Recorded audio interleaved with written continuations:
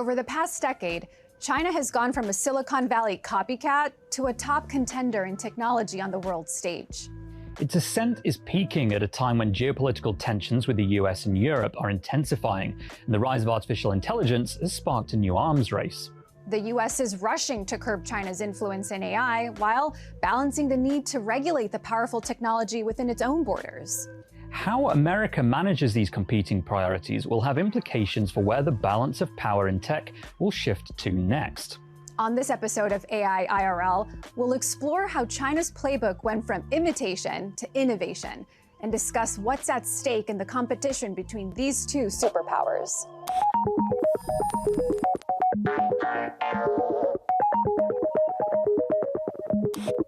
Mustafa Suleiman, thanks so much for coming in. Now, you are the co-founder and CEO of Inflection AI and a venture partner at Greylock.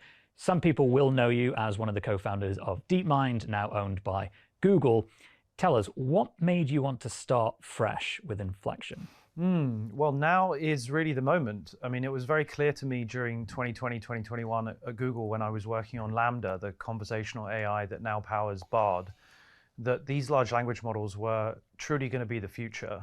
And I wanted to start a company to build personal AIs, an intelligence that is completely aligned to your interests on your team and really functions as a personal assistant or a chief of staff, one that knows you intimately and over time can actually help you with practical tasks like scheduling, prioritizing, planning, and those kinds of things. And that's what you're working with Pi. Exactly, yeah. Pi stands for personal intelligence, and we see it as your personal assistant, essentially. How do you feel about the concentration of power in technology right now among the big companies coming out with their own AI models? Microsoft, Google, Meta. Well, I mean, I think you're right to point out that the big companies have the resources and the people and the compute infrastructure to be able to adapt and compete faster than ever, right? And that is a very impressive, reality of how technology works these days. It requires a huge amount of compute.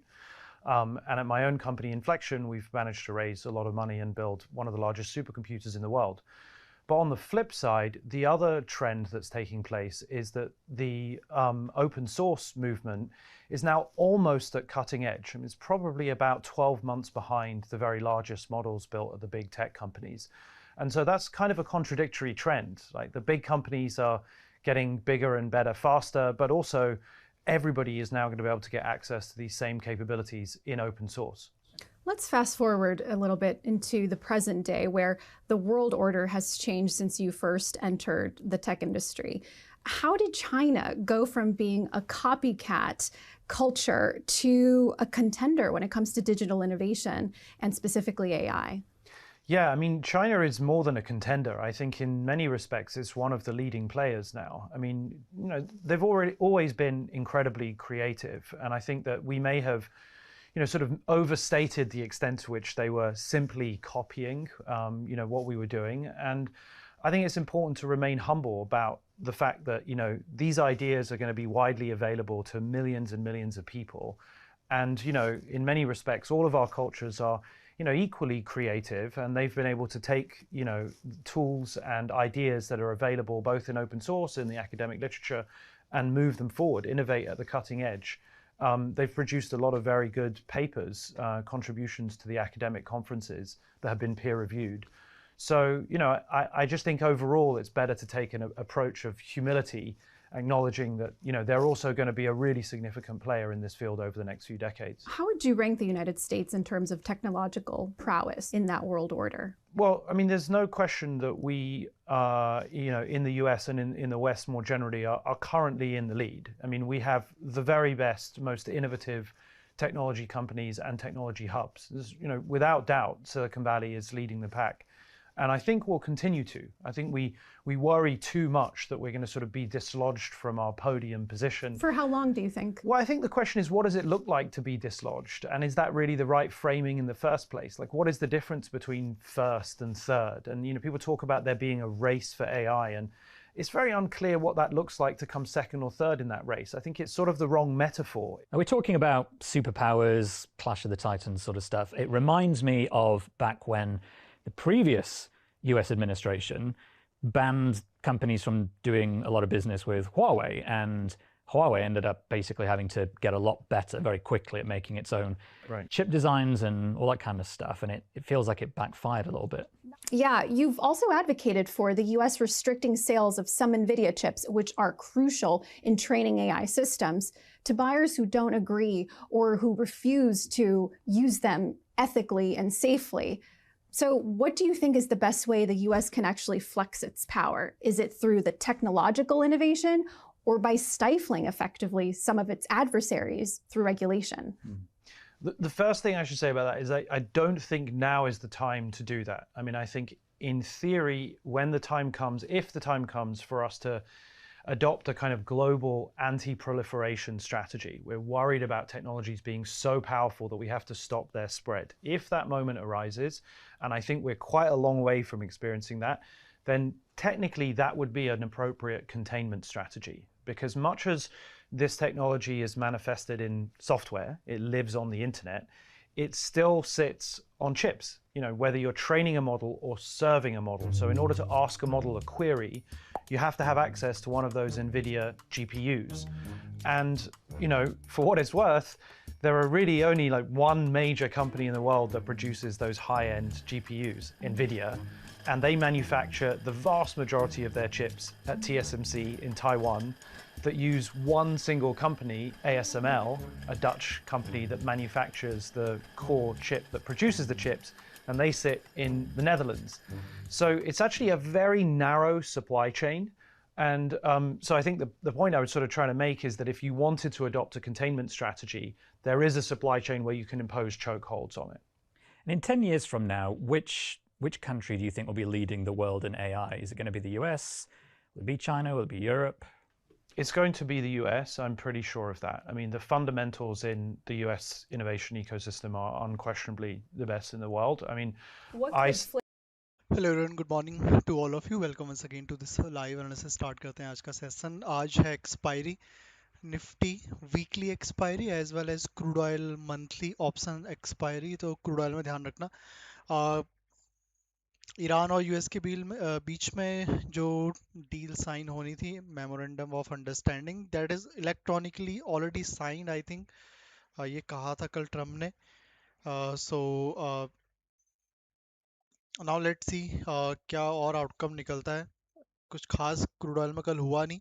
Open होते ही selling आई थी, forex में थोड़ा बहुत down था, उसके बाद पूरा दिन साइडवे चला गया था मार्केट, मोमेंटम ही नहीं हुआ।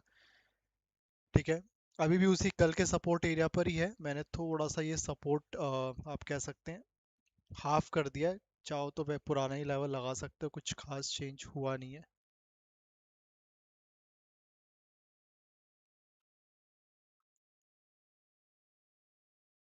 ठीक है, देखो ये अभी भी सपोर्ट पर ही है जब तक market properly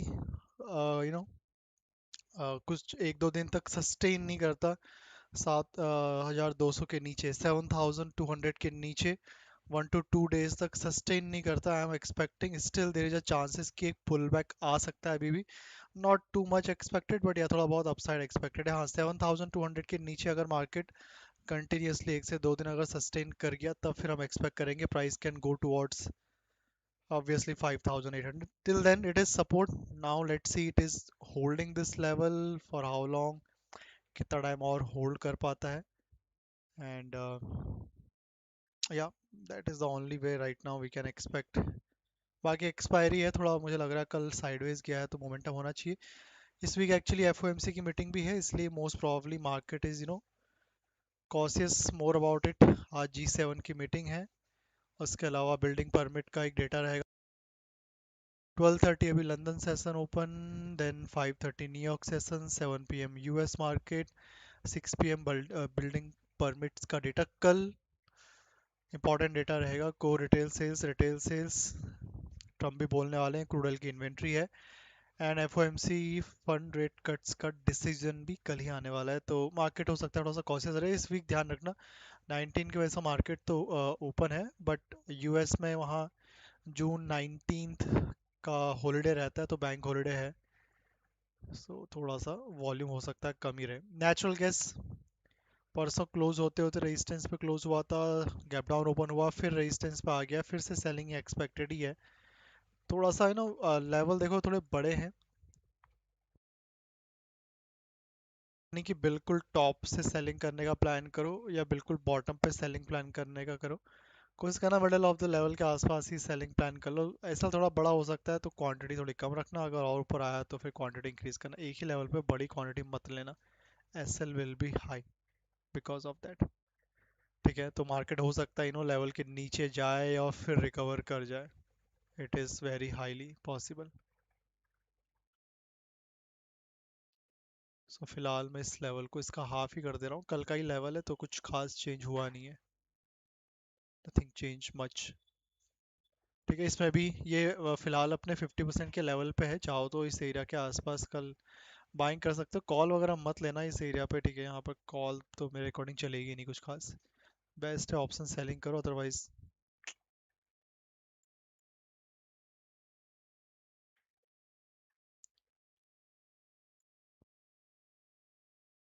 this level nothing change in either in crude oil or in natural gas। कल के लेवल पर ही मार्केट फिलहाल चल रहा है।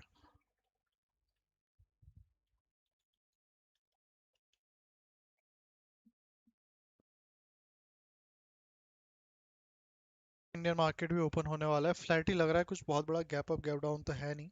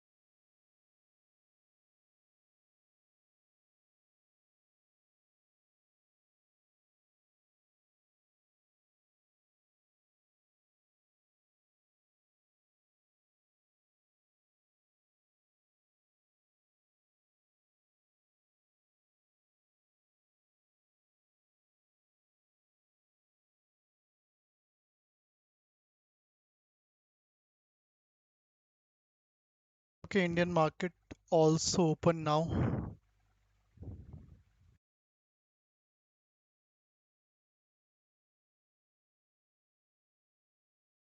ठीक है, वैसे नेचुरल गैस को फॉरेक्स में देखोगे रेजिस्टेंस को हिट कर चुका है, थोड़ा सा हो सकता है और ऊपर की ओर आ जाए।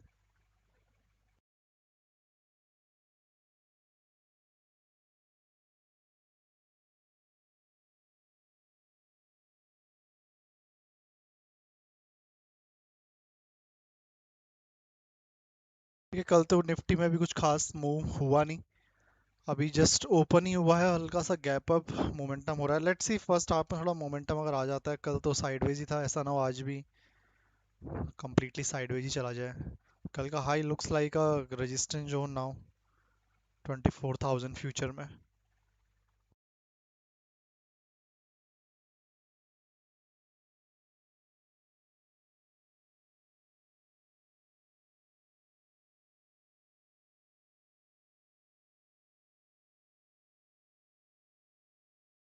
बाई गिफ्ट निफ्टी में देखोगे तो गिफ्ट निफ्टी में 15 मिनट में रेजिस्टेंस अभी भी थोड़ा सा डिस्टेंस पर है।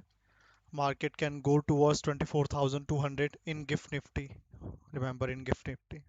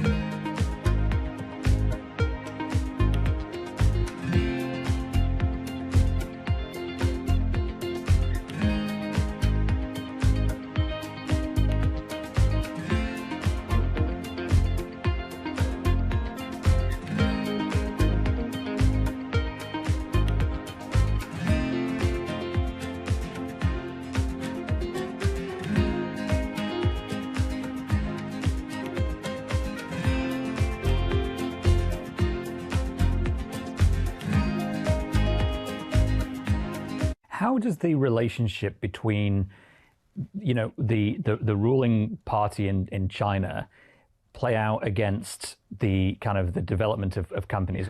I think the Chinese system is definitely more top-down when it comes to AI development. You see less kind of individual tech companies like OpenAI or Google taking the lead, and more these kind of multi-institution partnerships, or maybe you have a university and a tech company and a government, department all collaborating on big AI projects. That's much more common in China. At the same time, China is a huge country, so there's a limit to how much the government can achieve from the top. So a lot of what you see is sort of Beijing providing direction, providing ideas, providing sort of signaling of this is what we in the central government would be excited about. Dan, how would you compare how the Chinese government is handling AI with its people versus how they handled social media? Well, I think President Xi Jinping doesn't necessarily view AI right now, a lot of these ChatGPT-like applications, as some of the most economically productive things that are coming into our society. So I think that President Xi looks much more at AI like he would at Facebook or Twitter, now known as X or whatever it is. These are platforms like TikTok that, if you're asking me, is something like TikTok or Facebook really increasing my personal productivity? Well, I would say actually it is really horribly detracting from my productivity. And so I think that a lot of these AI platforms right now create speech issues. when an ordinary Chinese person sitting in Beijing or Shanghai asks AI, well, what happened in 1989? Well, what do you think of socialism? What do you think of President Xi's performance? These AI tools are having a lot of challenges actually answering socialist correct values that are in line with the government's ideas. And so these are major speech platforms, first and foremost, and perhaps not really the economically miraculous thing that raises our productivity growth at the very moment. Now, it might happen later on. Right now, I think the party views it as somewhere between economically not that useful and potentially very socially destabilizing. So from a consumer standpoint, AI is almost, it can potentially create more problems for the Chinese Communist Party. But then if you look at it from like a surveillance standpoint or military type of AI applications, that's kind of in a different camp. Is that right? Yeah, that's right. And I think they're definitely, I mean, one area where China is, I would say, leading in AI is on surveillance. They really have leaned hard into facial recognition, voice recognition, even gait recognition. So how you walk in a crowd, can they pick you out by that? I think in the West, there's been some development of these technologies, but with a lot of criticism from civil society, a lot of hesitation, sort of, I would say, like very yellow light. And in China, it's been blaring green light. On the topic of WeChat, I mean, when we spoke ahead of this, I think we touched on the fact that there are some generalized misunderstandings about China's approach to social media and data and AI. AI relying on huge amounts of data, and the perception is that because of things like WeChat and similar things in China, that there's this huge pool of data that the population in China is just very happy giving over and is used to giving over, and therefore is just sitting around waiting to be exploited by AI. And I remember that you made a pretty significant point. It's like, that's probably not really the case. And people think that's the case, but it isn't. So I wonder if you could touch on that. Yeah, I think people have this perception that because the Chinese government is very controlling and has a lot of access to what's going on in Chinese citizens' private lives, that means that there's these beautifully curated, extremely complete, large databases of information that can be used to train AI systems or to do other things. But for anyone who's ever worked with data, you know that cleaning data, structuring data, making sure that the right information is flowing in the right places is incredibly challenging. So it's both true that the Chinese government can get very detailed information on the private lives of its citizens if it chooses to, and also true that it's incredibly messy the way that works, and incredibly difficult for any given actor to get access to something. So, for instance, a company trying to train some AI model using data is actually subject to a pretty significant data governance setup in China, data governance regulations that make it really challenging to use customers' data for things it wasn't already designed for, or that you didn't already get consent for. Which we learned from Cambridge Analytica scandal just as one case, and there are many others. That is not the case in the US. It's That's not right. the case in Europe. There's a lot going on. I mean, the EU's AI Act is pretty widely praised by some people, not everybody, but it's quite broad and far-reaching. But that's not the case in China, in terms of what you're saying. So China's setup is now more similar to the GDPR that exists in Europe. So around kind of protecting consumer data and giving people the right to opt in to different uses. Of course, in China, there's always the exception, unless the security services think that you might be a dissident, and then they're going to get whatever they want on you. But in terms of kind of companies, they're certainly relatively restricted in what they can do. Switching gears a little bit, Dan, I'm curious about how China's sluggish economic growth recently weighs into the government's calculus and how they're thinking about AI's potential to spark social unrest. I think that the Communist Party is very much involved in trying to think about, how to control possible social unrest. I was in Shanghai in November 2022 when there were protests in the streets denouncing zero COVID, denouncing the Communist Party by name, that these were things that were erupting. And so I very much sign on to Helen's description of AI, that China is leading in the AI of censorship. It is leading in the AI of facial recognition. That right now it looks very much like the US is a place where ordinary consumers can tinker with and play around on a lot of these AI tools, whereas in China is mostly reserving these very powerful tools for its own use, potentially to control society. That right now China is in a moment of economic weakness. This might deteriorate further, this might get a little bit better, but there is always this presence hovering over there that the state security might ramp up its technology really to make sure that that there are no socially destabilizing incidents. Well, Helen, Dan, thank you so much for being here. It's been great to learn from the both of you. Thanks so much. Thank you very much.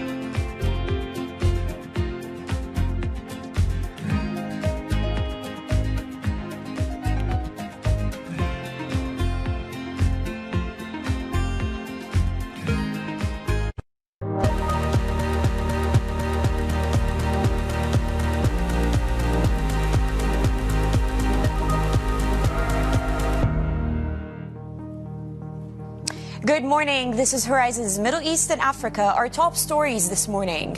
At odds, European allies remain skeptical President Trump's deal with Iran will lead to the reopening of the Strait of Hormuz by Friday.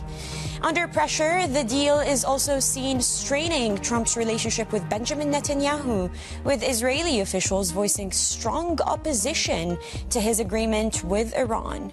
And the Bank of Japan raises its benchmark interest rate to its highest in 31 years, while signaling further policy normalization lies ahead. We are live outside of the BOJ with the details. It's just gone 8 a.m. across the Emirates. I'm Abir Abu Omar in Dubai. Well, some big numbers out of Asia today, but let's turn to a quick markets check before we dig into those. U.S. futures trading sideways this morning. Perhaps investors are pausing this relief rally that was led by the MOU that was announced over the weekend between Iran and the United States. Investors still waiting to see what that actually entails and whether the reopening of the Strait of Hormuz will actually happen by Friday. Now, this follows some very strong gains in the S&P 500 yesterday, 1.7% higher, NASDAQ 3% higher. So we still await what happens in U.S. equities later today. Asian equities not doing as well as yesterday, 0.3 higher this morning. Japan, some big news out of the Bank of Japan, and also some China numbers, but we've got Winnie to talk to us through those later on. Oil prices not dipping as much as yesterday when we saw the biggest dip in about 2 weeks. We're seeing oil prices, Brent prices, 0.2 lower at $83 a barrel. And the yield on the 10-year notes unchanged this morning. We saw some movement on the downside yesterday, but we still await Kevin Warsh's first Fed meeting tomorrow and what the Federal Reserve is expected to do. But let's dig into some of the details that are happening across Asia. We've got Winnie Su in Hong Kong for us. Winnie? Good morning, Abir. As you mentioned, lots going on in Asia today, and now we start with the China eco data.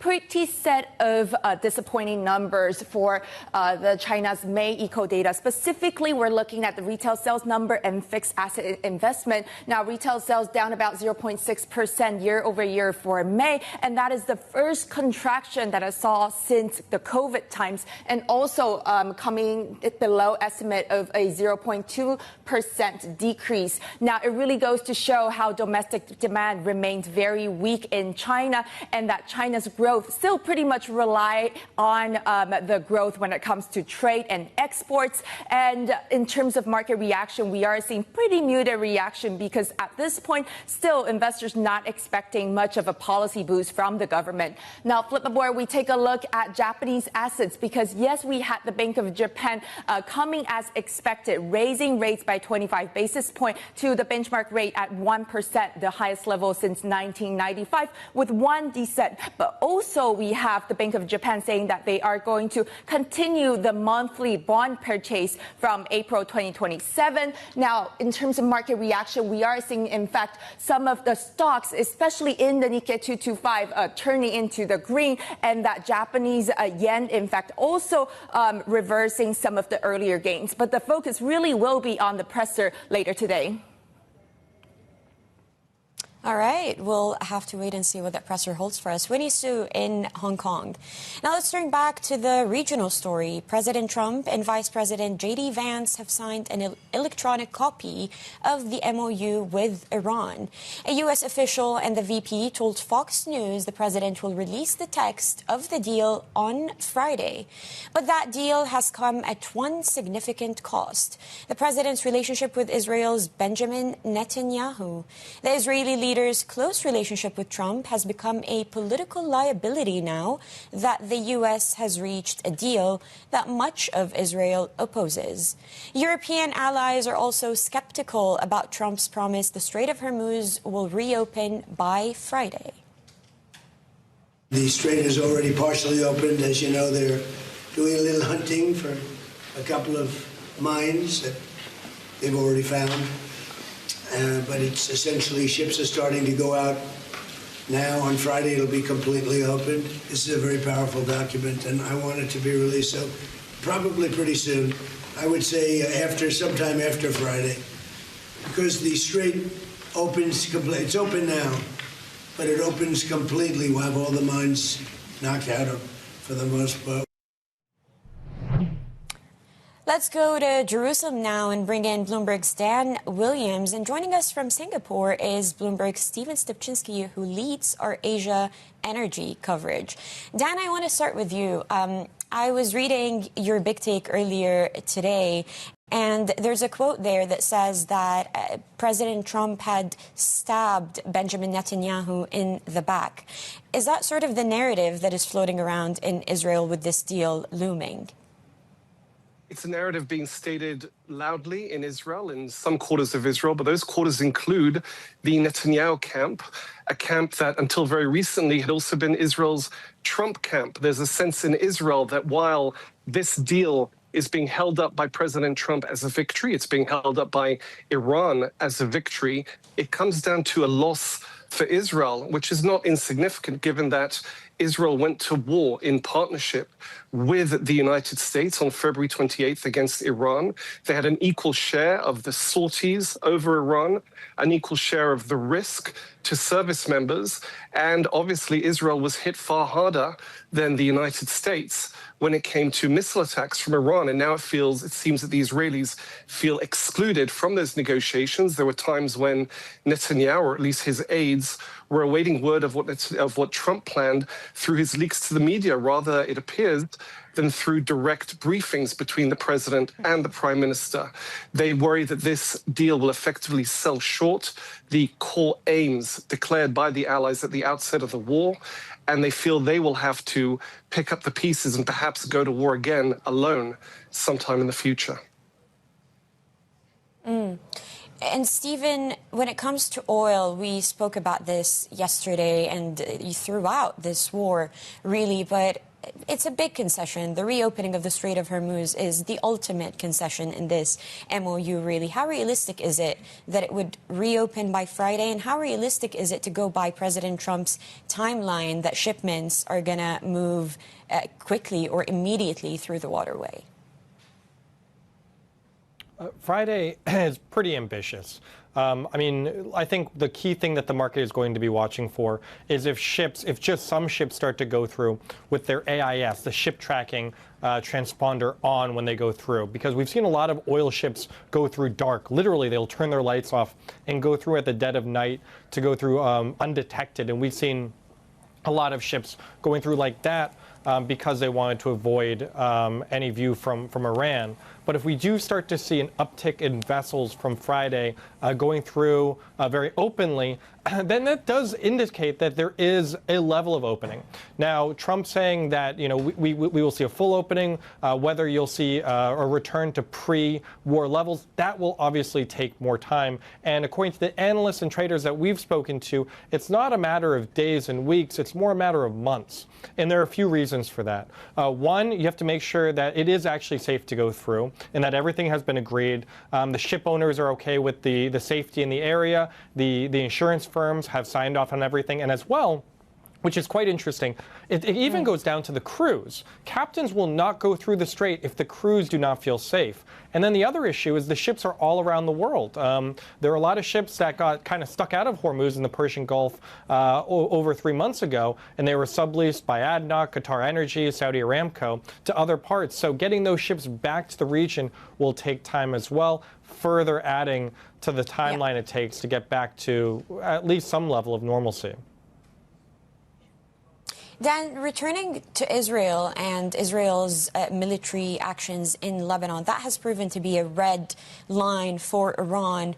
What can you tell us about Israel's current military actions, the security zones in southern Lebanon, and whether Israel will continue to hold those? Well, the sides are at least rhetorically at loggerheads over that. On this point, it would appear that the allies have closed ranks. We have a White House official saying yesterday that as part of this deal, Israel is not required, expected to withdraw from southern Lebanon, where it's set up a buffer zone some 10 kilometers in depth, leading to the displacement of hundreds of thousands of Lebanese, but also leading, Israel says, to the uprooting of Hezbollah there. Hezbollah had really posed a menace to northern Israel in southern Lebanon for many years prior.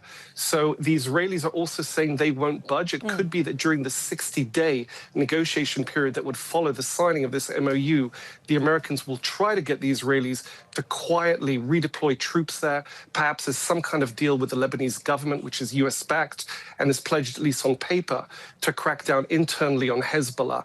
Time will tell whether that will satisfy the Israelis. And of course, the wild card is the friction point of violence, of lethal violence, which could really set off chain of events that can't be predicted by anyone. Yeah, plenty to watch over the next week or so, certainly leading into Friday. Bloomberg's Dan Williams in Jerusalem, and in Singapore, Bloomberg's Stephen Stipczynski. Thank you. Now let's speak with Dalia Fahmy, Director of International Relations and Diplomacy and Associate Professor of Political Science at Long Island University. Dalia, thank you for joining us this morning. Look, you've heard the conversation I was having with my colleagues just now. What do you really make of this MOU? What do you make of this deal? And most importantly, a question that I think is looming across a lot of people's minds: can we see a return to hostilities? Is this a certain thing?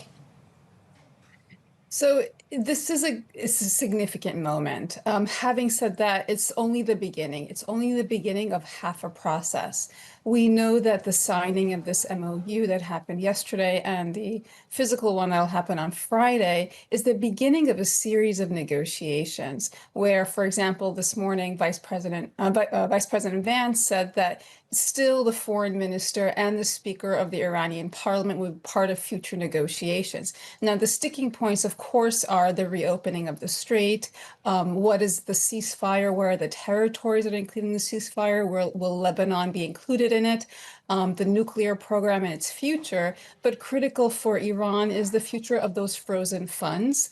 And what kind of lifting of sanctions will it be? Will it be kind of second level lifting of sanctions like they were under the JCPOA? Or are they going to be what President Trump has promised, which is the first level lifting of sanctions, which would mean the re-engagement and building of American businesses inside of Iran? So all of this has yet to be ironed out.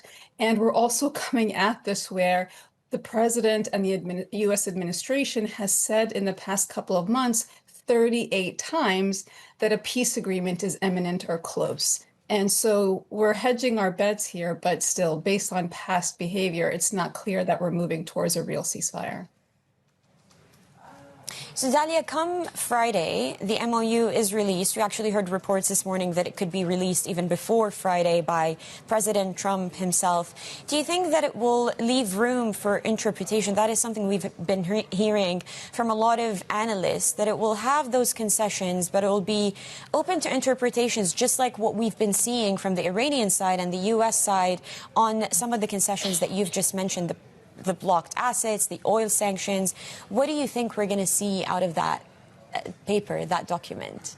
Well, what we're probably not going to see is what we used to refer to as those 14 points. What we're going to see is kind of a list, probably a list of issues that are up for discussion with a level of kind of very not too detailed analysis. But President Trump has also rephrased this as different than past agreements because he believes it's a way to reshape the Middle East.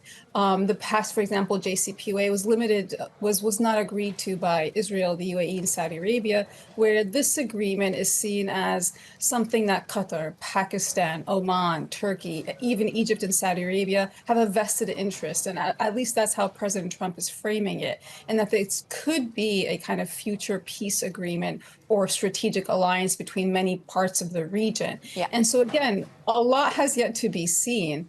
But we know that it's not going to be the so-called detailed 14 points that we've been talking about for the past couple of months. And look, we just spoke with Dan about how that leaves Israel and Prime Minister Netanyahu, the tensions in that relationship between him and President Trump. What is your assessment of that? What do you think the political standing of Netanyahu is right now after this deal was announced? So remember, he's up for re-election, and the hawks and those who are running against him are saying that he, just a week ago, up until a week ago, that he's just following whatever Trump is doing, and Trump is really dictating Israeli foreign policy and not Israel under Netanyahu. Now, the kind of reservation and hesitation that you're seeing from Israel because of this agreement is really over Lebanon. And the reason is that Iran has seen Lebanon as a kind of strategic front for it, and Israel sees it as kind of the beginning of Iran in terms of interest. And if we recall what happened in 2006 between Hezbollah, for example, and Israel, where Hezbollah kind of allegedly won the war and Israel was not able to then go into Iran, the strategic interest of Lebanon, but especially that southern area, is really important for Iran, but also very important for Israel. And so for this agreement, if it's going to include a ceasefire that includes Lebanon, then the Netanyahu is going to be seen as really weak internally by his own government and those who don't want to see him holding office again. So he's struggling both externally with the regional interests, but also internally for his own re-election. So, Dalia, come the end of the 60-day period, let's assume everything goes according to plan, what would be considered a strategic win for Washington, and what would be considered a realistic strategic win for Tehran? A realistic strategic win for this administration, for Washington, would be not just a reopening of the strait, but a peace agreement that's signed and detailed that is seen as stronger than the JCPOA, because President Trump really cares about appearing as stronger in the Middle East than President Obama was. And so that's going to be how the success or the win is measured. However, we know that to get to the JCPOA, it took months, if not years, of building trust. The negotiations happens for quite a while, and we don't actually have that level of trust between the negotiating partners. It hasn't been established. And so internally in the United States, what is going to be seen as a win? For Trump, he just might declare it as a win. But in terms of a prolonged, sustained win, where the U.S. is not drawn into further conflict, where we don't see, as we did a few months ago, the 14 body bags of U.S. Soldiers and the injuries and the increasing cost and the increasing cost of oil here in the United States, the way the president measures a win and the way the Americans measure a win are very different. Again, here in the United States, we are also facing midterm elections in the fall, and this is primary on the interest of the American public. Yeah. Well, Dalia, always a pleasure to speak with you. Dalia Fahmy, Director of International Relations and Diplomacy and Associate Professor of Political Science at Long Island University. Now, still ahead, we will discuss the outlook for global risk assets. That conversation is up next. This is Bloomberg.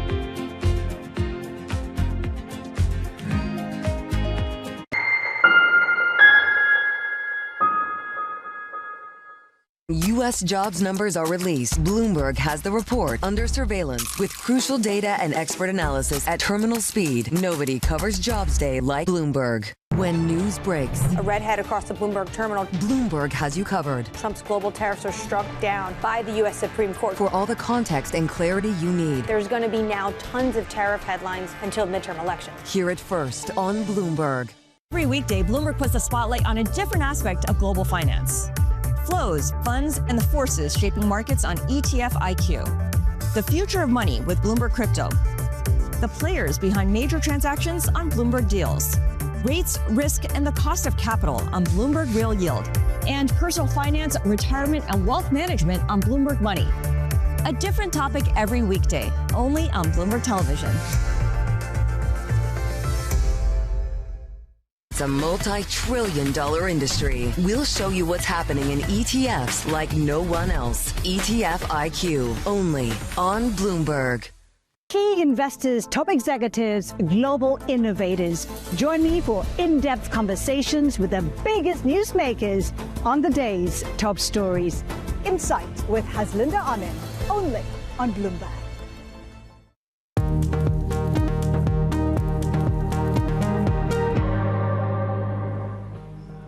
Welcome back to Horizons Middle East and Africa. I'm Abir Abamar in Dubai. Asian stocks waver as investors gauge whether the U.S.-Iran peace deal can really sustain the relief rally. Attention now shifts to Australia, where the RBA's rate decision is due within the hour. Joining us now is Bank of Singapore's Head of Managed Solution Advisory in Dubai, Mehvash Ayub. Mehvash, thank you for being on set with us. Look, I want to start with the geopolitics. Good news, bad news, or wait and see? So I think it's a bit of all of that. I think the key thing is that both parties have prioritized reopening the Straits of Hormuz. And this was really sort of the key, it was causing a lot of economic pain across the globe. So I'm glad to see that that hopefully will be open on Friday. I think, you know, in the more medium to longer term, I think the details of the Memorandum of Understanding have yet to be released. We've got to see what does that imply for Israel.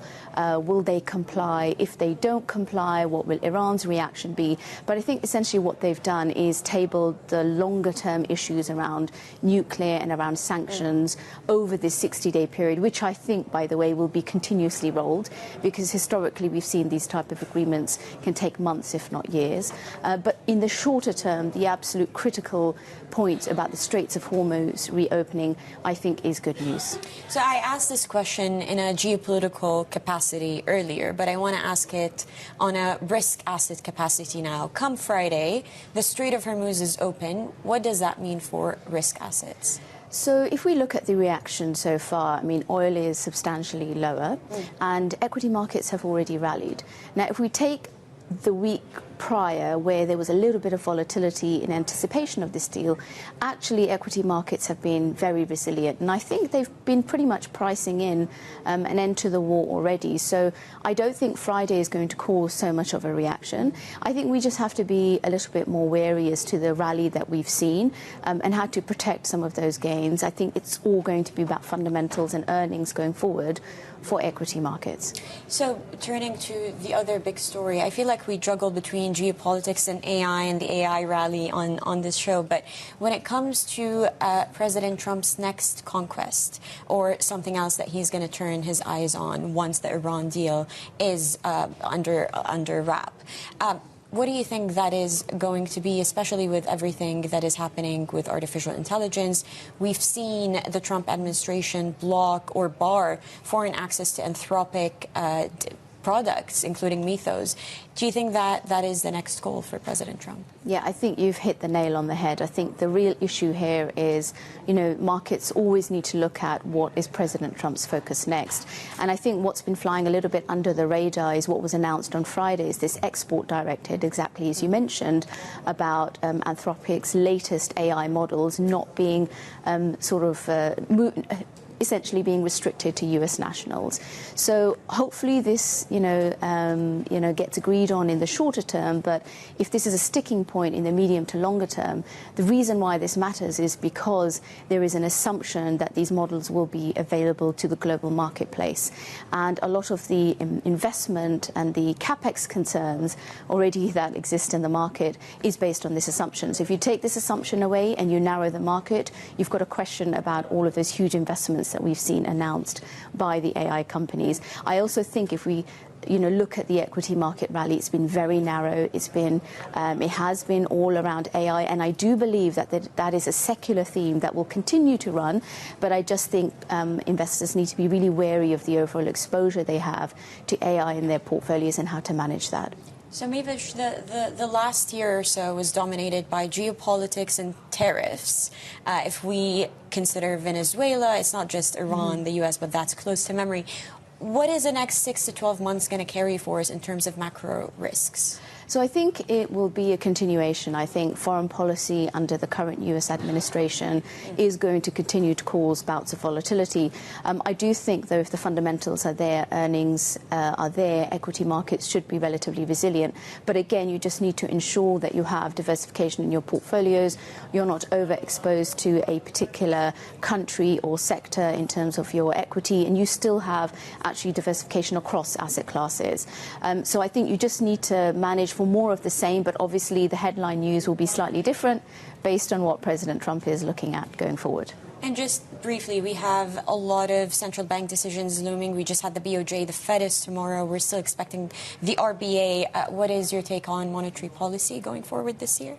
So I think there has been more divergence in policy, and that's given the state of play and the inflationary pressures, which were not consistent across countries. So we can see that the Bank of England and the ECB looking to hike rates, and we have a view actually the Fed will stay put. Now, we did have a rate cut priced in for year end, but I think that's all been priced out of market. So I think managing that sort of divergent in central bank policy making, and actually that then has a knock-on impact on currency. So just accounting for that in your portfolio will be important. All right. Well, a lot to watch out for this week and certainly over the next 6 months. Mavish, thank you so much for your time today. As Mavish Ayub, Head of Managed Solutions Advisory to Buy at the Bank of Singapore.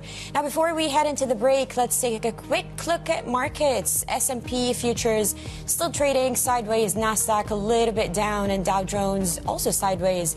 Euro Stoxx 50 futures also sideways this morning. Brent prices dipping slightly. Now, coming up, we will discuss the resumption of energy flows through the Strait of Hormuz with Paul Gooden from 91. That is coming up next. This is Bloomberg.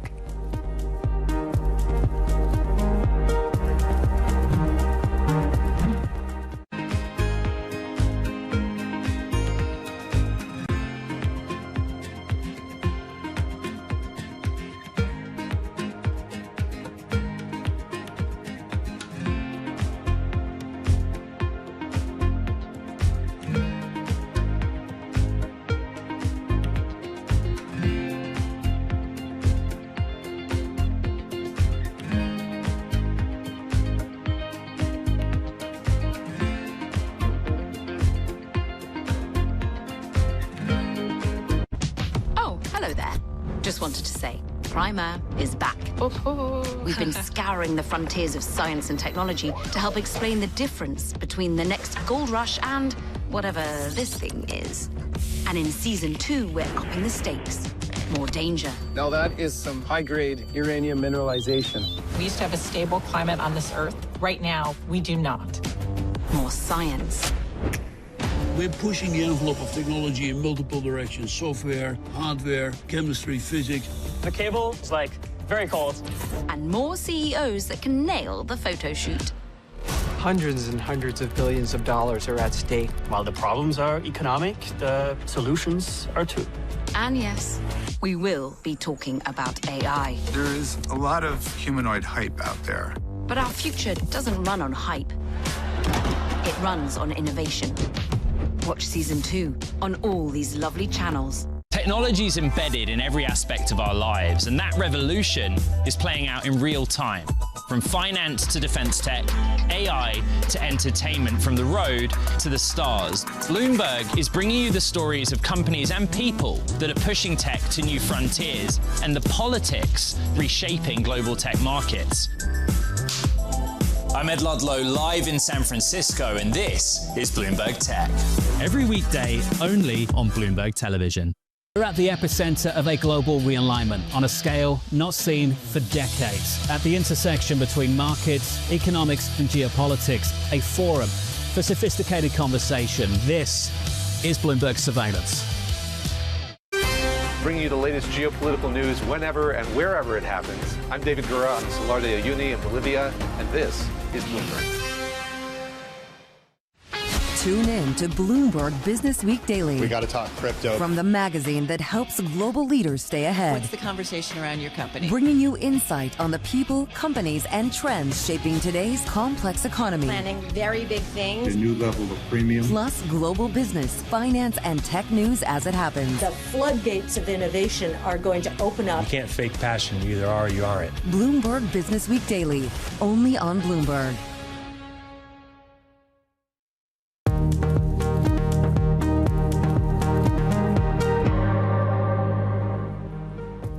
This is Horizon's Middle East and Africa, our top stories this morning.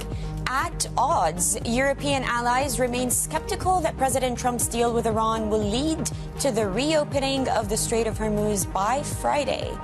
Under pressure, the deal is also seen straining Trump's relationship with Benjamin Netanyahu, with Israeli officials voicing strong opposition to his agreement with Iran. And the Bank of Japan raises its benchmark interest rate to its highest in 31 years, while signaling further policy normalization lies ahead. We are live outside of the BOJ with the details next. It's just gone 8:30 a.m. across the Emirates. I'm Abir Abu Omar in Dubai. Now, before we head into our usual markets check, let's take a look at the Reserve Bank of Australia. It was expected to keep rates on hold, and that was generally what happened. What they say is monetary policy is well placed to respond to developments, that today's policy decision was unanimous, and that signs of consumer spending is slowing. What the RBA is saying is that it leaves cash rate target at 4.35%. The estimate was 4.35%. So rates pretty much on hold there. Further, again, we were expecting that from the RBA because of that softening in economic growth prospects. Now, let's move on to a quick markets check before we hear more about the BOJ and the decision there. S&P futures still trading sideways, about 0.1% lower. MSCI Asia Pacific 0.2 higher this morning. We've got some data coming out of Asia this morning from China, the Bank of Japan, and Brent crude prices dipping below $83 a barrel, 0.3% lower.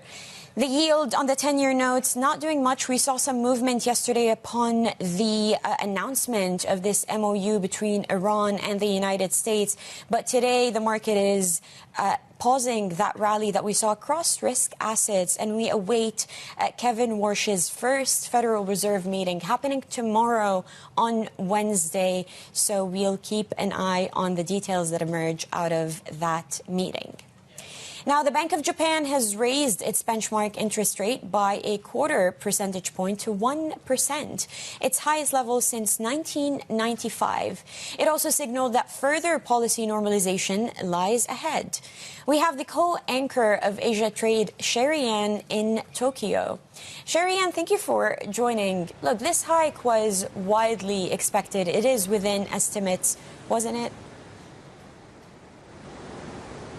Abir, yes. So we were expecting to see that 25 basis point hike to 1%, the highest, as you mentioned, since 1995. That's what we got, according to economists. Of course, that was the expectation. The BOJ now citing reduced risk when it comes to significant slowdown to the Japanese economy. Still, the future pace of rate hikes, they say, will depend on the impact from the Middle East, not to mention the broader economic outlook. The fact that we got a peace deal between the U.S. and Iran will further be considered, of course, given that Japan has imported more than 90% of its crude from the Middle East before the conflict, especially through the Strait of Hormuz. So we'll continue to watch the repercussions or implications for the Japanese economy. There was only one dissent in this vote, and it came from a reflationist board member, Asada, who talked about the downside risks being larger to the Japanese economic outlook, to the labor market, instead of inflation. We are going to get the latest inflation numbers later this week. Another change that we saw in today's policy was an update when it comes to JGB purchases. They will stop reducing those purchases from next year. They're now targeting 2 trillion yen of bond purchases monthly from April of 2027. Of course, despite the fact that they're stopping and halting this reduction, the fact remains that the balance sheet from the Bank of Japan will continue to shrink, given that redemptions still exceed the new buying from the BOJ. We have seen, of course, the volatility in the JGB space, which is why last year they had already cut by half the reduction of these JGB purchases. The 10-year yield, for example, last month touched the highest level since 1996. We continue to see the upside when it comes to yields here in Japan. Not a lot of movement when it comes to the Japanese yen, which is telling, of course, because we got the peace deal as well. We got a rate hike, but the downside pressure, especially with those yen shorts at a 9-year high, is really, really big at the moment. What will be crucial, Abir, will be to watch the press conference by the Deputy Governor Uchida later today, because Governor Ueda has been hospitalized. All right. Bloomberg, the Asia Trade co-anchor, Sherry Ann, with those details from the BOJ. Now, oil is steady after the biggest drop in more than 2 weeks. That's as traders, shippers, and producers wait for details of a U.S.-Iran deal that's intended to pave the way for the full reopening of the Strait of Hormuz. President Trump has insisted that the strait would be clear on Friday, but our next guest says it will take several months for flows to normalize. So joining us now is Paul Gooden, head of natural resources at 91. Paul, good to have you on. Walk us through this. It will take months, even if the Strait of Hormuz is open on Friday? Good morning, Abir. So look, on Friday, the Strait of Hormuz will open, and at that point, there's about 100 million barrels of oil and about 20,000 seafarers that have been kind of stranded north of Hormuz for over 3 months. So, fairly quickly, you're going to see those seafarers and those barrels kind of exit the Strait of Hormuz. But something that we really need to keep our eye on is how quickly vessels are re-entering Hormuz, because in order to restart the 12 million barrels a day of production that's offline, you need to drain local storage, and then you can restart the wells. And so, look, my best guess is after 2 months, you can probably get back about 80% of the production. But I think that final 10 to 20% will take, 3, 4, maybe even 5 months. And, more broadly, I think we need to recognize the oil market is going to be living with a hangover for several years because of the war. And there are really 2 reasons for that. The first one is that global inventories have drawn about 1 billion barrels.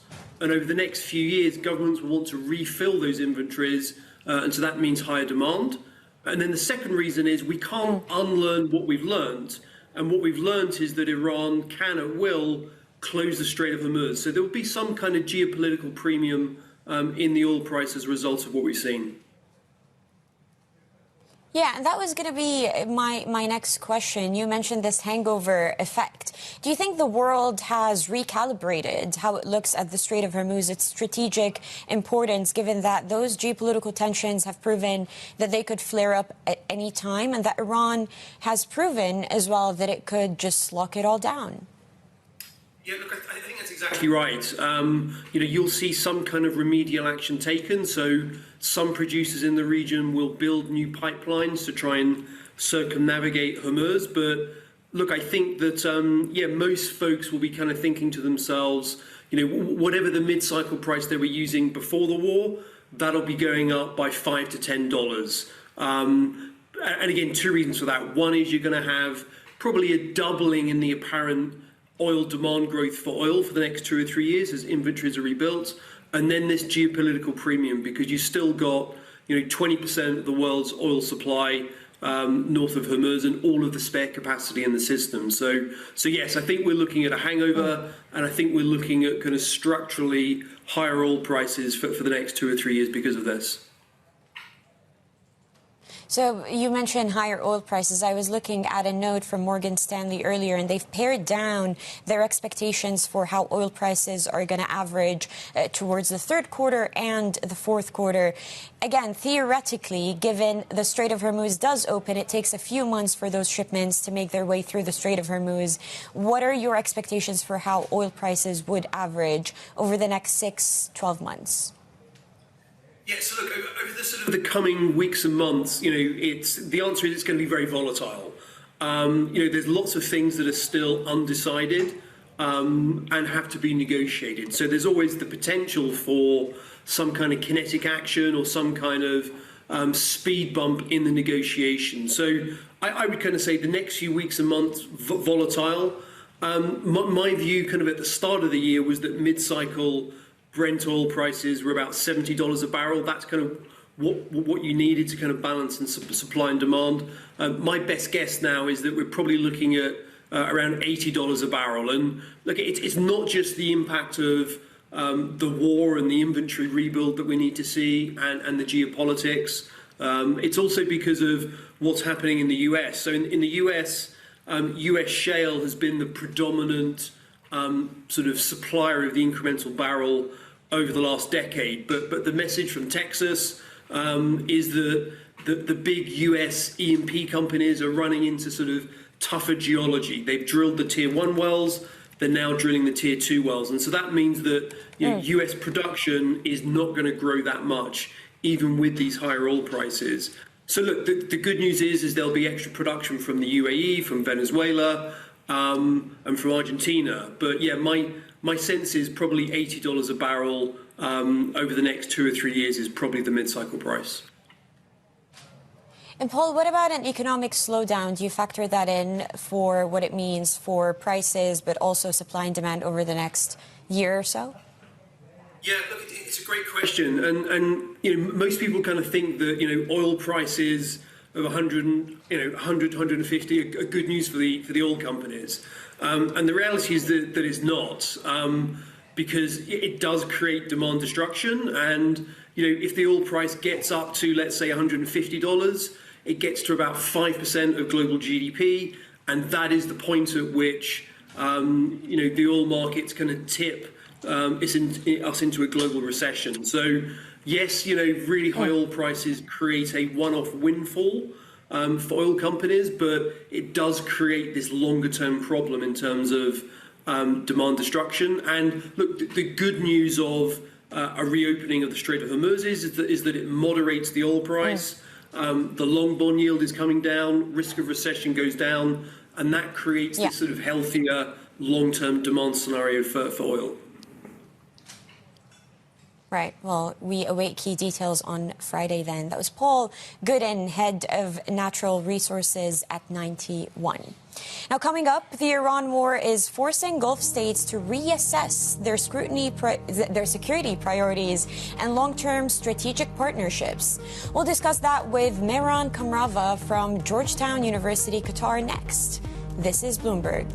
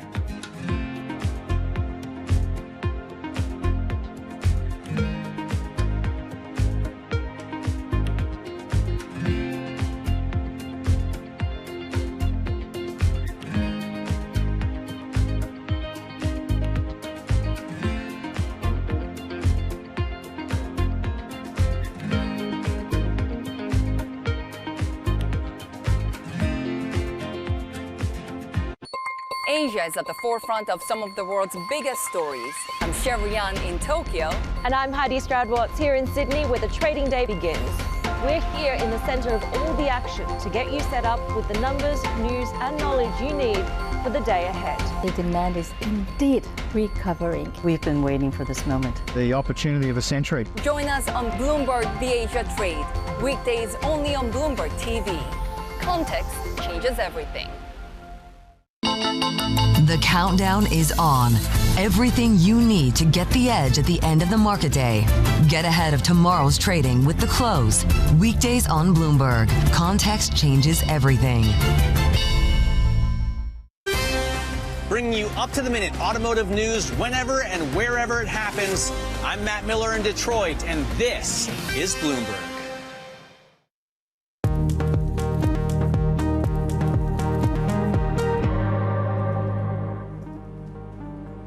The US-Iran MOU may offer GCC countries some relief after months of conflict, but it has also exposed vulnerabilities that many in the region can no longer ignore. Iran's attacks on Gulf countries have raised fresh questions about the reliability of U.S. security guarantees, prompting governments to rethink how they protect themselves and diversify strategic partnerships. Joining us now is Mehran Kamrava, Professor of Government at Georgetown University in Qatar. Mehran, thank you for joining us this morning. Look, I want to focus on the Gulf perspective in all of this. We've discussed the MOU, what it might entail, the reopening of the Strait of Hormuz, but then a big part of this whole war equation has been GCC countries that are massive allies of the United States. How do you think they view this MOU, and how do you think they coexist with Iran in the region, bearing in mind the geographies of the region? I think it's important to remember that the Gulf Cooperation Council doesn't always speak with one voice. In fact, through this process, we've now learned that Qatar was intimately involved in the drafting of the MOU, or at least in helping the two sides come up with the outline of an agreement, whereas the UAE and to a lesser extent Saudi Arabia were more reluctant to see Iran emerge in the shape that it has, with strategic chokehold over the Strait of Hormuz and having emerged stronger in the Persian Gulf. But overall, I think everyone in one form or another welcomes the cessation of hostilities. As you know, the Strait of Hormuz is a very critical choke point. The Persian Gulf is a gulf. It's not an open ocean, and these all the different players have to learn to live with one another. So I think in one form or another, everyone welcomes the cessation of hostilities, but I think the outcome is yet to be determined, the ultimate outcome. So you mentioned the diverging perspectives of Gulf countries and how they've handled this differently. Going forward, what does this war mean for the security architecture of the GCC countries? You know, that's a million-dollar question. Everyone is trying to guess that. I think there are really two options. One is to double down on the American security umbrella and for the Gulf states to entrench themselves more firmly within or under the American security umbrella. But the more likely outcome is a diversification of security partnerships, strategic partnerships of the kind we've seen, for example, between Saudi Arabia and Pakistan. And of course, there's also the development of domestic arms infrastructure, the way we have seen between UAE and South Korea, or Qatar and Turkey.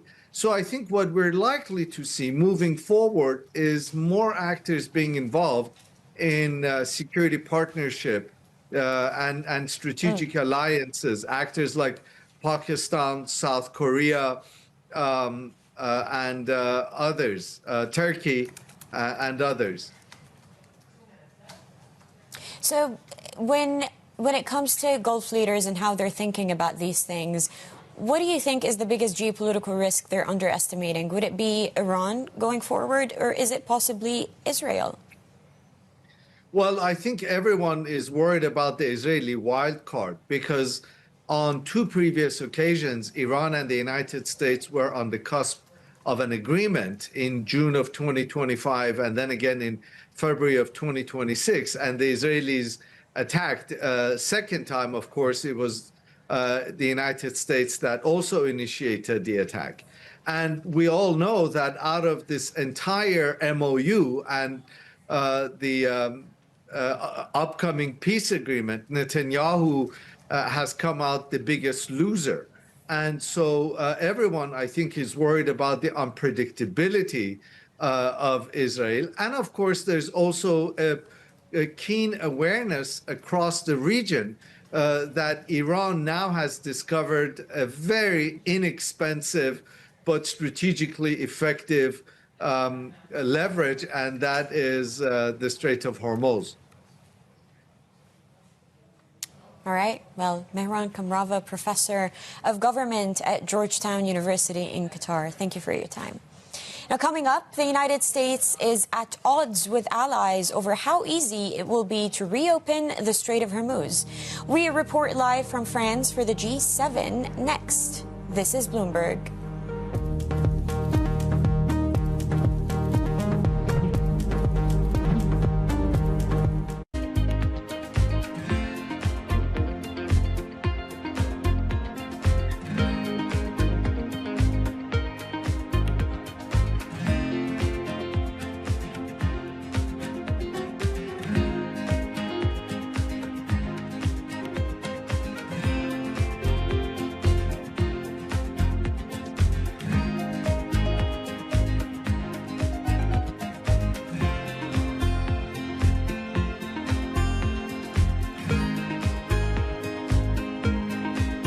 It's the world's second largest economy with a growing influence in global affairs. Bloomberg The China Show brings you the unmatched expertise you need to keep track of breaking news, in-depth market analysis, and the most influential newsmakers in and around China. We need to do more to engage the market more. We're risk on. I think we caught a little sweet spot. Massive savings right now. It's already a different game. Bloomberg The China Show.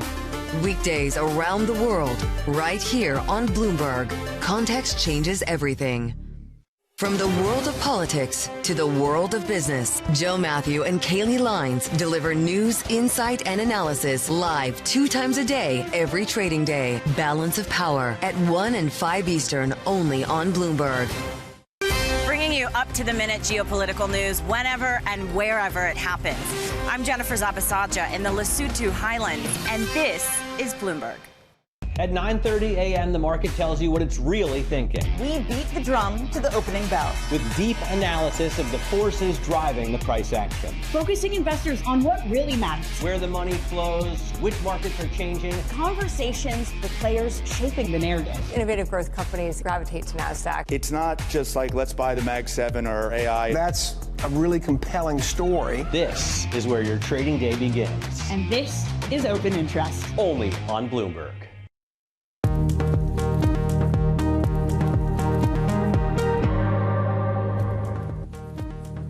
U.S. President Donald Trump has repeated that the Strait of Hormuz will reopen on Friday. But on the sidelines of the G7 summit, it's clear his European allies do not share his optimism. For more, Oliver Crook, our Europe correspondent, joins us from Evian in France. Ollie, I'm only slightly jealous of your background, but I want to know more about those concerns that the allies have.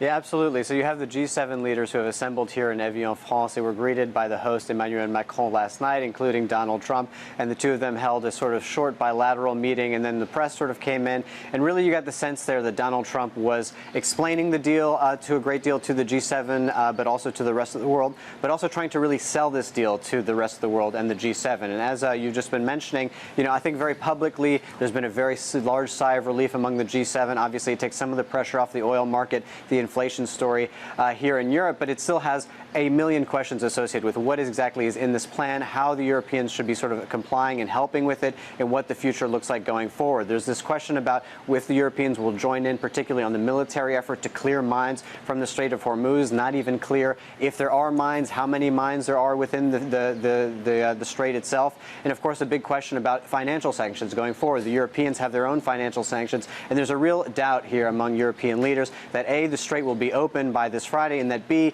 necessarily we have an understanding of when it will be open, and the question of whether or not there will be tolls. We have the Iranians saying that the toll-free period will only be 60 days. So these are going to be a lot of the questions, and I think that for many of the diplomats and the leaders here that we've been talking to on the sidelines, there's a real question as to whether or not there's going to actually be a final communique that is really very robust, because there's a lot of difficulty trying to find the common language on this question of Iran with all of these questions still left open. And Ukraine is also on the agenda. What's the path forward there?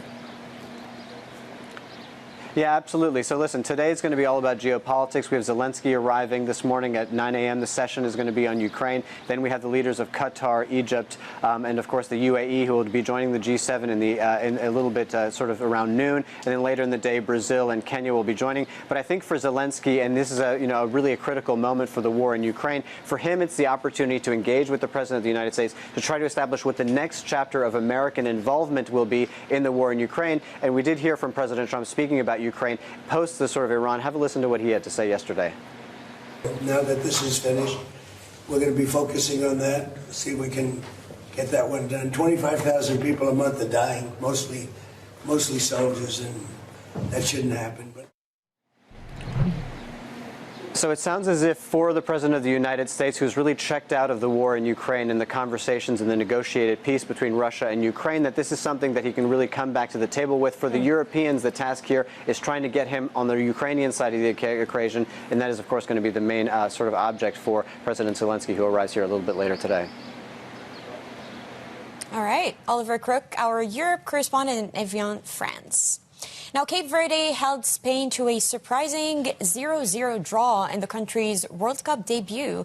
Cape Verde is the third smallest country in terms of population to qualify for the World Cup. Many expected them to be swept aside by tournament favors Spain in their opening Group H contest. Now, a quick look at where equities and other assets are before we head out towards the end of our show. S&P futures dipping slightly more than previously, 1/10 lower. NASDAQ and Dow Jones also dipping, as well as the Euro Stoxx 50 futures. Brent prices dipping slightly, not as much as yesterday, but we await and see what Friday holds. Now, that's it for Horizons Middle East and Africa. I'm Abir Abu Omar in Dubai. Stay with us for Daybreak Europe. This is Bloomberg.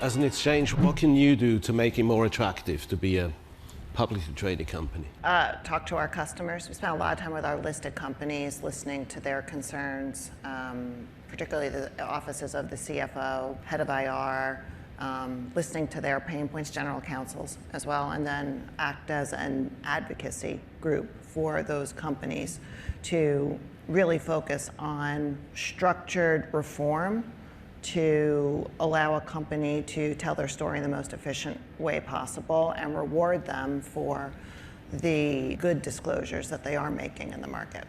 Is there any sort of financial innovation that you could drive to get more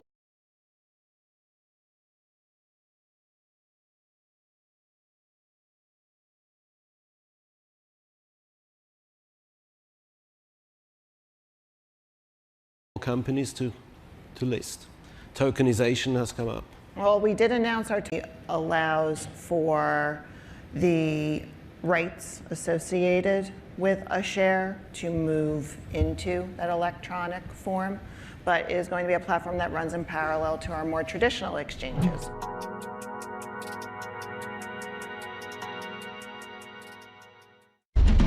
What is going to be the consequence for U.S. markets? We are seeing modest gains across European equity markets. Take a look at how we're faring when it comes to Asian markets. Get your fixed income fix. Watch Bloomberg Real Yield around the world right here on Bloomberg. Context changes everything. Live from London, this is Bloomberg Daybreak Europe. I'm Lizzie Burden with your top stories. Promise meets pushback. European leaders express scepticism at the G7 as President Trump vows to fully reopen the Strait of Hormuz by Friday. The Bank of Japan, meanwhile, hikes rates to their highest since 1995. Investors now look ahead to the first Fed meeting with Kevin Warsh as chair. Plus, Nvidia joins the AI borrowing frenzy with a $25 billion bond sale, while SpaceX shares extend gains, adding more than $400 billion in market value. Well, a very good morning. Welcome to Tuesday. You can see the euphoria easing off a bit this morning after the initial relief rally on that US-Iran deal. Now you've got investors asking themselves whether oil flows through the Strait of Hormuz can actually normalise smoothly. And so it's quiet in these markets as they ponder. You've got the MSCI Asia Pacific Index only up about 0.2%, and futures on both sides of the Atlantic flat to the downside at the moment. But flip cross asset, checking in on oil this morning, we're at $82 a barrel, down 0.4%. So not far from where we were yesterday after that biggest drop in more than 2 weeks. As a result, Treasury yields pretty steady now that traders have trimmed bets on a Fed hike this year. At 4.47 on the 10-year. And we've brought the yen up here for you. Of course, we've had that Bank of Japan hike to the highest level since 1995. But, of course, it was well flagged, so barely any movement when it comes to the yen. 160 per dollar is where we trade right now. In terms of the risk events on the agenda for today, then, at 7:30 a.m. London time, we'll be hearing from the Bank of Japan at the press conference. This time, though, it's with Deputy Governor Shinichi Uchida, standing in for Governor Kazuo Ueda, as he is in hospital at the moment. But that press conference could be more market moving than the decision itself. As I say, it was well flagged, this hike. So we'll keep an eye on that. We also, out of Germany at 10 a.m, have the latest ZEW survey. And then at 2:10 p.m. London time, we'll be hearing from the ECB's chief economist, Philip Lane, at an event in London. Really interesting in the context of the debate around whether more rate hikes are needed now that the Iran war seems to be drawing to a close. And, of course, it comes down to whether second-round effects are taking hold. So, plenty on the agenda for today. Let's set you up for the day ahead.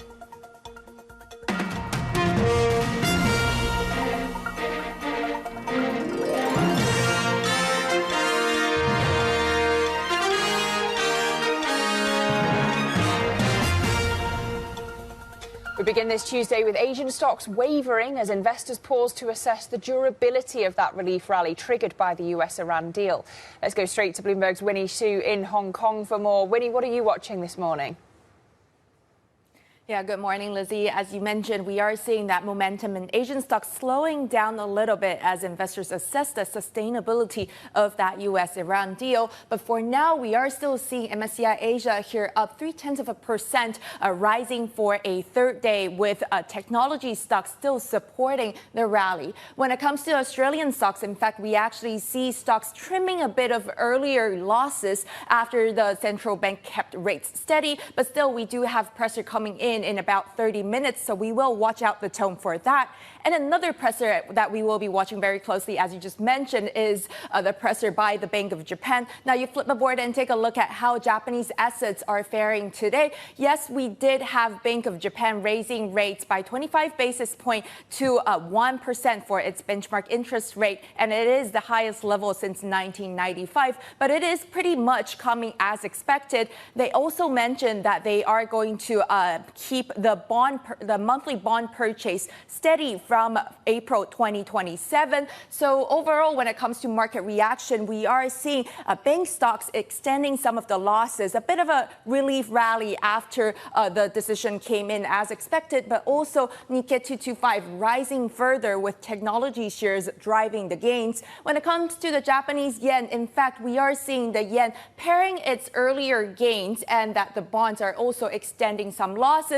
But the key focus is really about the tone from the presser, how much hawkishness we can expect, as that can potentially pressure the Japanese yen down further. Now, flip the board, we also take a look at the key data from China today. In fact, a set of pretty disappointing data across the board. Now, you have specifically retail sales and fixed asset investment showing lots of weakness. Retail sales here down 0.6% year over year for May, and that is the biggest, its first contraction since COVID times, and also missing estimates by that came in at about 0.2% of a decrease.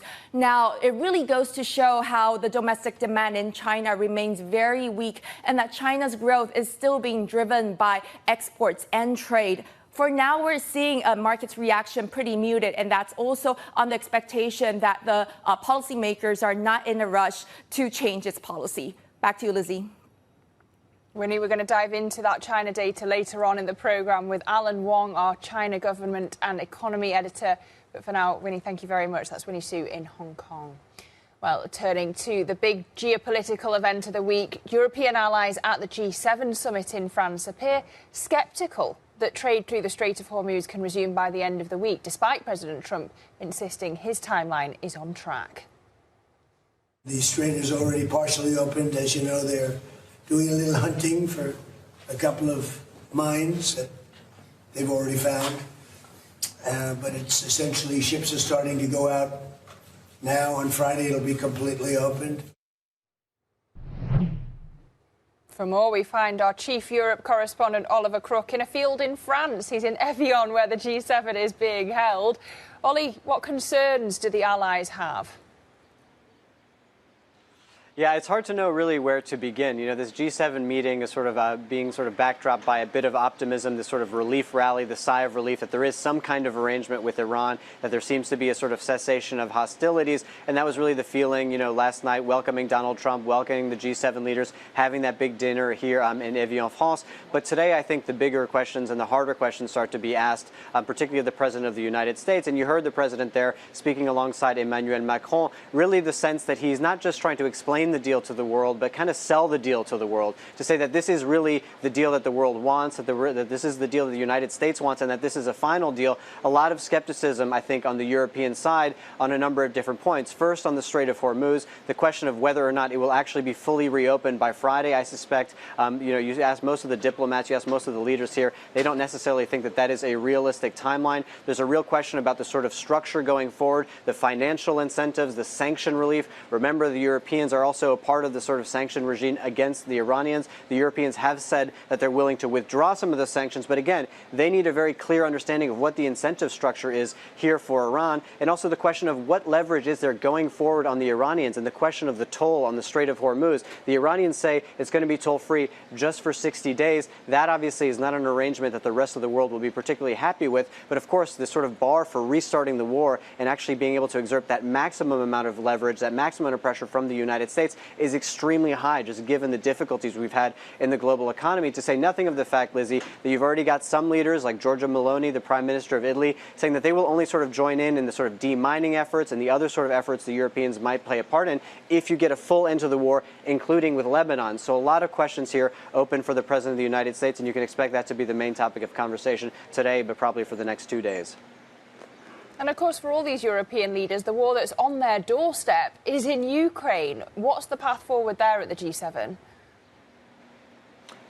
Yeah, absolutely. And so, as you know, President Zelensky will be arriving here. He'll be holding some meetings with a number of different leaders. And, of course, a big session this morning. It's going to be the big session about 9 a.m. It'll kick off here in local time, the Ukraine session. And that'll be joined by, obviously, all of the attendees here at the G7. And, of course, for Volodymyr Zelensky, it's an opportunity to re-engage the United States. You'll remember that the United States and the sort of diplomatic efforts to end the war with peace, a war that President Trump said he would end in 24 hours when he was campaigning to be president, really, basically, the United States entirely withdrew, and they've been completely distracted by this war in Iran. But potentially with the end of the war with Iran, you have an opportunity to re-engage the Americans, and that's exactly what President Trump suggested he might do last night. Have a listen to what the president had to say. Now that this is finished, we're going to be focusing on that, see if we can get that one done. 25,000 people a month are dying, mostly soldiers, and that shouldn't happen. But so you heard it there from Trump, you know, an opportunity to now refocus on the war in Ukraine. And I think for Volodymyr Zelensky, it's really a question of starting the sort of next chapter of American engagement. Can he start it on the right foot with President Trump? That will be his main aim, and that will, of course, be the aim of many of the European leaders here as well. OK, Ollie, thank you for the update. That's Bloomberg's Oliver Crook, our chief Europe correspondent in Evian. Well, as the White House seeks to make the case that its interim deal with Iran will end this global energy crisis, the US Vice President J.D. Vance sought to defend the agreement as he vowed that Iran will never receive US taxpayer funds. The Iranians don't get a dime unless they behave and change their behavior. And this means that Iran will never have a nuclear weapon, Sean. That's why we did this. When you say they don't get a dime, do they ever get an American dime, a taxpayer dollar? No. So number one, first of all, they never get a dime of American taxpayer money, ever. Full stop. Not even close. Okay. Let's go now to our Bloomberg Horizons Middle East and Africa anchor, Abir Abu Omar. Abir, good morning. Just talk us through what more we know about this deal that we're expecting to be signed on Friday in Switzerland, and really how far apart the US and Iran still are on some of the terms.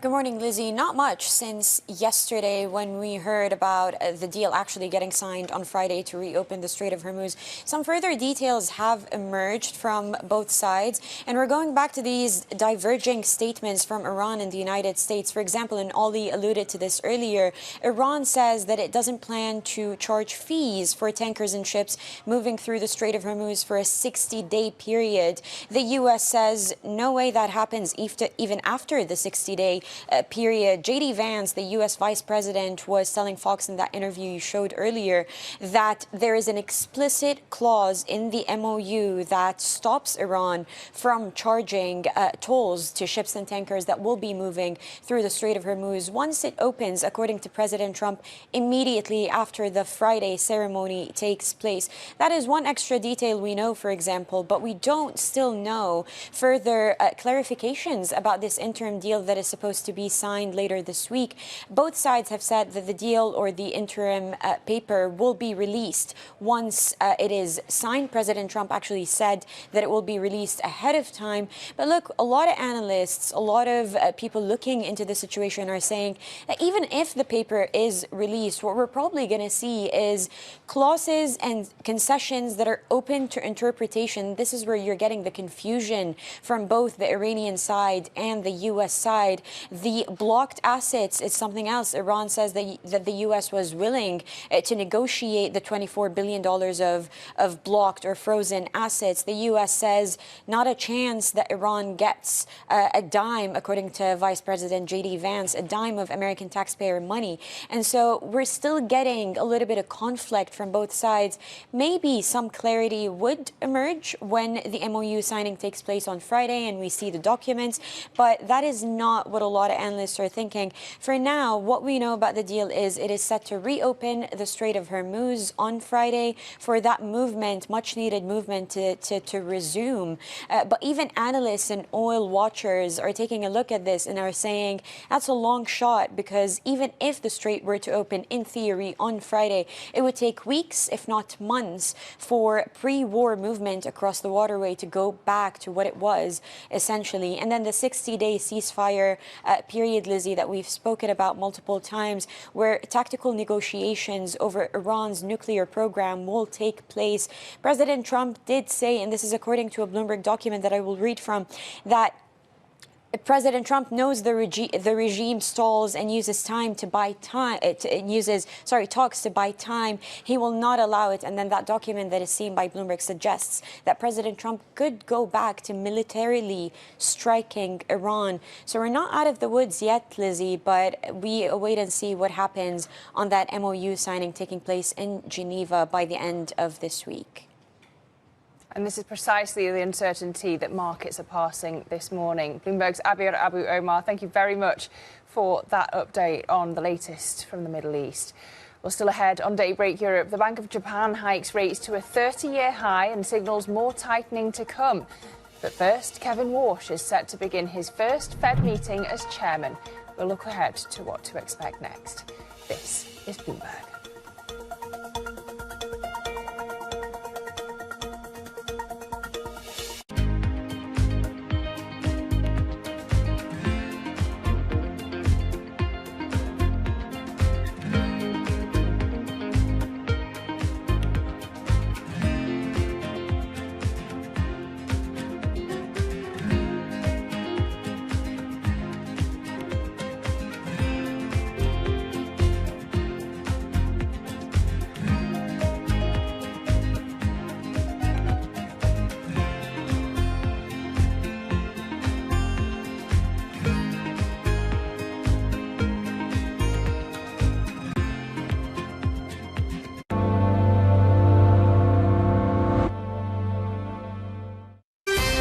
The world's business and financial news whenever and wherever it happens.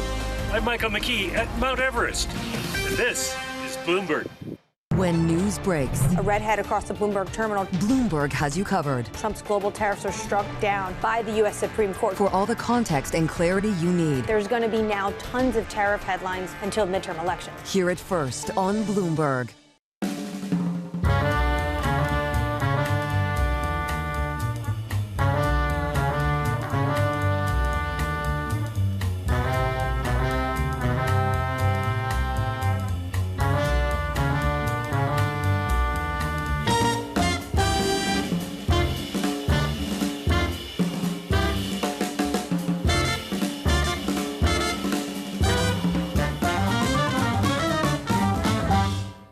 Key investors, top executives, global innovators. Join me for in-depth conversations with the biggest newsmakers on the day's top stories.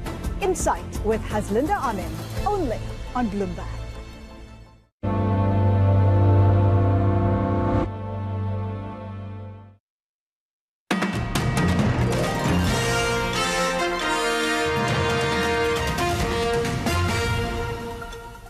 Welcome back to Bloomberg Daybreak Europe, 6:16 a.m. here in London.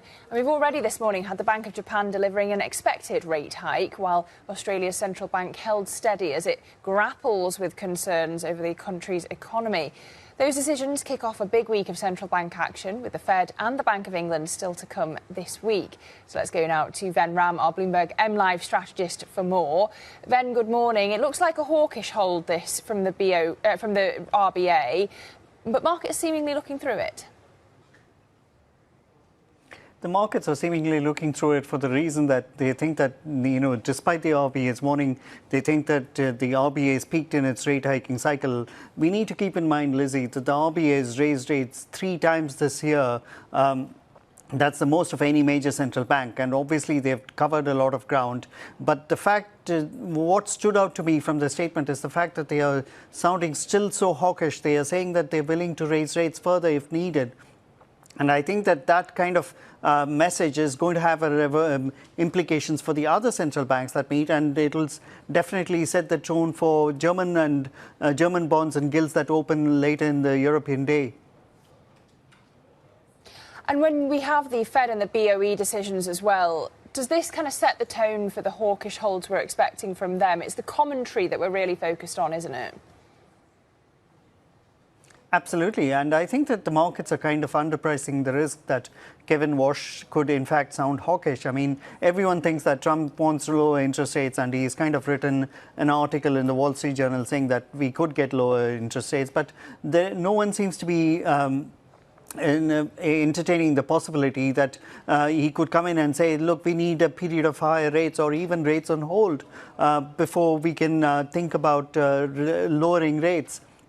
And he could also revamp the communication style. I mean, he said it in a Senate hearing that he's not a fan of, official guidance. He may tear up the dot plot altogether, and he could also put a stop to the summary of economic projections. So all in all, there's plenty of risks surrounding the Fed meeting, which I don't think the markets are pricing just yet. And as for the Bank of England, Lizzie, I think that, they are going to be somewhat hawkish. I think that we've already seen that from Harp Hill, the chief economist, and Megan Green. And I think that, the markets are still expecting them to raise rates once this year because of the implications of the oil price shock so far.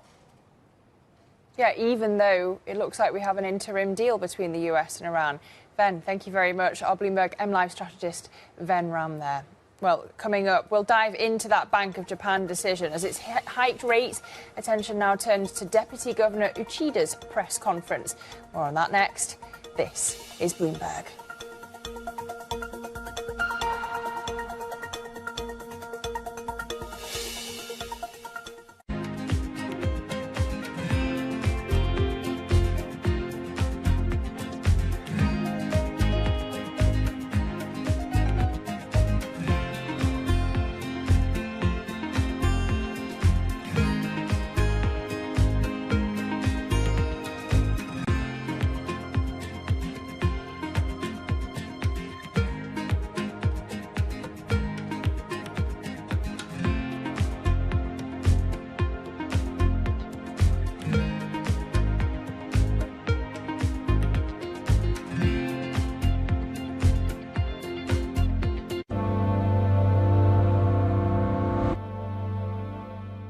U.S. jobs numbers are released. Bloomberg has the report under surveillance with crucial data and expert analysis at terminal speed. Nobody covers Jobs Day like Bloomberg. At a time when policy in Washington is driving Wall Street, we draw a distinction between the rhetoric and the action, bringing you market-moving guests and original reporting.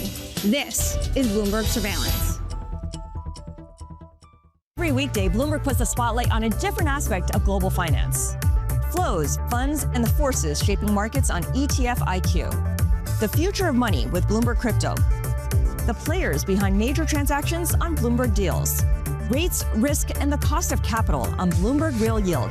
And personal finance, retirement, and wealth management on Bloomberg Money. A different topic every weekday, only on Bloomberg Television. Good morning. This is Bloomberg Surveillance. Welcome back to the opening trade. It's Bloomberg Money. This is the Asia Trade. This is Wall Street Week. Welcome to Balance of Power. You're watching Bloomberg Deals. Welcome to Bloomberg This Weekend. This is Bloomberg Television.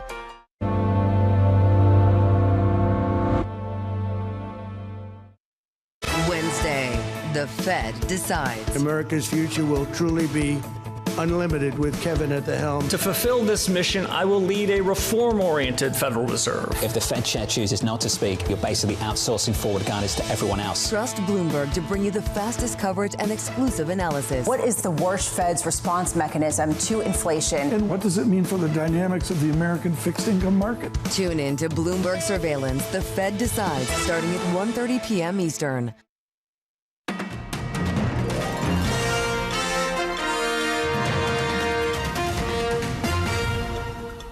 Welcome back to Bloomberg Daybreak Europe. To Japan now, where the Bank of Japan has raised its benchmark interest rate by a 0.25 percentage point to 1%, the highest level since 1995.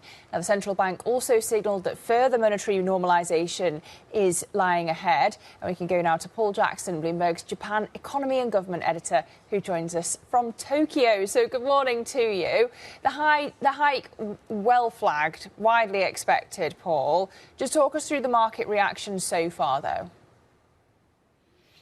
Well, I think the market reaction has been fairly muted. We have had a little bit of weakening in the yen, but it hasn't fallen off a cliff. So you could say that the BOJ's got it right so far in sticking to the script. They've also kind of put an end to their paring back of bond purchases. And interesting that they didn't mention that so much in the statement. They put all the details in a separate document showing that they're kind of downplaying that part of it. And that's kind of a milestone in the normalization process because it's showing that they're not kind of actively trying to bring down those purchases anymore, suggesting that they're kind of close to a normal purchasing level of bonds to ensure liquidity in the bond market. I think one other market we need to look at is the stock market. We briefly hit 70,000 on the Nikkei for the first time ever. So that shows that equity investors have taken this in their stride, even though it's a rate hike, and largely all in line with expectations. So relative calm for now. But we do have a press briefing to come from the Deputy Governor, who's standing in for the hospitalised governor. So we could see some market moves to come at that. What are you listening out for then at the presser? Well, I think really it's going to depend on how aggressively or how clearly he points to more rate hikes to come. Now, if we look at all our surveys of economists up until now, largely the expectation is once every 6 months. Now, after the decision today, if you look at overnight swaps, you can see there's about an expectation of about a 52% chance of a rate hike by October, already priced into markets. So if he feeds into that, I think that will be good to kind of stabilize where the yen is. If he gets a bit too cautious, and remember there's another element in the statement that was actually dropped today saying that interest rates were significantly low. You drop that, sounds like you're getting closer to the neutral rate, sounds like you're getting closer to the end of this rate hike cycle. Okay, and we have a fantastic tea live. Yen movement. Yes, exactly. Well, Paul, we've got a fantastic T-Live blog running on the terminal covering all the twists and turns of this decision and the press conference, pointing out, just as you are, that if Yoshida appears to downplay the possibility of further hikes in the coming months at the presser, there is a possibility that we could see the yen sliding further to levels that could warrant yen intervention. So we'll keep an eye on the currency, currently trading at 160 per dollar. Just flat to the upside. But we should turn to some other stories we're watching this morning. Paul, thank you very much as we look ahead to that press conference. We'll come to the UK now, which has the UK saying that it'll impose new fresh sanctions on Russia and extend further energy support to Ukraine. Downing Street said that the measures will target Russia's shadow fleet and networks that it says are being used to avoid Western sanctions. The action comes as Prime Minister Keir Starmer looks to secure President Trump's support for a new push for negotiations over the Ukraine war at this week's G7 meeting in France. Elsewhere, California Governor Gavin Newsom has accused President Trump of ordering the U.S. Justice Department to investigate him and his wife. Newsom said that the Trump administration's targeting him because he's considering running for president. Bloomberg understands that the Justice Department is probing whether Newsom had any knowledge of or participated in alleged corruption involving his former chief of staff. Representatives for the DOJ declined to comment. And an investigation is underway after a U.S. Air Force B-52 bomber crashed shortly after takeoff in California yesterday. 8 people aboard were killed. The long-range Boeing jet typically carries 5 crew and has been operated by the Air Force since the 1950s. Well, those are some of our top stories from around the world this morning. Coming up, though, China's consumer spending and investment slump. Home prices falling, meanwhile. We're going to break down all the latest data from the world's second largest economy next. Stay with us. This is Bloomberg.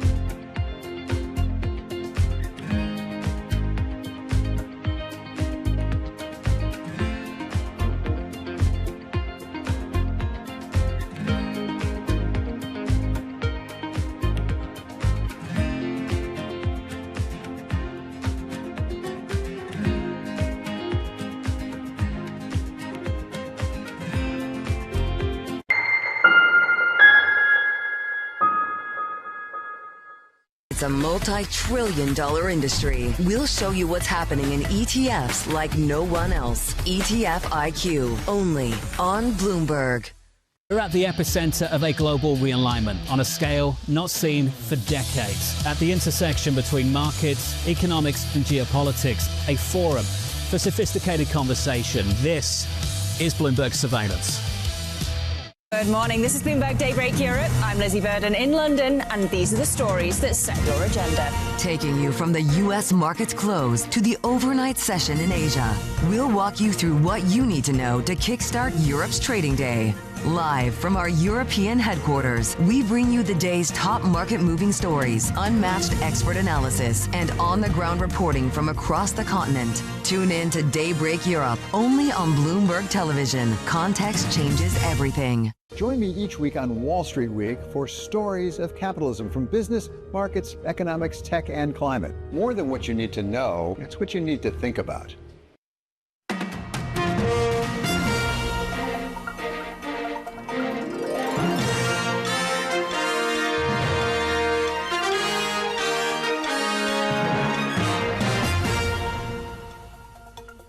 Live from London, this is Bloomberg Daybreak Europe. I'm Lizzie Burden with your top stories. Promise meets pushback. European leaders express scepticism at the G7 as President Trump vows to fully reopen the Strait of Hormuz by Friday. Meanwhile, the Bank of Japan hikes rates to their highest since 1995. Investors now look ahead to the first Fed meeting with Kevin Warsh as chairman. Plus, Nvidia joins the AI borrowing frenzy with a $25 billion bond sale, while SpaceX shares extend gains, adding more than $400 billion in market value. Well, a very good morning. Welcome to the programme if you are just joining us. 6:30 a.m. here in London. And your markets look like this. That relief rally that we saw off the initial US-Iran deal wearing off somewhat. MSCI Asia Pacific Index only up 0.3% this morning. That compared to some of the whopping moves that we've seen in recent sessions. The Kospi only up 2% this morning compared to the 5% that we had seen yesterday. And it's more pronounced when we look at futures on both sides of the Atlantic. Flat to the upside in Europe and to the downside on Wall Street as we head towards the open. Really, investors asking themselves whether oil flows through the Strait of Hormuz can actually normalise smoothly. So quiet as they mull over the talks that are ongoing at the G7 in France. Now, as we look to the cross-asset picture, oil is pretty much where it was yesterday. We're just down 0.7% at $82.58 a barrel. We did have the biggest drop in more than 2 weeks yesterday, mind you. In your bond space, the 10-year Treasury yield is steady at 4.47. Traders already having trimmed their bets on a Fed hike this year. Now, as we were previewing, we look ahead to the Fed decision and the commentary around it. But we've already, of course, had the Bank of Japan's rate decision. Well-telegraphed hike, but we're currently looking at the yen at 160 per dollar. So a bit of weakening after the hike, but of course, well flagged. So we look ahead now to the press conference. So that's what's happening in your markets. Take a look at the front pages this morning, and we'll kick off with the Wall Street Journal, shall we? They're leading with its description of negotiations between the US and Iran. They say that urgent conversations with foreign leaders and senior aides loom large over the UFC event that, of course, was held for President Trump's birthday. So look back at those. And then also, if we look at the Financial Times this morning, they're focusing on their interview with the CEO of Mitsui O.S.K. Lines, the world's biggest tanker operator, warning that flows through the Strait of Hormuz will take weeks to resume. Hence, of course, the scepticism that we're hearing from some European allies. And if we turn now to the UK, we've got the Times for you this morning. They lead with a story that says that Apple and Google will be forced to check ID to confirm that users are over 16 when the government's social media ban comes into effect next year. And, of course, we heard that announced by the Prime Minister Keir Starmer yesterday morning. But you get a roundup of all the stories you need to know to get your day going in today's edition of Daybreak, which terminal subscribers can find by going to DAYB Go. Well, let's dive into that latest China data, shall we? China's consumer spending and investment slumping to levels unseen since the pandemic, with retail sales declining 0.6% last month from a year ago. This as China's home prices fell at a quicker pace in May, halting green shoots seen at the start of the year that had raised hopes for a recovery. Joining me now for more is Bloomberg's China economy and government editor Alan Wong out of Hong Kong. So, Alan, disappointing data on the consumer side and such a contrast, it seems, from exports and industrial production. Just walk us through why there is that divergence in the data. Yeah, that's right. China was spared the worst of the hit from the global energy shock, but the real trouble, as always, is at home. First, let's just talk about Chinese consumers. On the consumption side, there was a brief period after the pandemic that it seemed that people would go on a revenge spending spree. That was very short-lived, and it turns out that the sentiment remained very weak. And even if China's economy did quite well last year and even in the first couple months of the year, we're seeing a real picture emerge showing that Chinese consumers are extremely hesitant to open their wallets. And there are multiple factors there, and then there are different data points that could help us understand what's going on. First of all, the youth jobless rate is elevated at about 16%. So even if the overall urban jobless rate remains somewhat steady, there's just a very fragile labor market that underpins that lack of confidence in the consumer markets. And secondly, as you mentioned, home prices resumed its pace of decline. And homes are where most Chinese households store their wealth. And if seeing their homes lose value, that negative wealth effect is also hurting their sentiment. And then now onto the brighter part of the picture in terms of industrial production. It actually outperformed estimates in May, and that is just another example of how China's economy is developing in K-shape. Industrial production was mainly held up by the global AI boom, really. Even within factories' production, there's a divergence in terms of the kind of stuff that they make and then a growing segment. For example, when it comes to AI equipment, the growth is very robust thanks to the global investment boom. But when it comes to traditional manufacturing segments, the growth in those areas would be much slower, if not in decline. And that's also apparent in the price data we've seen with the release of trade statistics. We're seeing that China is exporting deflation when it comes to goods like toys and furniture, where in the areas like AI equipment and telecommunications equipment, China is passing along higher costs because of the heightened global demand. Okay. Alan, thank you very much for running us through all of that. That's Bloomberg's China Economy and Government Editor, Alan Wong, in Hong Kong. Well, staying with AI and turning to the UK now, a new report from Bloomberg Economics has been investigating the impact of AI on UK jobs as concerns grow that it's impacting employment decisions. So far, the evidence fails to support the idea that the technology is reshaping the labour market on a meaningful scale, or that it's been behind recent weakness in the jobs market in the UK. Joining us now for more is one of the authors of this report, Anna Andrade, Europe economist here at Bloomberg Economics. Anna, thank you for bringing this to us, because it's really a fascinating study. I mean, you've been looking at whether AI is displacing jobs or if it's just a foil for letting people go when they need to cut costs. Is it fair to say that the impact is prominent in certain sectors, but it's not economy-wide? I think even that is proving a bit hard to say when you look at the evidence. Wow. So, of course, there are a few occupations where it will be having a more stronger impact. But when you try to look for a pattern in terms of exposure, and that's what we did with online job vacancies, and you look at how labor demand has shifted, I think we looked at data across more than 400 types of occupations. When you look at how labor demand has shifted for the occupations that are more exposed since the release of ChatGPT, you can actually see that there's been a fall in labor demand for those at the top 25% of exposure.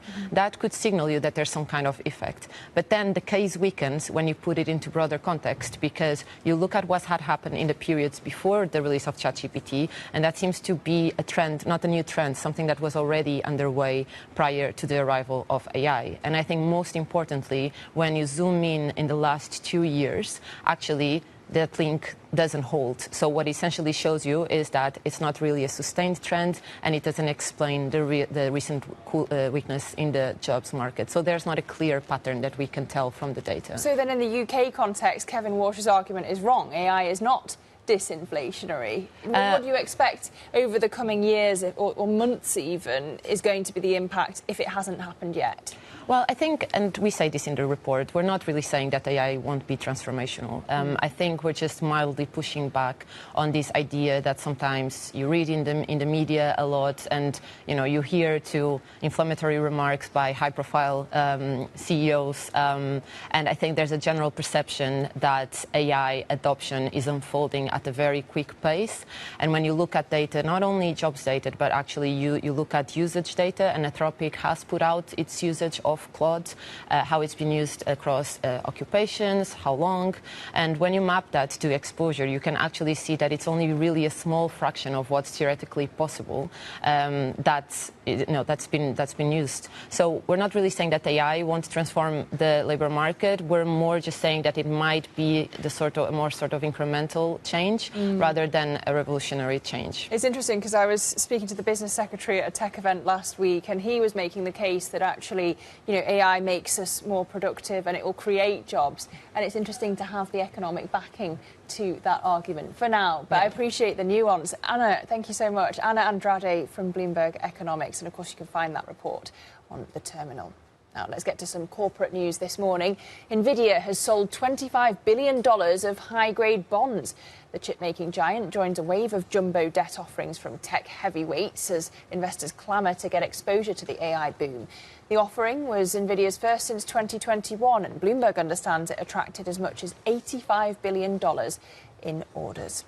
Elsewhere, European retail investors bought less than 1% of SpaceX's record IPO, a sliver of the biggest first-time share sale in history. Meanwhile, customers at some of the largest retail brokerage firms in the US each received at least a single share in the IPO, underscoring how the offering was designed to give individual investors a sizable role. Shares in the company climbed 20% yesterday, adding $412 billion in market value. Who'd have thought day two could be day one? Well, coming up on the programme, how Israel's Benjamin Netanyahu staked his political future on his relationship with Donald Trump. That's the subject of today's Big Take, and we'll dive into it next. This is Bloomberg.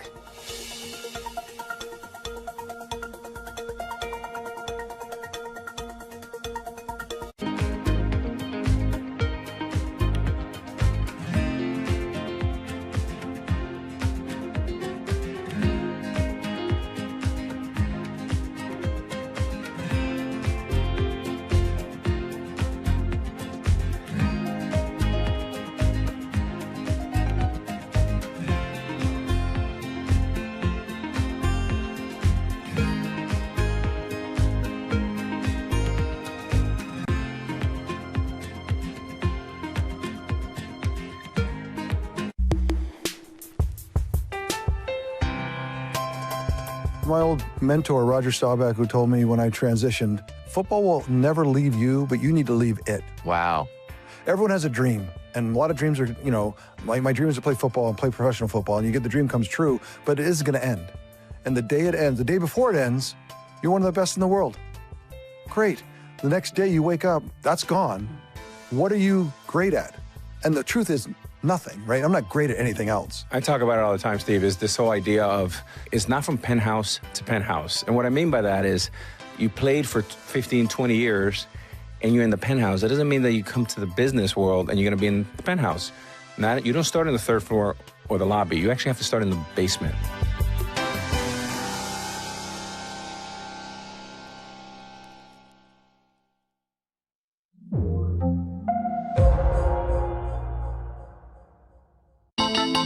The countdown is on. Everything you need to get the edge at the end of the market day. Get ahead of tomorrow's trading with The Close. Weekdays on Bloomberg. Context changes everything. Bringing you the latest geopolitical news whenever and wherever it happens. I'm David Gura on the Salar de Uyuni in Bolivia, and this is Bloomberg.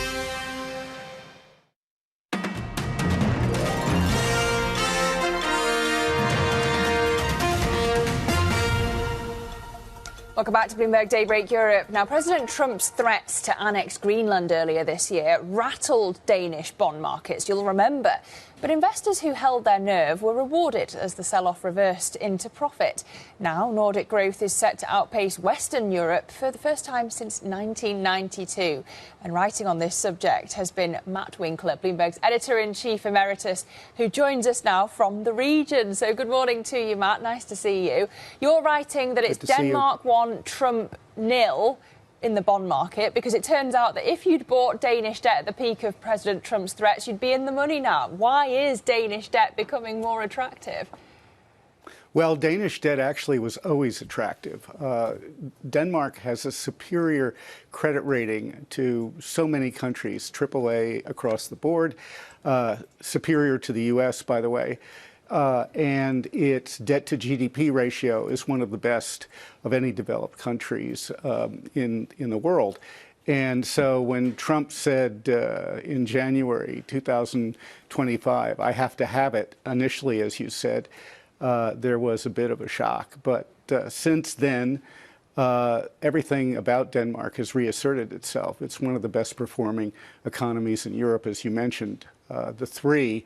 Norway, Denmark, and Sweden, for the first time since data was collected in 1992, are going to outpace the rest of Western Europe. So everything about Denmark looks good. In addition to that, Denmark, like Norway and Sweden, has committed increasingly more resources to security for the northern region, particularly in the North Pole and Greenland especially. So you put it all together, the people with the most at stake in the bond market look at Denmark and say what Trump actually was doing is what he's been doing since he got into office. It's known as the taco trade. Trump always chickens out in the end.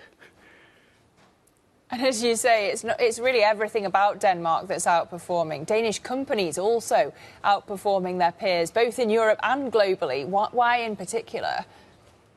Well, if you look at the Nordic region, it's actually one of the most well-managed and advanced economies in the world, and it's often overlooked. And so when the Trump narrative initially prevailed, what was obscured was the fact that, as I said, Denmark, Norway, and Sweden together represent really the best of Europe at this point. And so to what extent does this economic prowess shield Greenland from the president's ambitions then?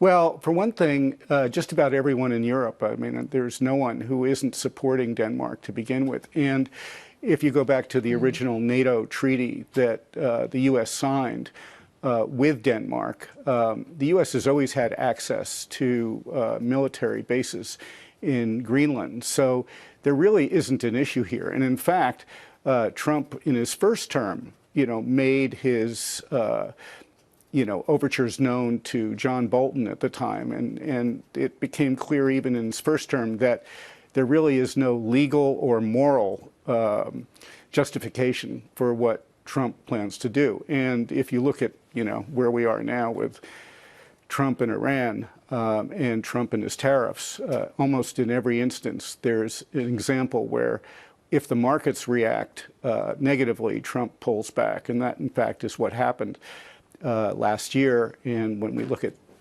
Greenland and Denmark this year, the bond market is saying that Greenland isn't going to change its status anytime soon.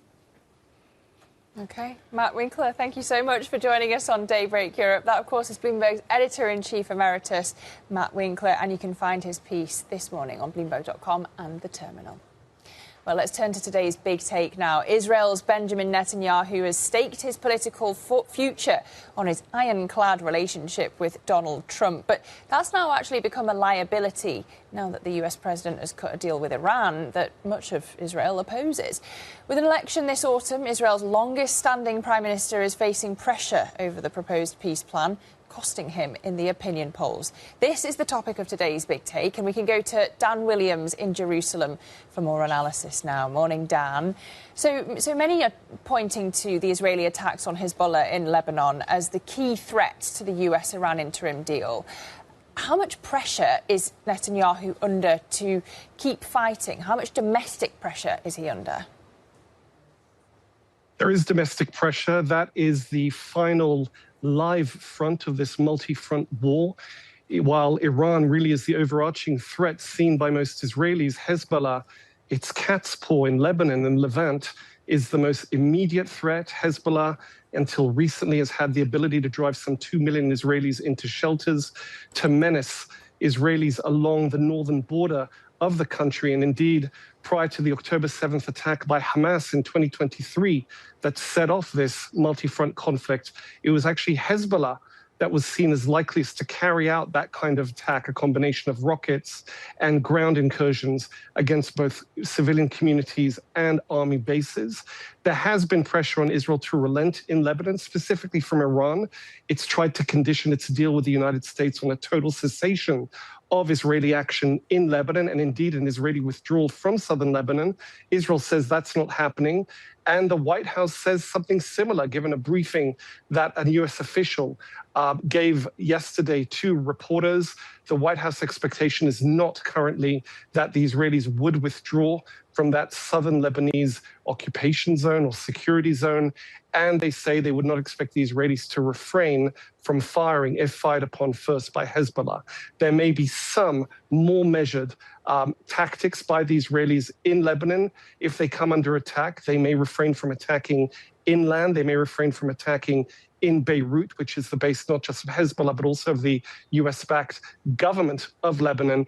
But as far as southern Lebanon is concerned, Israeli actions will continue there to, as they put it, uproot Hezbollah and its infrastructures for once and all. OK, well, we're expecting this US-Iran deal to be signed on Friday. I do wonder how it'll likely affect Netanyahu in that upcoming Israel election, who his biggest opponents are. And indeed, if there isn't any progress on the nuclear file in this 60-day negotiation period that's supposed to follow the signing on Friday, Dan, where it leaves the US-Israel relationship. The Israeli election is 4 months away. There's still time. Things move very quickly in Israel. It's very fluid. But there's no doubt that if this deal, we still don't have the full details, but it would appear to be a set of bullet points, a short text, an MOU as it's been described, that would basically extend the current ceasefire, perhaps elaborate on that ceasefire while opening up negotiations. The Israelis will do what they can. I think their leverage is limited to insist on terminology or terms by the US that would crack down on what remains of the Iranian nuclear program, what remains of its ballistic missile program. I don't think there's any expectation that much would be achieved there, because it appears that the Trump administration for now would be satisfied by a declarative Iranian position, a declaration by the Iranians that they will never seek nuclear weapons. Well, Iran has formally pledged that since 1970 and repledged it in 2015 with the nuclear deal signed by then President Obama. It's hard to see such a declaration satisfying the Israelis now. They say, as they've always said, that they will retain or reserve the right to take unilateral action against Iran. I don't see that happening before the election. Netanyahu is already saying he's the only prime minister who can guarantee the Iranians wouldn't get a nuclear weapon. Well, he said that for years. He's the longest serving prime minister. And in fact, in previous election cycles, that has been his motto, his mantra. And his opposition, including a former prime minister, a former chief aide, Naftali Bennett, are saying that only if he's gone can Israel recover from the enormous expense involved in this war, not just of material, not just of treasure, but of international standing and prestige. There is also a former Israeli general chief of staff who was briefly in Netanyahu's war cabinet, Gadi Eisenkot. He is untested politically. His style is very different to Netanyahu's. He's unprepossessing, he's soft-spoken.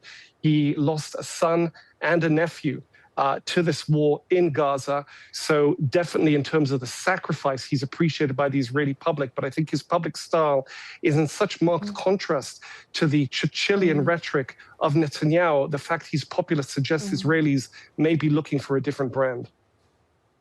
OK, the view from Israel. Bloomberg's Dan Williams in Jerusalem. Thank you very much for bringing it to us. Well, plenty more coming up on the programme. Stay with us. This is Daybreak Europe.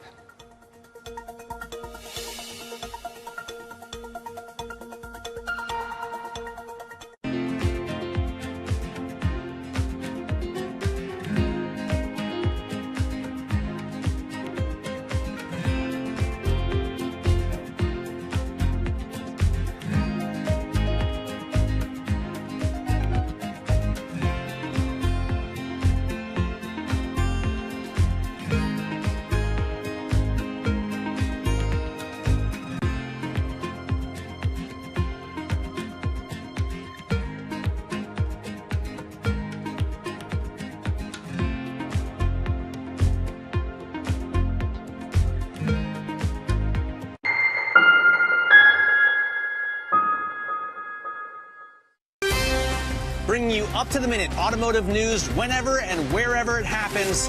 I'm Matt Miller in Detroit, and this is Bloomberg.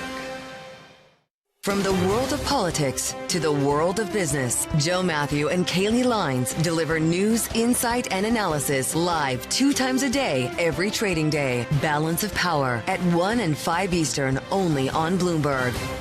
Technology is embedded in every aspect of our lives, and that revolution is playing out in real time. From finance to defense tech, AI to entertainment, from the road to the stars. Bloomberg is bringing you the stories of companies and people that are pushing tech to new frontiers, and the politics reshaping global tech markets. I'm Ed Ludlow, live in San Francisco, and this is Bloomberg Tech. Every weekday, only on Bloomberg Television. What is going to be the consequence for U.S. markets? We are seeing modest gains across European equity markets. Take a look at how we're faring when it comes to Asian markets.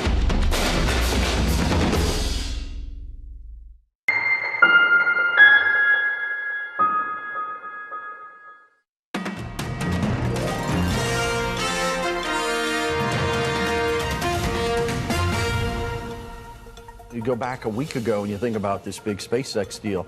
People have to find room, though, in terms of portfolios, et cetera, so you create a little bit of that. And then once that has happened, all of a sudden it unlocks this cash, particularly when you get a good piece of news and people say, gosh, I can get into the pool. And it's pretty explosive when you see it happen. BlackRock Global Fixed Income CIO Rick Reeder speaking exclusively there with Bloomberg about the impact of the SpaceX IPO. And you can see that impact here because it had a Goldilocks outcome, really. Retail investors making their money, but not triggering the mania that might have been expected. And therefore, the VIX volatility index plunging. And indeed, yesterday we saw shares 20% higher, so even beating that day one rally already. We, of course, have had a raft of central bank decisions to look forward to this week. We've already had the BOJ hiking rates to the highest level since 1995. The press conference is coming up. The opening trade will be all across it. That's next. This is Bloomberg.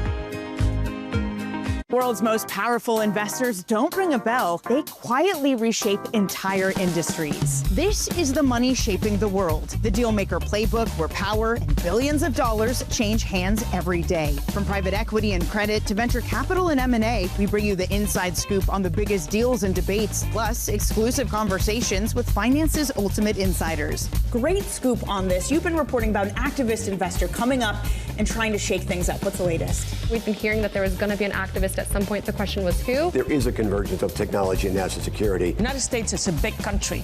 We're playing in the Northeast. That's an economy as big as the United Kingdom. This is a really interesting space to watch. We're expecting more consolidation. As this is Bloomberg Deals at Bloomberg Invest, I want to talk about the broader deal and M&A environment. This is a moment in time. We'll see how long we're here. It's far too early to call. There is an underinvestment in what's going on in private markets because everyone's looking for additional AI cloud capacity, and it's very tough to build. Everybody wants to get things going, and the IPO market is just one symptom of that. It is an early indicator of what we're going to see in the M&A market. Let's go to Scarlet Fu, who's taking a closer look at drone companies. With ongoing conflicts in the Middle East and Ukraine, there's renewed investor appetite for new names in the space. Excellent reporting. I'm Danny Berger, and this is Bloomberg Deals. Every week, only on Bloomberg Television.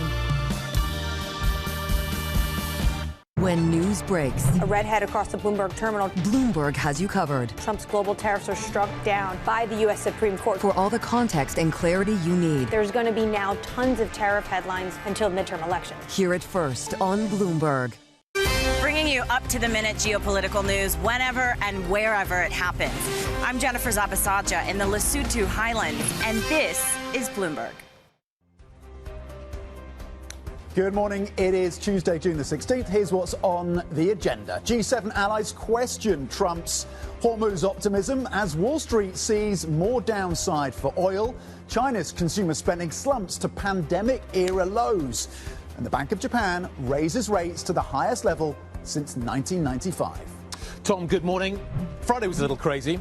Monday was a little crazy. Tuesday feels a little bit calmer, so maybe put your feet up, take it easy today. SpaceX is going to open a little bit later on. Maybe that'll change the narrative. Its options start trading today as well, so maybe it gets crazy later on. But this morning, things look a little bit more kind of even. Brent crude's only down by 0.5%. Dollar yen absolutely unchanged. We're awaiting the press conference. Euro Stoxx 50 futures, we're unchanged. Nothing to see here.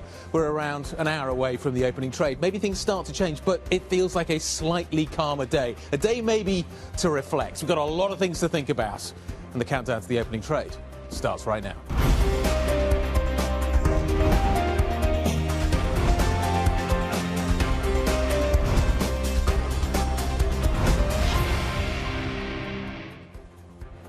Good morning, everybody. 1 minute past 7 then here in London. And I'll pick up where Guy left off. Yesterday looks calmer. The futures picture looks calmer. The trade in Asia looks calmer. The futures in New York look calmer.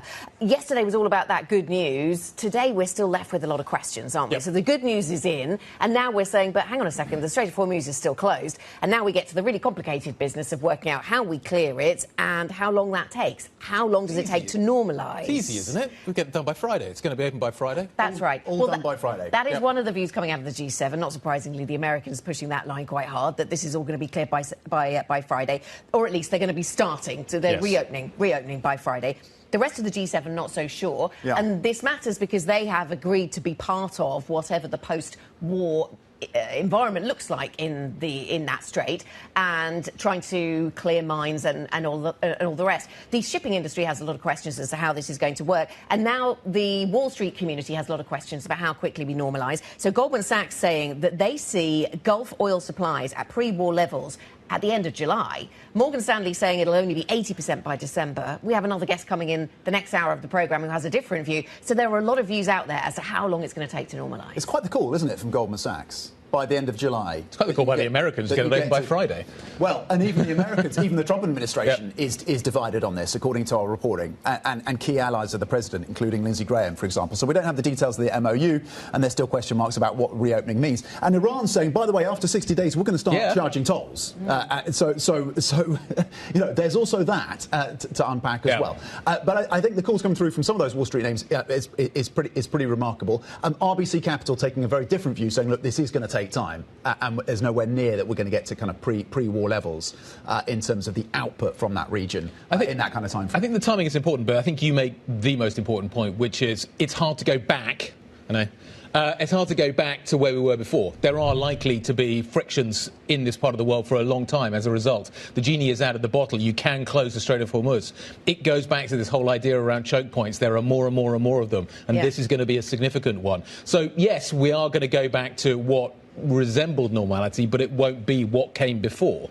We were talking yesterday about the role that China has played in the energy story and the resilience of the global economy around this, partly because they had so many stockpiles going into this war. But the China data standing out for very negative reasons today. Yes. So just Javier Blas has a great piece on the role that China's been playing and what that could mean for geopolitics and for risk premium around oil. So that's worth a read as well. But yes, the data particularly when it comes to the Chinese consumer. So dropping to the lowest levels we've seen since the pandemic. This is very much a two-engine economy right now because it's AI-fueled exports very strong. The consumer is underwater. You cannot have a consumer revival in China without the property sector turn around, and there's no evidence of that yet. Yeah, this is the Chinese version of the K-shape, isn't it? We have different K-shape in the States, which is about the sort of different income bands. But in China, the K-shape is about the export-orientated economy, which is OK, and the domestic economy, which is certainly by the retail sales numbers today, struggling. But this comes back to the oil story, which I think is fascinating. Because, so Javier talks about the fact that we've now got a swing consumer,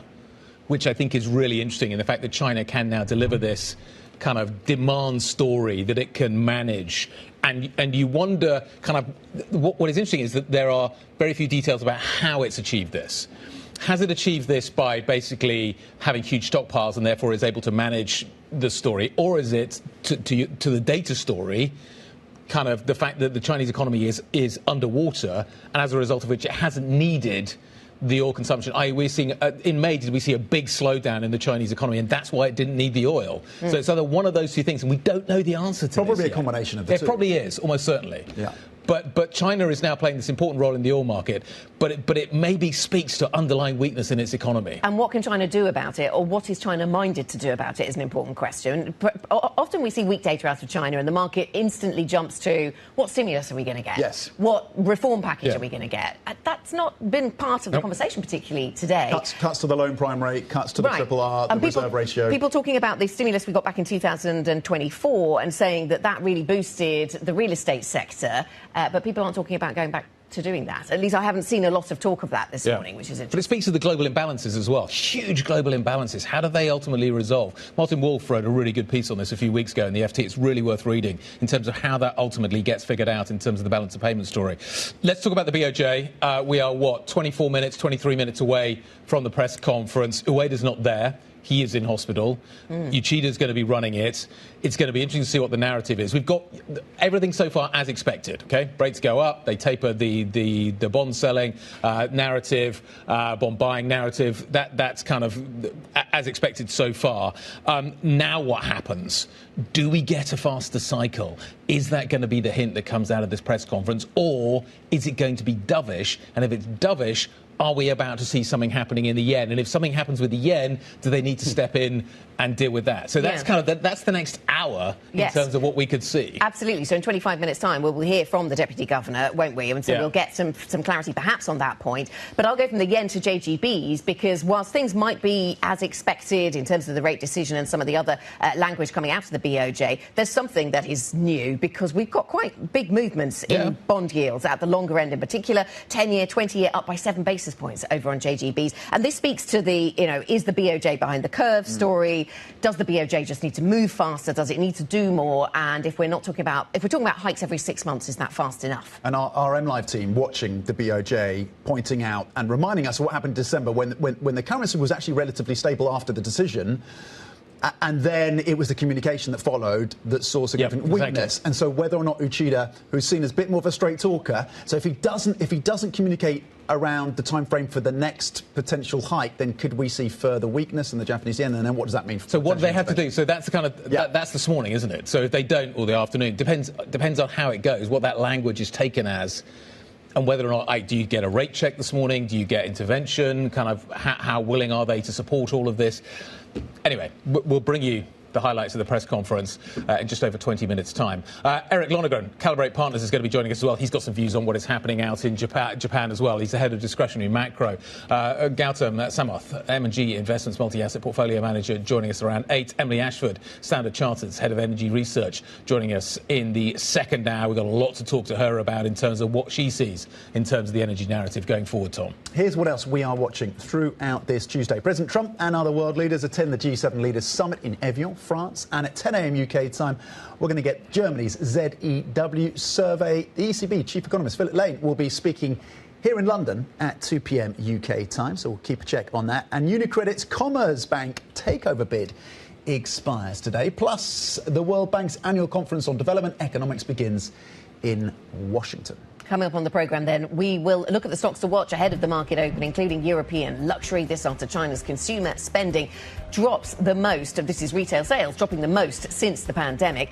Plus, oil traders seek clarity over the reopening of the Strait of Hormuz. We will digest all of the different views then coming from the oil industry watchers as to when this reopens. We'll discuss the challenges ahead. President Trump, of course, saying the waterway will open on Friday. Up next, we will be joined by Sri Kochikavindan, senior research economist at Aberdeen. Important to not lose sight of the Fed meeting that takes place tomorrow.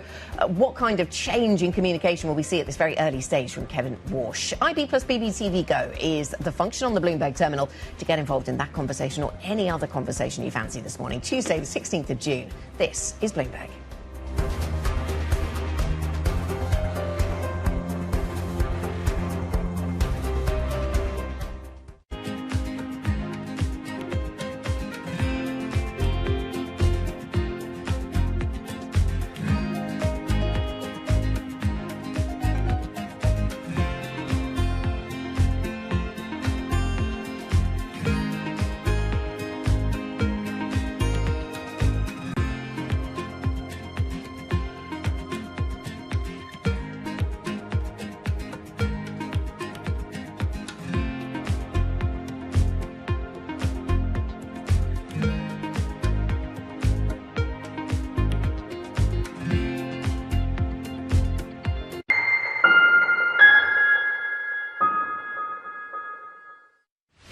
Tune in to Bloomberg Business Week Daily. We got to talk crypto. From the magazine that helps global leaders stay ahead. What's the conversation around your company? Bringing you insight on the people, companies, and trends shaping today's complex economy. Planning very big things. A new level of premium. Plus global business, finance, and tech news as it happens. The floodgates of innovation are going to open up. You can't fake passion. You either are or you aren't. Bloomberg Business Week Daily, only on Bloomberg. Get your fixed income fix. Watch Bloomberg Real Yield around the world right here on Bloomberg. Context changes everything. Key investors, top executives, global innovators. Join me for in-depth conversations with the biggest newsmakers on the day's top stories. Insight with Haslinda Anand, only on Bloomberg. Asia is at the forefront of some of the world's biggest stories. I'm Sherrian in Tokyo. And I'm Heidi Stroud-Watts here in Sydney, where the trading day begins. We're here in the center of all the action to get you set up with the numbers, news, and knowledge you need for the day ahead. The demand is indeed recovering. We've been waiting for this moment. The opportunity of a century. Join us on Bloomberg The Asia Trade. Weekdays only on Bloomberg TV. Context changes everything. At a time when policy in Washington is driving Wall Street, we draw a distinction between the rhetoric and the action, bringing you market-moving guests and original reporting. This is Bloomberg Surveillance. It's the world's second largest economy with a growing influence in global affairs. Bloomberg The China Show brings you the unmatched expertise you need to keep track of breaking news, in-depth market analysis, and the most influential newsmakers in and around China. We need to do more to engage the market more. We're risk on. I think we caught a little sweet spot. Massive savings right now. It's already a different game. Bloomberg The China Show. Weekdays around the world, right here on Bloomberg. Context changes everything.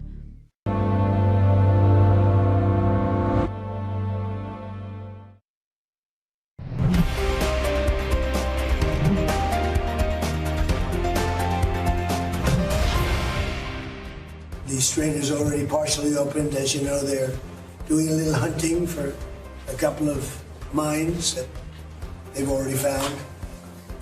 But it's essentially ships are starting to go out now. On Friday, it'll be completely opened. President Trump speaking during a meeting with the French President Emmanuel Macron, of course, at the G7 summit in France. Let's get to that subject now, because despite President Trump insisting his timeline is on track, European allies at the G7 appear sceptical in some places that trade through the Strait of Hormuz can resume by the end of the week. For more, Oliver Crook is at the G7, our Europe correspondent over in Evian in France. Ollie, what concerns do allies have? We saw Emmanuel Macron on the stage there with President Trump, but some of the messaging behind the scenes from Europe, who are expected to play a role in reopening the strait, seems a little less convinced on Trump's timeline. Yeah, absolutely. And I mean, I think it's fair to say that everyone sort of, exhaled a great sigh of relief when we had this sort of the beginnings of the ceasefire coming into this week. And I think for Emmanuel Macron, it's a great opportunity to assemble all of the leaders of the G7 to sort of talk about the order after this and what the sort of ongoing arrangement looks like. We should say we also have the leaders of Qatar, the UAE, and Egypt here today for the Middle East session, so that will be closely watched. But there are, as you just sort of elucidated, about 1 million questions, I think, still remaining for the European partners in terms of what this deal actually looks like, what the architecture will be, what the actual provisions are. I mean, of course, beginning with the Strait of Hormuz, there's very great skepticism among European leaders that it'll actually be fully operational by Friday, as the President of the United States was suggesting yesterday, sitting there with Emmanuel Macron. You really got the sense that the President was really trying to sell this deal to the world when he was sitting there upon arriving here in Evian. There's questions about the toll going forward. But again, as you mentioned, there's also this effort by European leaders and their militaries to potentially have this demining mission that would go to the Strait of Hormuz,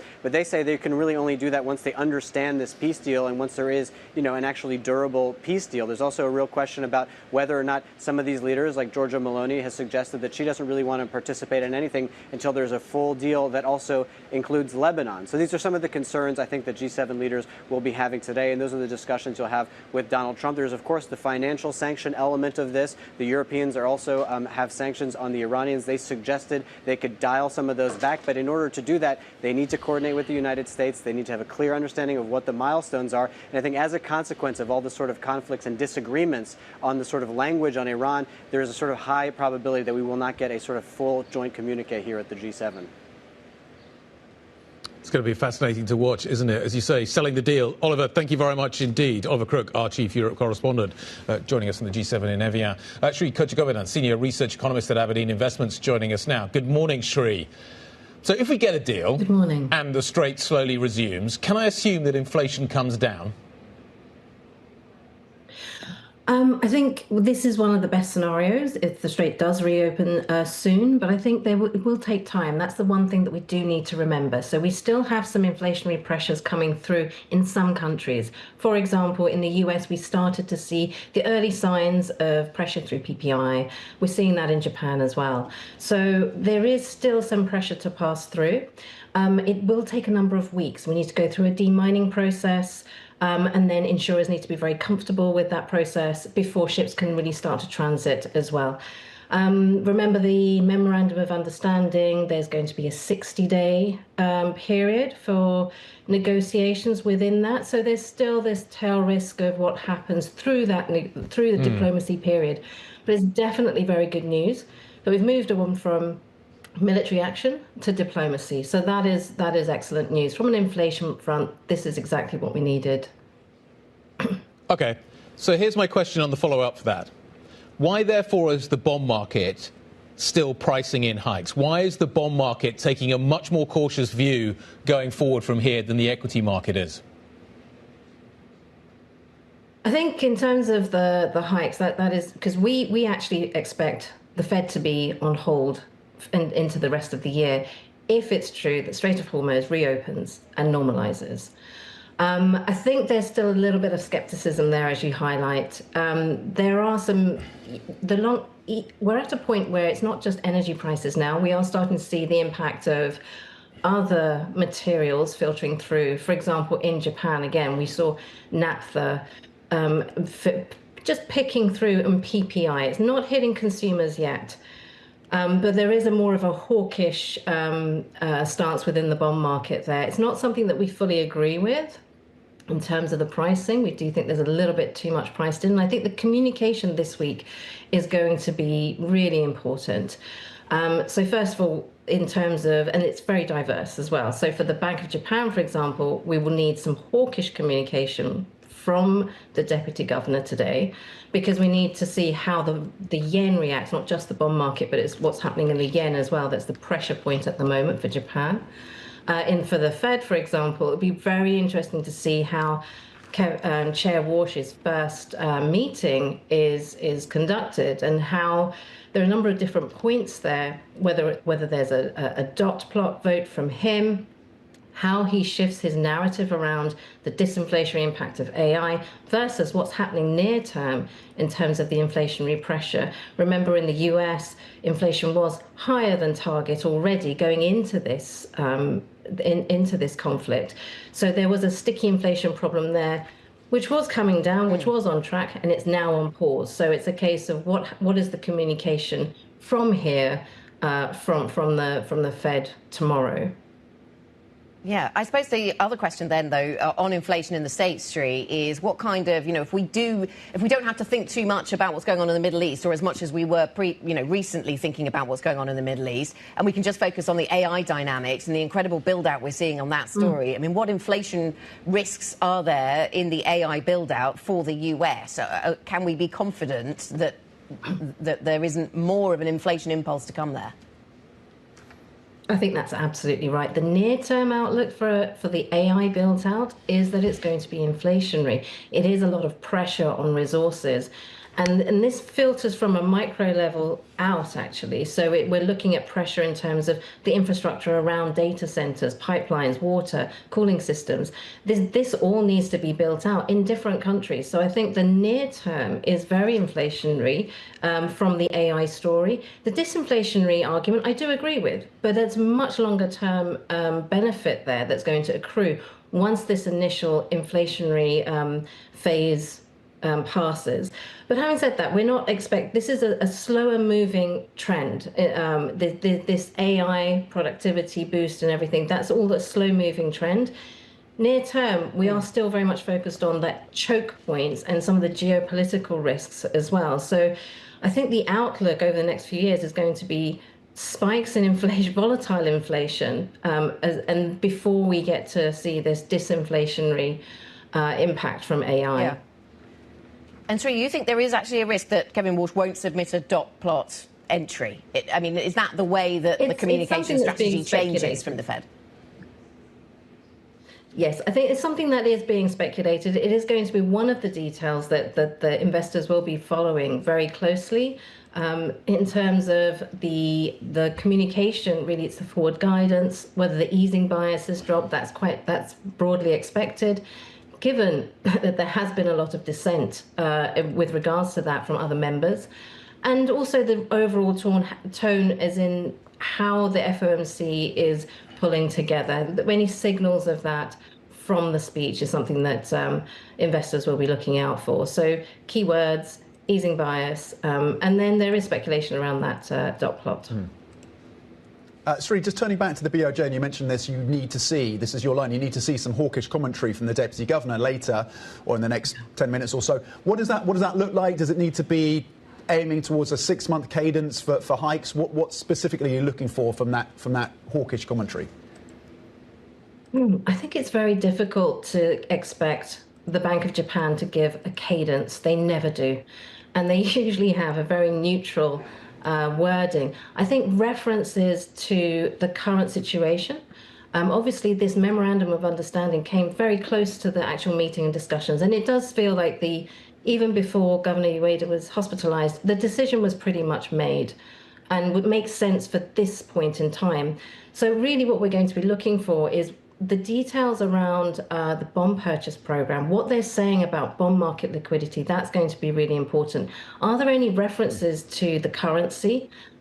Because really this very low interest rate environment has been part of the reason for the yen weakness. Not completely, it is partly geopolitical as well, partly oil pressures as well.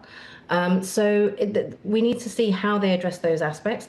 Also, what they say in terms of the impact on inflation now that the Strait of Hormuz is reopening. What is the timeline for that? Because previously, they were concerned about inflation falling because of some of the base effects from food prices and some of the domestic policies as well. What do they say about that? There's been very little filtered through into CPI, actually, because of government policies in Japan.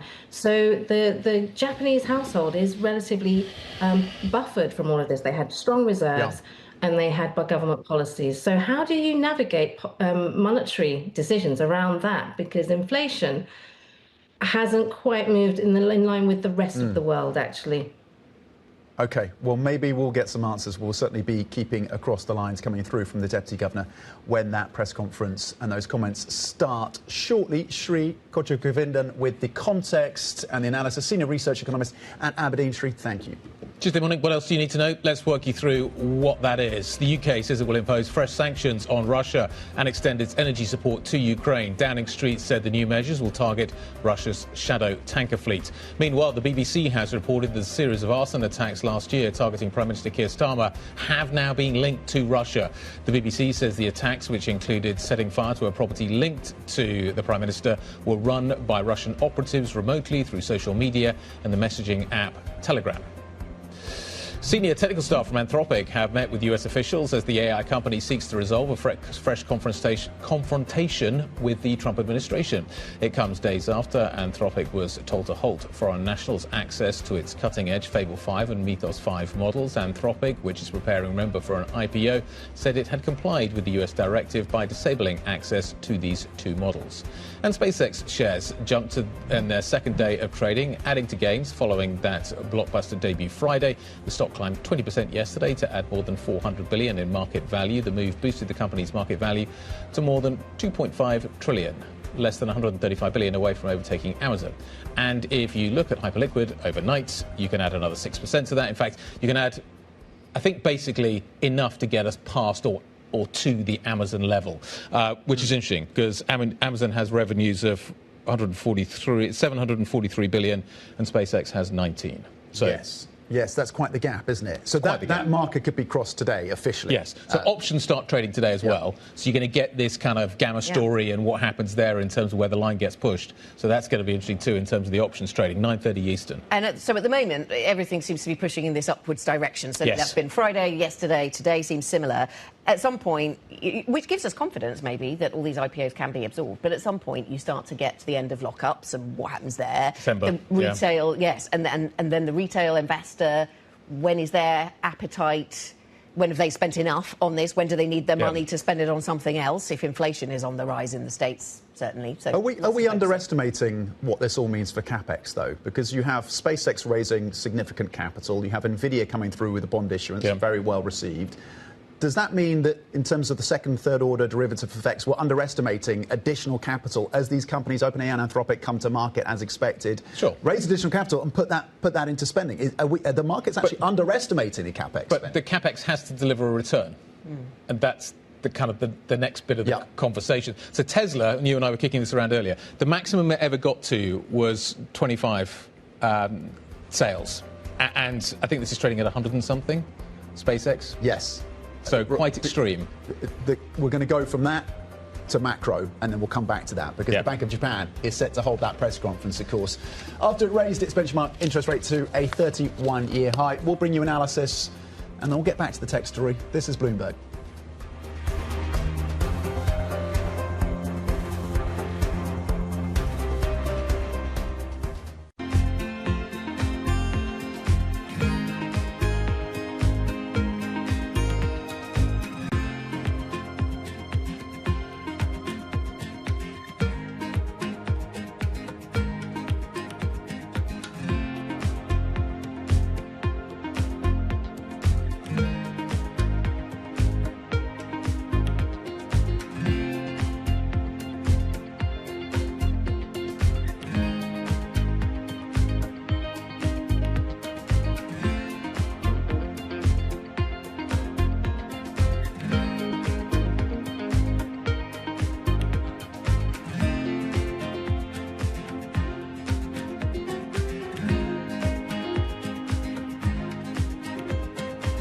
At 9:30 a.m., the market tells you what it's really thinking. We beat the drum to the opening bell. With deep analysis of the forces driving the price action. Focusing investors on what really matters. Where the money flows, which markets are changing. Conversations with players shaping the narrative. Innovative growth companies gravitate to NASDAQ. It's not just like, let's buy the Mag 7 or AI. That's a really compelling story. This is where your trading day begins. And this is Open Interest. Only on Bloomberg.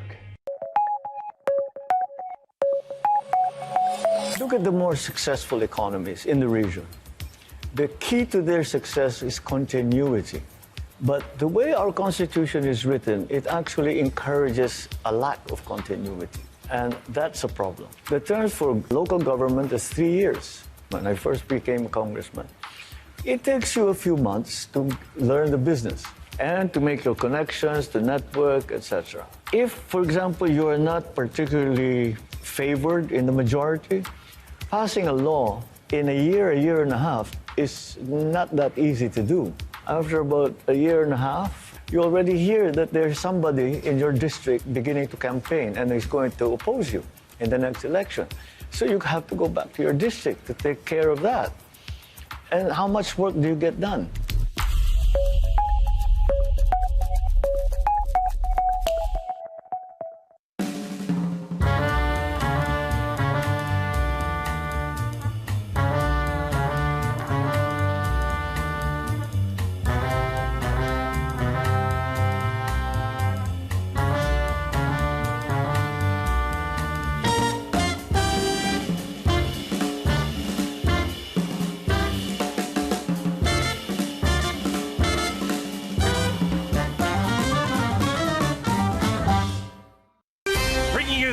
Business and financial news whenever and wherever it happens.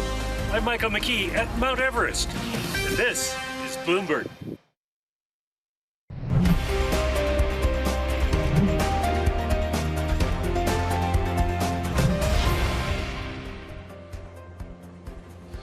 Okay, here we go. Tuesday morning, 30 minutes to go until the start of trading here in Europe. At the moment, the futures picture is flattish. Relative to the last couple of sessions, you don't have the kind of fireworks that we have witnessed. Nasdaq futures are absolutely flat. S&P futures are absolutely flat. Europe's a little bit more positive, but not much. Yes, that's the stock picture. Let's go to the bond market picture, where we do have some quite interesting divergence to talk about. In Europe, there isn't much to talk about when it comes to the bond market story. We spent a few days factoring in the news flow surrounding the Middle East, anticipating it, and then reacting to it a little bit more yesterday. And so yields are lower than they were a week or so ago. But then if you go to Japan, the story is quite different, where we have yields substantially higher, actually. Certainly at the longer end, we're up by 6 basis points on the 10-year, by 5 basis points on the 20-year, and this takes us nicely to the BOJ conversation, Tom, where it seems that the bond markets are moving in the absence of a suggestion that we get faster rate hikes from the... Yeah, so yields are up about BOJ. 6 or 7 basis points on the 10-year. Well, right now, we should be able to bring you live pictures right now. The Deputy Governor, Uchida, who's going to be doing the press conference today because Ueda is facing some medical issues that he's dealing with, and so the Deputy Governor is there awaiting, of course, like their statement and then questions from the press. So we'll be listening into this after they raised rates, of course, to 1%, the highest level since 1995. And they did give some comments there on, of course, the bond purchase program. The Deputy Governor, Uchida, speaking and saying that Japan's economy is recovering moderately. Anything he has to say, of course, about what is happening in the Middle East and the Iran and oil impact, of course, will be in focus. And we know there's something of a tension, arguably, given that the Prime Minister of Japan is more dovish in her outlook. So maybe that's where partly the tension lies. 160 on the Japanese yen right now, and yields are up across the curve to Anna's point. Let's get some analysis and bring in for us right now Eric Lonergan, who is head of discretionary macro and Calibrate Partners. Eric, how significant is this move from the BOJ, and do you think we're going to get... Do we need hawkish communication from the Deputy Governor to kind of offset any additional intervention from the Finance Ministry? What for you is top of mind when it comes to the BOJ? Let's wait and see. What's top of mind to me is the behaviour of the bond market and the fact that the changes in Japan are quite profound. Right, we cannot underestimate what's happening in the Japanese economy. I'd say it's the most significant structural shift of any of the major economies, really since 2021. It has been driving the bear market in global bonds. Right, so we talk about public sector debt levels. Everybody talks about, you know, the debt break in Germany or Dutch pension funds or fiscal policy in the UK. The truth is it's actually all been about JGBs. If you look at every local high in global bond yields has been typically precipitated by what's happening in Japan. What's just happened at the long end is very, very important. If the bear market in Japanese bonds persists, global bonds are going to stay in a bear market. That is going to be critical. And the key thing to look at is nominal GDP in Japan. It's quite a profound change. If you look at it, for 30 years until 2020, nominal GDP went sideways. There was deflation and some positive real growth. Since 2021, nominal GDP is up 23%.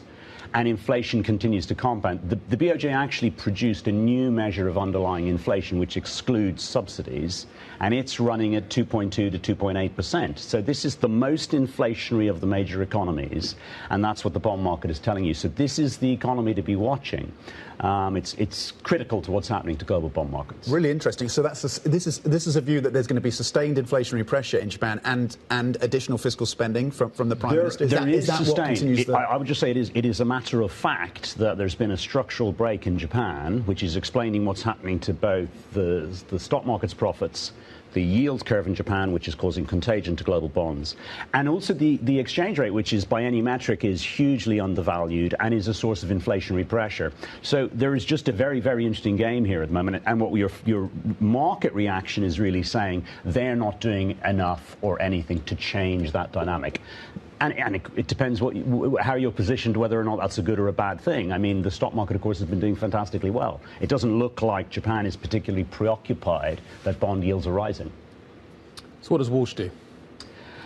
Well, Walsh, again, you know, this is what a week this is. Yeah. I mean, I think Walsh is going to try and change the narrative on global central banking, nothing less than that. Right? Okay, no small kind of move here. If I look at financial markets, what I think is absolutely fascinating is you have two planets. You've planet normal, which is the bond market, which has been trading off the oil price, and you have the equity market, which is AI obsessed. Yeah. The inflation consequences of those two asset prices are the opposite. Yep. So every capital expenditure boom, particularly driven by technology, has ended up being disinflationary because eventually the financing catches up with you. You don't know how long it goes on for, but you know there will be a bust, right? And when the bust comes, it's deflationary. Now, what Walsh, I think, can argue is that so far central banks have been focused on what the bond market's been focused on, surprisingly, the oil price. And he will say you're actually being short-sighted. That is a near-term, relatively insignificant phenomenon that will dissipate through time. The big long-term issue is what AI is going to do to the economy. Yep. And that will be deflationary. So there is your debate. You know, Keynes's argument, Keynes has a lot of wisdom on all of these issues, but Keynes said, you know, the job of policymakers is to keep the bubble going as long as possible. Right? No, so we shall see. But, okay, so let's explore that for a minute. Yeah. If the Fed is too early, though, anticipating that deflation, it will boost the bubble to such a point that actually that the shock that comes off it could be quite significant. I mean, absolutely. I mean, nobody said this is going to be easy. No, sure. So how does he manage that process? Yes, we're going to get to the deflationary utopia sort of further down the road, but in the meantime, look at what's happening with Micron. Look at the inflation story that is being generated by the build-out that is required and the capital requirement that is enormous. Yeah. How does he stop the stock market? Because the stock market is tied to the US economy as well. The wealth effects is enormous. Sure. If you drive that too high, you are creating huge amounts of instability in the system. So how does he convince the markets that the message is deflationary, but at the same time not lower the discount rate to such a point that the stocks go insane? I mean, insane. I agree. It's a balancing act. And I think he would probably view it as a victory if he manages just to keep the status quo as it is. Because I think most people, if you look at what the futures market has been saying about the Fed funds rate, most economists looking at the US economy would say, if anything, rates should be going up. Now, that is not going to win him fans of the people who've just appointed him. Right? I mean, he's been given a very clear mandate. But he has been appointed and he can ignore that now. Yeah. But okay. Well, and now the verdict is going to be determined by markets. So I think, though, I mean, this is, I think it's a critical juncture for markets, and it's going to be very, very difficult for him to pull this off, because the danger is if you talk up a lower discount rate and a higher terminal growth rate, which is a very plausible argument to make, which is you say what actually AI means is lower interest rates and higher growth rate, then you will lose your PE anchor on the S&P and things can go properly crazy. You know, I think probably that he would be very, very happy, I suspect, if asset prices don't move very much, because similarly he does not want to cause a problem in the bond market. No. Eric, what takes us from a position where AI is inflationary? Thinking about those two narratives, then, that we might hear about both of them tomorrow from Walsh, or we might not. But if he wants to talk about both of them, what takes us from a period where AI is inflationary to one where it is deflationary? What tips us? What tips us ultimately is a recession. I mean, I think your next recession is there is going to be a huge capex overhang. The good thing about technology-driven bubbles compared to housing bubbles is the rate of depreciation of capex in IT is much higher. So it becomes redundant. So if you go back and look at the internet bubble, actually there was barely a recession. Whereas, of course, the housing bubble, which involves the banking system. So one of your challenges is how correlated the system becomes. And it is becoming more correlated. You know, banks are lending to data centers. You know, the hyperscalers are getting leverage. So you can see the system is becoming more correlated. So, I personally think it's relatively early days. I mean, I'm fully anticipating this goes crazy.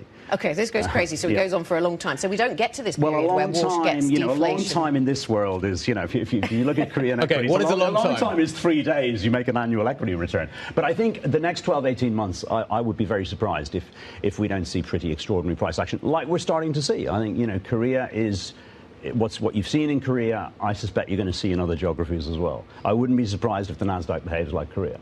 Right, typically, if you look at the history of bubbles, just look, they are psychological phenomena. This is a social, it's, you know, don't listen to your analyst, listen to the psychologist. So would it so I wonder in what context Walsh can come out and talk about deflationary forces from AI then, if that's what we're anticipating over the next 12 to 18 months?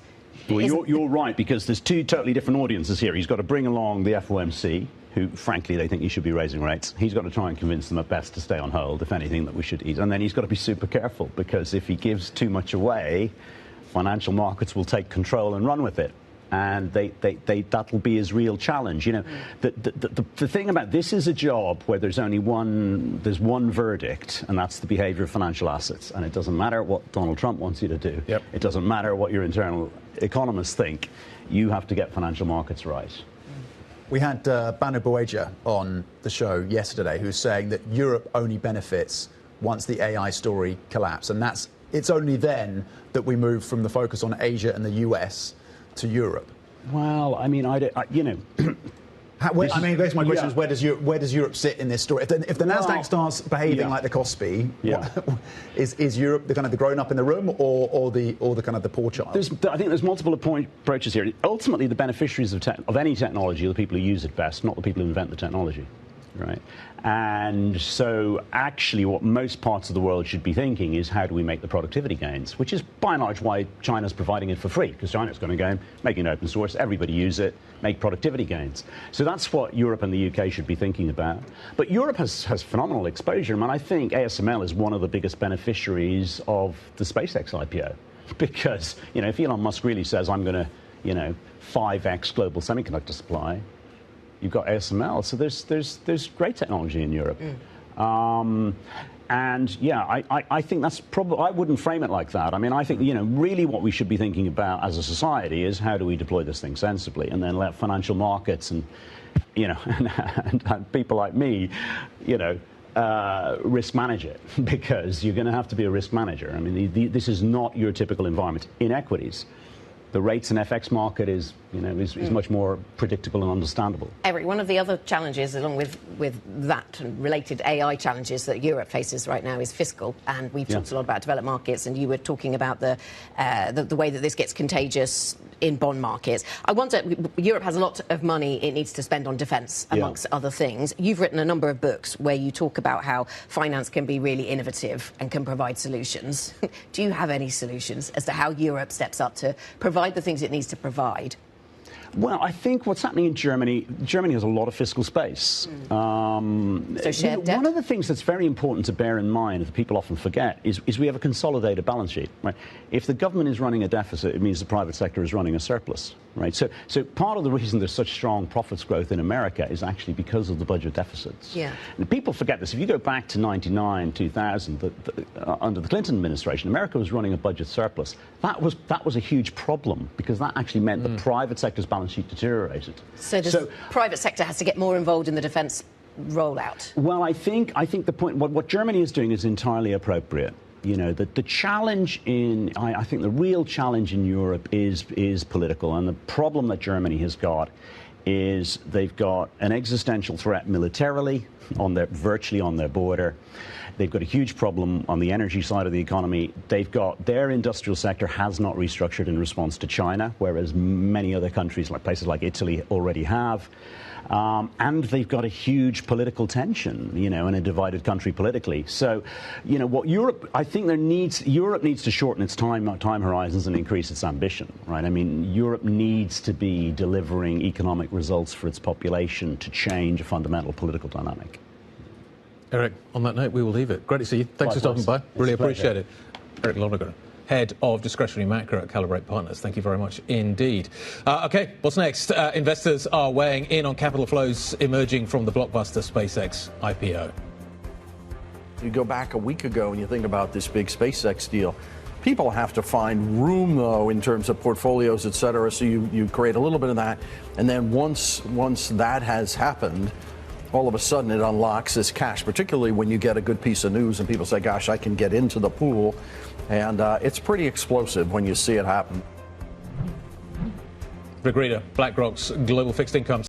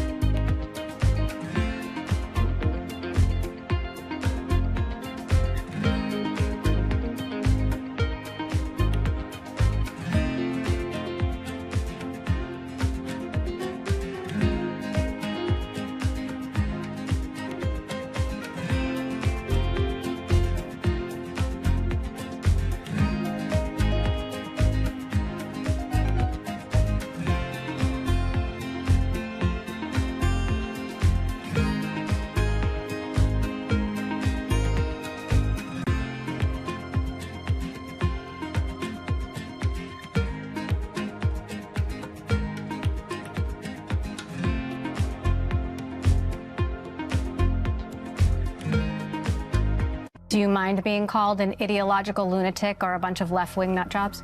You know, I've been called worse things than that.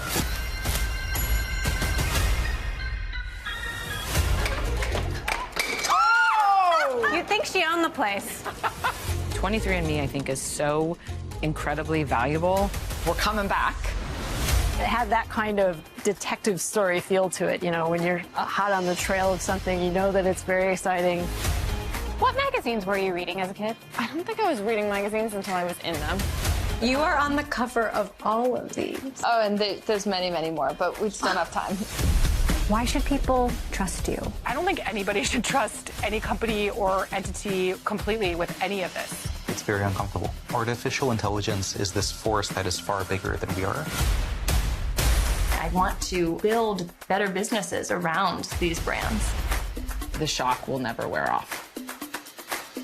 So you're a brother and sister running one of the most powerful companies in the world. When you argue, who wins? No one. The way I could see AI being banned or blocked is if something really went wrong. And if something really went wrong, then maybe it deserves to be. So is it paradise ahead or Gattaca? Maybe somewhere in the middle.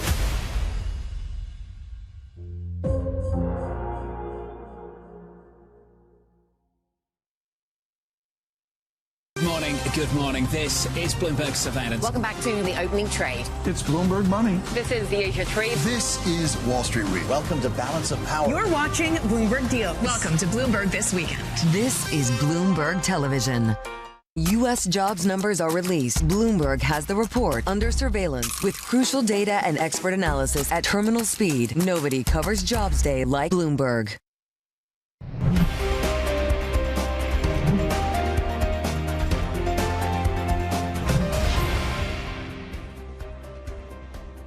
Welcome back. We're about 13 minutes from the opening trade this Tuesday. European markets futures pointing higher by 0.2%. That's in the context of record highs yesterday, though the market action was very strong and then you kind of petered out towards the end. But still, you ended on a record high for European stocks. Looking to build on that today. Then FTSE 100 futures currently flat. Over in Germany, DAX is pointing higher by 0.1%, and slightly stronger picture flagged for the CAC 40 over in France, looking to add 17 points, up 0.2%. Let's turn now to today's markets in 3 minutes on the opening trade with Markets Live Executive Editor Mark Cudmore. Mark, good morning from London, and let us think about what's happening in Tokyo right now. We are hearing from the Bank of Japan, of course, the Deputy Governor taking the press conference, and I note that 10-year yields have not moved much since he started talking. So does that tell me that nothing new, materially new, has been added to the conversation, or where's your thinking on the BOJ? I haven't seen the last couple of minutes of statements because I've just been in the studio, but obviously from the initial statement, it looks like he's delivering a sufficiently hawkish enough message for the market. I've not seen any dramatic headlines at the moment. I will say that the setup going into this press conference is that the market wants to short yen and wants to be given an opportunity to kind of really put the BOJ under pressure. So I think that with the governor in hospital, the deputy governor during the press conference today, there was kind of a question of whether he'd be sufficiently hawkish to deter the market from really pressing those yen shorts. Remember that because we've got supposedly this deal being signed this Friday, people are back in a risk-on mode. We've got lower oil prices. People are kind of putting on those carry trades again, and that is negative for the yen. So that's the setup. We've still got more of this press conference to play out. I think any sign that he is not sufficiently hawkish, and we'll see a pop in dollar yen. Yeah, it's going to be interesting to see how they would respond to that. Mark, oil prices, as you say, are down. Why are yields not down globally by more than they are at the moment? So December Brent contracts for oil are still more than 20% above the average of the year prior to the conflict. So we still, we've got stockpiles in the US at record lows. We've got, we really need the Strait of Hormuz to open and oil to flow freely very, very quickly. there's a lot of suspicion out there in the market that it can flow as easily as Donald Trump says. So I think there's a lot of uncertainty in the market, and even if it flows very, very quickly, we've got to refill all those stockpiles. There's still going to be higher energy prices than we had only 6 months ago. So it's still a bit of an inflationary impulse out there. And I think it makes sense. Now, what's going to happen is that it gives central banks an excuse to look through the supply side inflation shock and hope that it's only transitionary. It hopes that it's not going to feed through to inflation expectations. So it'll lead to slightly more dovish or less hawkish central banks at the front end. But the inflation impulse won't disappear. And that's why you'll see curves steepen and see long end yields stay stickier. Mark, briefly on the China data, what is the broader global ramification of a weak consumer in China? How worried are you about the China story right now? I find it mind-boggling how poorly Hong Kong stocks are trading. And I think, amid euphoria in stocks over most of the rest of the world over the last 6 months, they've really been trading appallingly. And I think that shows that there's a real negativity on the consumer, and it's that wealth effect. So in the US, we're seeing the consumer be held up by its gains in the stock market and the base of that wealth effect, even if the economy itself is not that solid all the way through. In China, they're neither getting the wealth effect nor confidence around the economy, and that is globally worrying going forward. OK, Markets Live Executive Editor. Thank you, Mark Cudmore. Of course, remember you can get up-to-date analysis and insight from Mark and the rest of the team. Just go to MLive Go on your terminal. Let's get your stocks to watch now. Charlie Wells standing by. Charlie. Good morning, Tom. So the question really today is, where does this relief rally go, and what does that mean for European stocks? That is the dominant theme that we're going to be watching going throughout the day. Let's start with luxury, right? Because we've seen over the past year these big European luxury companies on something of a bumpy ride. You got a relief late last year, a dip on the back of that Middle East conflict, a little bit of a recovery. But do those China numbers that you guys were just talking about, do those hit some of these European luxury makers? Because their largest market for many of them is China, and is that greater Asia region. So again, do those soft numbers, does that first fall in retail sales in China since 2022, does that add some negativity around these luxury stocks at open today? That's one key question. Let's flip and take a look at autos, because that, again, was the top performing sector in the Euro Stock 600 yesterday. On the back of that relief rally, you can see the last trade for the likes of Ferrari, Renault, Mercedes, and Volkswagen, all significantly in the green. But again, the easy part was yesterday. Let's flip and take a look at some analysis coming out of Saxo, talking about how the easy part of the rally has already happened, right? So you get the sense that the energy prices could go down, commodity prices could go down, supply chains, more clarity there. That's good for the auto sector. But what happens when traders start asking more questions? Do these cyclical auto stocks get hit a little bit? Looking at an individual name, let's talk about Currys, because they were rated to outperform at RBC. Again, a choppy ride year to date. But again, RBC talking about how they see a move from a sort of transition story to more of a compounding story with strong cash returns. A new CEO was named just earlier this month. So talking about kind of that transition, that CEO has a lot of transition experience. And again, there's been a lot of growth in some areas that analysts like at Currys. They see these recurring services revenues growing. They see the likes of B2B growing alongside that consumer omni-channel. So again, let's watch Currys on that note from RBC. Charlie, thanks very much. Charlie Wells with some of the sectors and stocks that we will keep in focus at the start of trade. I note that Beata Manthi is out with a note this morning. Citi strategist, of course. European stocks are poised for a period of market broadening on the back of the peace agreement in Iran. We certainly saw some of the cyclicals doing OK yesterday, to Charlie's point, the autos, for example. So that's the view out of Citi this morning. Yeah, maybe there's further to go then. So travel and leisure also performing well again. Again, just citing Banu Boweja from who came on yesterday with the view that maybe this is just a short-term trade for Europe. But it seems like Beata is putting out a view that there's further upside, that this could expand, and that maybe Europe is well positioned if we get more detail, if it opens. The question marks remain. Yep, so many question marks. But equity markets are on the front foot. Yep. Do airlines do well? What happens with the chemical sectors? Does that offset what happens in the energy? There's so many. It's really hard to judge as well. Plus, you've got politics to throw into the mix as well. The UK, France, all of that is a factor. Anyway, the opening trade is almost upon us. We are looking at a quiet start to the morning. You can pause a little bit. It's been frenetic out there.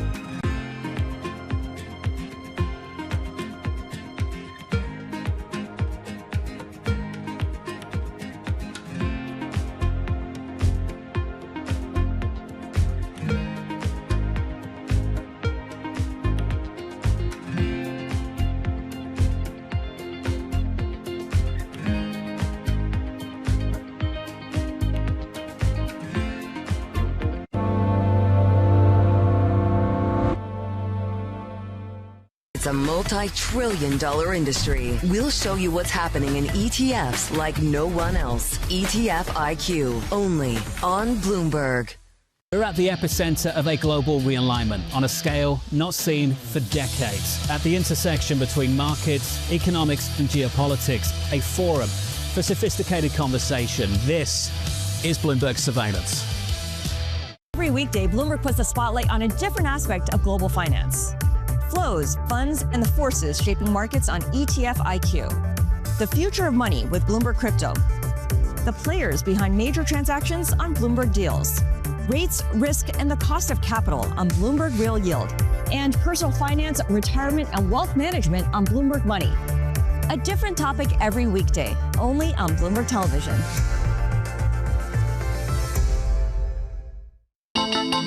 The countdown is on. Everything you need to get the edge at the end of the market day. Get ahead of tomorrow's trading with The Close. Weekdays on Bloomberg. Context changes everything. Good morning. This is Bloomberg Daybreak Europe. I'm Lizzie Burden in London, and these are the stories that set your agenda. Taking you from the U.S. market's close to the overnight session in Asia. We'll walk you through what you need to know to kickstart Europe's trading day. Live from our European headquarters, we bring you the day's top market-moving stories, unmatched expert analysis, and on-the-ground reporting from across the continent. Tune in to Daybreak Europe, only on Bloomberg Television. Context changes everything. Join me each week on Wall Street Week for stories of capitalism from business, markets, economics, tech, and climate. More than what you need to know, it's what you need to think about. Technology is embedded in every aspect of our lives, and that revolution is playing out in real time. From finance to defense tech, AI to entertainment, from the road to the stars. Bloomberg is bringing you the stories of companies and people that are pushing tech to new frontiers and the politics reshaping global tech markets. I'm Ed Ludlow, live in San Francisco, and this is Bloomberg Tech. Every weekday, only on Bloomberg Television.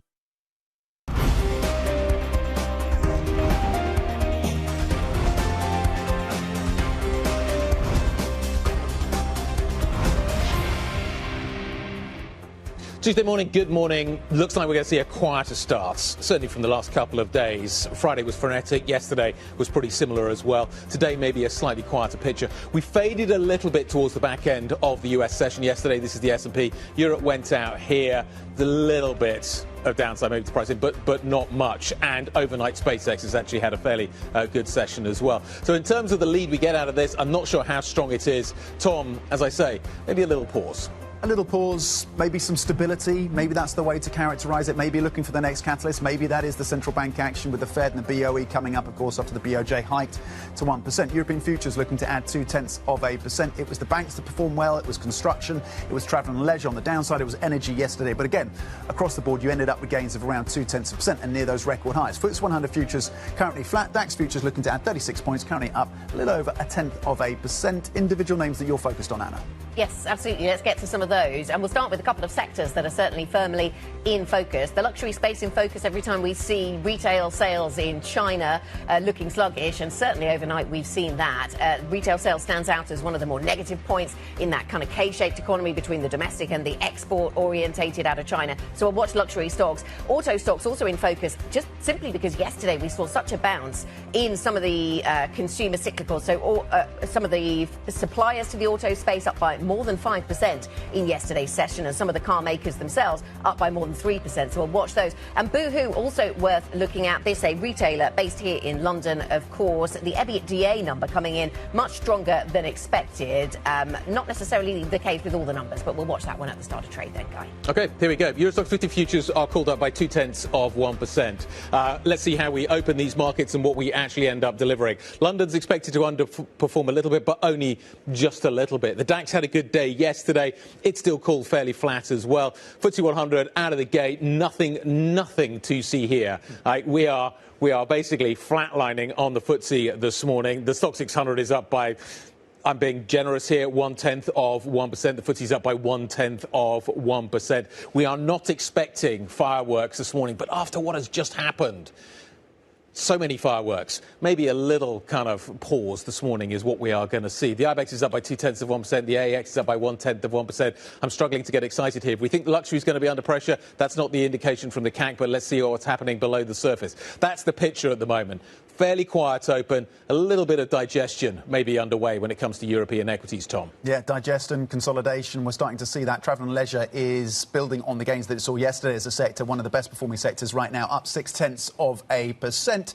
Industrial goods also performing relatively well, putting in gains of 0.7%. Insurance is playing that part, banks as well, up 0.3. On the downside, basic resources, you've seen some of those components a little softer in the session, for example, iron ore. So basic resources is currently down 0.9%. Autos, after a very strong session yesterday, currently down 0.4%. Tech also a little softer, just by 0.2%. We'll look at ST Micro as well as they tap at the markets for additional liquidity. But again, top of the list right now, industrials, travel and leisure, insurance and banks. Anna. Yes, don't have a huge amount to add to that. I mean, more sectors going higher than going lower, but basic resources and autos are quite a drag today, aren't they? But industrial goods and services on the upside, along with travel and leisure. So it's quite a mixed bag for European stocks as we perhaps just consolidate, pause, take our breath, given the news flow. Let's get into a conversation then about where various assets go from here. Let's start with Gotham Samath, who is multi-asset fund manager over at M&G Investment Management, and with us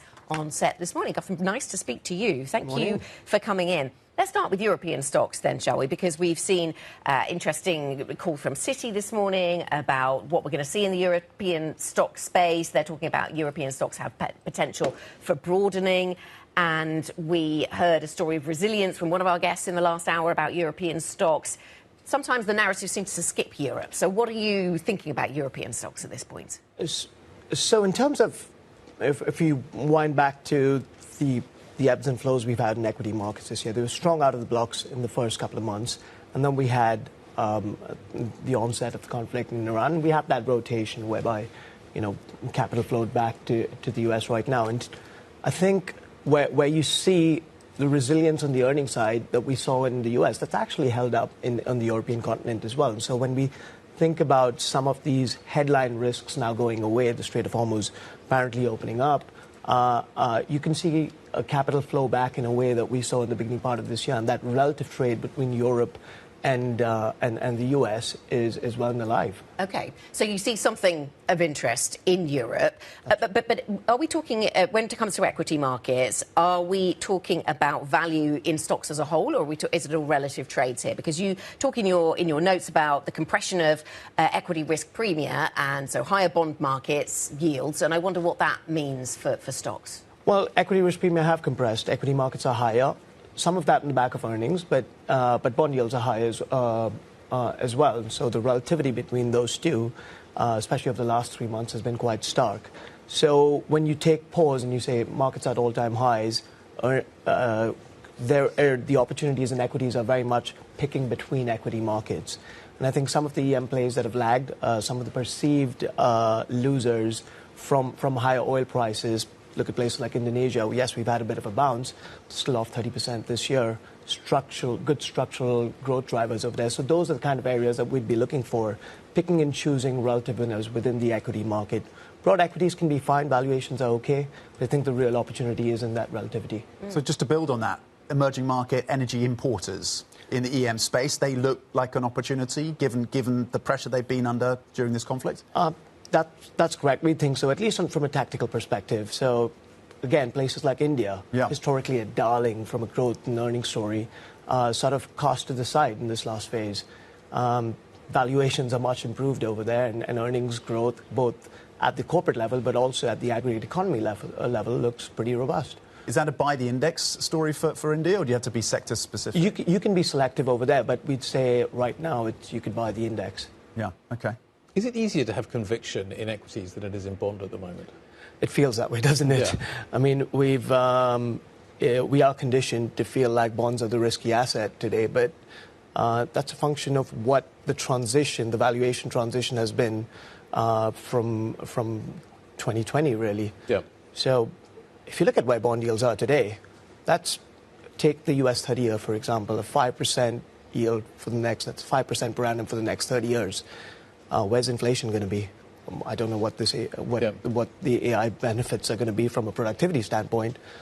You've got pretty good odds of beating inflation pretty handily over the next 30 years owning a US 30-year bond. So you should have more conviction in owning bonds, but we're on the sugar right now. Yeah, certainly in equities. Yeah. And that's the kind of star performer.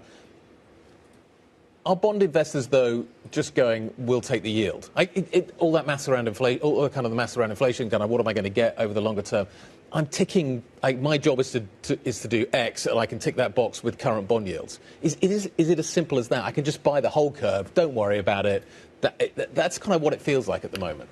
You could buy the whole curve. I think there's still more opportunities in playing a normalization of yield curves. Yield curves are steep on relatively high starting rates. Yeah. So you could argue, put Japan to one side, special case. But real interest rates are in positive territory in most other parts of the world, and you have steep curves on top of that. So buying the long end, which is where the real fear and where most of the trauma exists, there's a reason why you have that term premium. It's because people have had a very bad experience. Yes, we can talk about debt sustainability and fiscal trajectories and the like, but it's really the experience of losing money in an asset class that have put investors to the sidelines, and I think that's a big opportunity. OK, let's talk about that then. In the UK context, fiscal sustainability and all of the things you just mentioned, Ben Gotham, I mean, where do you see value in the gilt curve then at this point, given the Bank of England story, Strait of Hormuz, and the politics overlay?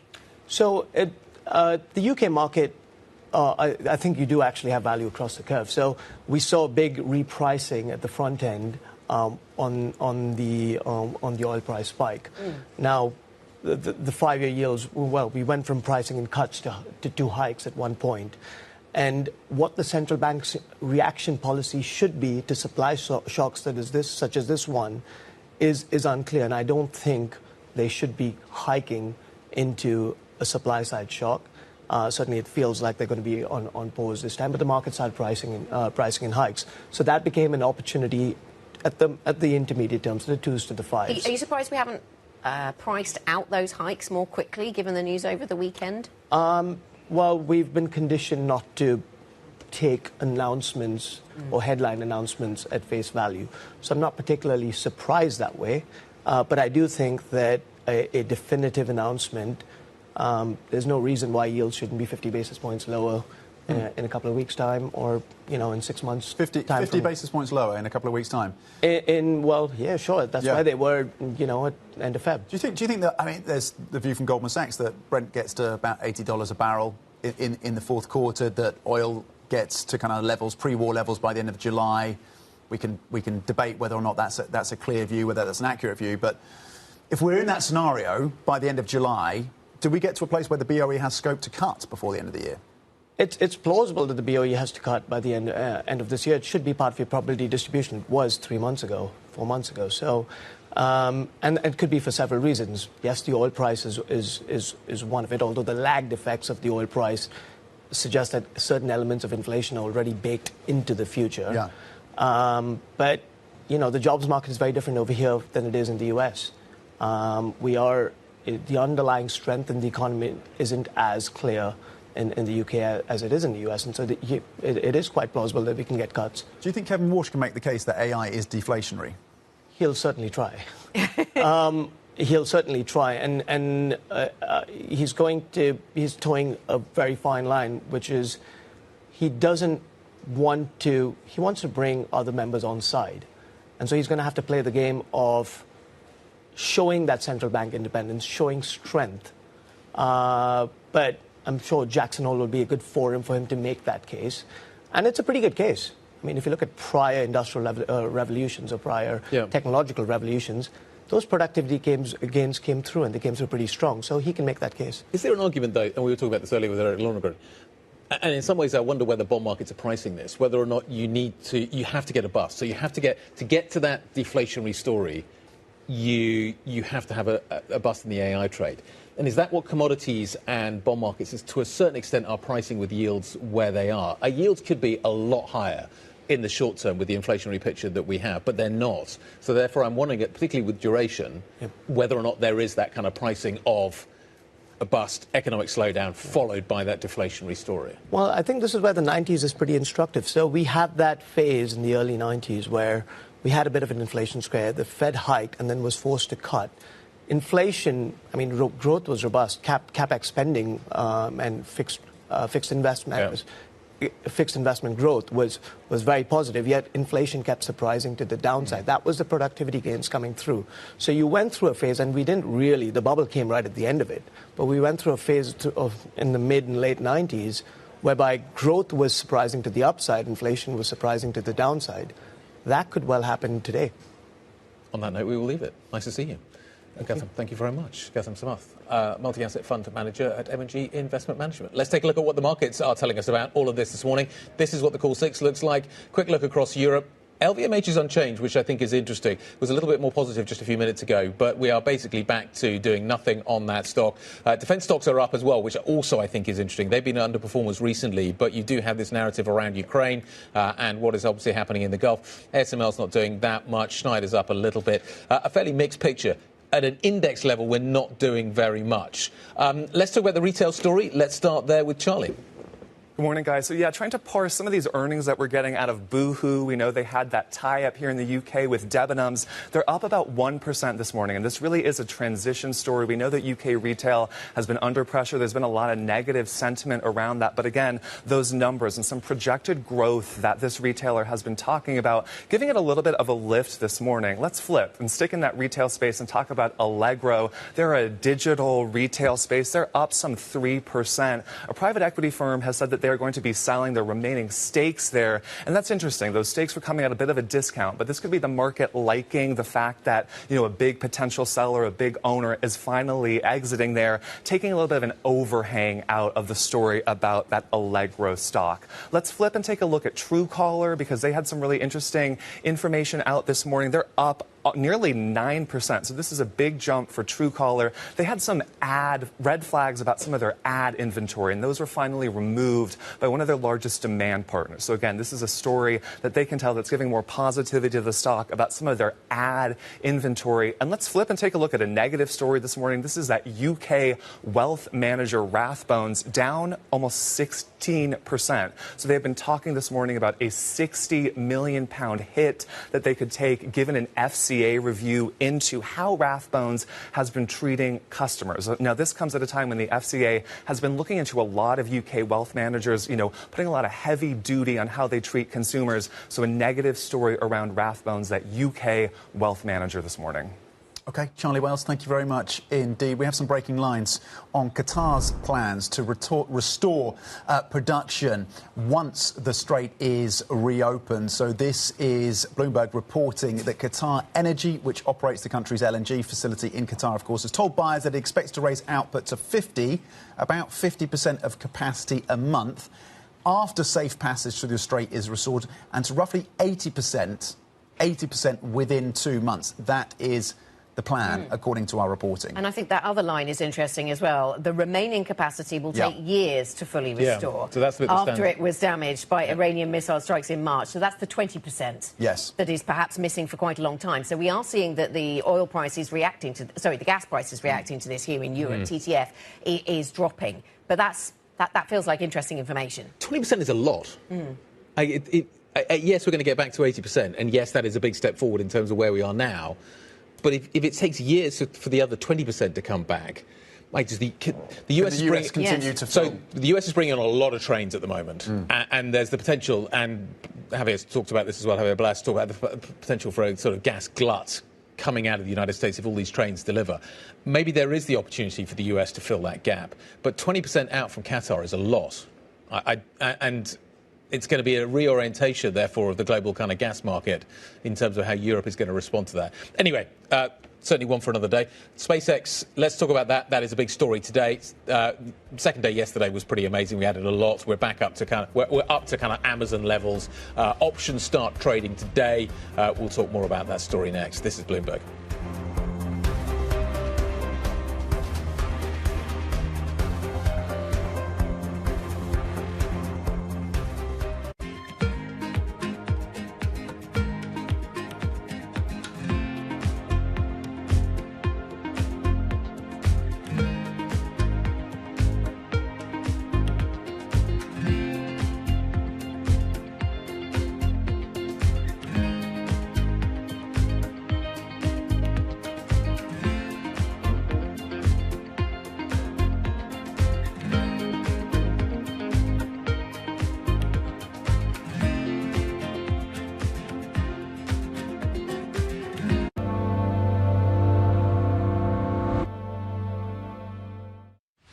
Tune in to Bloomberg Business Week Daily. We got to talk crypto. From the magazine that helps global leaders stay ahead. What's the conversation around your company? Bringing you insight on the people, companies, and trends shaping today's complex economy. Planning very big things. A new level of premium. Plus global business, finance, and tech news as it happens. The floodgates of innovation are going to open up. You can't fake passion. You either are or you aren't. Bloomberg Business Week Daily, only on Bloomberg.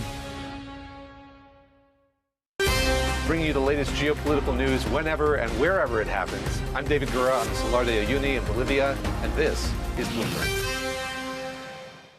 From the world of politics to the world of business, Joe Matthew and Kaylee Lines deliver news, insight, and analysis live 2 times a day, every trading day. Balance of Power at 1 and 5 Eastern, only on Bloomberg. Asia is at the forefront of some of the world's biggest stories. I'm Sherrian in Tokyo. And I'm Heidi Stroud-Watts here in Sydney, where the trading day begins. We're here in the center of all the action to get you set up with the numbers, news, and knowledge you need for the day ahead. The demand is indeed recovering. We've been waiting for this moment. The opportunity of a century. Join us on Bloomberg The Asia Trade. Weekdays only on Bloomberg TV. Context changes everything. What is going to be the consequence for U.S. markets? We are seeing modest gains across European equity markets. Take a look at how we're faring when it comes to Asian markets. It's the world's second largest economy with a growing influence in global affairs. Bloomberg The China Show brings you the unmatched expertise you need to keep track of breaking news, in-depth market analysis, and the most influential newsmakers in and around China. We need to do more to engage the market more. We're risk on. I think we caught a little sweet spot. Massive savings right now. It's already a different game. Bloomberg The China Show. Weekdays around the world, right here on Bloomberg. Context changes everything. Bringing you up-to-the-minute automotive news whenever and wherever it happens. I'm Matt Miller in Detroit, and this is Bloomberg.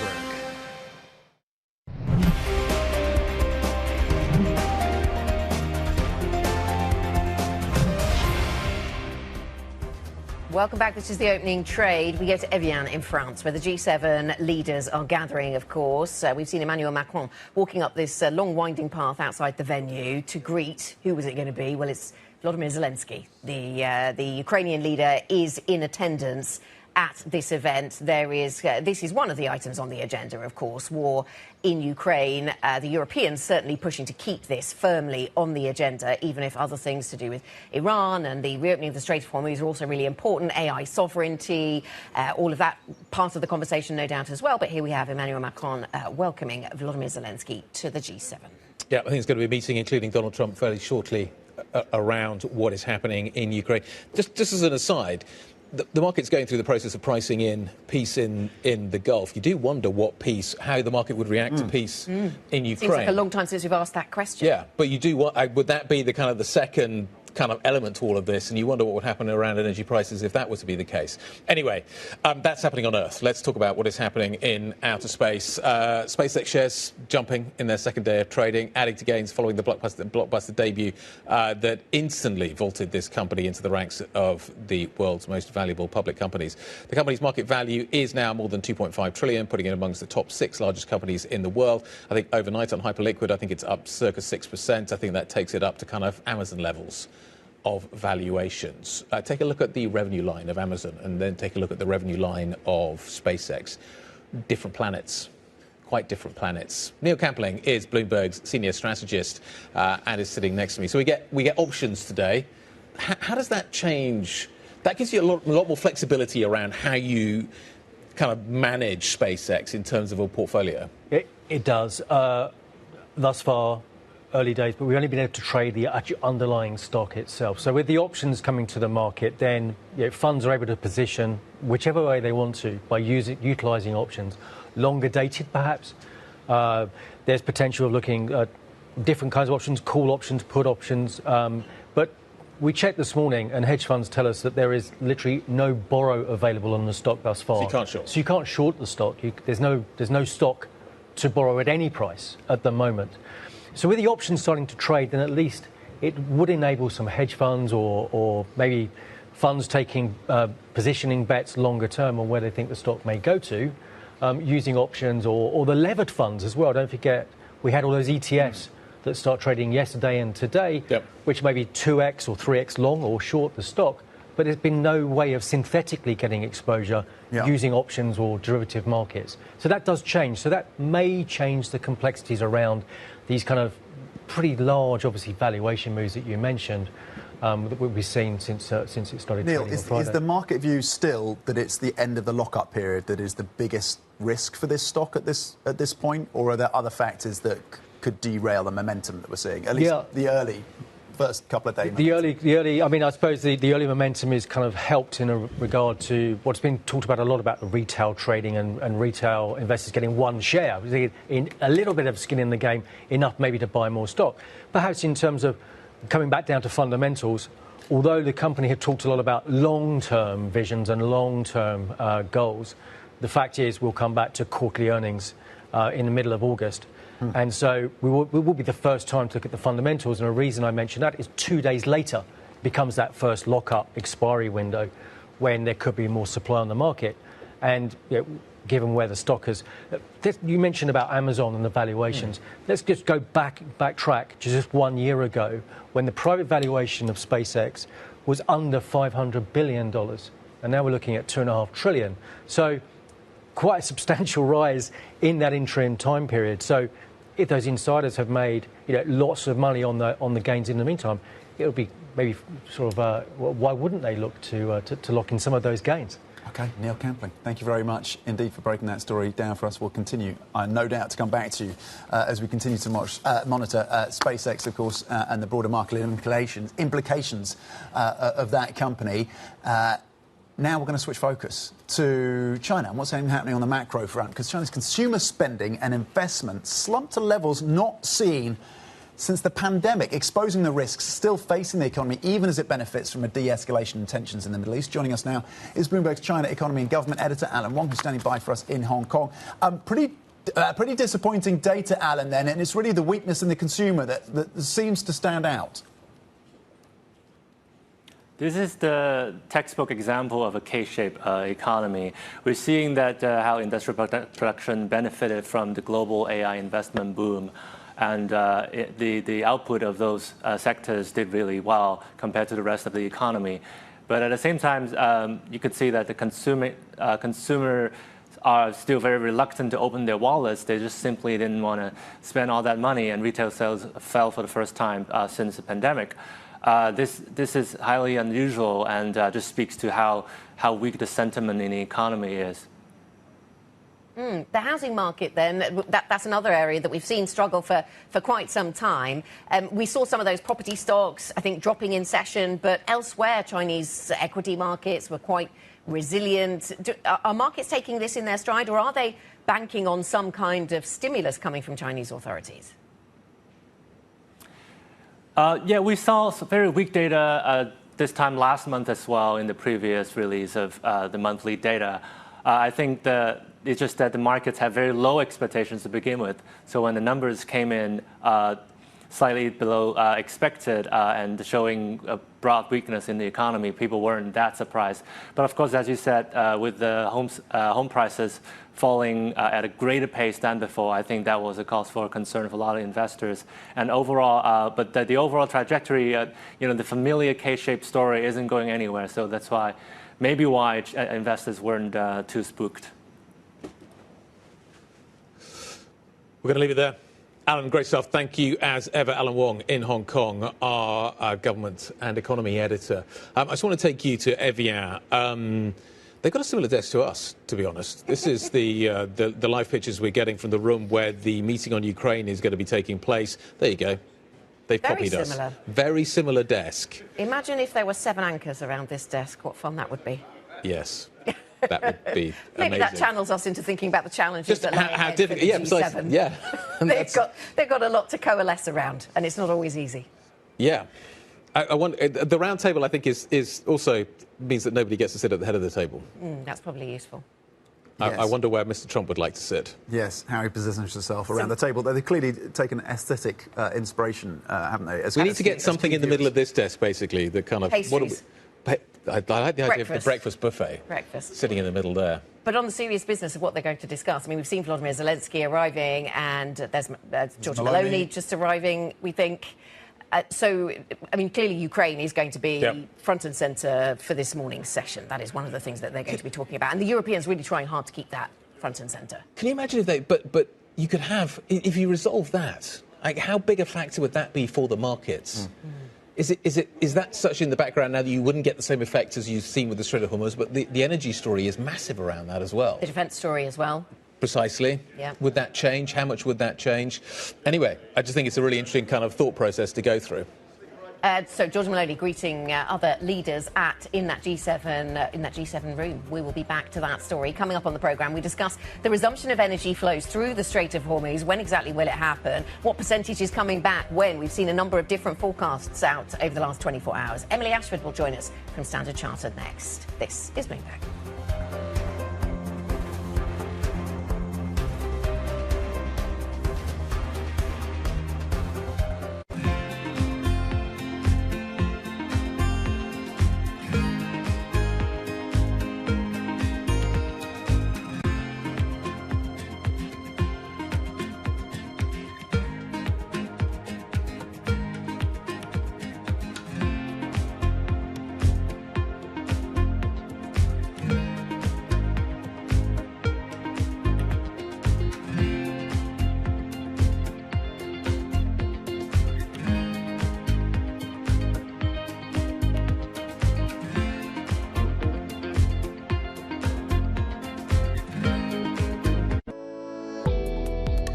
Anything we do in Africa is going to be more risky than the US. I think the approach we want to take is how are we being compensated for that risk? And one of those is obviously going to be a valuation question. In our minds, valuation was a lot more attractive in Africa, even if we adjust for some of those Africa risks that a lot of Western investors see. So yes, in a lot of ways, you take some of those models that, as I said, might be more asset medium or asset heavy. There might be some more inherent risks. However, if we're saying we're adding some risk because of that kind of model, but we're now solving a core problem as opposed to maybe a nice to have solution in Africa, that might actually offset it. Where if you're solving something that people really absolutely need and can't live without, in a way that then that's a lot less risky. So again, we'd encourage investors to have a less binary view. In other words, the US isn't risky, Africa is risky. That's going to lead to a lot of complications down the road.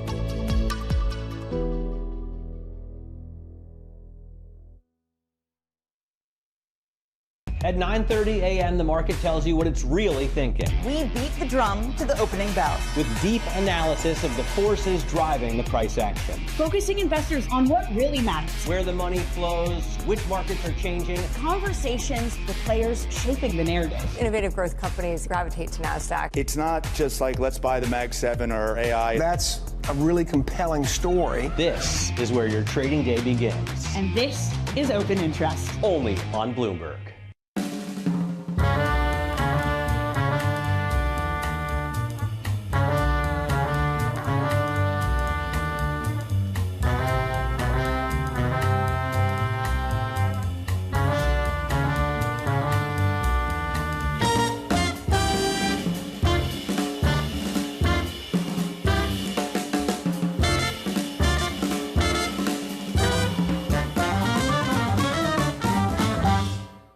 When news breaks, a redhead across the Bloomberg terminal. Bloomberg has you covered. Trump's global tariffs are struck down by the U.S. Supreme Court. For all the context and clarity you need. There's going to be now tons of tariff headlines until midterm elections. Hear it first on Bloomberg.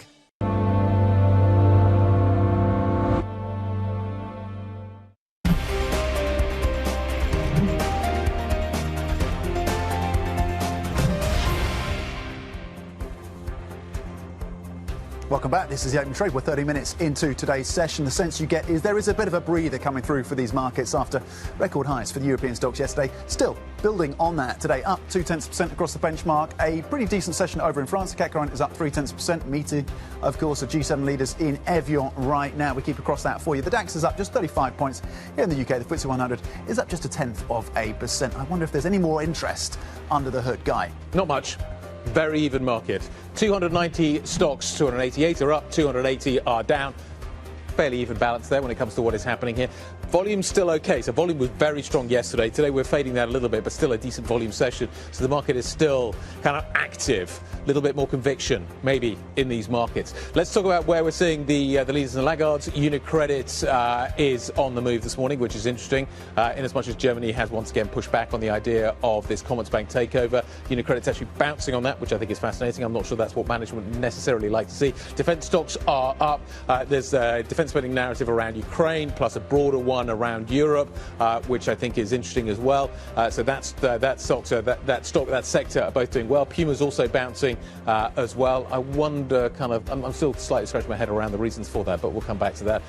Let's talk about where we're seeing the downside.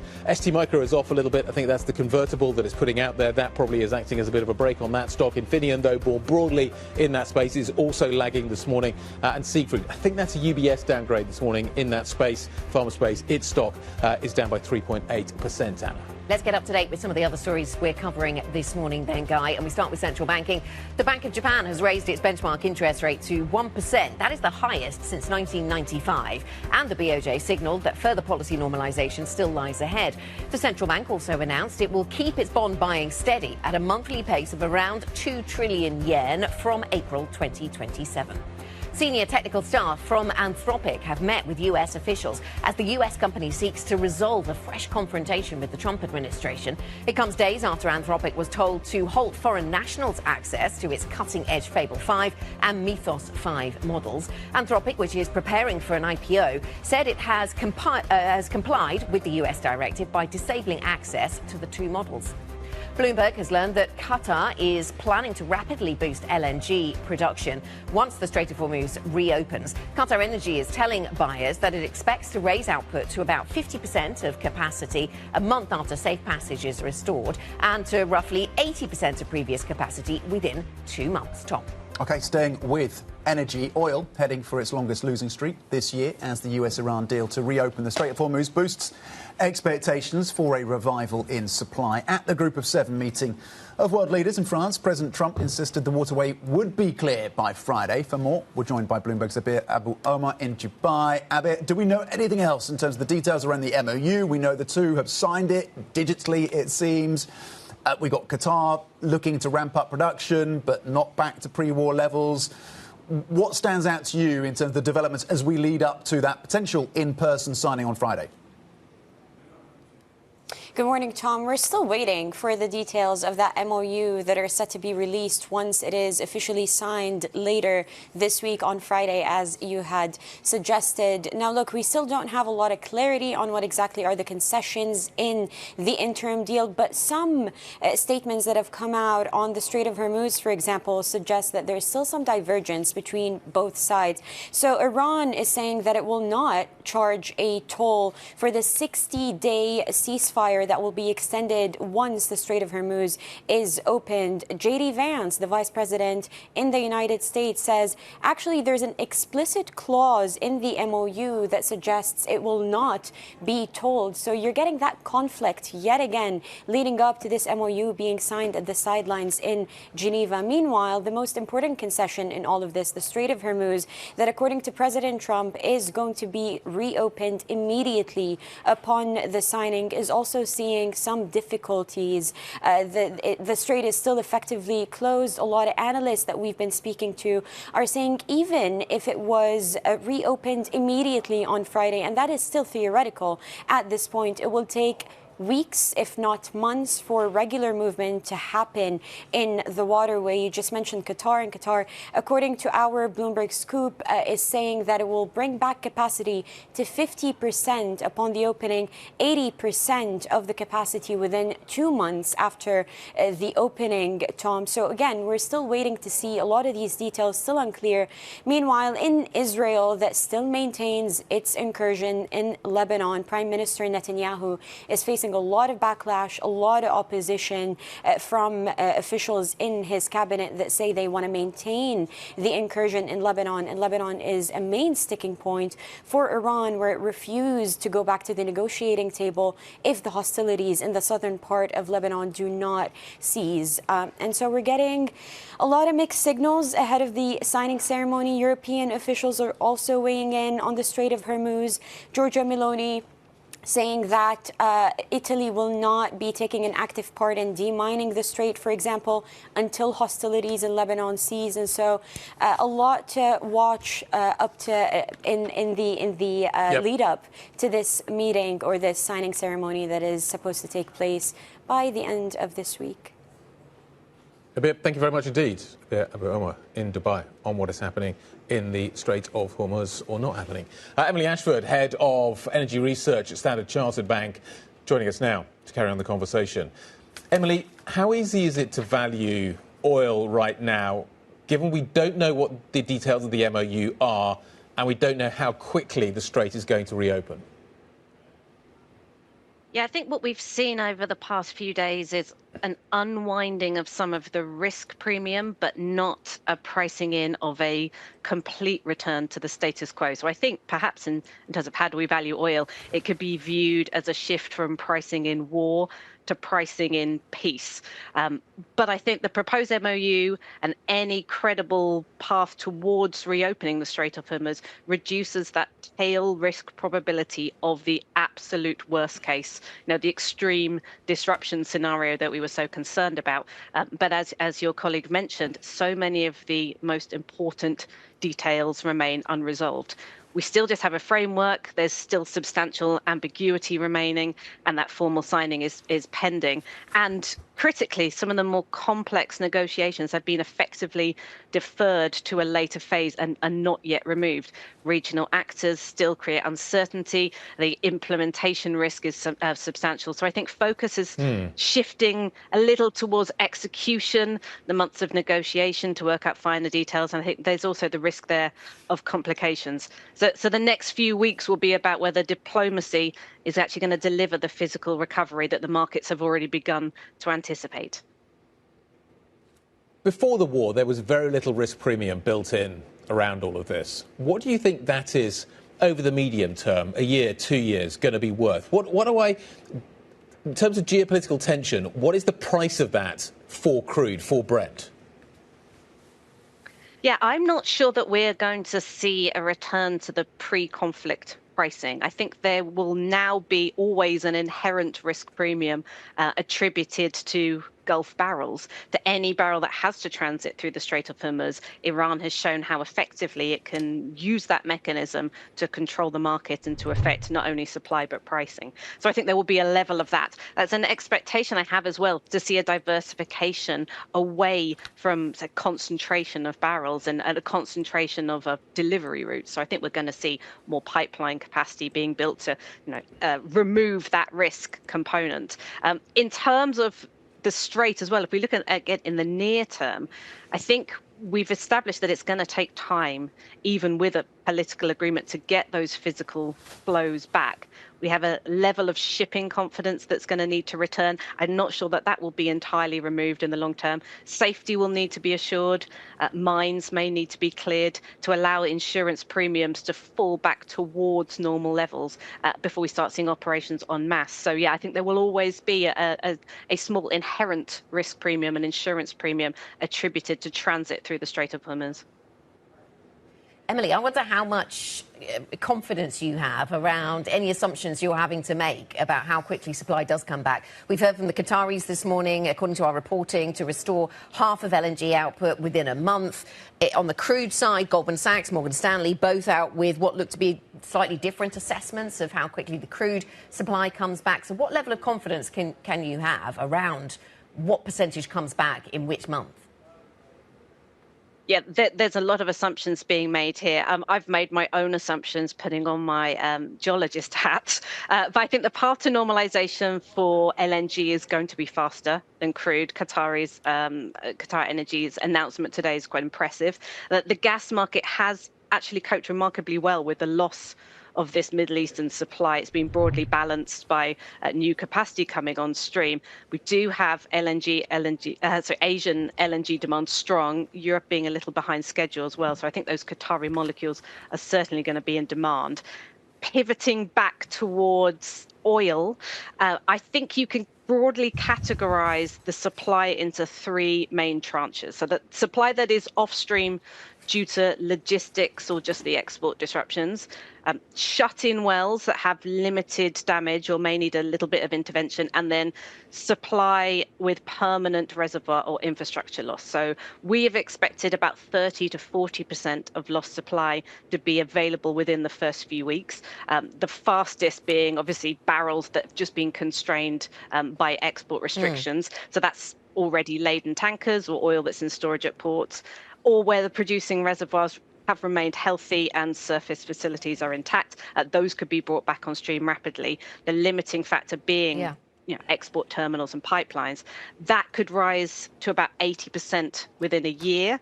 And then I think there's going to be a level, maybe 10 to 20%, that's going to require multi-year remediation. And on top of that, up to 10% that could be permanent loss due to reservoir degradation or just economic abandonment. So maybe a more cautious approach there into how barrels are going to slowly return to the market from that shut-in Gulf supply. Emily, do you align with the view that with the UAE out of OPEC, that there is a scenario towards the end of this year where we actually get a supply glut on oil with the UAE ramping up production? Yeah, I don't think we'll see a supply glut. What I do think it will be a very interesting key supply uncertainty will be how will both Saudi Arabia and the UAE react. Will they look to increase supply to make up for lost barrels? Will OPEC remain committed to its gradual unwinding of its voluntary output cuts where possible and this compensation cuts? Or will the UAE look to capitalize on its exit from OPEC to try and increase its market share? I think that's going to be one of the key uncertainties. There's a level of geopolitical shifts that we've seen in that space over the past few months. And then on the demand side, another key uncertainty is just going to be how quickly does demand return? Do we stabilize at pre-conflict levels? Do we push past that? Particularly if we have a focus on not only rebuilding product supplies, so increased refinery runs, but also this demand to refill the strategic reserves. When does that begin? Does it happen when prices remain escalated, or do we expect to see some of that demand coming through perhaps in early 2027? So for me, they're the key uncertainties for the year, that the reaction of some of those ex-OPEC and OPEC producers, and just when we start seeing that demand, particularly in the US, to refill the strategic reserves. And do you have insights, Emily, into what's happening in China, the demand story there, and to what degree does that matter? We've seen some weak data coming out of China overnight. Yes, weak data, not surprising to have seen China capitalizing on its giant strategic reserve itself to reduce its imports. That, when we start seeing a normalization in terms of China's imports and China's refinery runs, I think that's another key component of the demand part of the balance that we see for the end of the year. So again, all eyes on China data. Obviously, we're operating with a level of lag to see when that returns, but to get an idea of when that inherent level of demand, and China's demand has been critical to supporting prices for the last few years as well. So yes, China definitely still a very important component. Emily, thanks very much. Emily Ashford, Head of Energy Research at Standard Chartered Bank, with her assessments of how things develop in the Strait of Hormuz. Coming up, the US is at odds with allies over challenges to reopen the Strait of Hormuz. We'll report live from France from the G7 meeting. These are live pictures coming to us as the G7 leaders are gathering. We see Germany, Canada, Japan, the UK represented there in that particular huddle. The leaders gathering them before this next part of their conversation at G7 level. This is Bloomberg.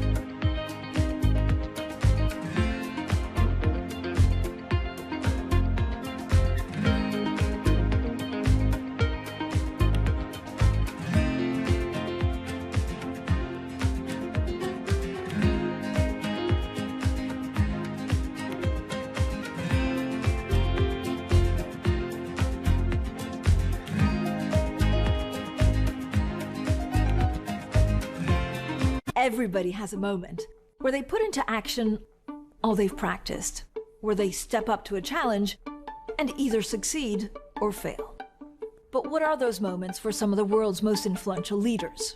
It was a rough and tumble world, and I thought, okay, I can rise up, I can play this game, and I did play the game. It was great, and it was depressing, and it was disappointing. My chair at the time sat down with me and said, "Succession starts now." I'm Francine Lacqua, an award-winning journalist. For the last 25 years, I've interviewed world leaders, bank bosses, even fashion icons. I'm often asking about the news of the moment. But I've always been curious, who are these people as leaders? Join me for the podcast version of Leaders with Francine Lacqua. I'll start your week with conversations that explore what drives the world's most influential people, how today's leaders got to where they are, where they're going next, and how they've transformed their organization in the process. Make decisions. A poor decision is always better than no decision. You have to have truth tellers around you, and you have to be willing to listen. You don't want to be setting strategy in the middle of a transaction, that's for sure. Do it for the right reasons. Don't do it because of FOMO. We'll also learn lessons which we can apply to our work and daily lives. Tune into the podcast version of Leaders with Francine Lacqua.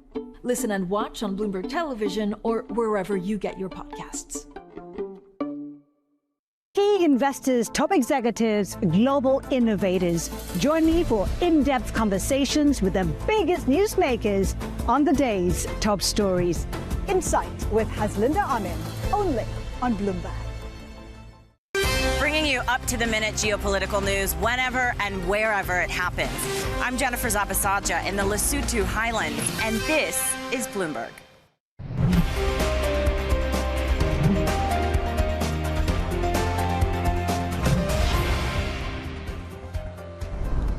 I want to take you back to Evian in France. The G7 is underway. We've been watching the leaders gathering. They've clearly been waiting for Trump, Zelensky and Macron. They have just walked into the room in France where this meeting is going to be taking place. You're looking at that happening live. Donald Trump obviously is the center of the attention. Zelensky getting some warm words as well.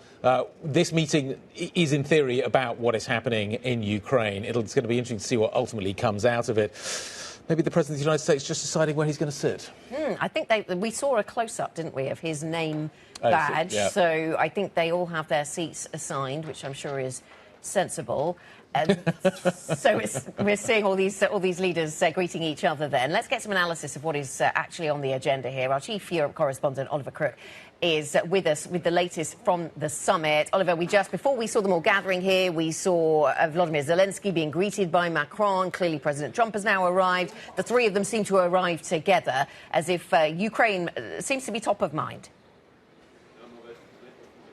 Yeah, absolutely, Anna. So this is the first session of the day, and this will be a focus on Ukraine. Obviously, Zelensky is here to participate in those discussions. And really, it's the sort of re-engagement of the United States in the potential negotiations for peace in Ukraine, possible support for Ukraine. You'll remember that the United States effectively, basically walked away from all of the negotiations between Ukraine and Russia. Obviously, the United States has been largely distracted by the situation in the Middle East in recent months. We heard it from Donald Trump last night, saying effectively that the United States is going to put its attention back on the conflict in Ukraine, back on Russia and Ukraine, and try potentially to bring that to resolution. And I think for Zelensky, who now is, sitting at the table quite literally with Donald Trump and the leaders of the G7, is to try to begin this new chapter of American engagement on the situation in Ukraine on the right foot, trying to bring in Donald Trump. We should say that since the last time the United States was really engaged in this process, things have changed pretty materially for Ukraine. Ukraine has gained momentum on the battlefield. They now have this 90 billion euro loan from the EU that the Hungarians previously were blocking.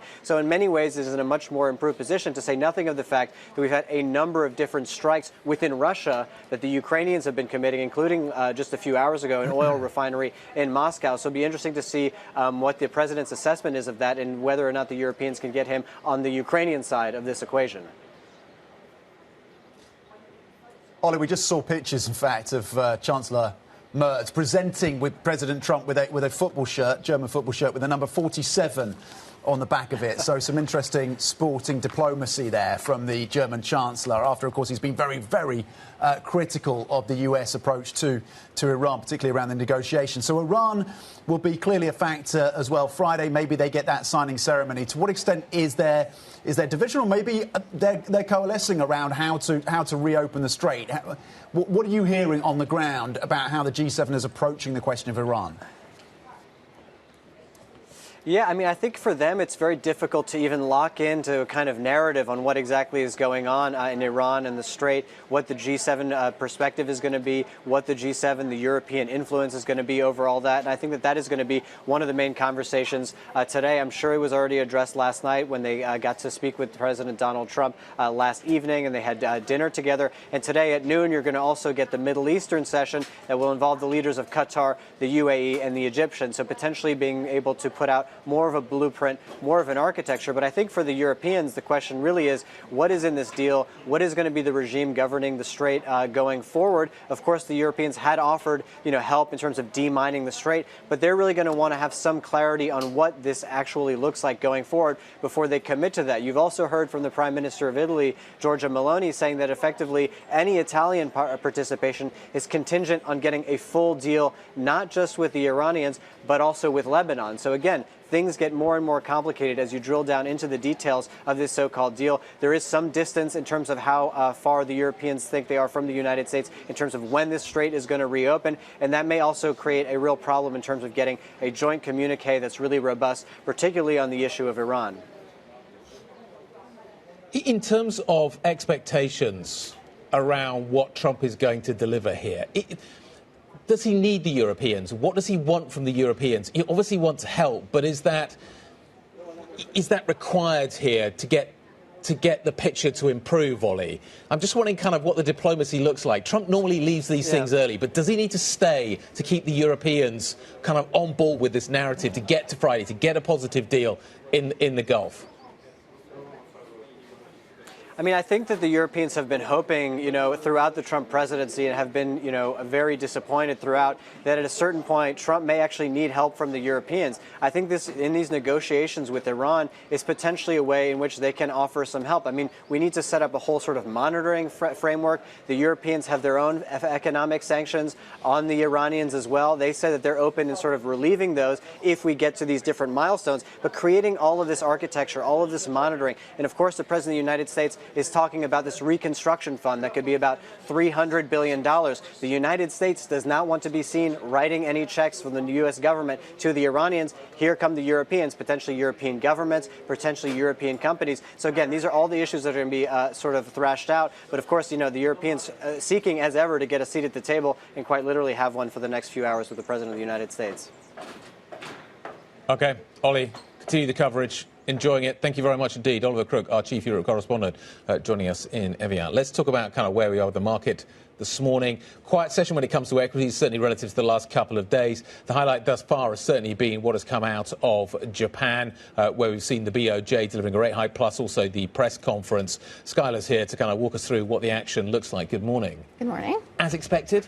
Yeah, I mean, I think largely as expected. Partly that's because you're not going to get a huge amount of new policy when you have the Bank of Japan just generally moving at this very glacial pace.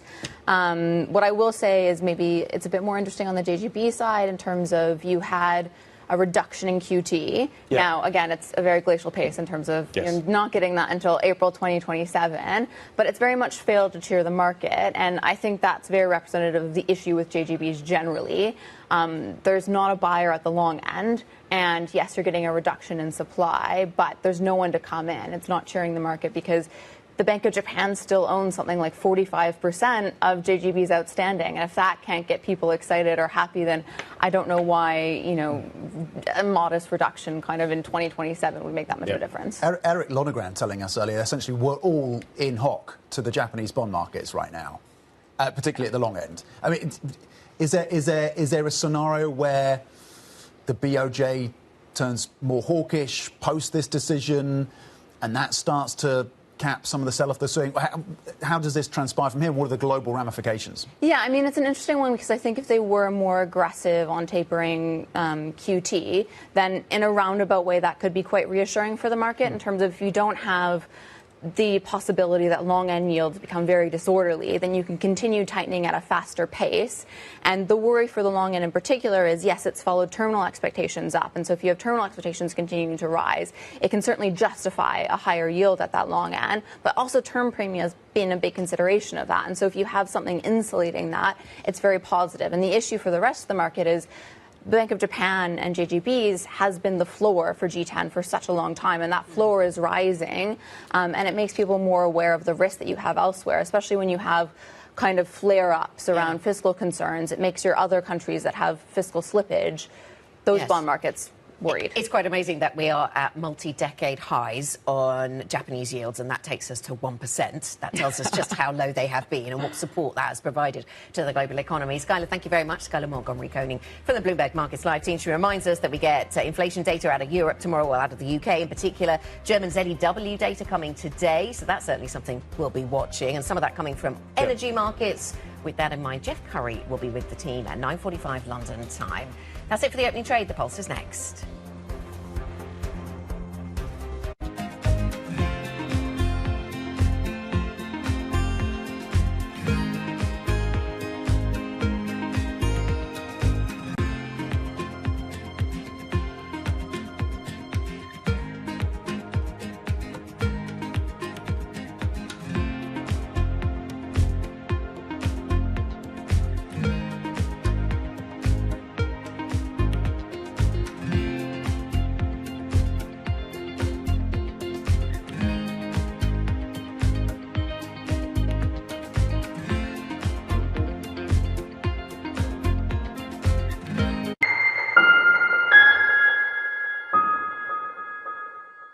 Every weekday, Bloomberg puts the spotlight on a different aspect of global finance. Flows, funds, and the forces shaping markets on ETF IQ. The future of money with Bloomberg Crypto. The players behind major transactions on Bloomberg Deals. Rates, risk, and the cost of capital on Bloomberg Real Yield. And personal finance, retirement, and wealth management on Bloomberg Money. A different topic every weekday, only on Bloomberg Television. Get your fixed income fix. Watch Bloomberg Real Yield around the world right here on Bloomberg. Context changes everything. At a time when policy in Washington is driving Wall Street, we draw a distinction between the rhetoric and the action, bringing you market-moving guests and original reporting. This is Bloomberg Surveillance.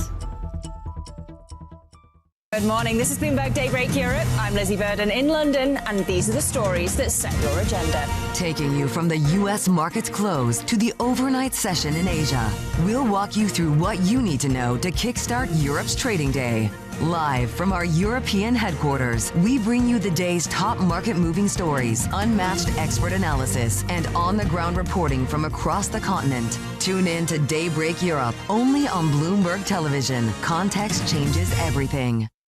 Good morning. This is Bloomberg Surveillance. Welcome back to the opening trade. It's Bloomberg Money. This is the Asia Trade. This is Wall Street Week. Welcome to Balance of Power. You're watching Bloomberg Deals. Welcome to Bloomberg This Weekend. This is Bloomberg Television. Technology is embedded in every aspect of our lives, and that revolution is playing out in real time. From finance to defense tech, AI to entertainment, from the road to the stars. Bloomberg is bringing you the stories of companies and people that are pushing tech to new frontiers, and the politics reshaping global tech markets. I'm Ed Ludlow, live in San Francisco, and this is Bloomberg Tech. Every weekday, only on Bloomberg Television.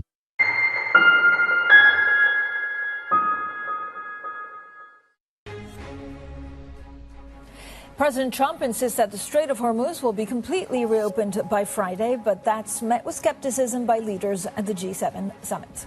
NVIDIA joins the AI borrowing frenzy, selling $25 billion worth of bonds, while SpaceX continues to rocket. Plus, the Bank of Japan raises interest rates to their highest since 1995 and says it could keep hiking depending on the economy. Now, there is quite a lot going on. Happy Tuesday, everyone. The G7 in full swing in Evian, France. A lot of the discussions not only will be on the Strait of Hormuz, but of course we have a look at what's happening with the BOJ, saying that the FX rate is important, but is not a policy target. So this is what I'm looking at for the markets. S&P futures pretty much flat. So look, yen is one we are looking at very closely, 160.23, and then Brent at 82.05. Now let's also take a look at the European markets map. Look, the rally in U.S. stocks definitely pausing. Traders waiting for the Fed policy decision under Kevin Warsh. The Bank of Japan again raising its benchmark rate to 1%. The Reserve Bank of Australia keeping its key interest rate unchanged. And then you can see we're seeing a little bit of green across the screen with the DAX, the CAC, and the FTSE MIB in Italy. Now this is the other thing we're watching out for. I know it's been a big week for I don't know if I'd call them spaceys, but people that are interested in space. I would put myself in that category. SpaceX pre-market gaining some 10.5%. So for the conversations that matter and the insights you need, let's get started.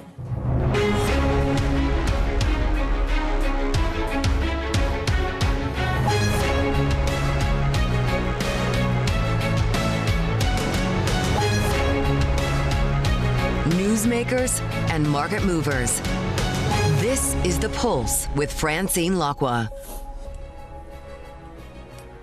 Well, good morning, everyone, and welcome to The Pulse. I'm Francine Lacqua here in London. Now, U.S. President Donald Trump has insisted that plans are on track for the Strait of Hormuz to fully reopen on Friday. But world leaders at the G7 summit in France have voiced skepticism, even as President Trump says traffic flows are already improving. The strait is already partially opened. As you know, they're doing a little hunting for a couple of mines that they've already found. But it's essentially ships are starting to go out now. On Friday, it'll be completely opened. Let's get straight to Ollie Crook, our Chief Europe correspondent, who's at the G7 summit in Evian. Apart from the beautiful view, Ollie, what concerns do allies actually have?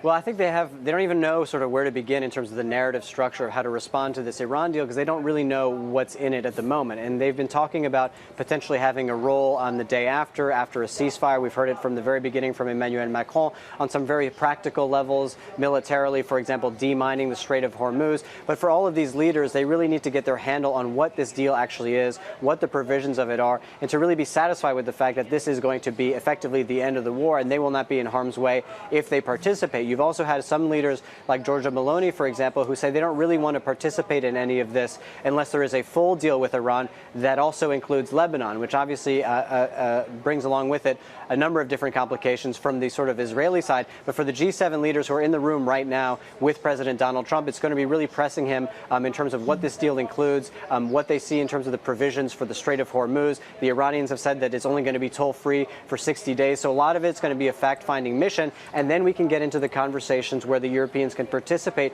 particularly on things like sanction relief. We had heard it from the E4 European leaders of the UK, Germany, Italy, France, when this deal was first announced, saying that they could be open to reducing sanctions if they understand the sort of milestones that the Iranians are being sort of judged against. But again, there's so much distance and so much ambiguity, particularly on the issue of Iran, that I think that for many of the people we've been speaking to, it's not clear that we're going to get a very decisive communique, particularly on the issue of Iran. Ollie, is the path forward for Ukraine any easier? Well, listen, this is the meeting that they're having right now. So Volodymyr Zelensky arrived here this morning. He was chatting with Emmanuel Macron before the meeting. They had their little bilateral session. And right now you have the G7 leaders, Emmanuel Macron leading that conversation with Volodymyr Zelensky in the room right now. And of course, the real question is going to be the degree of American engagement on the question of ending the war in Ukraine. We heard from President Trump last night. He said to reporters that basically now that this issue with Iran is over, in his mind, those are sort of the message he's trying to sell, that he's ready to return his attention to the war in Ukraine. For the European leaders and for Volodymyr Zelensky, who's literally getting a seat at the table right now with the President of the United States, it's going to try to get to the President to be on his side of that debate. So really, for this new chapter of American engagement on Ukraine, the question will be, can they get the United States President on side? And we should say that a number of different things have changed since the U.S. basically disengaged from the peace process. Ukraine is on much better footing from a military standpoint. They've got that 90 billion euro loan from the Europeans, coming from a much greater position of strength, to say nothing, Francine, of the strikes that the Ukrainians are committing within Russian territory. Overnight, we understand an oil refinery right near the capital of Moscow of the Russian Federation. Ollie, thanks so much. Oliver Crook there with the very latest, of course, on what's happening in Ukraine and what's happening in the Middle East. We'll be watching very, very closely all of the G7 meetings. It's also nice to look at the body language, actually, amongst the leaders to see exactly who gets along with who and whether that gives us an indication on any pacts to come. Now, let's get more on the market reaction with Elise Badois, head of EMEA research at Citi. Elise, as always, thank you so much for joining us. There's just a lot going on with the price of oil and inflation, and it's unclear what the way forward is for the Trump administration in really negotiating with Iran. But the markets are really, taking it in their stride. What happens to inflation from now? Well, I guess we've seen incredibly resilient European markets in the face of macro headwinds. And I suppose the peace deal, even though we're waiting for the details, signals an intention. And I think that intention is a relief for everybody watching inflation. We obviously have the Fed decision tomorrow. That intention, that signal of intention comes at a very opportune time. And obviously everyone will be watching the language, perhaps because it's the chair's first meeting. But I think, generally speaking, some form of relief in sight is what we see for inflation, even though a lot of the rhetoric will have to be unfolded as we go. So what are you expecting from the Fed meeting? I mean, again, a lot, it's the first one we get from Chairman Kevin Warsh. So again, perhaps more focus on the language, on the communication than the outcome itself. I think markets are pricing it, having 70% of the market is essentially expecting perhaps still a hike towards year end. However, at Citi, we're quite dovish. We have 3 cuts priced in, in our forecast rather. And so I think, let's see what the language is tomorrow. I think that's really the focus as opposed to the decision. And when you look at other central banks, I mean, we've had the hike in Europe last week, but we're really feeling like this is coming to perhaps the end of that cycle. Yeah. And with the peace deal, obviously, that creates the environment where that's possible. So the ECB could even be one and done? At the moment, our economists are forecasting essentially potentially looking for a cut next year, but we're not forecasting anything else yet. So maybe coming to the end of that cycle, which is obviously a positive signal for risk assets. Okay, and we'll talk a little bit, of course, about what this means for the UK, but also AI. Elise Badois from Citi stays with us. Let's get on to AI. Actually, first, let's start with space. SpaceX jumping again this morning in pre-market trading. Shares climbing 20% yesterday. The company's market value is now more than $2.5 trillion, putting it amongst the top 6 largest companies in the world. Now, we're joined by Neil Camping, our senior strategist focused on tech. Neil, thank you for joining us. So, look, appetite for SpaceX shares, it's pretty strong. Is it going to abate at some point, or how big can the company get? There's definitely, obviously, an element of euphoria and a halo effect at the moment. One thing to be aware of is today will mark the first day that options trading begins around the stock. So if people want to position accordingly for a longer-term scenarios in terms of whether it's a higher or lower pricing, they can do that. We spoke to some hedge funds this morning who did say that there is no stock available to borrow. So if hedge funds did want to take an aggressive position against the company, they're unable to do that yet so far. So there are some technical factors at play here, as well as the kind of the hype cycle around the stock. I'm a little bit obsessed also with the Anthropic story. So we know that Anthropic executives met White House officials after this pretty incredible order to, stop selling its most advanced models to foreign nationals. Like, what exactly is at the heart of this, and what do we know? I think there's 2 factors. One, of course, is these models are so powerful, we need to ensure that they are safe for general purpose use and not at risk being used by bad actors.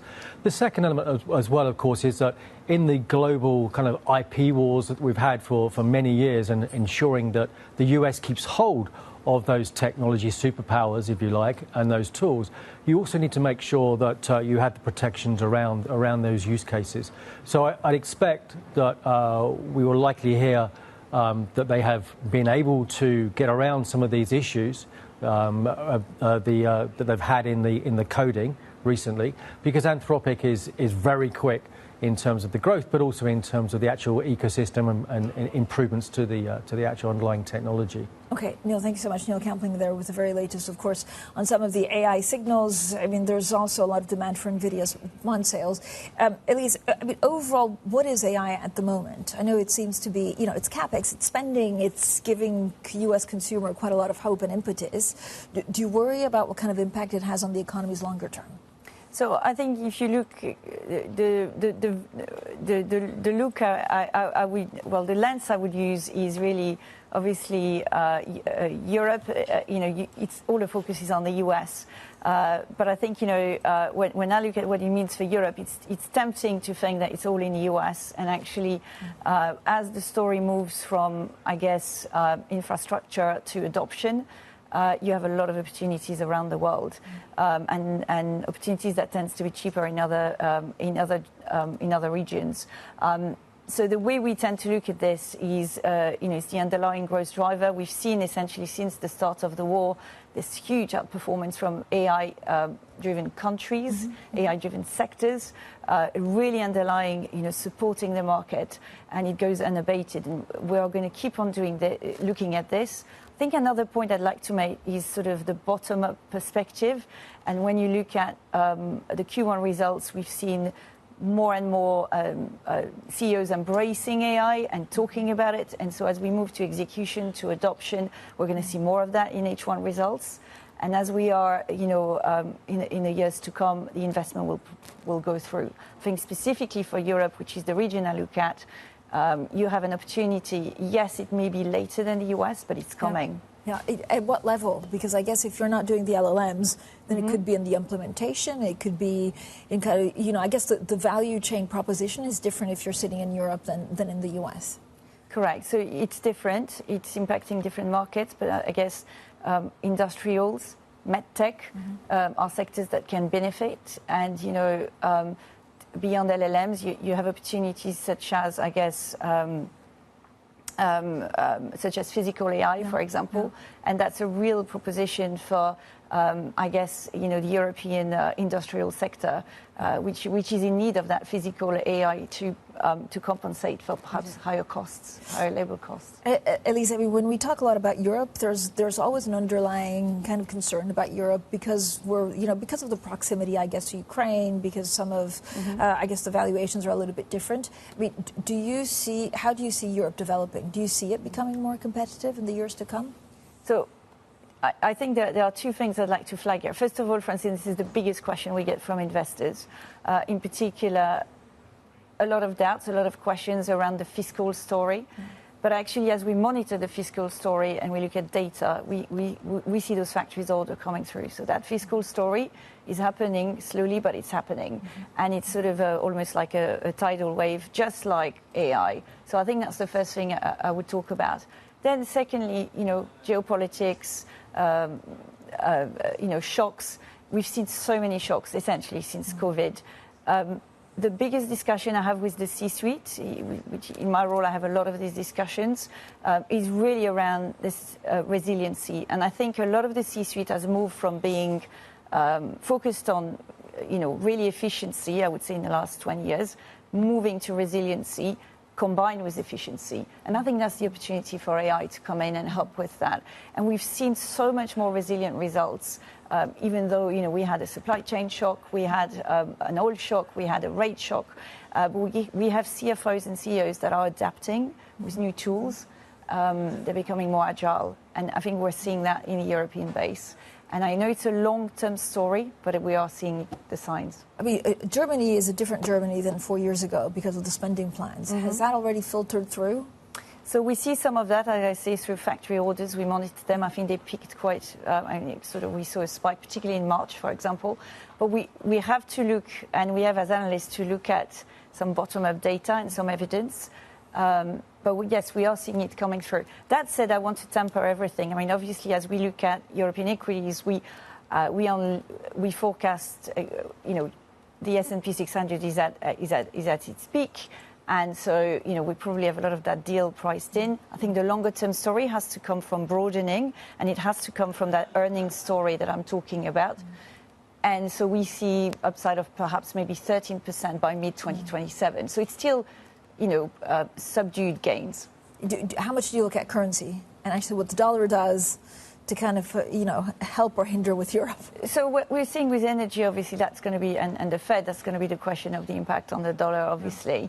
I guess, whether you're a dollar investor or a foreign currency investor will make a difference. But let's see on that one, because we do need, on that, I've talked about the intention and the peace deal, we need to see the execution. And that's going to be the energy and then feeding it to the dollar. So that's we need a little bit more evidence to play through in the execution for that.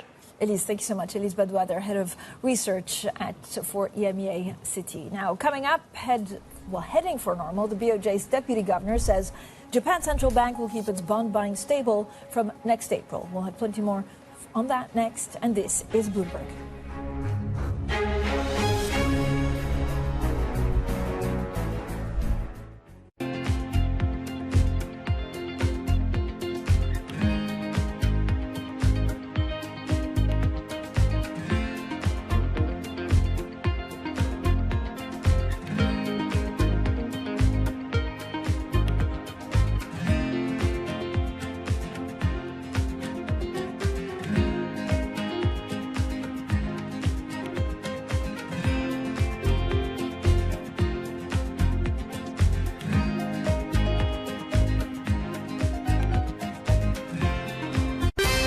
The world's business and financial news whenever and wherever it happens.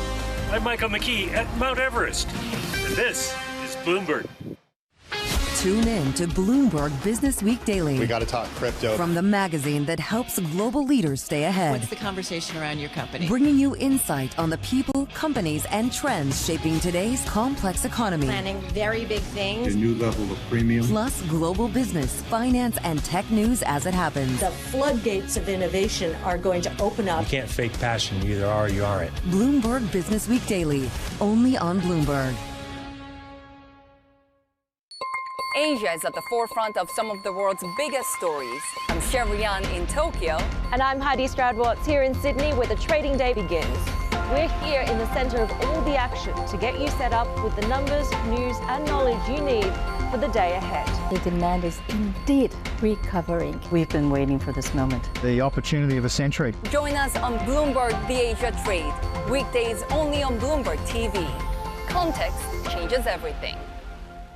We're at the epicenter of a global realignment on a scale not seen for decades. At the intersection between markets, economics and geopolitics, a forum for sophisticated conversation. This is Bloomberg Surveillance. Wednesday, the Fed decides. America's future will truly be unlimited with Kevin at the helm. To fulfill this mission, I will lead a reform-oriented Federal Reserve. If the Fed chair chooses not to speak, you're basically outsourcing forward guidance to everyone else. Trust Bloomberg to bring you the fastest coverage and exclusive analysis. What is the worst Fed's response mechanism to inflation? And what does it mean for the dynamics of the American fixed income market? Tune in to Bloomberg Surveillance. The Fed decides, starting at 1:30 p.m. Eastern.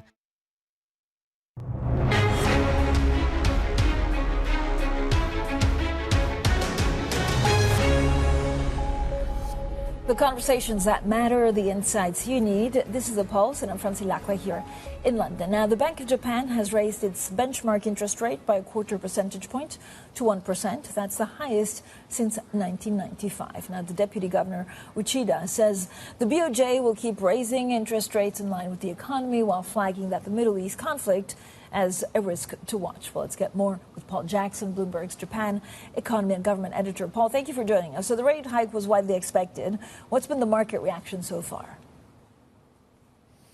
The market reaction has been pretty calm. The yen hasn't been waving around or falling off a cliff, so I think that's a positive sign that they got the messaging about right.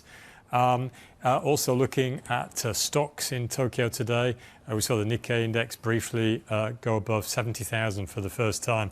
So that shows that equity investors also took this rate hike in their stride. So far so good. Also, we had the deputy governor filling in for the governor who's been hospitalized. at the press briefing today, and he did a very steady job. It was a very clear voice, gave a consistent message.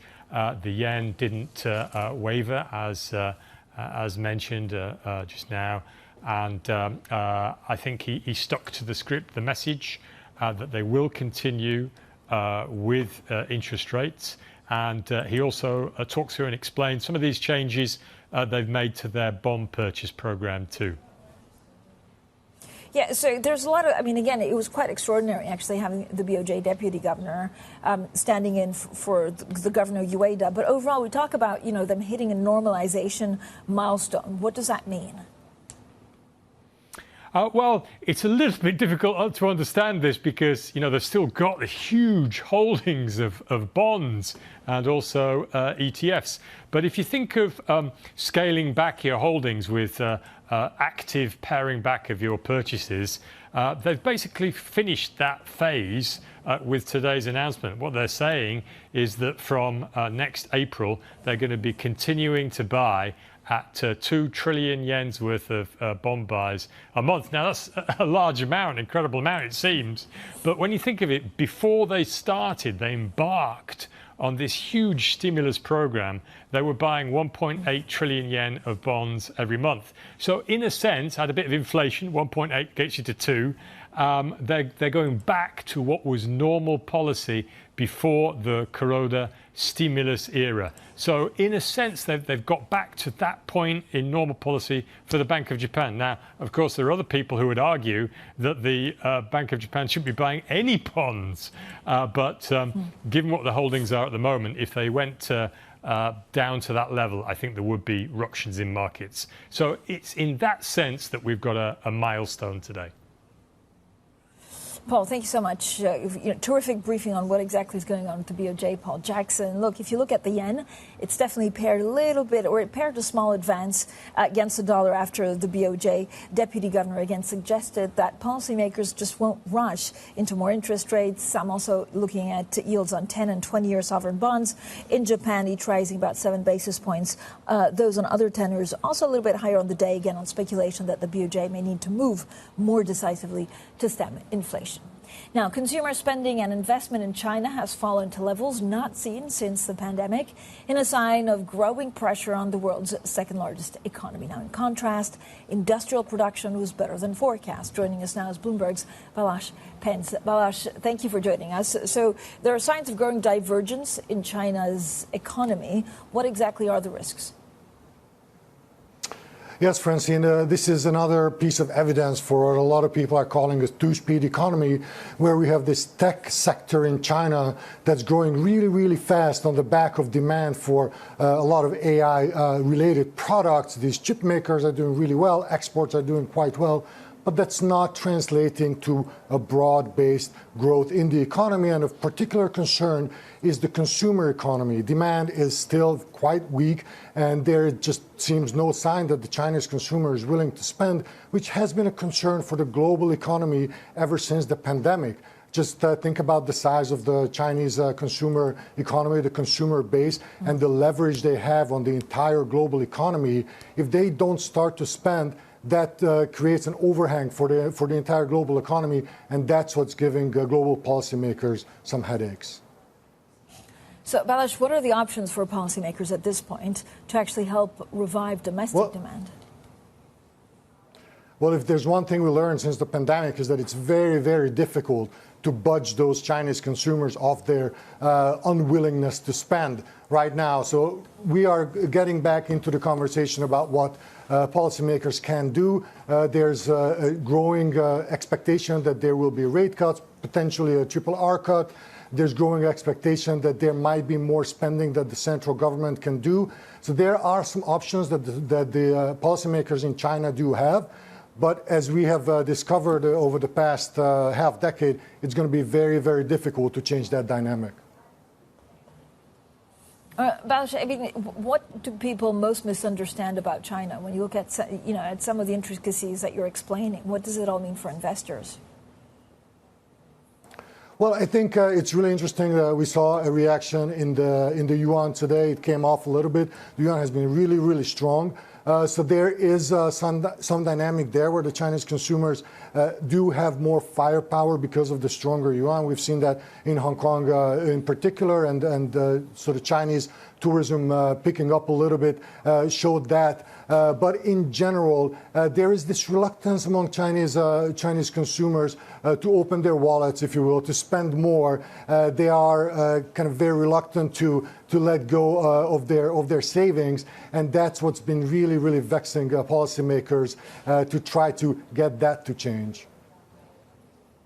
Balazs, thank you so much, as ever, for the terrific briefing. Balazs Pence there with the very latest on China. Now, a couple of things we're watching out for. Of course, SpaceX shares. We've been watching them all week. Well, they've surged in pre-market trading, putting the stock on track to extend a rally following its blockbuster debut last week. It's poised to build on the more than 40% gain across SpaceX's first 2 sessions as a public company. Now, the gains have lifted the market value of the rocket and AI company founded by Elon Musk above $2.5 trillion as of Monday's close, bringing it within striking distance of Amazon's nearly $2.7 trillion valuation. Coming up, an exclusive conversation with the chief executive of Ireland's biggest bank on the Irish economy, on interest rates, and much more. You don't want to miss the interview with Colin Hunt from AIB. That's coming up next, and this is Bloomberg.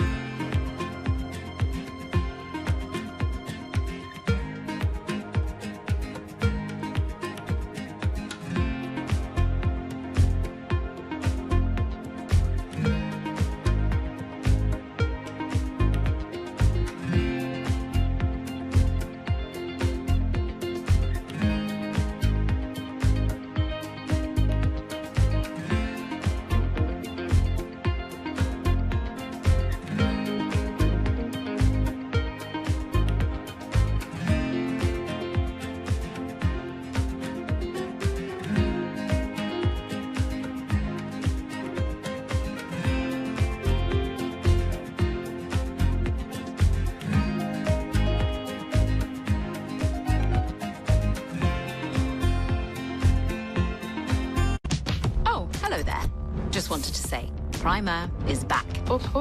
We've been scouring the frontiers of science and technology to help explain the difference between the next gold rush and whatever this thing is.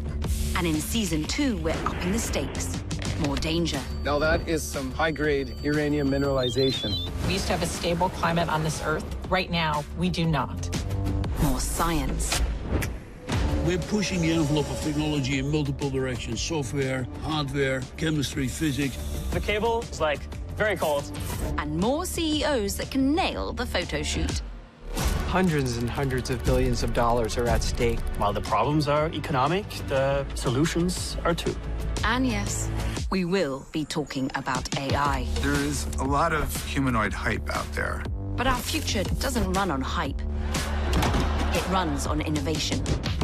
Watch season 2 on all these lovely channels. It's the world's second largest economy with a growing influence in global affairs. Bloomberg The China Show brings you the unmatched expertise you need to keep track of breaking news, in-depth market analysis, and the most influential newsmakers in and around China. We need to do more to engage the market more. We're risk on. I think we caught a little sweet spot. Massive savings right now. It's already a different game. Bloomberg The China Show. Weekdays around the world, right here on Bloomberg. Context changes everything. The countdown is on. Everything you need to get the edge at the end of the market day. Get ahead of tomorrow's trading with The Close. Weekdays on Bloomberg. Context changes everything. U.S. jobs numbers are released. Bloomberg has the report under surveillance with crucial data and expert analysis at terminal speed. Nobody covers Jobs Day like Bloomberg.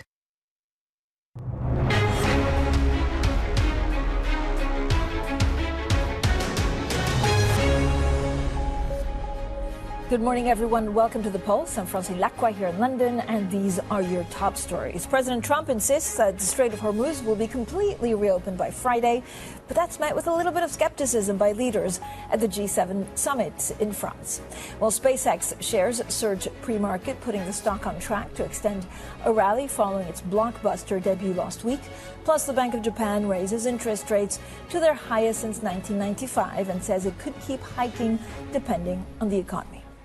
Now, Irish GDP fell 12% in the first 3 months of the year as the multinational sector shrank. Irish bank AIB has forecast that growth in Ireland is expected to slow overall this year as rising prices dampen consumer demand. Now, the outlook was published last month, weeks before the U.S. and Iran agreed to end a war that's driven up global energy prices. With us now for an exclusive conversation, I'm delighted to say, is Colin Hunt, the chief executive of AIB. Mr. Hunt, thank you for joining us. Look, I know you said last month, or AIB forecast last month, that actually there will be a slowdown because of the conflict. But with this kind of agreement in place, do you see that this forecast being revised upwards? Well, I think last year we had an exceptionally good year with modified domestic demand of just a touch under 5% in Ireland in real terms, and we think it'll be a little bit above 2.5% this year. But I think it's too early to say in relation to what we're seeing overnight and what we've seen in the past number of days. We certainly, it's a very welcome truce that we've seen emerging in the Middle East. Will it lead to a durable, lasting peace? I don't know. And I also am somewhat concerned about the length of time it's going to take for us to see the supply infrastructure, critical supply infrastructure in the energy sector in the Middle East returning to where it was at the start of this year. So I wouldn't be getting overly excited at this stage about a sustained moderation in oil prices, or indeed I wouldn't be getting overexcited about a significant reduction in risks to the global economic outlook. But what does it show us? I mean, is Ireland just too dependent on these energy price swings? No, Ireland has been an exceptionally successful economy, really, I suppose, going back over the past 10 years. We've seen a significant increase in total employment. I'm old enough to remember when there was 1 million people at work in Ireland, and that was within the last 40 years. Today we've got 2.8 million people at work. We're way beyond the levels we had even pre-COVID. So the Irish economic model has proven to be a very resilient success, notwithstanding the fact that we're dealing with a very uncertain global environment. And we've been dealing with that uncertain global environment now for the best part of a decade. I've frequently remarked that every generation is condemned to have to deal with one black swan event. We've had one every year. If you go back all the way to Brexit, and we had the global pandemic, we had Trump, tariffs, Liberation Day, invasion of Ukraine, and the conflict that's ongoing in the Middle East now. Well, hopefully it has come to an end. Yeah, it's been 4 or 5 years of non-stop crisis, at least once a year, around January, February time. The ECB raised interest rates again. Yes. Will you be passing on those rate increases to your mortgage holders? Oh, we never give forward indication of what we're going to do in terms of interest rate changes. So when will you decide?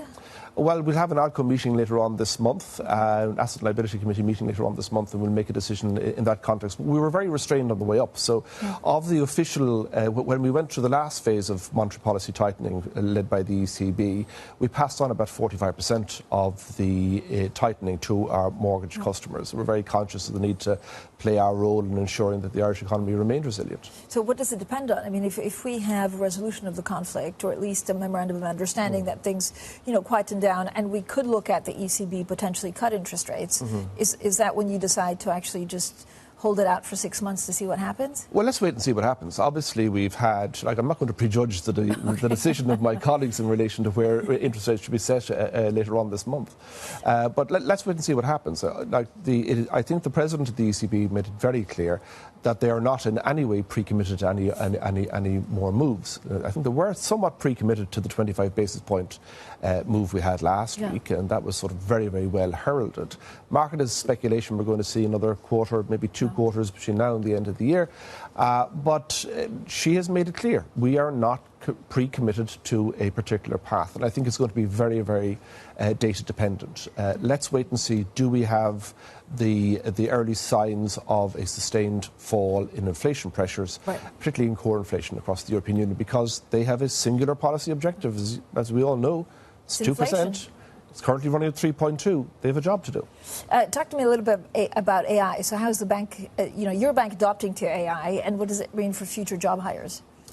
Well, the good news is that we are maintaining our graduate recruitment levels where they were before the introduction of AI, before the AI revolution.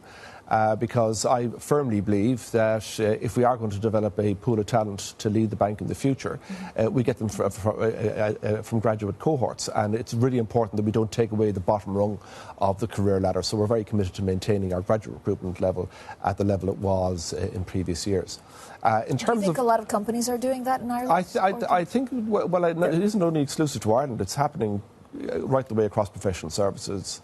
It's happening in consulting. It's happening in law firms as well. But we're very committed to maintaining our current graduate recruitment levels. And I'm very proud of the fact that for 7 years in a row, as voted by graduates, we've been the most popular recruiter in financial services in Ireland. I'm very proud of that, particularly when it comes from the graduates themselves.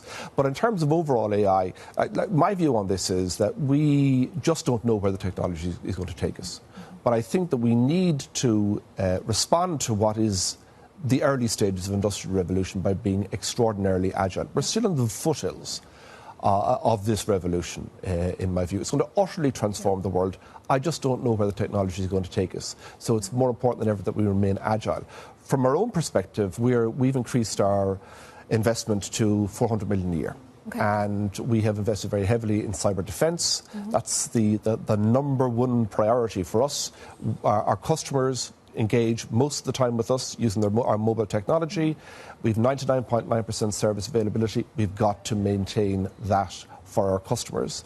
But we're also looking at deploying AI internally in terms of our legal department, internal legal communications, in terms of our HR department. And we have an agent in our call centres who has handled more than 2 million calls now since the start of last year. And she's doing it with very high net promoter scores from our customers. That's very impressive. Now, Meta has, of course, cut jobs. And I think a lot of those jobs also came from Ireland, about 20%, because of their big hub. Do you worry about Ireland being over-reliant on tech jobs that will actually change and shift? Ireland as an anchor for global technology in a European context has been a huge boon to the Irish economy the past number of years. We've seen it not only in terms of employment, but we've seen it also in terms of the fiscal position. Very strong corporation tax receipts being generated by that part of the economy. We are going through a period, clearly, of labour market loosening in the tech sector. We're seeing it in two ways. One was the announcement that we've had from Meta of job cuts. I suspect we're going to see more of that. And we're seeing it reflected in wage inflation. So overall wage inflation in Ireland running at about 4% in nominal terms, but in the tech sector, which would have been quite high, back to sort of mid 1% at this stage. So the impact is being felt. But will Ireland remain a key hub for Europe, for tech in Europe? Yes. Talk to me about the EU presidency, which Ireland takes over, of course, in July. What does that mean for regulatory change? What do you want to see happen? Well, Ireland is going to be taking over the presidency for the 8th time, and it's a really big deal for a small country. And the government has laid out a very, very ambitious agenda, including simplification and also including advancing the cause of the single market. So I'm all for simplification. Private credit, how exposed are you to it? We're not exposed, and no intention of becoming exposed. Well, that makes everyone's life easy. Thank you so much, Colin Hunt, for joining us today. We had a good conversation on Ireland, tech, AI, and we even touched on private credit. That was Colin Hunt, the chief executive of the AIB Bank. Now, over the past few months, we've had numerous reports that artificial intelligence is reshaping the jobs market, threatening to make junior roles obsolete.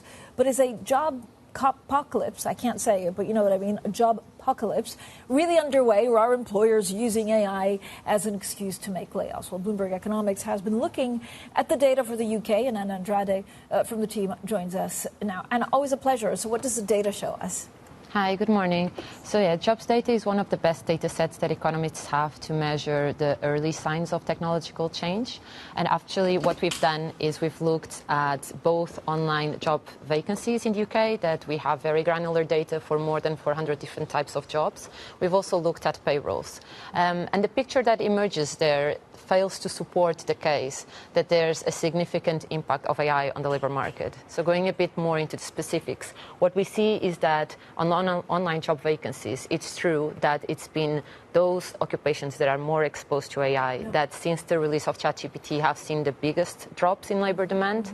But once you place this into broader context, then you look at what has happened prior to that. So you see, it's not the start of a new trend. It was happening even before the release of ChatGPT. Right. And I think more interesting, once you look at zoom into the last 2 years when the jobs market in the UK was really cooling, that link doesn't hold. So what it shows is that it's not really a sustained trend and doesn't explain the weakness in the jobs market. And once you move to payrolls, the picture is broadly the same. There's not really a correlation between exposure and job losses. If anything, there's actually an increase in workers that are more exposed in the payrolls data. That's our finding. So, and is it fair to say that the impact is more significant, I guess, in certain other sectors, but not the whole economy? I think even in those top 25% more exposed sectors, you're failing to see a clear, strong impact. That's not to say, obviously, that there's not some job occupations, some tasks that obviously are already being disrupted by AI. What we also know is that we can compare with usage data. Actually, Anthropic has put out its own measure of exposure, but usage exposure based on how its users are using Claude, for which tasks and for how long. And what that shows you as well is that actually usage remains a very small fraction of what's theoretically possible. So that chimes with our findings on the jobs data. So could it come later? Is this a question of timeline or just the impact where, overexposed or over-indexed to a lot of change? Yeah, no, definitely. And I mean, we're clear about this in our note. We're not saying that AI is not going to be transformational. I think AI has the characteristics of what economists like to call the next general purpose technology, which can have very far-reaching implications for the economy. I think there's two schools of thought right here. One is that this disruption is going to happen fast. In a 5-year horizon, you're going to see it in the jobs data, in productivity gains. There's a lot of money riding on it on the markets. I guess what we're sort of trying to push for a bit by looking at the data, and this is what we see so far, is that it might not be that sort of revolutionary change. We might just see more of an incremental pace of adoption, showing up incrementally on productivity gains, on the jobs market. That doesn't mean that the impact on the final level of GDP won't be the same. It just means that it won't be as visible in the data. So we're pushing more for right now, so far, from what we see, it seems like it's heading that way. Thanks so much, Anne Andrade there from Bloomberg Economics. Coming up, oil heads for its longest losing streak this year. We'll discuss all of the outlook with Jeff Curry. That's coming up next, and this is Bloomberg.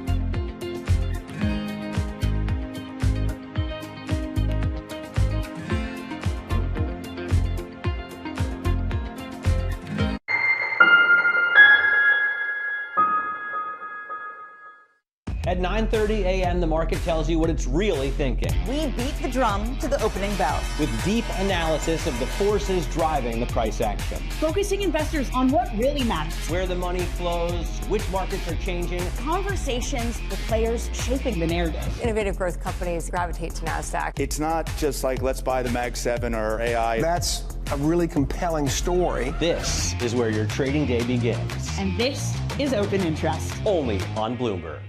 From the world of politics to the world of business, Joe Matthew and Kaylee Lines deliver news, insight, and analysis live 2 times a day, every trading day. Balance of Power at 1 and 5 Eastern, only on Bloomberg.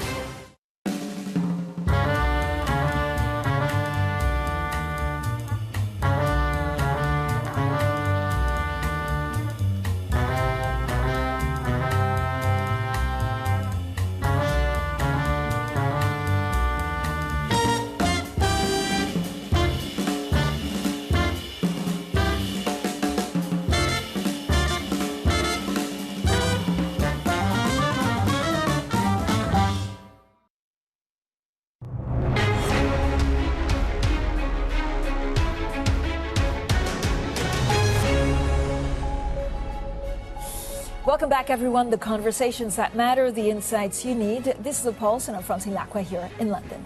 Now, oil is headed for its longest losing streak this year. That's as the U.S.-Iran deal to reopen the Strait of Hormuz has boosted expectations for a revival in supply. Well, oil's drop to the lowest since early March has erased most of the gains since seen during the conflict. So lots and lots and lots to discuss with Jeff Curry, Executive Co-Chair at Abax Partners, who joins us now. Jeff, I'm so excited to speak to you today because I have 1,000,001 questions about what exactly happens next. So what's going to happen if the Iran-U.S. deal actually goes through?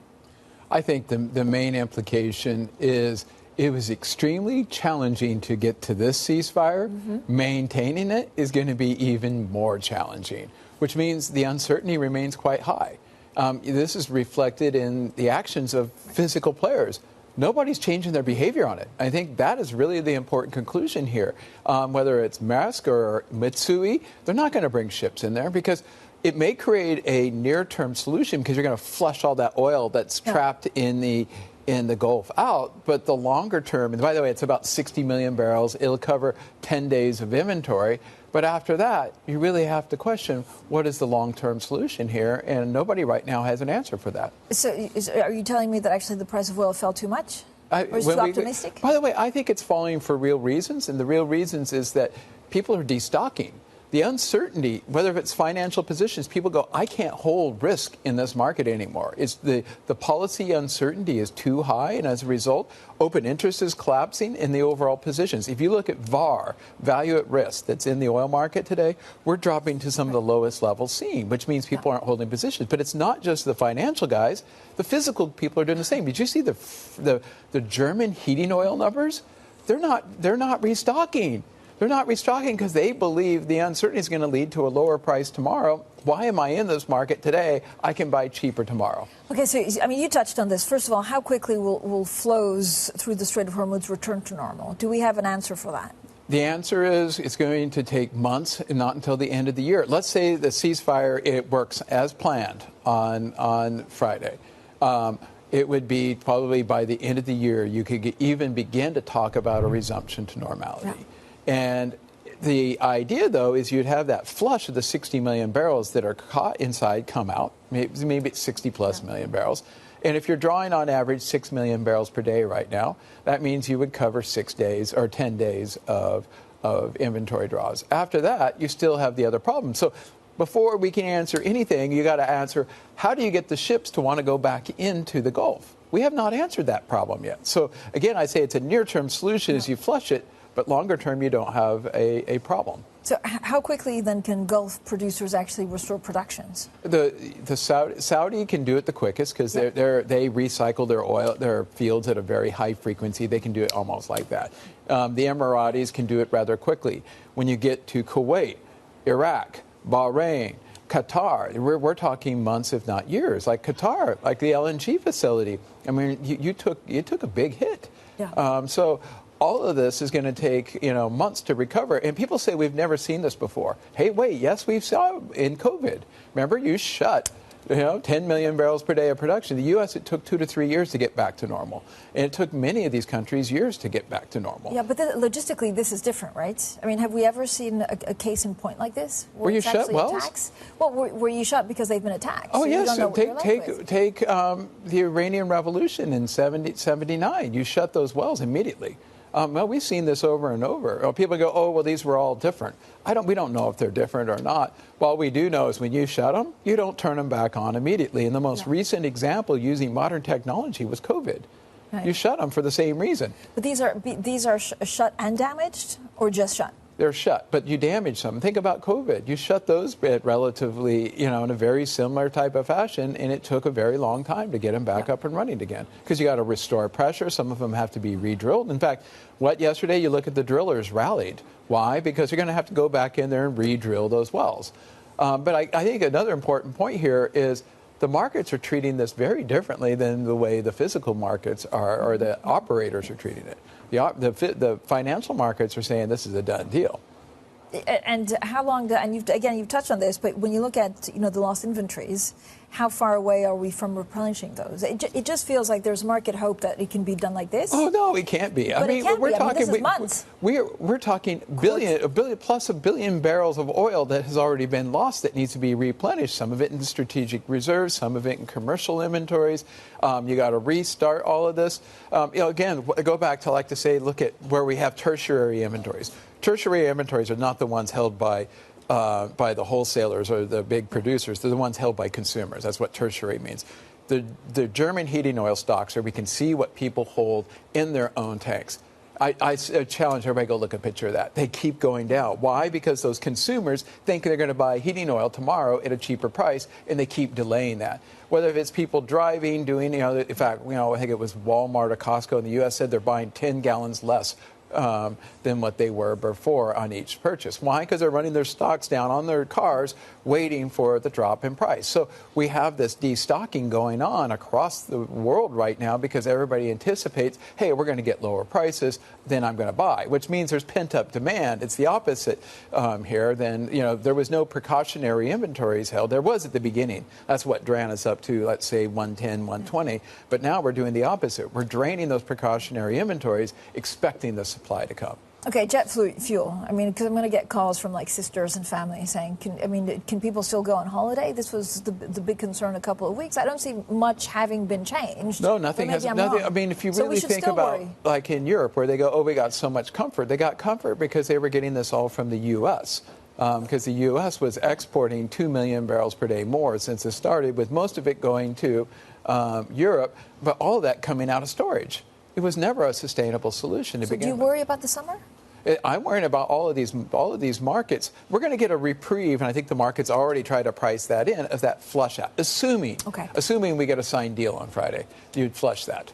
And by the way, of that leakage that's happened, it was roughly about 120, maybe some people put it 150 million barrels. 40% of that leaked out. That's where you get to these numbers. Jeff, what's the biggest lesson you've learned from this crisis? That the abundance illusion, I call it the abundance illusion. And when you think about what Jimmy Carter said in February 1977, he went on TV and he warned about the physical scarcity. And what happened, we know he ended up losing his presidency, but he introduced the idea of energy transition, and he basically warned people they need to change their behavior. Every politician from that point forward learned, never identify the scarcity ever again. Create the illusion of abundance. And whether if it's releasing SPRs, talking this market down, George Bush Sr. did it, Clinton did it, all the way through to Trump. Every single president since that time period have done that.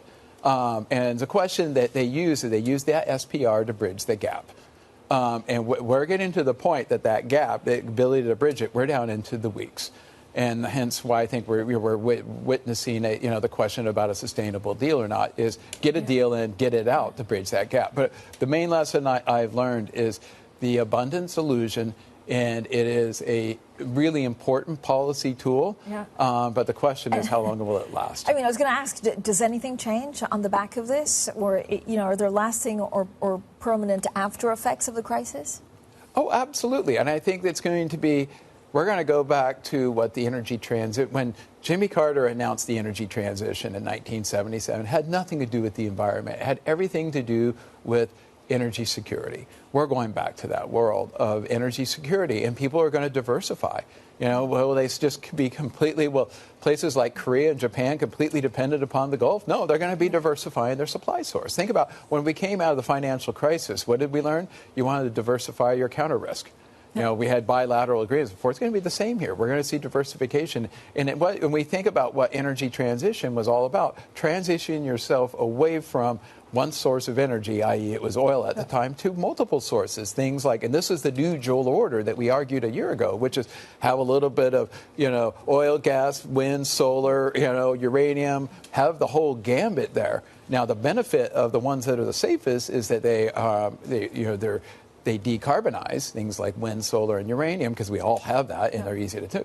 But I think the key message here and what people are going to do is go back to the original diversification of energy sources, whether if it's suppliers or energy types. But Jeff, I mean, a lot of the LNG, for example, from the U.S. is already being bought by Asian nations. So what does someone like China do? China, I would argue, they exemplify the new jewel order. In fact, I wrote a piece recently arguing that the only group that ever heeded Carter's advice coming out of that it was a sweater speech he gave where he said, we have a crisis coming, you need to diversify and do energy transition. The Chinese heeded that. The West learned the mistake of his politics out there, but the Chinese actually have 2 million barrels per day of flex. You look at the charging of the EVs, they're up 56%. Yeah, people are going to go, wait, that's all coal. Yeah, I give it. So from an environmental perspective, it's not a good. And they've ran those coal mines to the point they're giving up at this point right now. Yep. Thermal coal generation is up 160%.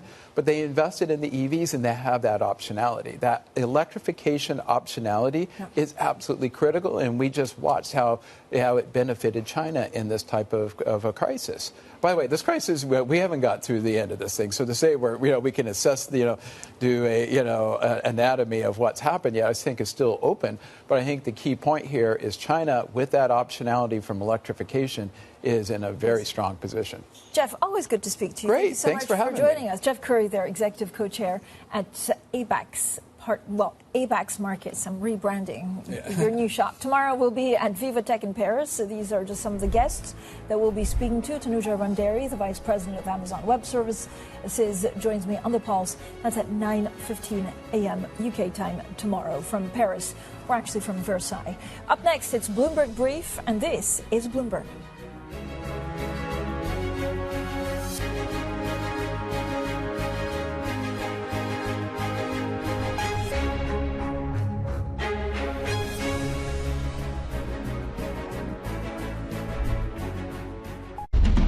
What is going to be the consequence for U.S. markets?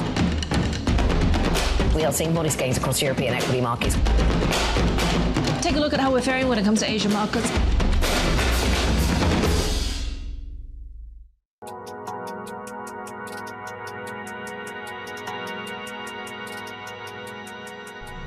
As an exchange, what can you do to make it more attractive to be a publicly traded company? Talk to our customers. We spend a lot of time with our listed companies, listening to their concerns, particularly the offices of the CFO, head of IR, listening to their pain points, general counsels as well, and then act as an advocacy group for those companies to really focus on structured reform to allow a company to tell their story in the most efficient way possible and reward them for the good disclosures that they are making in the market. Is there any sort of financial innovation that you could drive to get more companies to list? Tokenization has come up. Well, we did announce our tokenization initiative earlier this year. We already built the technology, we've already done a variety of proof of concepts. It allows for instantaneous settlement, 24/7 trading. It importantly allows for the rights associated with a share to move into that electronic form, but it is going to be a platform that runs in parallel to our more traditional exchanges.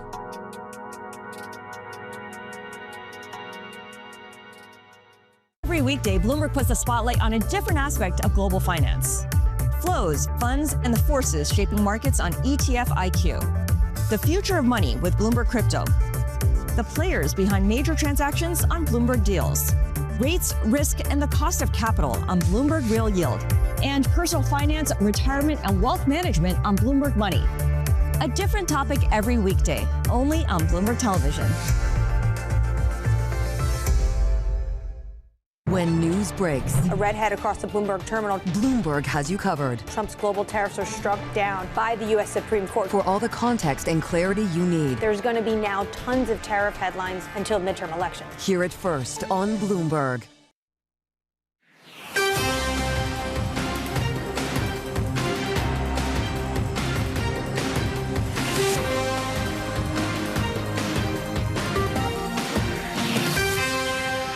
It's 5 a.m. in New York City, 10 a.m. in London. Good morning. I'm Bonnie Quinn with your Bloomberg Brief. Let's get you set up for the day. Oil on track for its longest losing streak this year as the U.S. and Iran reach an interim deal to reopen the Strait of Hormuz. The Bank of Japan raises interest rates to the highest since 1995 and keeps the door open for more hikes. And stock futures wavering now as Fed Chair Kevin Warsh's first FOMC meeting is set to kick off. It's been a big few hours across Asia. Let's get a check now on how markets have been reacting to the BOJ hike. Here's Winnie Su for the latest. Winnie. Yeah, good morning, Bonnie. Just as you mentioned, it's been such a busy day for us. Now, for the MSCI Asia, we did see stocks rising for a third day. A bit of a slowdown in the momentum, but investors are still assessing those impact from this upcoming deal between the U.S. and Iran. Now, the biggest drag today is in Chinese stocks listed in Hong Kong after China's retail sales see its first contraction since COVID, and that the numbers were down about 0.2%. 0.6% and also missing estimates. Now, the RBA, in fact, held rates steady, but you flip the board and take a look at what's going on in the Japanese asset, because as you just pointed out, the Bank of Japan raised rates by 25 basis points to 1%. And the bank also said that they will keep the monthly bond purchase steady from next year in April. We saw a bit of a relief rally in stocks, and also the yen paired a bit of an earlier gains while bonds extended losses. Interesting. Still above 160, though. Winnie will be keeping an eye. Thank you to Winnie Su there. Now to London for a look at Europe with Justina Lee. Justina.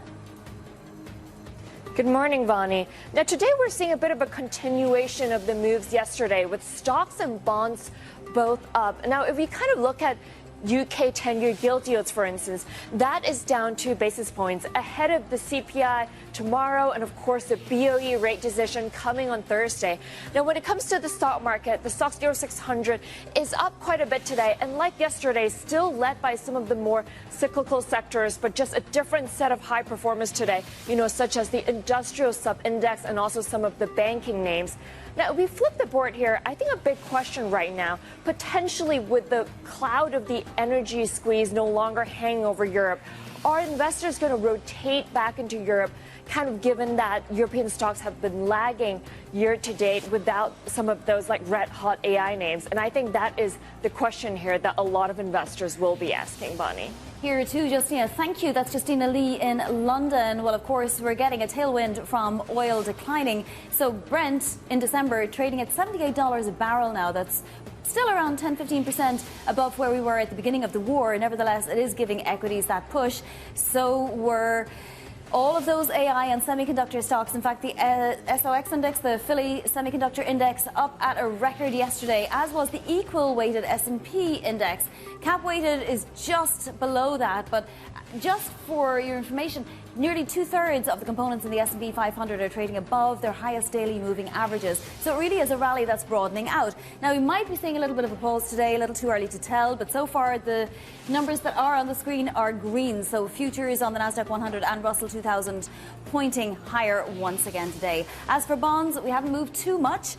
The 2-year yield still at 404.74, just below 405, down about a basis point. The 10-year 444, and that 30-year yield holding steady there, well below that 502 mark that we hit last week. Of course, all eyes will be on Kevin Warsh, his communication style, what he says, and what we're going to hear about the path forward on rates. Next, though, let's get to some individual market movers now. And for that, we'll go back over to London and Chloe Melly. Chloe. Good morning, Bonnie. SpaceX shares are jumping this morning, up about 10% in pre-market trading, extending the rally that we've seen over the last few days since the company's blockbuster debut on Friday. And so that means that SpaceX is now closing in on Amazon's $2.7 trillion valuation. So that's definitely going to be something to watch out for. Moving on to another mover that is in the green this morning, and that is Qualcomm, which is reacting to the information reporting that there might be a deal in the works for Tenstorrent, which is a startup that builds computers for AI, and the price is said to be between $8 and $10 billion. Nothing has been confirmed yet, but news of this potential deal that is boosting those shares this morning. And finally, let's go over to Dave & Buster's, which has missed analyst estimates on revenue, and that is dragging down those shares this morning, really pointing to this weaker consumer confidence and consumer spending that is affecting some of those names in the restaurant and entertainment business. And it seems that Dave & Buster's is feeling that hit this morning. All right, Chloe, thank you so much. Chloe Melly there. We'll be back later in the hour. Also coming up this hour, we're going to get a check on the yen and the dollar with Jane Foley of Rabobank. Oil headed for its longest losing streak this year as the US-Iran deal to reopen the Strait of Hormuz reshapes the global supply outlook. For more, we're joined by Bloomberg's Abir Abu Omar in Dubai. So, Abir, amid all the caution over the lack of details, optimism from Wall Street banks that exports could return to pre-war levels quite rapidly is very obvious. What is driving this confidence? Well, a slew of positive news, Vonnie, that we've been getting over the past couple of days or so upon the signing of this MOU that is supposed to take place this Friday, probably in Switzerland. What we know is that President Trump said the Strait of Hormuz would immediately open. Now, just a few caveats to bear in mind here. Despite what President Trump had said, and if the Strait of Hormuz does in fact open on Friday, we still are waiting for a period of weeks, if not months, for shipments and those crude exports to go back to pre-war levels. Now, we had a Bloomberg scoop earlier in the day from Qatar saying that its LNG shipments through the Strait of Hormuz would be at 50% capacity within a month of the strait reopening, and it would be at 80% capacity within 2 months of the strait reopening. So you're seeing exporters in the GCC trying to rapidly get those missing shipments through the line. But look, a lot of details still unclear in this MOU that is going to take place later this week. A trickle of details coming through. For example, we know from the foreign minister of Iran, Abbas Araghchi, who said earlier today that Lebanon is gonna be an inseparable part of this MOU. So Iran has made Lebanon a major sticking point for it to come to the table and actually go through negotiations. Now, what we know from our own sources is that Lebanon was not part of this MOU. We still don't know for sure. President Trump himself said that he needs to sort out this Lebanon issue. When he says this Lebanon issue, he means Israel's incursion in Lebanon that we spoke about multiple times over the past couple of months, the deepest incursion in 25 years. Israel and officials in Prime Minister Netanyahu's cabinet maintain the fact that they need to keep this incursion in Lebanon.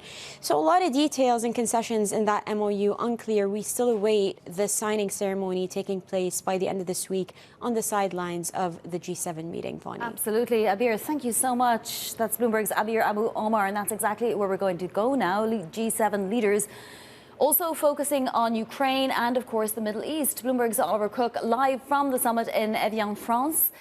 Oliver, what are officials and leaders saying on the sidelines? Yeah, so really the main focus for this summit has obviously been the war in Iran, the economic fallout therefrom, and of course the ceasefire that was announced just really at the very dawn of this summit. And President Trump coming in, you had him speaking yesterday beside Emmanuel Macron. You really got the sense that the President of the United States was really trying to sell this deal, right? Sell it to the world and talk to everybody through what he said is a sort of breakthrough deal, is the beginning of the end of the war. You'll have the Straits of Hormuz open by Friday. From the European side, you know, despite the fact that obviously there's a big sigh of relief and there's a lot of sort of welcome to the end of the sort of most kinetic part of this war, there are a ton of questions that still remain, not least of which what the sort of next day looks like in the Strait of Hormuz. They're very skeptical that you're going to get sort of full flow of traffic through the strait before Friday. There has been a lot of talk on the European side to helping out militarily, particularly with the demining of the Strait of Hormuz. They say they can really only do that once the peace agreement is quite clear in their minds, and it is not clear in their minds right now. You also have another complication. The leader of Italy, the Prime Minister Giorgia Meloni, for example, says she will not be involved until there is a full agreement, not just with Iran, but also with Lebanon. So these are just some of the issues. We should say there are also financial sanctions from the European side. Of course, the United States is trying to potentially remove some of these sanctions as there are sort of milestones within this deal. So all of these sort of details still need to be clarified for the Europeans to sort of join on board. And we should say that today at noon here, there will be the Middle Eastern session. That will begin. It will also be joined by the leaders of Qatar,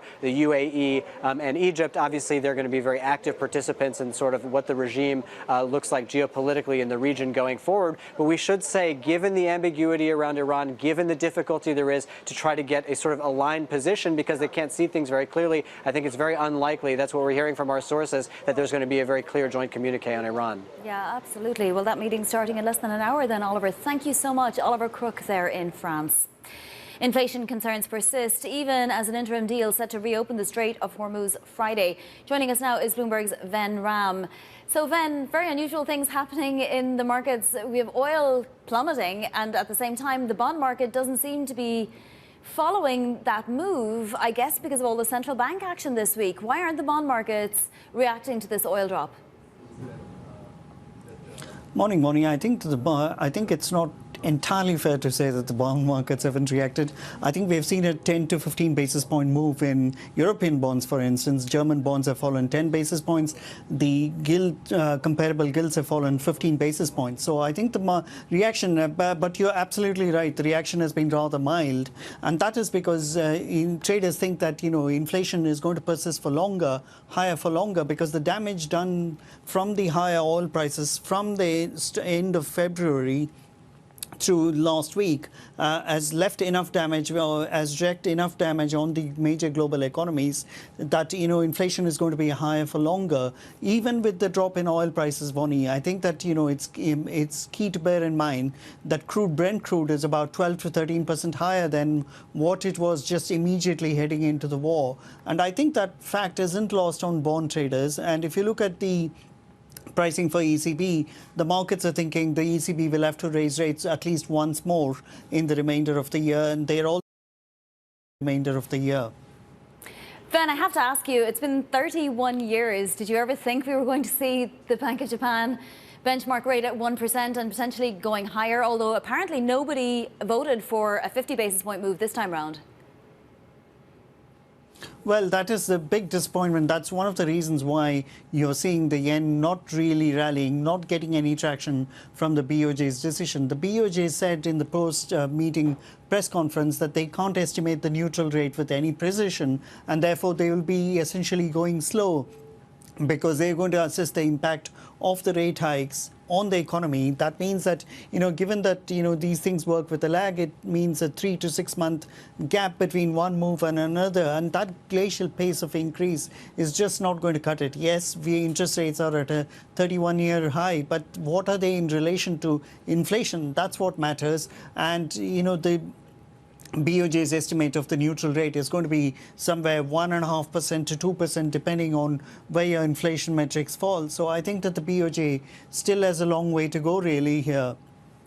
Quick question about the balance sheet, because obviously the BOJ trying to normalize that, and they say that they're going to, have it pretty normal by April of next year. Is that something similar to what we might hear from the Fed this week, for example? Maybe, obviously not as quickly, but the Fed will be wanting to try to normalize under Kevin Warsh too, right? Yeah, absolutely. I think that Kevin Warsh has been particularly keen to shrink the balance sheet, which they should. If you look at the growth in balance sheet, in the Fed's balance sheet vis-a-vis the other major central banks, it's exploded since the global financial crisis, and that has to come off.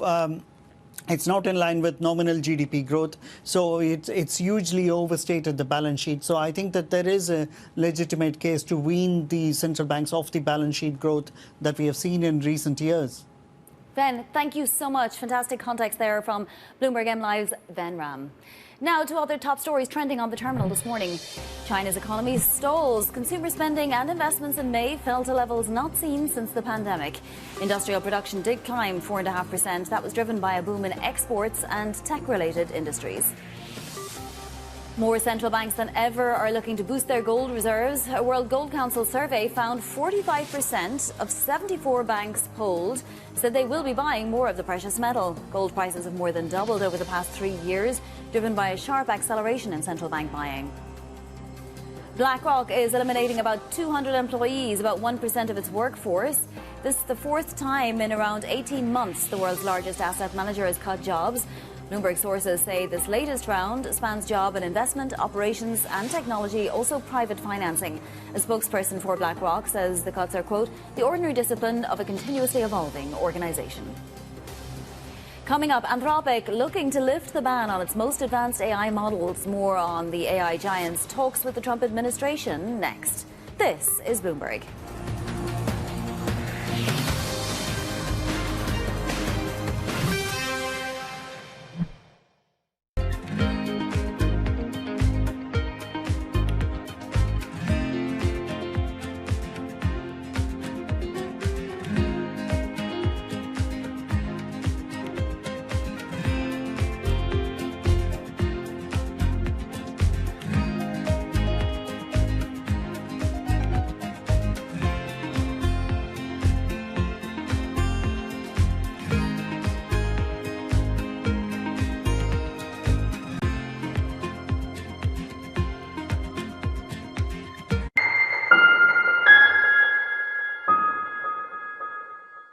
Good morning. This is Bloomberg Daybreak Europe. I'm Lizzie Burden in London, and these are the stories that set your agenda. Taking you from the U.S. market's close to the overnight session in Asia, we'll walk you through what you need to know to kickstart Europe's trading day. Live from our European headquarters, we bring you the day's top market-moving stories, unmatched expert analysis, and on-the-ground reporting from across the continent. Tune in to Daybreak Europe, only on Bloomberg Television. Context changes everything.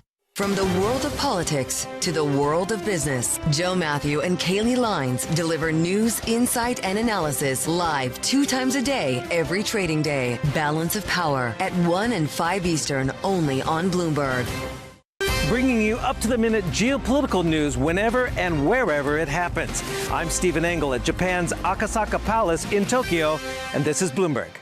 It's the world's second largest economy with a growing influence in global affairs. Bloomberg The China Show brings you the unmatched expertise you need to keep track of breaking news, in-depth market analysis, and the most influential newsmakers in and around China. We need to do more to engage the market more. We're risk on. I think we caught a little sweet spot. Massive savings right now. It's already a different game. Bloomberg The China Show. Weekdays around the world, right here on Bloomberg. Context changes everything.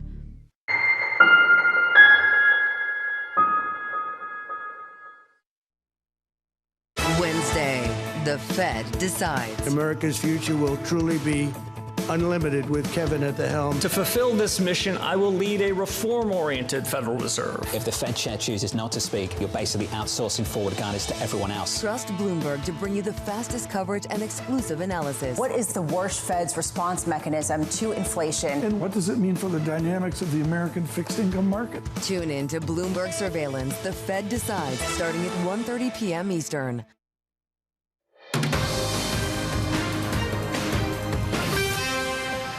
This is Bloomberg Brief. I'm Bonnie Quinn in New York. Anthropic looking to lift the Trump administration's ban on its most advanced AI models. Bloomberg learning that the firm's senior technical staff met with White House officials Monday to discuss security concerns.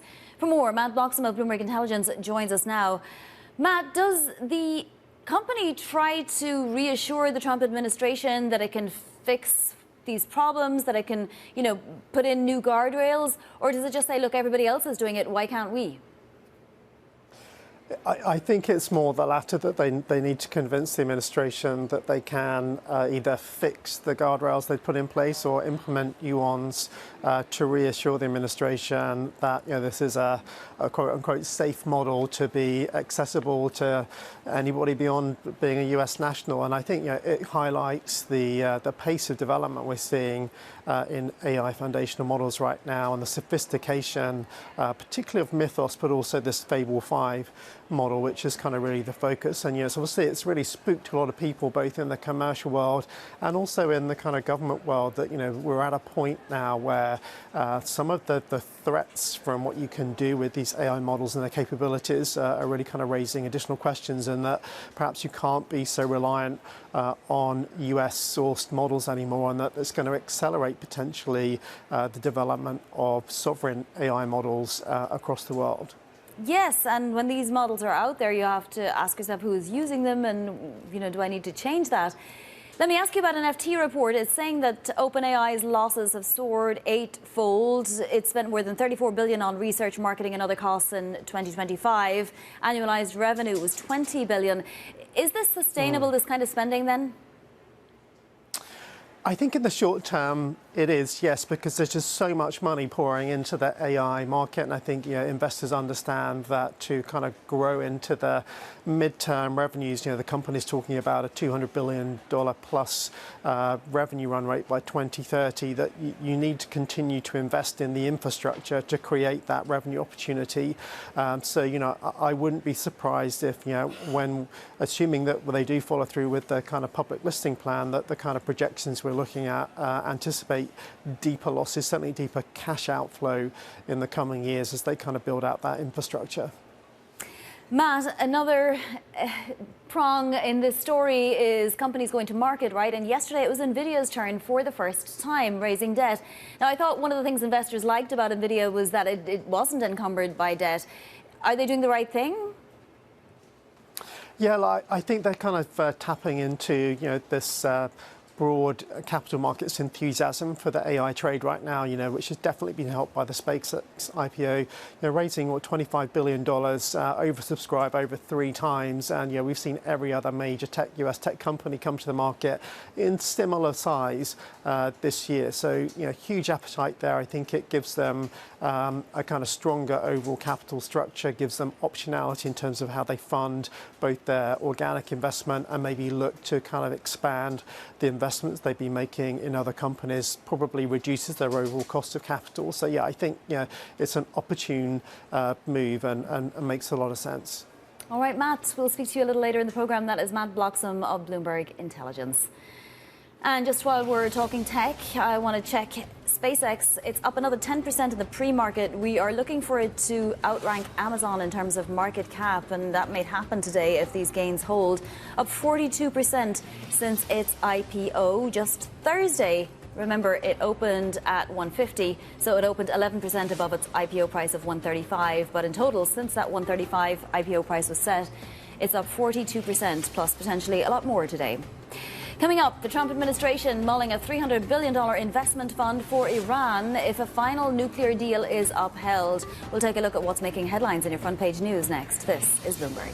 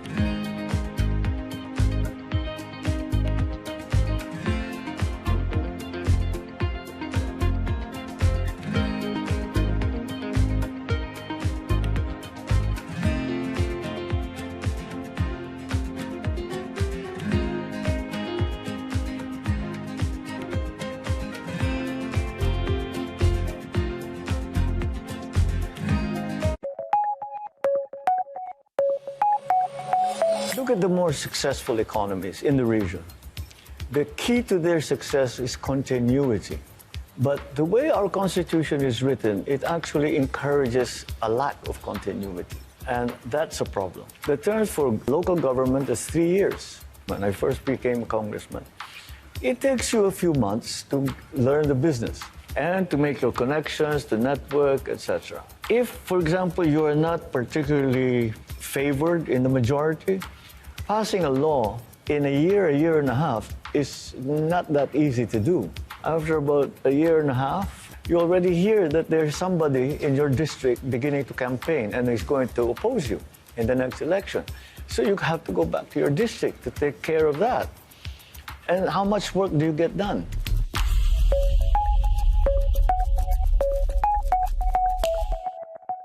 Making money isn't about drowning in emotions. It's about understanding what's actually happening. Markets are the best way to glean signal from noise, and that is what we try to do every morning. This is Bloomberg Surveillance.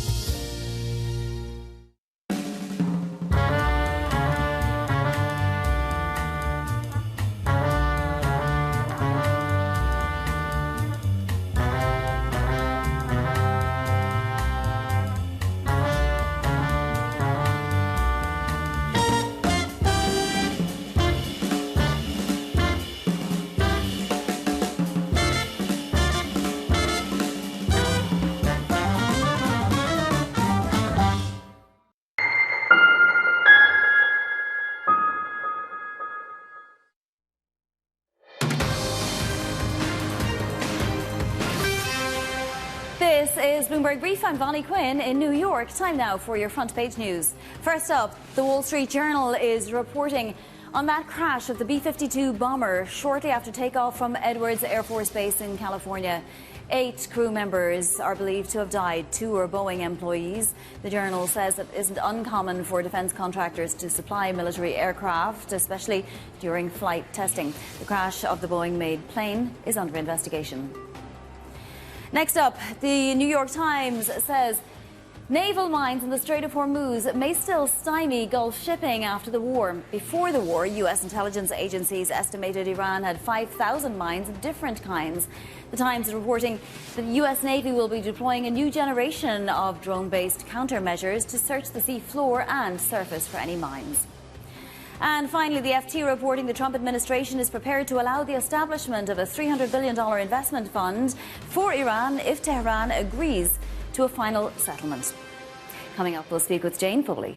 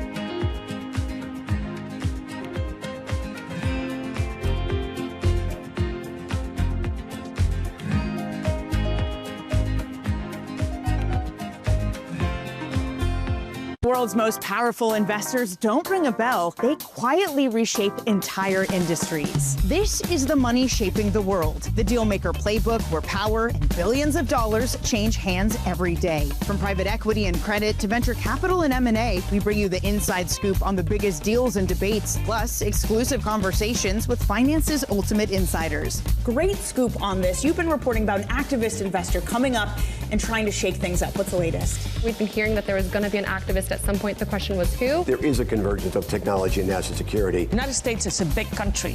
We're playing in the Northeast. That's an economy as big as the United Kingdom. This is a really interesting space to watch. We're expecting more consolidation. As this is Bloomberg Deals at Bloomberg Invest, I want to talk about the broader deal and M&A environment. This is a moment in time. We'll see how long we're here. It's far too early to call. There is an underinvestment in what's going on in private markets because everyone's looking for additional AI cloud capacity, and it's very tough to build. Everybody wants to get things going, and the IPO market is just one symptom of that. It is an early indicator of what we're going to see in the M&A market. Let's go to Scarlett Fu, who's taking a closer look at drone companies. With ongoing conflicts in the Middle East and Ukraine, there's renewed investor appetite for new names in the space. Excellent reporting. I'm Danny Berger, and this is Bloomberg Deals. Every week, only on Bloomberg Television. Asia is at the forefront of some of the world's biggest stories. And we're here, where the action starts in Sydney. And in Tokyo, get ahead as the global trading day begins. The Asia Trade, weekdays only on Bloomberg. Join me each week on Wall Street Week for stories of capitalism from business, markets, economics, tech, and climate. More than what you need to know, it's what you need to think about.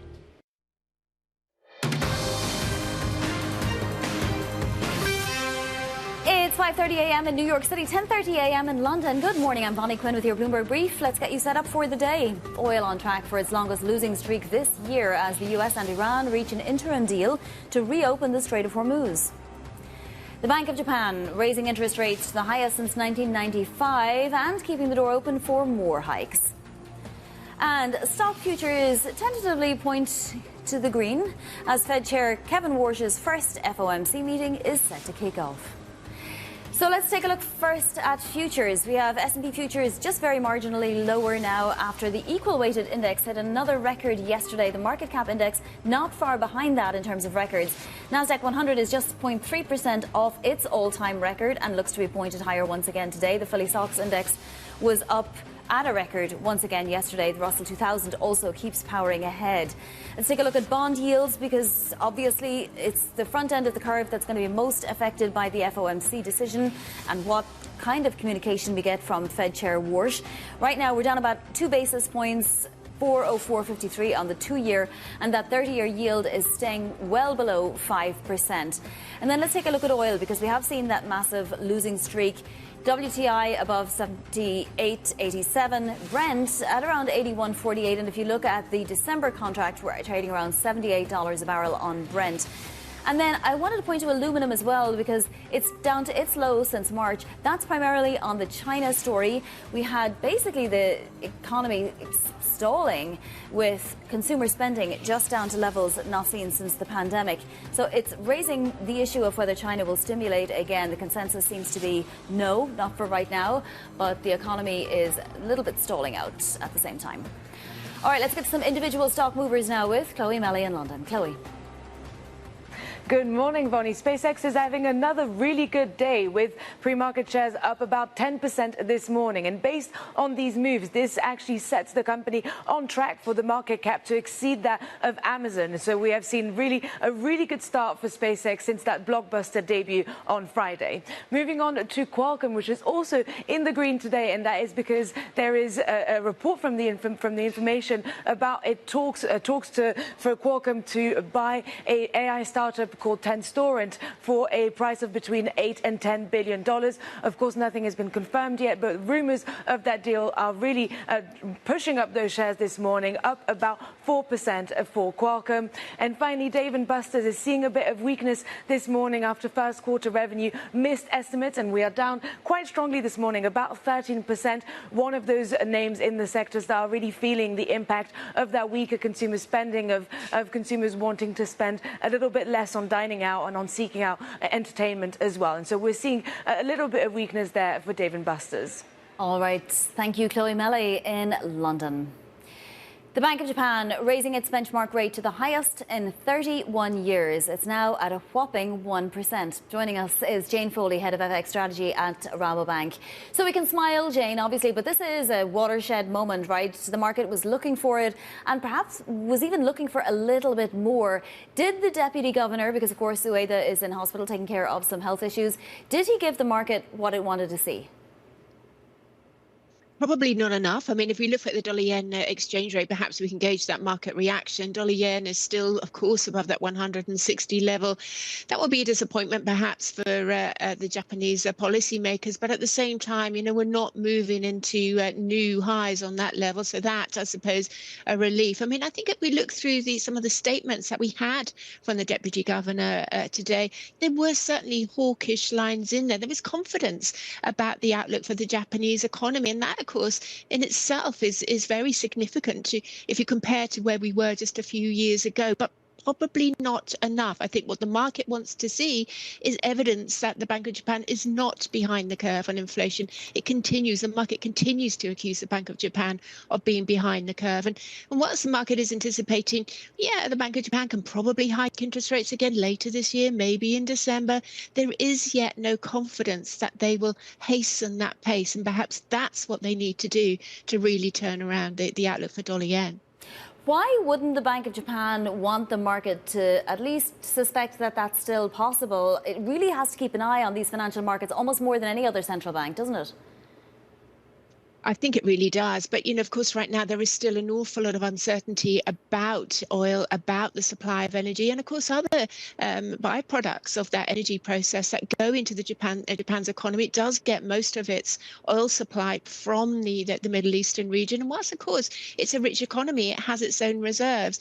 You know, that could still be a significant question mark about the outlook for activity later on in the year. Now, what we did get from the Deputy Governor today was reassurances. And he was saying that the economy's been performing really quite well. And of course, real interest rates still very soft in Japan. So monetary conditions still very accommodative. But, you know, we have had good news, obviously, this week about the extension of the ceasefire. But there is still, of course, a lot of skepticism about what's going to happen in 60 days' time with respect to US and Iran. And I think perhaps it would be a little bit jumping the gun, particularly for a deputy governor, to really really signal real confidence that they could potentially hike interest rates at a hastened pace, given the uncertainties that there still are. Now, obviously, in response to questions and so on, everybody says that they don't target a specific level on the currency, right? But we have had the yen above 160 now for quite some time. It's not really been moving. Has the Bank of Japan been intervening, or how has it been working that it's above this level? No one appears to be too concerned, and yet the last time it was well above this level, there was huge intervention. And of course, the market is aware of that. Now, of course, the Bank of Japan doesn't target it at the currency, nor do most, of course, of other major central banks. But of course, it is an input into the inflationary outlook. If you have a weak currency, then of course it imports inflation. So it is a variable that they will be considering. Now, the Ministry of Finance is, of course, the one that agrees on the intervention, decides on the intervention. They, of course, are much more political. There will probably be some sort of friction there potentially with the US Treasury if dollar yen does continue to rise. And the market is aware of that too. So the market is still a little bit nervous of pushing dollar yen higher from these sorts of levels. But if the Bank of Japan doesn't keep on indicating an aim to wanting to increase interest rates, well, those speculators could still see potential upside in that currency pair. So there's a lot of risk there on both sides. Jane, obviously day one of the FOMC meeting and all eyes on what exactly are we going to get with a Kevin Warsh-led Fed, right? I mean, there's so many questions from communication style to whether he'll be dovish or hawkish to what he'll say about the balance sheet. What are you primarily focused on? Well, again, whatever we say about the other central bank meetings this week, this is the one that is overshadowing all of them because of the uncertainties about Walsh and the tone he will take. I mean, another uncertainty you could throw out there is, which inflation indicator he's going to watch. That's something that the market's been discussing too over the last week or two. If he has a preference for one of these trimmed mean measures, well, he could potentially become a little bit more dovish on the back of those because they're moving lower relative to the PCE inflation measures. We know, of course, that he doesn't want the Fed to talk so much, that he doesn't particularly enjoy forward guidance, so we can expect perhaps less from him. But I think the really crucial indicator is whether or not he is going to be politically motivated to find ways to give the Fed a more dovish framework. And that's what we'll be looking for signs for tomorrow. So with the two-year yield just below 405, about 15, 16 basis points priced in of a hike by the end of the year, is that appropriate, you think, going into this meeting? Will we see a big change, a big move after it? Well, it's Rabobank's view that they may not hike interest rates this year, and that is, of course, because of the potential for the political motivation, to be leaning on Walsh. But of course, that very much depends on the economic data that comes through, particularly the labour market data. So there's a lot to play for. But whether or not, again, he begins to set in motion some sort of framework, perhaps leaning on other indicators of inflation that really do try and push the Fed towards a more dovish position, is going to be really, really crucial. So it's going to be a lot to play for. And of course, other central banks are aware of that too. It really will have a significant issue on where the dollar goes, not just for dollar yen, but for euro dollar and for all of the other exchange rates. And the market knows that too. And I think right now it's adding to perhaps a lack of direction in major currency pairs such as euro dollar. It's fascinating, Jane, because he won't have had that long to get a consensus together, right? At the same time, he wants to come out strong at his first meeting. So can't wait to see what he says. Jane Foley of Rabobank, thank you so much for joining us today. Now, to other top stories trending on the terminal this morning. BlackRock is eliminating about 1% of its workforce. That amounts to about 200 employees. Sources say the cuts span jobs in investment, operations and technology, and private financing. A spokesperson for BlackRock says the cuts are, quote, the ordinary discipline of a continuously evolving organization. Germany renewed its opposition to UniCredit's proposed takeover of Commerzbank. Germany's finance agency says the offer doesn't come with an appropriate premium. It's the final day of the formal acceptance period. A trader on Polymarket lost almost $1 million when Cabo Verde tied Spain in one of the most unlikely outcomes in recent World Cup history. The bettor had waged that Spain would win. Spain was widely considered a favourite to win the World Cup. Cabo Verde, on the other hand, is ranked 67th in the world and is playing its first FIFA World Cup. Would have thought you'd get better odds on Cabo Verde. Coming up, President Trump insists that the Strait of Hormuz will be completely reopened Friday. G7 leaders are skeptical. We're at the G7 summit in Evian, France. Next, this is Bloomberg.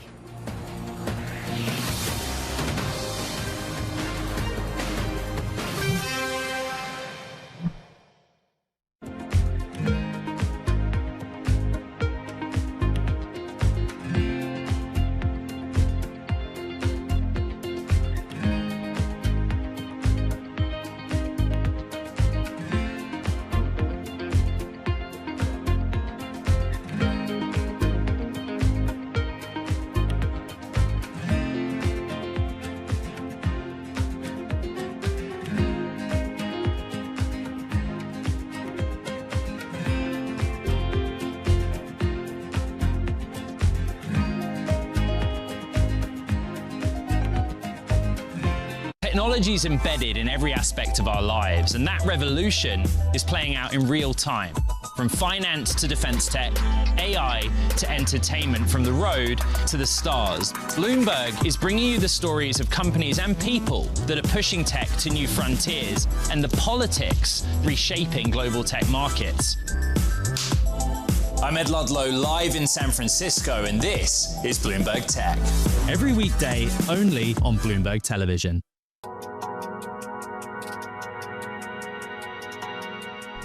We should not deny that change is coming. And change is not coming just in data centers and AI. As a world, we are building infrastructure, we're building energy, we're doing energy transmission, we're building next-gen manufacturing, we're ramping defense, and we're doing this thing called AI and data. Yes. We will see the largest need for capital ever. And that's what we've seen so far this year. And so now to your specific question, it's about underwriting. There are a number of very strong US tech companies who run diversified businesses, Amazon, Google, Microsoft, who are interested in seeing these centers built and are interested in not consolidating the debt on their balance sheet. And to the extent they are prepared to lend their credit, one can lend against those types of things and make sensible underwriting decisions.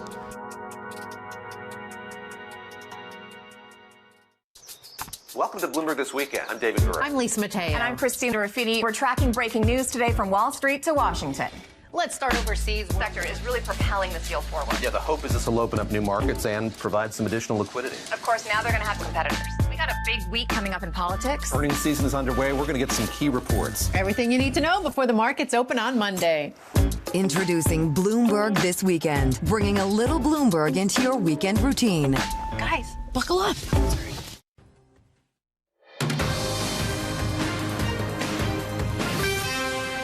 The Iranians don't get a dime unless they behave and change their behavior. Right. And this means that Iran will never have a nuclear weapon. Sean, You that's say why they we did don't this. get a dime. Do they ever get an American dime, a taxpayer dollar? No. So number one, first of all, they never get a dime of American taxpayer money, ever. Full stop. Not even close. Okay.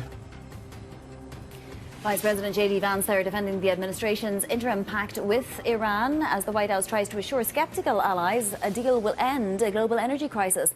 Bloomberg's Oliver Crook is live from the G7 summit in Evian, France. Ollie, the US and Europe are at odds over the opening of the Strait of Hormuz. Can you give us the context? Why are they at odds with each other?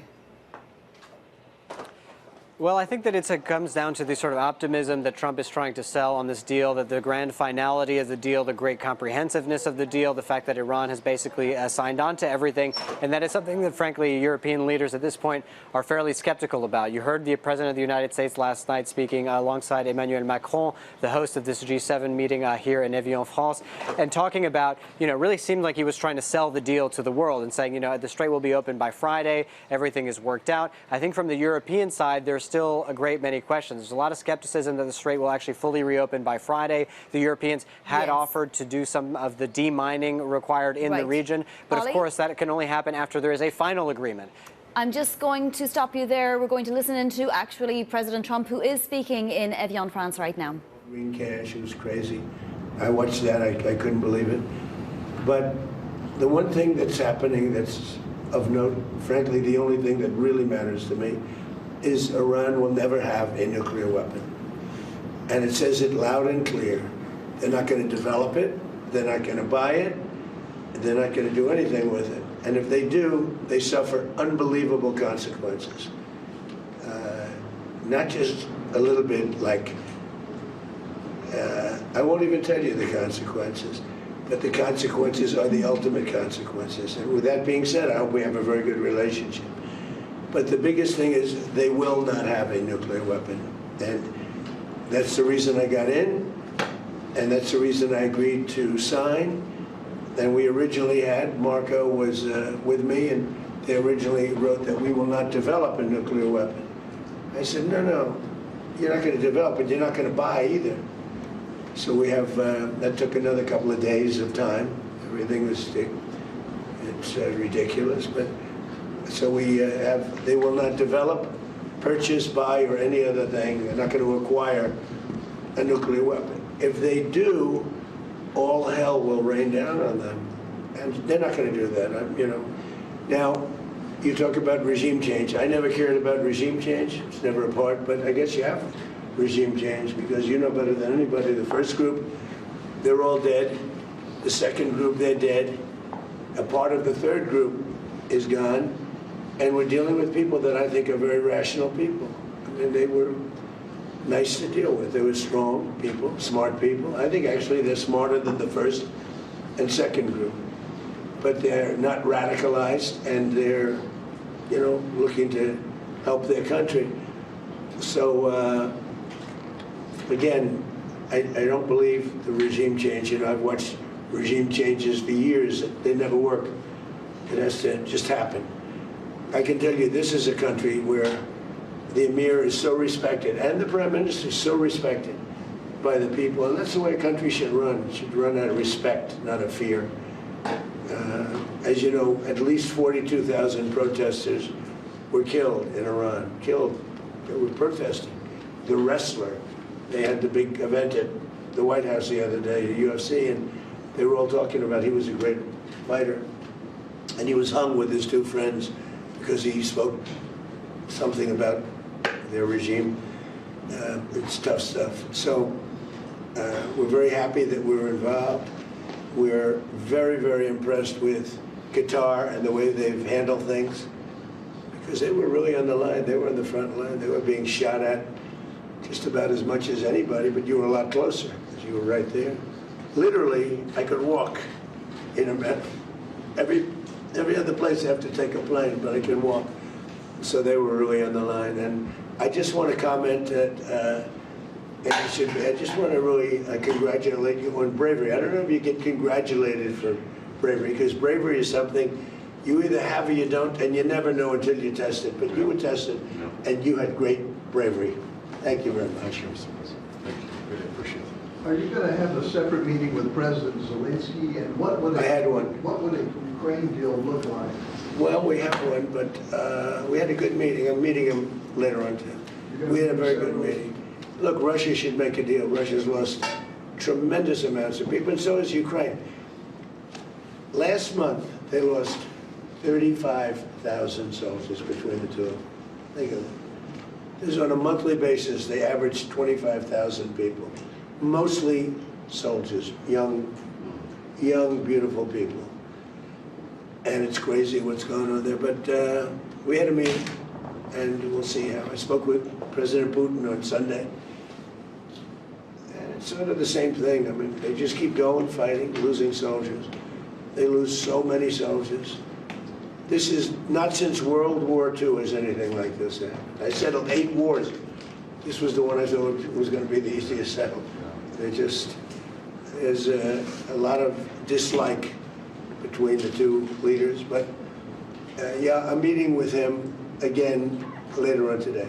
And are you going to have a special focus on Ukraine? Well, we're going to look. Now we were focused on Iran. That's going to be in the back, in the rear view mirror. But look, we have nothing to do with it. We sell weapons to them. We don't even give them. Obama gave them $350 billion worth of weapons. Gave, which was crazy. the European Union pays us full price for weapons. But it's not that. It's that it has no impact on us other than we sell weapons. We're thousands of miles away. But the only reason I don't like to see 25,000 young people die every month. Every month, 25,000 people die. Young people, they're just starting their life. They go to this front and they get blown up. And Ukraine is losing a lot of people too. I mean, the whole thing is ridiculous. So, yeah, I'm going to do whatever I can. Mr. President, if the Iranian regime continues to kill their own people, will you still move ahead with this deal? If they refuse to what with their people? If they continue to kill their own people, the Iranian Well, regime... we talked to them about it, and we see. I will say the majority of that took place during the first and second regimes, much more so than now. It was much more severe, but it's a terrible thing. Yeah, do you have a question? Yes, Mr. President. This is for both you and the Emir, what are the economic opportunities for Iran if there's, continued cooperation with the United States moving forward? Well, I think they'd be good. I mean, I can tell you from our standpoint, we have a lot of opportunities all over the world. But the Emir lives right next door, and I think, they have a lot of oil. I think they'll be good. First, they're going to have to prove themselves, I think, before any of us go in there. But I hope they do well. I hope they do well. Look, one thing, whether they do well or poorly, they can't have a nuclear weapon. That's a big thing. If they had a nuclear weapon, they would have blown up Israel, they would have blown up the Middle East, and they probably would have taken a shot at us. We would have gotten them first, I think. But they would have done tremendous damage. Had we not canceled the Obama nuclear deal, the JCPOA, you would have had them having a nuclear weapon 5 years ago. That expired. That was a road to a nuclear weapon. It was the dumbest deal I've ever seen other than NAFTA. NAFTA maybe was even dumber. But just in terms of a bad deal for us. Paid them billions and billions of dollars. We pay nothing.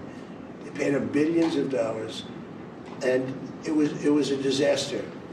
I terminated that in my first term. Had I not terminated, and we hit them hard, we terminated it.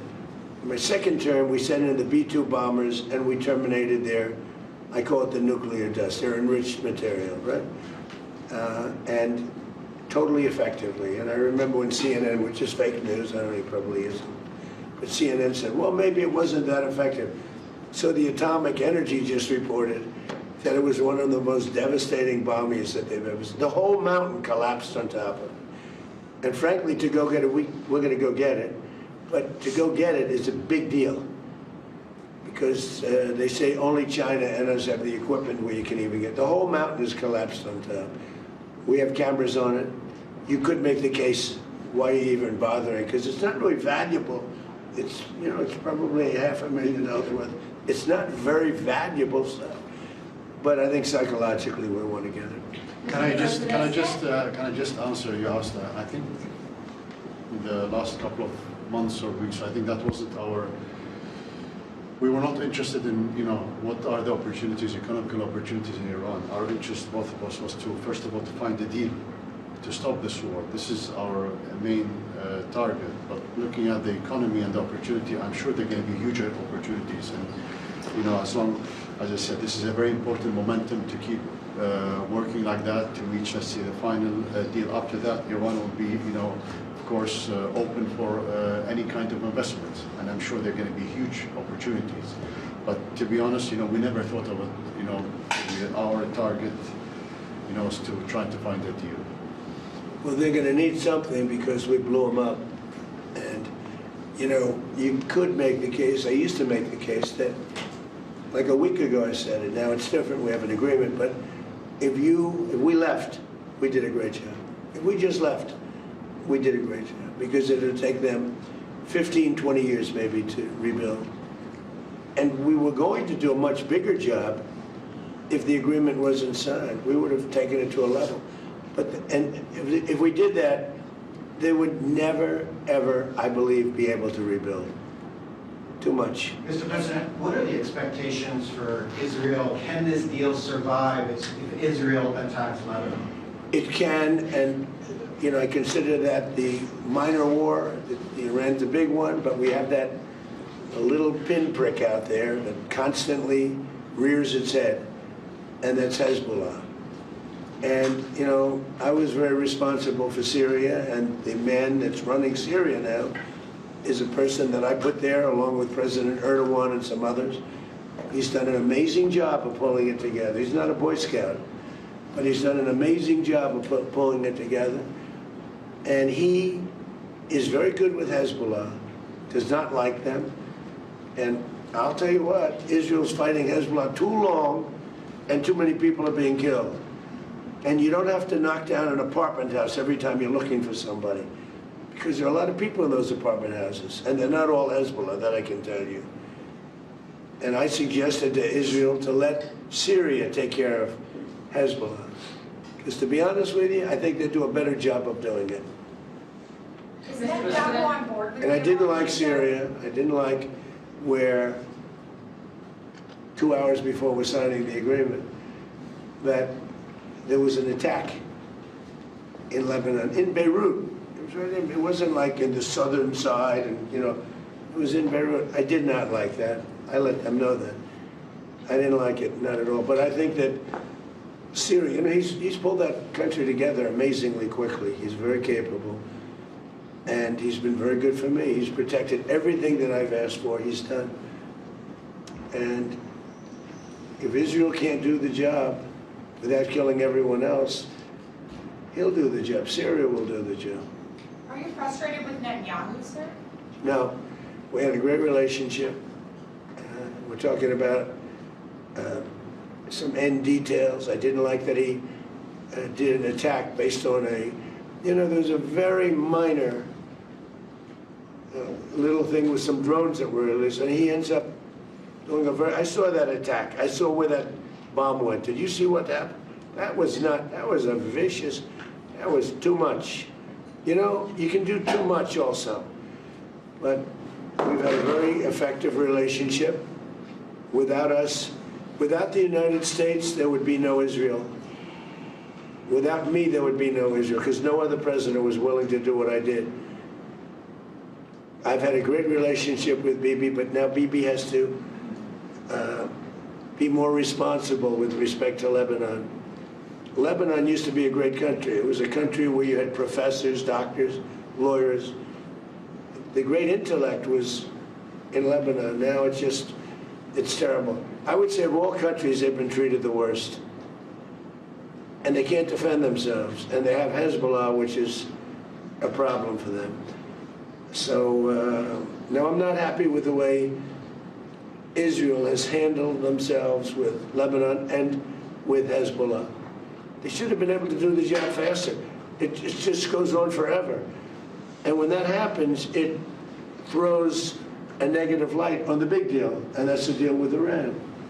So when you ask me about Bibi, an unbelievable relationship. But Israel would have been blown up a long time ago had I not gotten involved. Two things I did. I terminated the Iran nuclear deal. Barack Hussein Obama sold out Israel for Iran. He went to Iran. He sold them out. How anybody can vote for this guy or the party, the Democrats I call them, because they're dumb. They're dumb people. That's number one. How anybody can vote for them.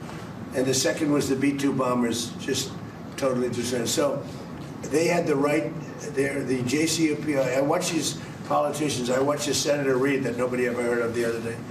Well, this deal is the same as the deal with Barack Obama. No. This deal is a wall to a nuclear weapon. His deal was a road to a nuclear weapon. My deal, they can't have a nuclear. They get blown up. If they have a nuclear weapon, they get blown up. In his deal, they were allowed to have a nuclear weapon. And in all fairness to Bibi, I remember very well, Bibi came to Washington and begged Obama not to make that deal. And Obama was on the side of Iran, not Israel. And he made the deal. That deal was a disaster. I terminated that deal. And if I didn't terminate, and was very tough after the termination, and if I didn't do that, Howard knows better than anybody. If I didn't terminate that deal, I believe that Israel wouldn't be here right now. And the second one was what we did with respect to the nuclear dust, as I call it, right? We blew it up. The mountain collapsed on top. You can't get to it. And they were 2 weeks away from having a nuclear weapon. And if they had a nuclear weapon, they would have used it on Israel, and I hate to say it, and probably the rest of the Middle East, because they had all those missiles aimed at the Emir, at Saudi Arabia, at UAE, at Kuwait, at Bahrain. I mean, the biggest surprise in this whole thing, I didn't think you guys would, I thought he would aim at Israel, but he didn't aim at Israel, much less. He aimed at your countries. And actually, that was a mistake for them, because it brought us, these countries, in particular the 5 countries, it brought us, I mean, he even had Turkey once. I never understood it. Nobody's going to understand it. That's the problem. They're totally irrational people. And those people are now gone. And I think Iran has rational leadership now. But you wouldn't have, if it weren't for the United States of America, with me, because Obama was the opposite, Israel would not exist right now. Israel would have been blown off the face of the earth, 100%. And every smart person in Israel knows that. Okay, thank you very much, everybody. Thank you. Thank you, guys. Good morning from New York. This is Bloomberg Surveillance. I'm Anne-Marie Hordern alongside Danny Berger today. Jonathan and Lisa are off. We just heard from the President of the United States alongside the Qatar Emir at the G7 taking place in France. And really, Danny, came out strongly in defense of his deal, because we are seeing a lot of pushback, especially in the press, that this doesn't really go far enough in terms of meeting the president's expectations and the red lines he had set forth when it comes to Iran. It's still details that we're waiting for, exactly what this MOU will be. We heard from the vice president also saying that there's not much text to it. It's only a few pages. The president, though, also being very clear in his frustration about Benjamin Netanyahu. And Anne-Marie, you've been talking about this. This is one of the uncertainties of this deal. It's clear that Israel is unhappy. What does that mean for the sustainability of any agreement to really be reached if Israel doesn't comply? Right, and that's not an issue for the Iranians as well. Think about what Giorgia Meloni, the Italian leader, is saying, that she wants to make sure that what's going on in Lebanon with Hezbollah is wrapped up before they start to send vessels to help the United States. The president said that that would be a minor war right now, what's going on with Israel and Hezbollah. But he did say, to your point, I'm not happy with the way Israel has handled themselves with Lebanon and with Hezbollah. They should have been able to do the job faster. It just goes on forever. When that happens, it throws a negative light on the big deal. And that's the deal with Iran. It's clear, though, that the president wants to put this in the rearview mirror. In fact, that's exactly what he said. He said that Iran is now in the rearview mirror, that this war is over. He also gets congratulations from Ursula von der Leyen on this deal. But, Anne-Marie, for this market, yes, it is rallying, but how much conviction is there behind it? It seems at the moment it's a lot of short covering. Maybe in order to get that conviction, you need a clear deal to come to fruition. We need more details of exactly what Friday looks like. And this is what Jim Reed of Deutsche Bank was talking about this morning. And we do have a little bit of stabilization this morning in markets. Yesterday, the S&P 500 closed just short of its record high. And he says in part that comes as there's still a lot of question marks over how the deal will be implemented, as we don't have the full details or the text yet. So we do have equities a little bit mixed this morning, but yesterday, as I said, we're just short of S&P 500 hitting at all-time highs. So we're relatively flat this morning. We do have yields, though, and Dan, we have to talk about this. Yields a little bit lower. And how much is this going to help Kevin Warsh as he kicks off his two-day meeting today with the FOMC newly minted Fed chair? We are now going to be in a Kevin Warsh era. It is hugely helpful for him if this risk is removed. And as we were just discussing, there are a lot of question marks there. I do think it's interesting, though. Equities have been in gung-ho rally mode, within 1% of all-time highs. Treasuries, though, yes, they've been rallying, but not as dramatically. We're still just about 4.45% on Treasuries. We're still pricing in a about 1 in 4 odds that we'll get a hike by the end of the year. It used to be 1 in 3, so that's better. But before this war, we weren't pricing in any hike. So it is still a bond market that says we need something to have more conviction. It's not just Friday, but it's also Kevin Warsh. We need to see if he's really as dovish as he had been discussing when it was candidate wars. And all that helping him, of course, the fact that we have oil prices lower. The president said yesterday the Strait will open on Friday. A lot of people are pushing back. They don't think we can have a full reopening as that soon as Friday. This is going to take weeks. But WTI, $78.93. We've seen these oil markets just completely soften up with the president saying that's opening up. And then, Danny, just quickly, we've got to check on SpaceX. What an incredible, stunning first few days of trading. It's about to overtake the market cap of Amazon. Potentially, we could see that happen today. I mean, it rallied, what, 20% yesterday? Just 19? It rallied 19.2% on its first day, too. At the moment, look, there is some mechanical buying, right? You need to get this thing into indexes because of all the rules that have changed, basically all of them except the S&P. So you have this demand that's very clear in the market, and the supply is really limited, but it just goes to show this thing is probably going to be volatile for the next, I don't know, until the end of the year, for months to come. We are going to get a lot more supply of SpaceX stock coming online post-earnings throughout the rest. So it's going to take a while to get true price discovery for this thing. Greg Battle yesterday was talking about how there's a few liquidity events coming up, and this is going to be incredibly volatile. But this morning, SpaceX in pre-market up more than 10%. Coming to the program, Keith Lerner of Truist as tech pushes equities higher. Former Deputy National Security Advisor Victoria Coates as President Trump declares the Strait of Hormuz will reopen on Friday, and the former Fed Governor Betsy Duke maintaining Kevin Warsh is still a hawk. We begin this hour with stocks looking for direction as investors hope to build on tech-fueled gains. Keith Lerner of Truist giving the bull market the benefit of the doubt, writing lower oil should help extend the recent broadening, even as hotter growth, inflation, and rising equity supply pose risk. Keith joins us now for more. Keith, what do you think the real main driver of this market is right now? Is it the fact that we're getting a little bit of an extra push given the fact that the president says he has this deal with Iran and the Strait will reopen on Friday? Yeah, well, great to be with both of you this morning. You know, I think there's a couple of different factors. Off the rebound, it's really been all about rotation. So even though we talked about the S&P hasn't broken to new highs yet, if you look around, we're seeing many indices break to new highs. So we had the equal weight index at new highs, small caps at new highs, industrials at new highs, the Dow Jones Industrials at new highs. So what is that telling us? To me, that's telling us that the market is sensing an economy that's been very resilient and probably continues to be somewhat strong as we see oil prices come down. Think about all the things this economy has to grapple with, and it's still creating jobs all of a sudden, which is against the consensus. And then the last point I'll make is going back to the yield conversation. We're seeing that being a reflection, I think, of economic growth because inflation expectations have been coming down. So all in all, I think the economic backdrop is somewhat strong. And again, this inflation backdrop is improving somewhat on the back of lower oil prices. May I just play devil's advocate, Keith? And this comes in the form of Goldman Sachs' trading desk, so I'll let them do the talking, not me. Essentially, they argue that if you look at the market action that we've seen so far this week, it's reminiscent of short covering. It's not any true conviction when you get the things that hadn't been playing along all of a sudden starting to catch up, like the equal weighted measure, for example, outperforming the S&P. Do you see conviction in this market, Keith? Yeah, I just have a different perspective on this. I mean, when you see the tech sector, which we pointed out about 2 weeks ago that had become pretty extended on a short-term basis, even though we still like tech long-term, when you see that kind of hot sector come out, you can see either market leaving the market or rotating. And, clearly what we've seen on the corrective move in tech when it moved down 11%, money rotated to other areas. So to me, that's a healthy sign of a bull market as opposed to short covering because money hasn't left the market. And as I mentioned, you have all these different indices hanging in there.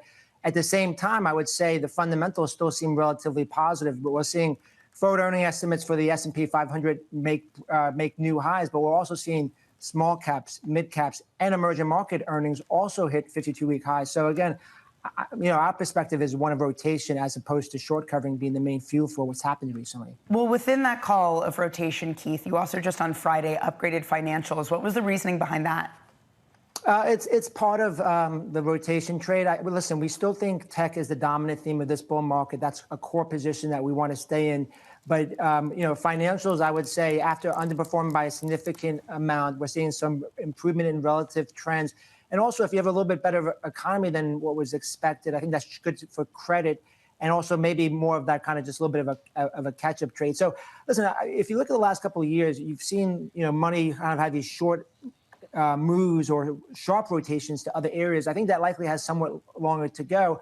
But we still think that money will eventually rotate back to tech. And I think the SpaceX IPO being somewhat successful as far as the way it's traded is good for overall sentiment. Do you buy this argument at all that you have the SpaceX IPO, OpenAI, Anthropic, what have you, and you get a ballooning of issuance? JP Morgan has put the number at $1.5 trillion over the next 2 years, that what used to be a tailwind, this idea that supply was limited, starts to turn into a headwind. Keith, is that a real issue for this market to overcome? I think it is. I think that is a fair argument. I mean, we've seen the amount of stocks really dwindle over the last 15 and 20 years. So that changing on the margin means there's more, there's more supply coming into the market. And maybe, even this year as an example, like, we often talk about tech and AI and then the Mag 7, but the Mag 7 is somewhat flat this year, while tech overall is up almost 20%.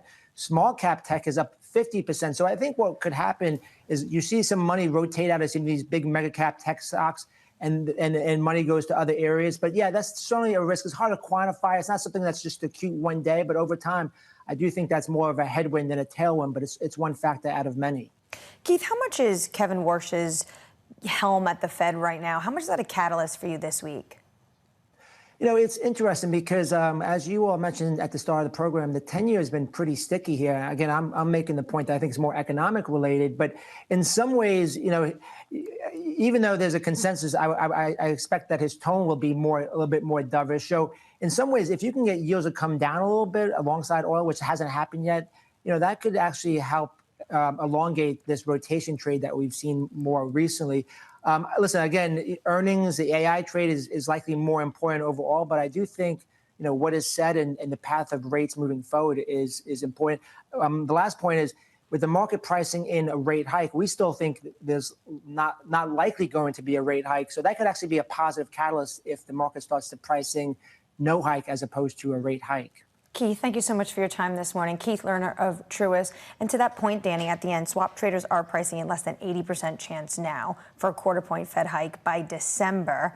Move is not fully priced in until next year. And we saw a little bit of that change when the president came out with this Iran deal. Yeah, I mean, it was a huge relief when it comes to the inflation picture. But maybe there's this idea, to Keith's point, this economy is strong. Maybe it goes further than just oil and why we've seen sticky inflation. And that's why the communication from Kevin Warsh is going to be so important, because we know he wants regime change.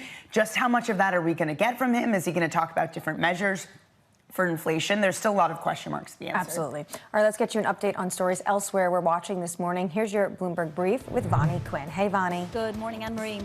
President Trump speaking at the G7 moments ago, saying Iran is in the rear-view mirror after reaching that agreement with the country. Trump also describing Iran's current leadership as rational, emphasizing they can never acquire a nuclear weapon and that the U.S. will not invest any money in the country. The Bank of Japan has raised its benchmark interest rate to 1%, the highest level since 1995. The central bank is also planning to stop cutting back its bond purchases from April of next year. The decision was widely expected, and just one member of the board dissented. The world's richest people are getting even richer. The 500 wealthiest people added $336 billion to their fortunes yesterday. That's the biggest one-day haul on record, according to the Bloomberg Billionaires Index. Elon Musk, the world's first trillionaire, saw his net worth rise more than 10% to $1.27 trillion.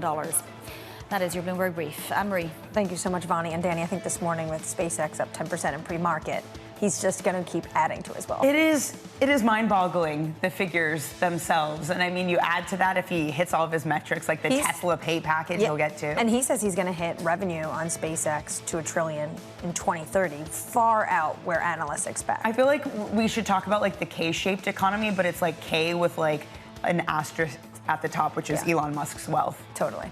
Up next, reopening the Strait of Hormuz. The strait is already partially open. The ships are starting to go out now. On Friday, it'll be completely open. We have an agreement where it's going to be open, and it's toll-free. Former Deputy National Security Advisor Victoria Coates joins us next. You're watching Bloomberg Surveillance. Good morning.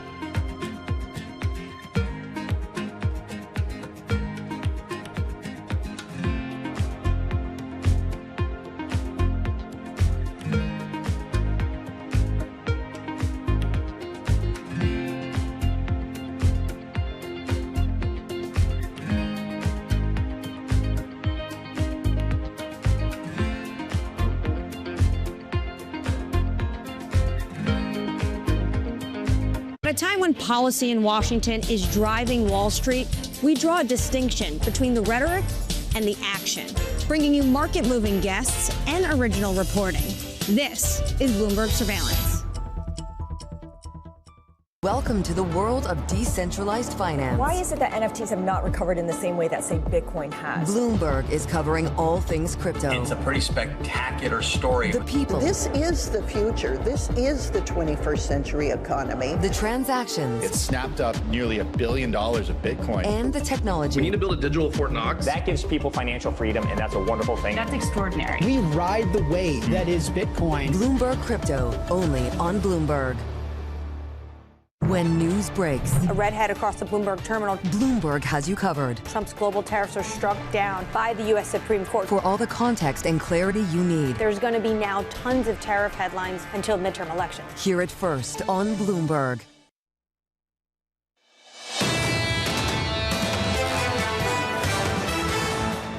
Good morning. Welcome to Bloomberg Surveillance. I'm Anna Marie and alongside Danny Berger today, John and Lisa are off. We are seeing equities just stabilizing today, relatively flat. S&P 500 closed 1% short of an all-time high yesterday. The NASDAQ yesterday was up 3%. We continue to see this tech rally. Kevin Warsh kicks off his first day as the new leader of the Federal Reserve, the first day of the FOMC board meeting. Tomorrow we're going to be hearing from him as we have the Fed rate decision, and helping him out a little bit, as we've been talking about, is the fact that just a little bit more breathing room with yields coming down. Your 10-year yield right now, 4.43%. And Danny, we quickly got to talk about the dollar yen. Because what did we see today? The rest of the world is hiking. Yes. And we had that out of the BOJ. Yes. And I mean, Japan hitting 1% on their policy rate is something we haven't seen in like a decade. It's definitely a step change for Japan. They have their own idiosyncrasies going on, but it's a discussion, to your point, Anne-Marie, that's happening throughout the world. It happened last week at the ECB, and how much does that in turn cap the ability of American yields to rally when the rest of the world is turning hawkish? And they have no choice. These are energy importers, and they are dealing with sky-high energy prices right now, and that's what we're going to discuss at this moment under surveillance, reopening the Strait of Hormuz. The strait is already partially open. They're doing a little hunting for a couple of mines that they've already found. Ships are starting to go out now. On Friday, it'll be completely open. I don't think we're going to need much help because we have an agreement where it's going to be open. And it's toll-free. Here's the latest. President Trump at the G7 meeting in France, declaring the Strait of Hormuz will completely reopen on Friday, and some European allies remain skeptical. Bloomberg's Tyler Kendall joins us now for more. So, Tyler, what do these conversations look like at the G7?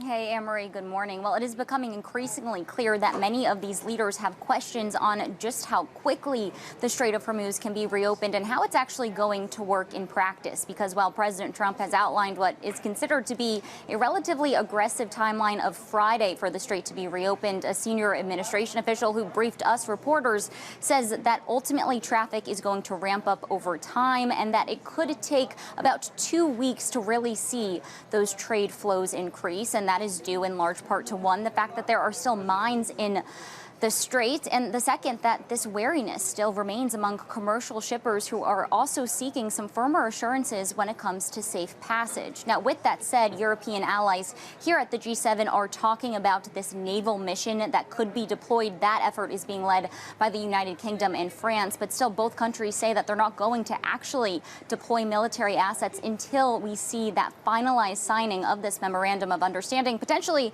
as soon as this Friday in Switzerland. In fact, we heard from the French president earlier today, who said that once there is that signing, we could see French military assets deployed within days. But Anne-Marie, while the conversation right now seems to be about the immediate reopening of the strait, we still have big questions about what long-term security is going to look like after Iranian state media reported yesterday that Iran will have the strait be toll-free for the 60-day extension of the ceasefire. But after that seemed to indicate that the country has plans to charge fees related to what they say would be navigational services. Certainly going to be messy because those fees are unacceptable to the United States. Bloomberg's Tyler Kendall at the G7. Thank you. Former Deputy National Security Advisor Victoria Coates writing, opining on what is or is not in the deal is a fool's errand until we know what is actually in the deal. We do not need to be in a race to be wrong. Victoria joins us now. Victoria, great to catch up with you, especially given the other day I saw the president said that you are absolutely fantastic. You worked in Trump 1. You can maybe translate for us the direction of travel for this administration. The president said it's reopening the Strait of Hormuz on Friday. A viewer writes in and say, maybe should we call this a soft opening? How do you think the Strait is actually going to open where we see 20 million barrels once again flowing through?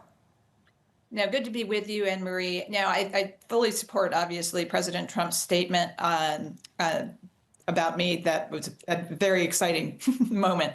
But in terms of the Strait, one of the things we need to focus on, and especially in the context of the G7, is those 20 million barrels mean a whole lot more to the other members of the G7 than they mean to the United States. I mean, between Japan and Europe, the dependency on the Strait is huge. And so, yes, the president is going to insist that Iran doesn't charge tolls going through the Strait going forward. But really, that's their fight, not so much ours. And so I really hope we get very strong statements out of the G7 condemning any attempt by Iran to try to continue to hold the world hostage over the Strait. And the other thing that I find fascinating about how this is all playing out is the effort that is going on in the region to bypass the Strait in terms of the Fujairah pipeline that UAE is building around the Strait, the potential for a natural gas pipeline across the Arabian Peninsula to parallel Saudi Petroline, which is an oil line. All of that makes this less and less of an asset for Iran going forward. So whatever we do in the future, it's going to be different from what we've just experienced. And I don't think it's going to advantage the Iranians at all. We heard from the president this morning. He said he's not happy with the way Israel has handled themselves with Lebanon. How much does the Lebanon issue and Israel and Hezbollah create really a problem for the president as he continues these negotiations with Iran? Well, Lebanon's been a problem for about 50 years now, Anne Marie. I mean, it's really a tragic situation. It should be a beautiful, prosperous country, a diverse population, incredible location, natural gas assets, but it's just been in this state of disarray because of the presence of Hezbollah, a terrorist proxy of Iran's. And so we'll see. I mean, Israel's trying very hard to neutralize that threat on their northern border. Given what happened on October 7th in the south, that is understandable that they don't want to tolerate these things. They want to eradicate them. And, that's their right to self-defense. But at the same time, the president is looking to get a deal between the government of Lebanon, separate from Hezbollah, and Israel. That would be good for Israel's security. And if a lot of Lebanese infrastructure is being devastated by Israeli attacks, it makes that harder to do. So, both those perspectives are legitimate, and they're not necessarily going to be in conflict. I mean, the president did say a week ago that if Israel were more surgical in their strikes on Lebanon, the United States might assist them against Hezbollah. Nobody likes Hezbollah. So that is a possibility as well. But I think that is a resolvable situation. My understanding is that starting next week, we're going to have more talks in Washington between Lebanon and Israel, hopefully get to some resolution there. Victoria, I'm also struck by the idea that this G7 meeting is happening in France, in a conversation that it feels like the Europeans have been somewhat absent. A coalition supposedly led by Britain and France had been discussing helping ships navigate the Strait of Hormuz. Maybe this is the moment where they can finally begin to do that and start to deploy minesweepers, given this deal is on its way. But where are the Europeans in all of this? They're obviously very impacted by the flow of energy. Do they have a seat at the table at this moment? Well, Danny, it's a really interesting moment, as you put it. I mean, 5 of the 7 members of the G7, I believe, are European countries. These are very large economies and, a very, very important trading bloc and security partner to the United States. But there are some hard conversations that have to take place. At the beginning of Operation Epic Fury, the Brits said they were going to deploy, 1 destroyer, and then they couldn't get it into the Mediterranean for 2 weeks. To get to their own assets in Cyprus. I mean, that's the vaunted British Navy can't get 1 destroyer to the Mediterranean in 2 weeks. I mean, we moved a carrier group in less time than that. So, it's really disturbing to see how these militaries have atrophied. And it's not that they don't want to help us, they can't help us. Victoria, so Victoria, thank you so much for your time this morning. That's the former Deputy National Security Advisor, Victoria Coates. Coming up, we're going to have Dan Ives of Wedbush on as Anthropic pushes the White House to ease AI restrictions.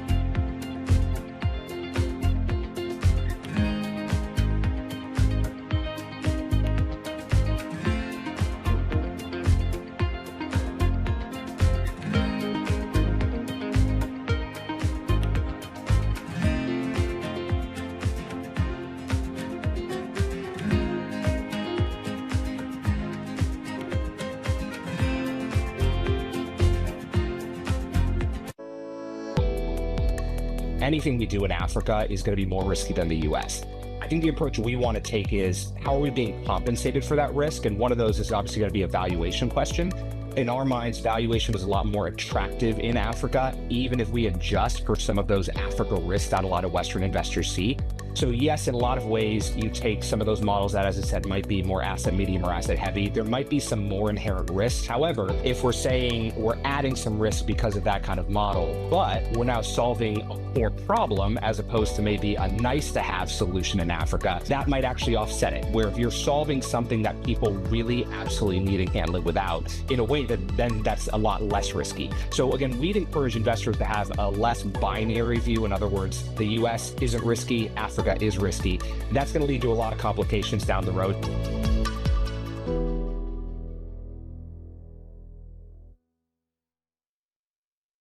Good morning. This is Bloomberg Daybreak Europe. I'm Lizzie Burden in London, and these are the stories that set your agenda. Taking you from the U.S. markets close to the overnight session in Asia, we'll walk you through what you need to know to kickstart Europe's trading day. Live from our European headquarters, we bring you the day's top market-moving stories, unmatched expert analysis, and on-the-ground reporting from across the continent. Tune in to Daybreak Europe, only on Bloomberg Television. Context changes everything.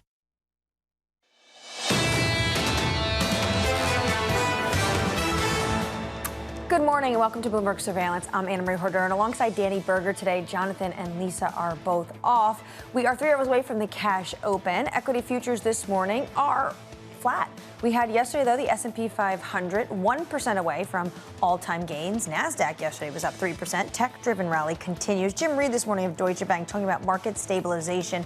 He says in part this comes as there's still a lot of question marks over how the deal will be implemented, as we don't have the details or a text yet. And of course, this is coming as the president says the Strait of Hormuz will be open on Friday. A lot of people are skeptical about how messy this is going to be and how quickly we can get to the Strait really being fully open as normal before this conflict began. We are seeing yields, though, giving Kevin Warsh today a little bit of breathing room, Danny, as he kicks off this 2-day policy meeting.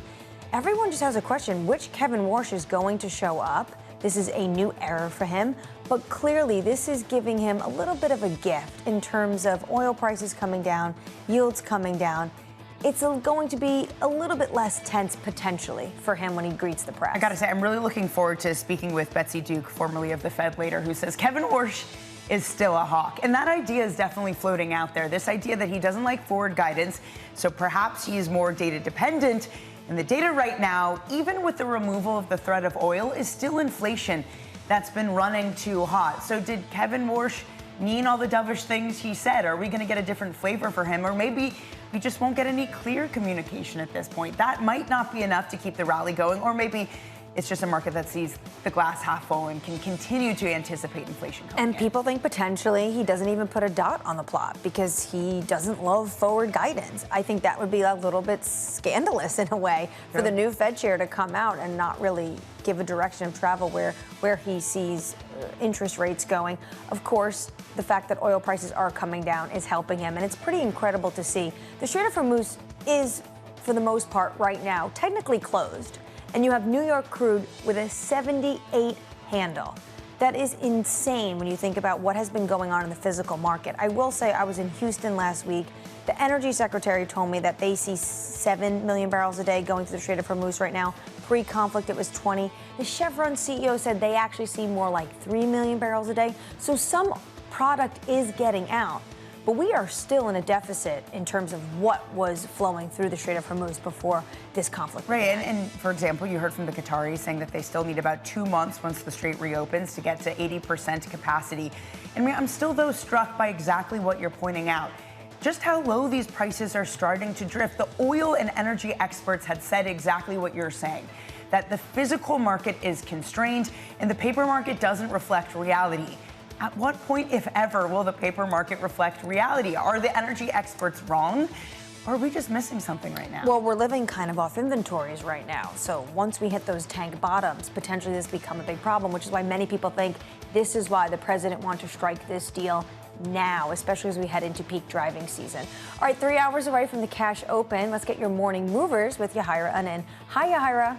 Hi, Anne-Marie. It looks like SpaceX is extending its post-IPO rally. Shares up another 10% in the pre-market. That puts the stock on track of a gain of more than 50% since its IPO in just the last 3 trading sessions. And if these levels hold, SpaceX would open with the market valuation larger than Amazon, just cementing its place as one of the most valuable companies in the world. And it appears SpaceX's gain is Tesla's loss. Shares are falling 1.5% in the pre-market, leading the declines among the Mag 7. Most of them are actually in the green right now, as some investors appear to be making room for SpaceX. According to the investing platform AJ Bell, Tesla was among the most commonly sold stocks among retail investors who bought into the IPO. At the same time, I've heard from other investors who say that they are sticking with Tesla on the idea that Tesla and SpaceX could one day merge, something your next guest, Mr. Ives, has also discussed. And we end on the chip makers. The Philadelphia Semiconductor Index closed at a record high, as did Micron yesterday, but Western Digital really stole the show. It was a top gainer in the S&P, jumping 16% yesterday, and we're seeing that optimism carry into today with Western Digital up 6.5%, Qualcomm and Micron also gaining. Anne-Marie? Thank you so much, Yahira. On our radar this morning, President Trump saying the deal reached with Iran will not involve any U.S. investments in the country. We can talk about the Iran deal all day long. We're not investing any money. We have the right to if we want, but we're not investing any money. President Trump also reiterating Iran will never acquire a nuclear weapon and that he expects the Strait of Hormuz to completely reopen by the end of the week. The Trump administration is reportedly open to talks with Anthropic over the blocking of foreign access to its AI models. According to the New York Post, a senior White House official is suggesting a resolution could be worked out directly with CEO Dario Amodei.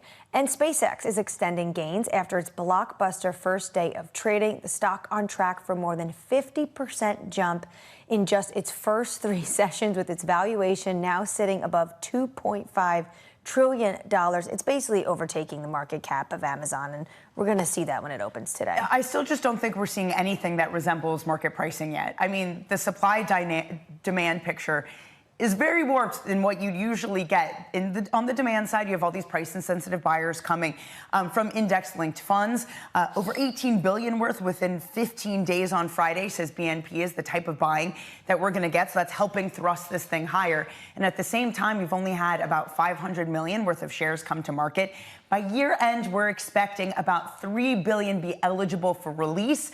That might flip this dynamic on its head, and it gets the argument of, why include these things in the index so quickly? You're going to get these big swings as we try to figure out what fair value is. Absolutely. A lot of liquidity points coming up for SpaceX, and to your point, it's going to be incredibly volatile. Sticking with tech, Anthropic looking to ease those tensions with the White House. Sources telling us here at Bloomberg, executives met with the administration to discuss security curbs on its two most advanced AI models. Dan Ives of Wedbush writing, quote, Anthropic has become a disruptive force. These issues need to be resolved sooner rather than later for the tech sector and ongoing enterprise deployments and pilots. Dan joins us now. Well, Dan, according to the New York Post, potentially we will get some sort of resolution when it comes to the administration and Anthropic. But please, educate us. I thought Anthropic said their models were too advanced and they wanted to be regulated. Isn't that what the Trump administration is doing?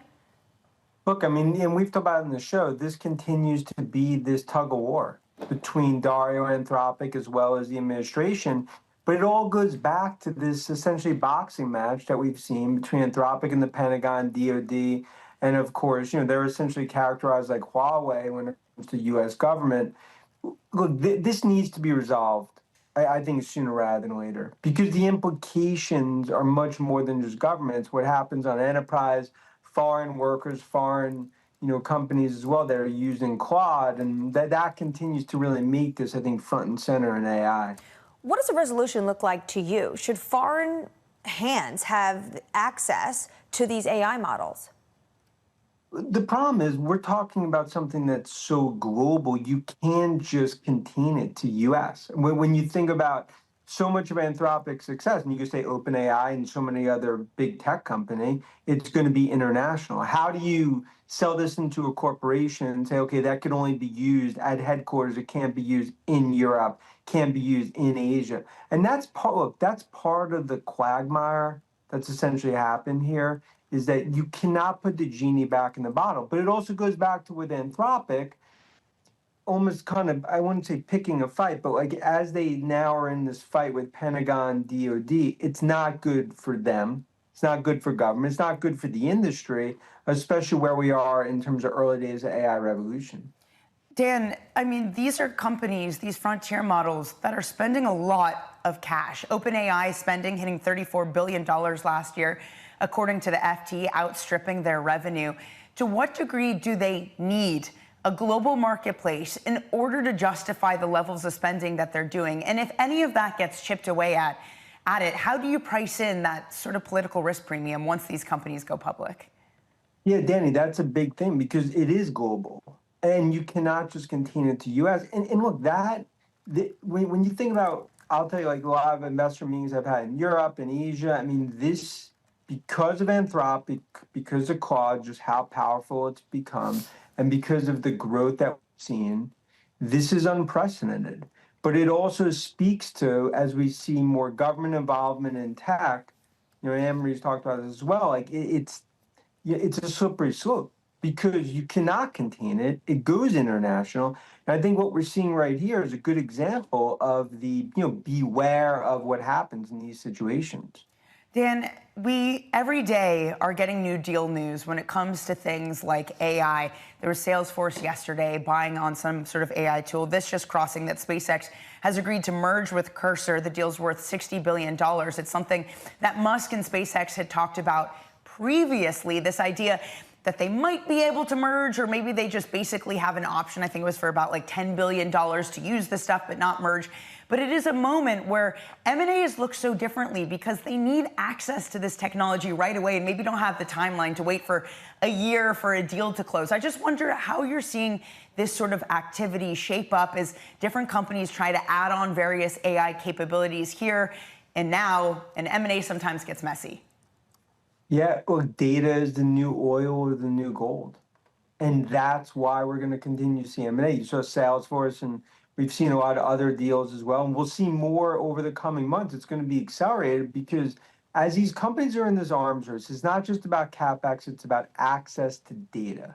That's what this is all about. Now, of course, it's compute power across the industry, but it's data, and that's going to lead to more and more acquisitions on the software side. I think on chips, you're going to see more and more conversions, even on industrials and potentially power as you build out these stacks.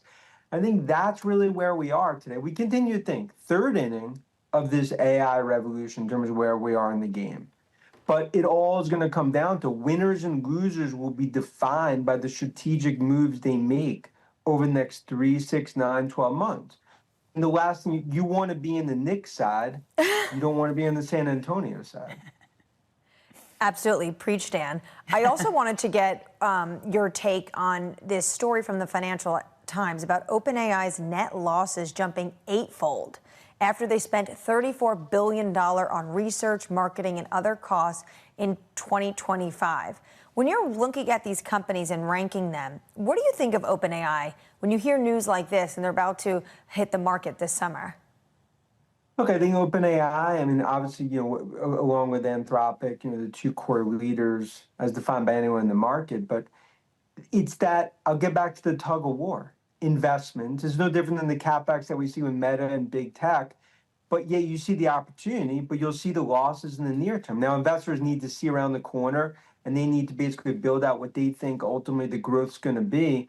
But I don't see any other choice for like an Altman OpenAI, what they need to do here, given what's happening across the industry, from the hyperscalers to obviously Anthropic and others. And we've seen it from Godfather of AI, Jensen, NVIDIA. I mean, they continue to put foot on the pedal, and that's what they need to do. And I think the rest of the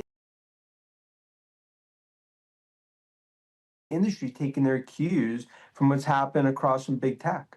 Dan, who's the Jalen Brunson right now in the AI space?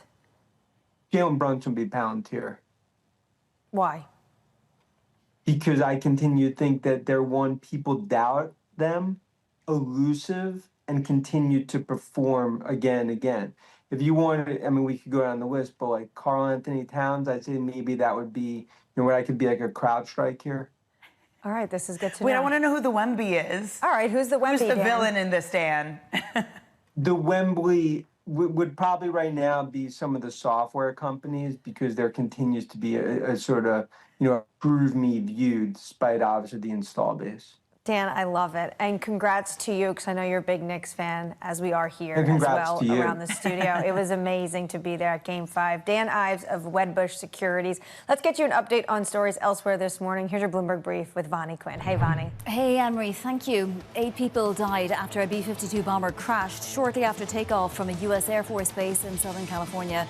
The aircraft was on a routine test mission when the incident occurred. The bombers were recently deployed in operations in Iran.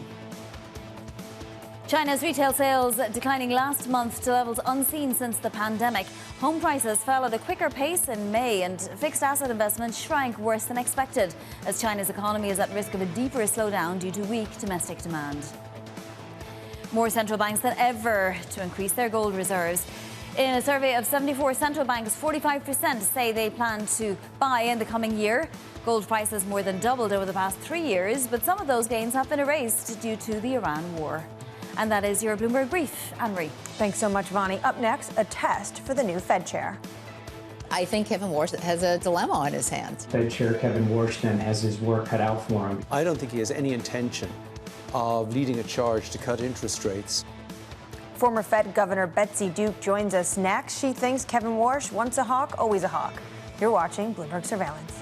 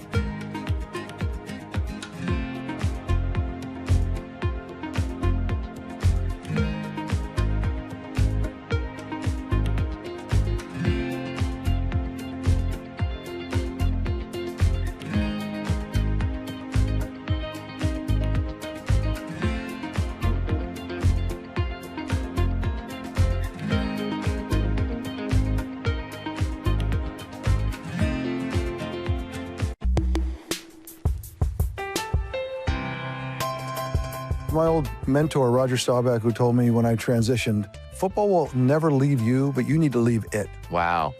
Everyone has a dream. And a lot of dreams are, you know, my dream is to play football and play professional football, and you get the dream comes true, but it is going to end. And the day it ends, the day before it ends, you're one of the best in the world. Great. The next day you wake up, that's gone. What are you great at? And the truth is nothing, right? I'm not great at anything else. I talk about it all the time, Steve, is this whole idea of it's not from penthouse to penthouse. And what I mean by that is you played for 15, 20 years and you're in the penthouse. That doesn't mean that you come to the business world and you're going to be in the penthouse. You don't start on the third floor or the lobby. You actually have to start in the basement.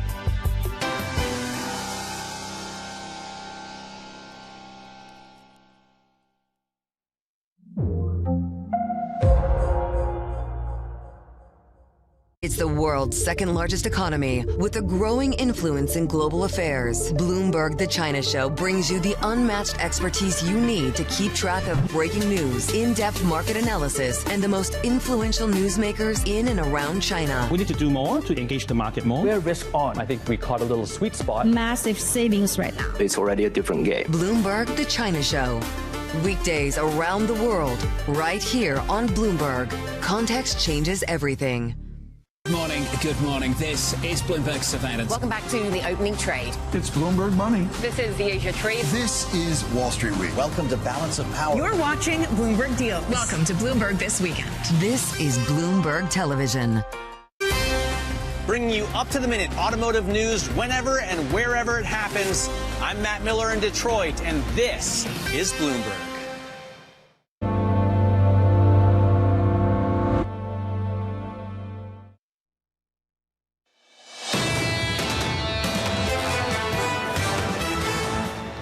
Good morning. Welcome to Bloomberg Surveillance. We have equity markets this morning relatively unchanged. Yesterday, the S&P 500 just 1% short of an all-time high. Markets still looking for some details when it comes to the deal the president struck with Iran, as well as waiting, of course, on what the Federal Reserve has today.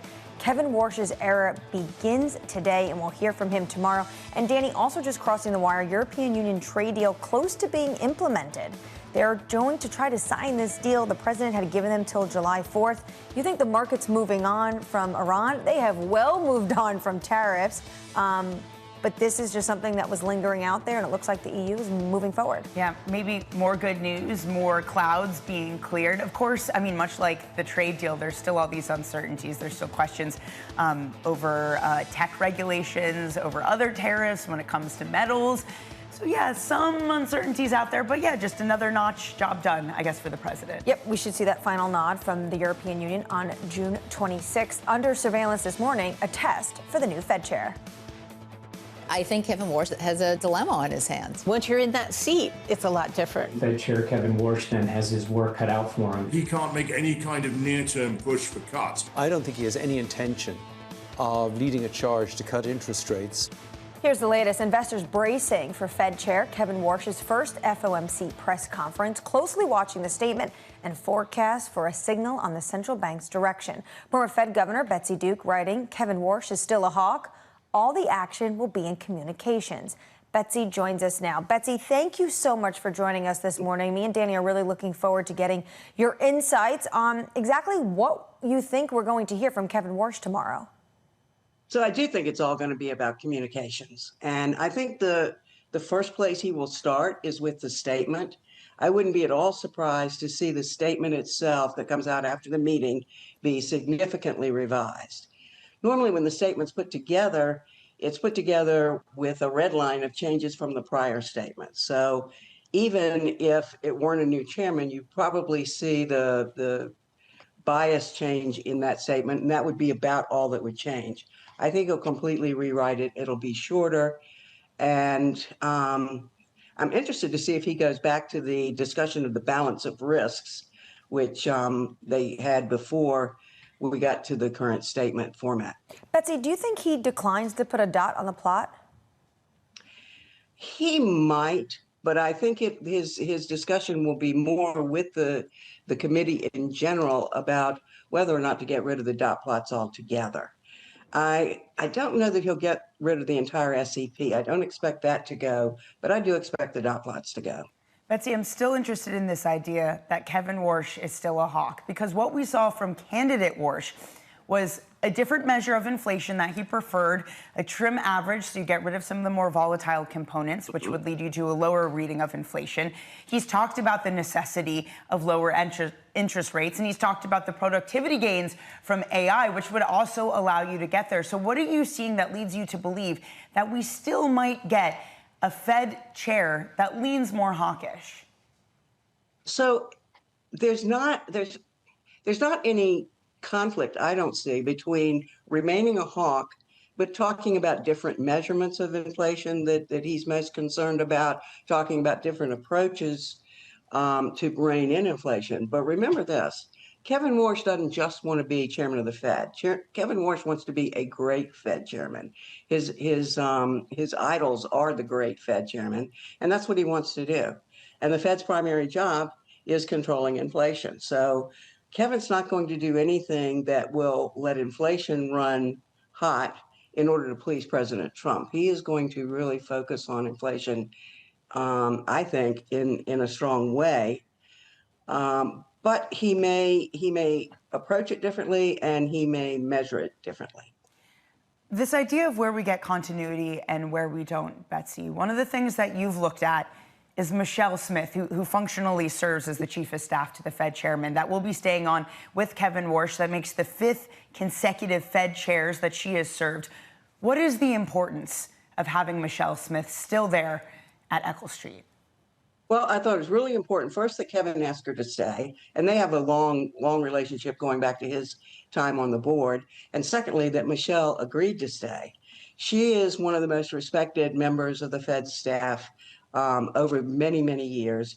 And she has the ability to adapt to the current chairman and support every chairman in the way that chairman needs to be supported, with their style and their objectives, and to make them the strongest chairman they can possibly be.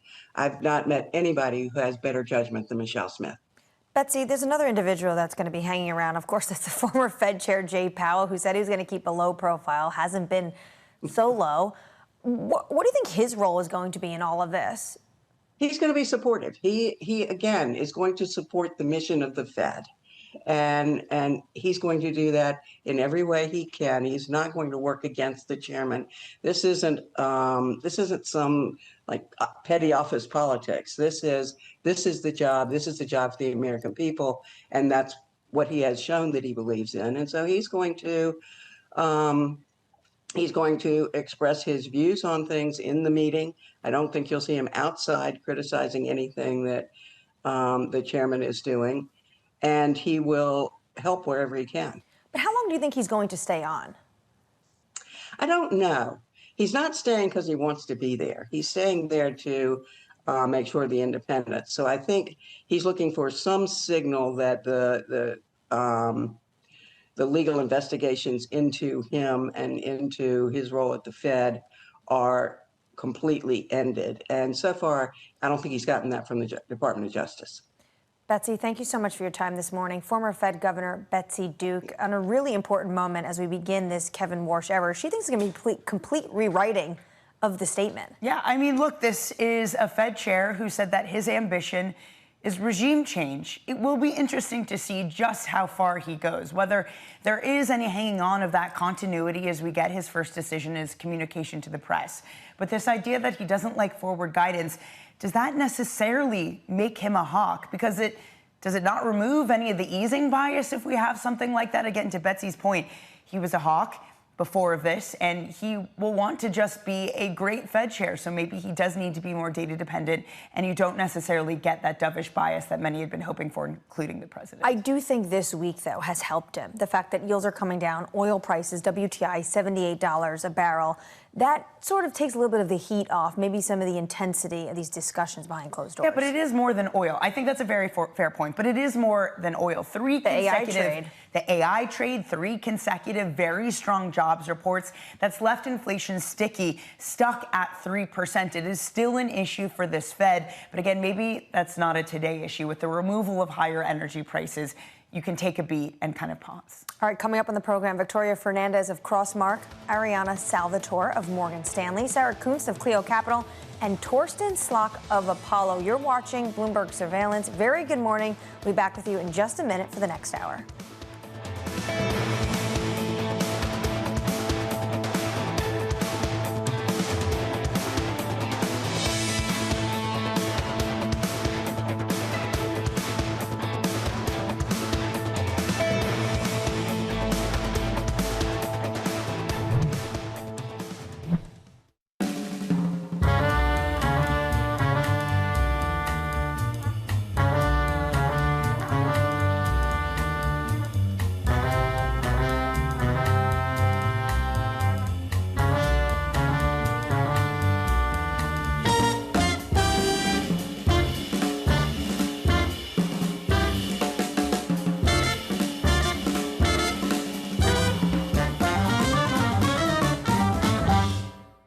Do you mind being called an ideological lunatic or a bunch of left-wing nut jobs? You know, I've been called worse things than that.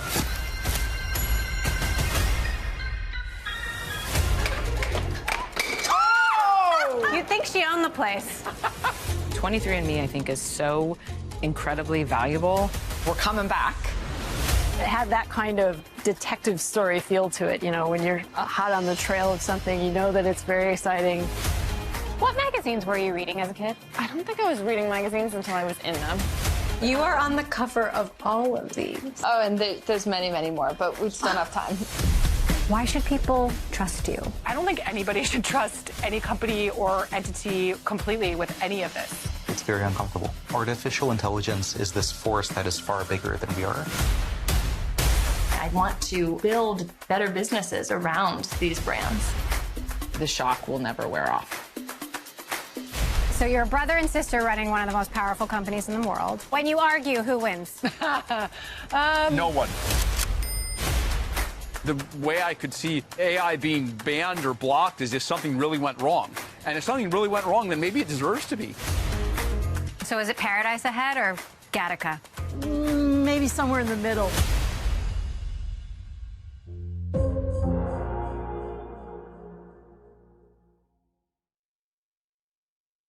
Technology is embedded in every aspect of our lives, and that revolution is playing out in real time. From finance to defense tech, AI to entertainment, from the road to the stars. Bloomberg is bringing you the stories of companies and people that are pushing tech to new frontiers, and the politics reshaping global tech markets. I'm Ed Ludlow, live in San Francisco, and this is Bloomberg Tech. Every weekday, only on Bloomberg Television. From the world of politics to the world of business, Joe Matthew and Kaylee Lines deliver news, insight, and analysis live 2 times a day, every trading day. Balance of Power at 1 and 5 Eastern, only on Bloomberg.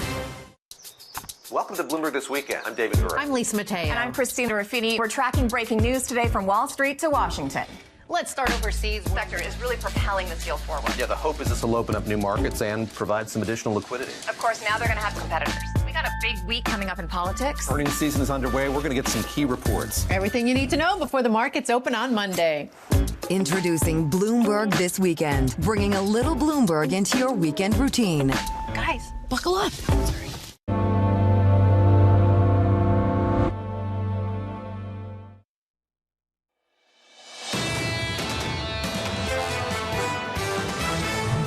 Pretty remarkable the way the consumer has powered through. If consumers in general feel freer to spend, maybe there's a bit more resilience. All eyes on the bond market, in my view. Oil prices are coming down, but the market's removing those hikes. I don't think the Fed is going to be looking to cut rates anytime soon. This is Bloomberg Surveillance with Jonathan Farrow, Lisa Abramowitz, and Anne-Marie Hordern.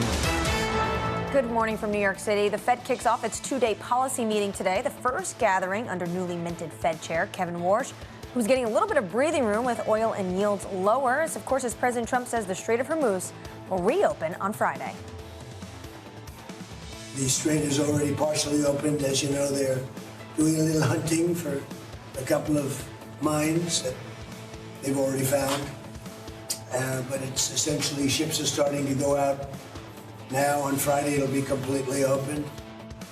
Allies, though, Danny, remain pretty skeptical. They remain skeptical.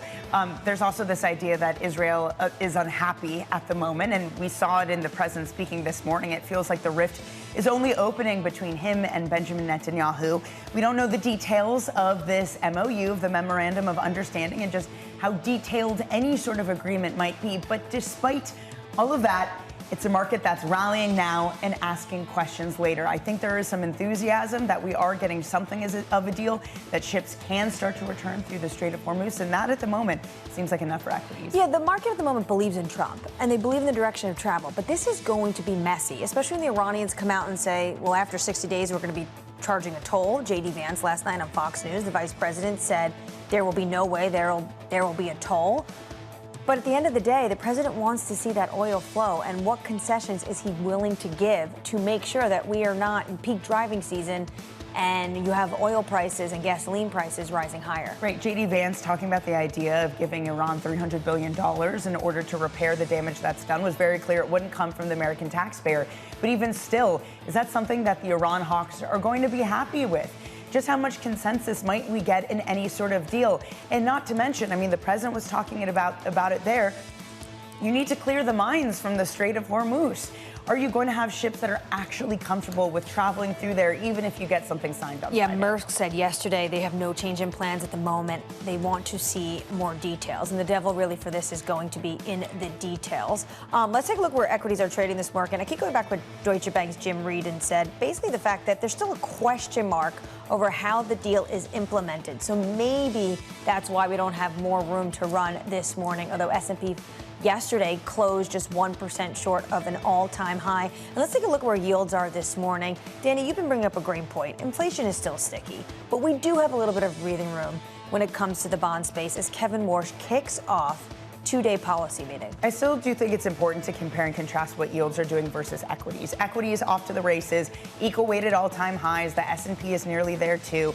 Stocks, this Philadelphia Semiconductor Index is at a record. But what you're seeing with yields there is, yes, they are coming in, but the curve is still not where it was before this war, whereas stocks are. There still is some pricing in the market that we might get a hike, where we didn't have that before the war. So bonds have not caught up to where this equity market is. And Anne-Marie, it's because of what exactly you've been saying. We need to see what this agreement looks like, and we need to hear from the new Fed chair. And we have, when it comes to the oil market, oil prices once again today softer. WTI crude $78, Brent $81. This comes as well as two Iran-linked tankers are sailing eastward through the Strait of Hormuz ahead of the deal.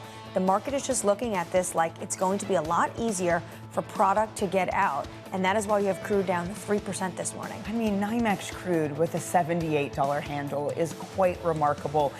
But the oil energy experts have said that there is an issue in the physical market that's not yet reflected in the paper market. How does that get settled? We're running low on inventories, and it might not be enough right now that the Strait of Hormuz is going to be open, because it is going to take weeks to really get oil flowing through where we had 20 million barrels a day before this conflict. Coming up the program, Victoria Fernandez of Crossmark Global Investments with stocks trading near all-time highs. Ariana Salvatore of Morgan Stanley on what a signed deal with Iran means for midterm elections. And Torsten Slok of Apollo as the Kevin Warsh era begins. We begin this hour with stocks hovering at fresh records as investors await the first policy decision under a new regime. Victoria Fernandez of Cross Global Investments writing, we believe there is still room to run, even if we get higher rates, as long as earnings and margins remain strong. The market can digest a rotation of leadership. Victoria joins us now. Victoria, where else do you see this market having more room to run?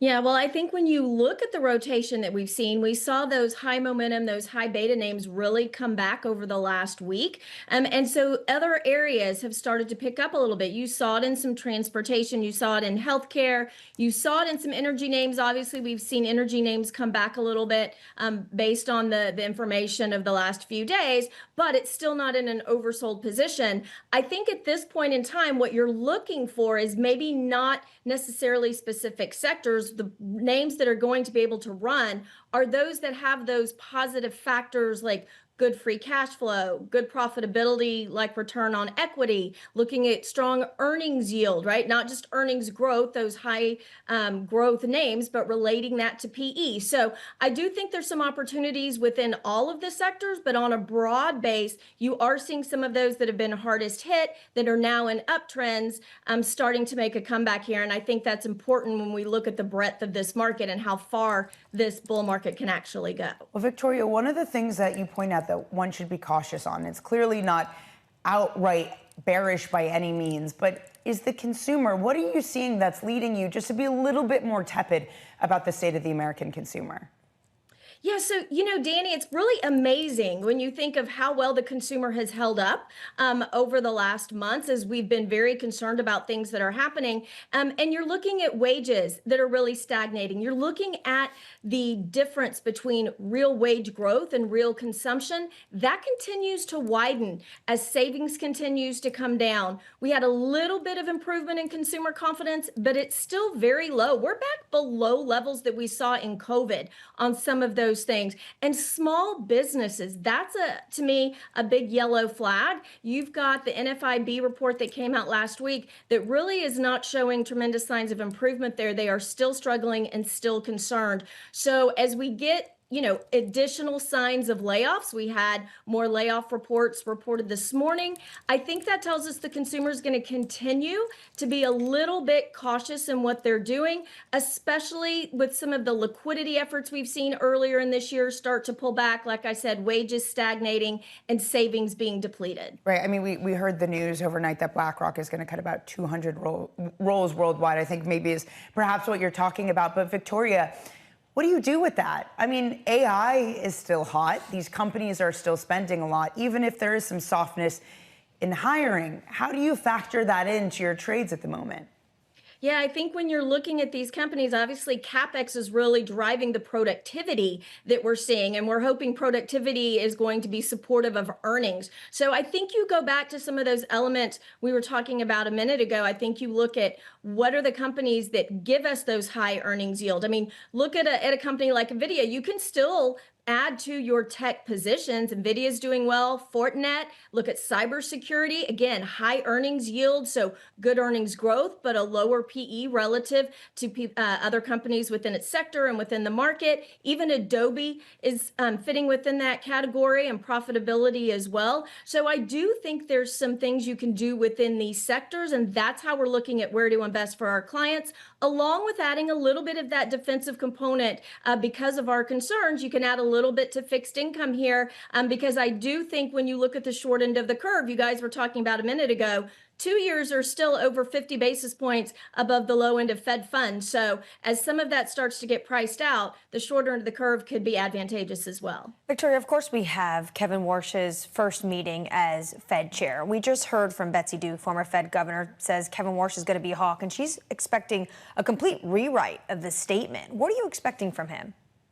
Yeah, I was surprised to hear her say that she expects a complete rewrite. I do think we'll see some changes. Obviously, everyone's looking to have that easing bias removed, and I think that's somewhat a given at this point. What I'm going to be looking at is what is being told around how communication is going to happen in the future. I think that is going to be the key point that we're looking at here. Does Warsh even give us a dot on the SEP? I'll be very curious to see if that happens. I don't think he's going to replace Myron's dot. Where is he going to land on there, or does he give us one? And what is he going to say around press conferences going forward? How much Fed governors are going to be able to go out and talk about things? To me, it's some of those changes along with potential balance sheet changes that we're going to be watching.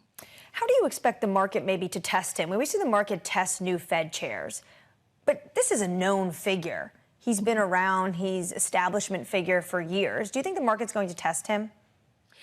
You know, they say they're always tested, and we've seen it historically. Maybe the test is going to be sitting here where we are right now, where labor market is actually holding its own somewhat right now. So it's not giving you really a case to ease, which we assume he's coming in with maybe a little bias towards wanting to ease. But at the same time, having this sticky inflation, I don't think inflation is going to come down just because we get a deal signed with Iran potentially over the next few weeks. I think some of that inflation is really built built in there. We saw it even before the Iran war started, and I think it will continue. I mean, you look at Supercore CPI over the last 3 months, you're running at a 5.5% rate on an annual basis. So I think that may be his test. We've got that sticky inflation, labor somewhat holding steady. So with his easing bias, will he actually be more of a hawk? I think that's what we have to wait and see. Or maybe he already got the test with just a market that started to remove cuts from it, Victoria. I mean, maybe that's a help for him at this moment. I was talking to Anne-Marie about this idea before, that there does seem to be sort of a disconnect of what the bond market and the stock market has been doing in the recent week. Both of them clearly are pricing in something of a peace premium, but the equity market seems to have gone further, almost at a high, when we haven't totally removed the hiking bias from what the futures probability are pricing in from this Fed. What do you make of that slight disconnect between the two markets? Yeah, it's interesting. So I actually manage fixed income strategies. I mean, I grew up in the fixed income world, and we tend to be a little more cautious in the things that we do. And I think that's what the bond market is doing here. They're saying, look, we're not blowing out, anything on credit spreads. We're not saying there's this tremendous issue that we have to look at. No credit concerns right now. But we also are not so sure that inflation is going to come down very quickly. We're not so sure that this deal or memorandum of understanding is going to flow through and help earnings, like the equity market is tending to just be all in on that thought process. So I just think the bond market is being a little bit more cautious. It's a wait and show me market right now. And that's what the numbers are showing. I think as we go over the next couple of weeks, if we get more concrete answers, you might see the bond market respond a little bit more. Yeah, Victoria, people I speak to say it's a good first step, but it's going to be a messy process. Thank you so much. Very messy. Thank you so much for joining us this morning. Victoria Fernandez of Crossmark Global Investments. Let's get you an update on stories elsewhere this morning. We're watching. Here's your Bloomberg Brief with Vonnie Quinn. Hey, Vonnie. Hey, Anne-Marie. The Trump administration is open to negotiating with Anthropic. A day after barring foreigners from the company's most powerful AI models, the New York Post reporting the administration would be willing to work directly with CEO Dario Amodei. SpaceX announcing a merger just 3 days after making its trading debut. Elon Musk's company agreeing to merge with AI startup Cursor in a deal valued at $60 billion. It's part of SpaceX's efforts to catch up with rivals in AI coding tools. Meta's Threads topping 500 million users 3 years after its launch.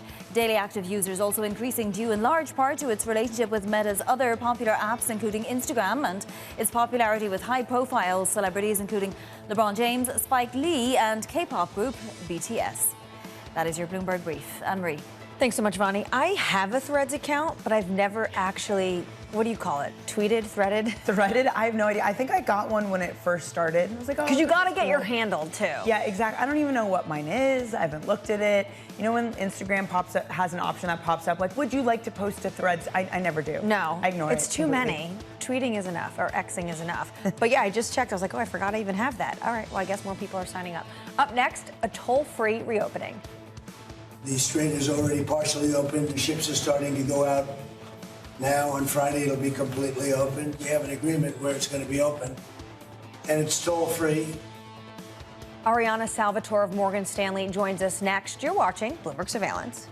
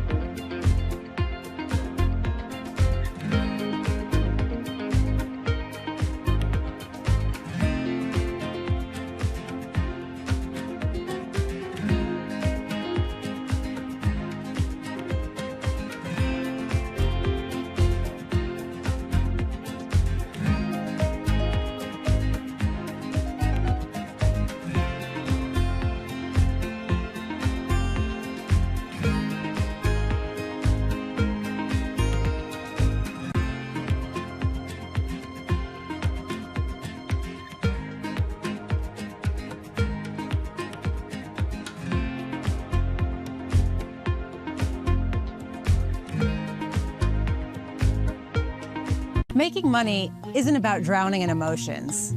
It's about understanding what's actually happening. Markets are the best way to glean signal from noise, and that is what we try to do every morning. This is Bloomberg Surveillance.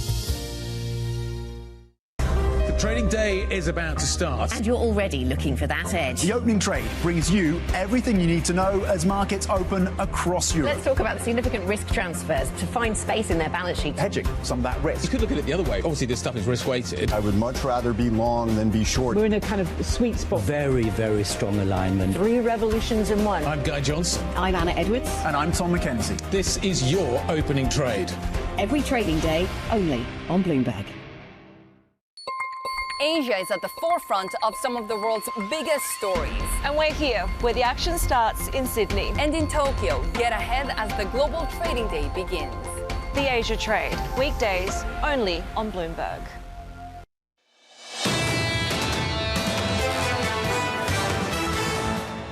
Good morning. Welcome to Bloomberg Surveillance. I'm Anna Marie, and alongside Danny Berger today, John and Lisa are off. We are seeing equities holding steady today, of course. This is as we begin two-day policy meeting at the Federal Reserve, and the markets looking kindly on the fact that the president says he has this deal with Iran. Still waiting for details, though, and potentially that'll be the next catalyst this market is looking out for. Under surveillance this morning, a toll-free reopening. The strait is already partially opened. They're doing a little hunting for a couple of mines that they've already found. The ships are starting to go out now. On Friday, it'll be completely open. I don't think we're going to need much help because we have an agreement where it's going to be open, and it's toll-free. Here's the latest. President Donald Trump telling G7 delegates in France that the Strait of Hormuz will reopen fully on Friday. Bloomberg reporting 2 Iran-linked tankers are currently making their way through the strait. Bloomberg's Tyler Kendall joins us now from the G7 summit in France. Tyler, give us a sense of what the discussions have been regarding this deal the president says he has inked with Iran. Hey, Anne-Marie. Well, at this point, actually, the G7 leaders right now are in their working lunch, and a senior diplomat tells us that the sole focus of this dialogue is going to be on a potential international mission by our allies to help secure the Strait of Hormuz. Now, we've heard about this mission before. The efforts are being led by the United Kingdom and France to potentially deploy this naval mission, though the allies have said that they're not going to ultimately deploy any such military assets until we actually get some firmer details around what is in this memorandum of understanding. And we see that signed potentially this Friday in Switzerland. And that seems to be a lot of where this discussion has been focused, that these allies want some more assurances on exactly what's in the deal and the timeline that the U.S. is eyeing when it comes to the Strait of Hormuz. Because, as you heard, President Trump has outlined what is considered to be a relatively aggressive timeline of Friday for a full reopening. But a senior administration official who briefed us says that the U.S. knows that it's going to take time for the traffic to ultimately ramp up, but that they are expecting within 2 weeks we could see an increase in flows. But part of that is because there are still mines in the strait, and there still is this wariness among commercial shippers as they themselves also seek some assurances here on how the U.S. will ensure safe transit. Now, Anne-Marie, we're talking a lot about the immediate reopening of the strait. Another big question from allies here on the sidelines of the G7 is what is the future security going to look like after we heard from Iranian state media yesterday seemed to imply that after this 60-day ceasefire extension, the country could still seek to impose fees related to what Iran is calling navigational services. Tyler, thank you so much for your work in France. Bloomberg's Tyler Kendall there at the G7. Ariana Salvatore, the head of U.S. Public Policy Strategy at Morgan Stanley, joins us now for more. Thank you so much for joining us. Lovely. How important do you think it was for the president to get this done now, before we go into peak driving season in the summer, before everyone starts traveling for July 4th, and then, of course, the midterms? Yeah, absolutely. When we think about Trump's incentive structure, you can't discount the importance of gasoline prices, right? But when we think about this in the election, we think about this in the context of affordability. Cost of living is the #1 issue for voters, right? Aside from foreign policy, even the Iran war, being largely net unfavorable for voters. And on that front, we think what matters more than the actual gasoline price and the absolute level is the rate of change. So heading into peak driving season, coming into the fall, if you're seeing gas prices actually on the decline, that might set up a different environment for Republicans come November than you would have if the election were today, right? So that's what we think about.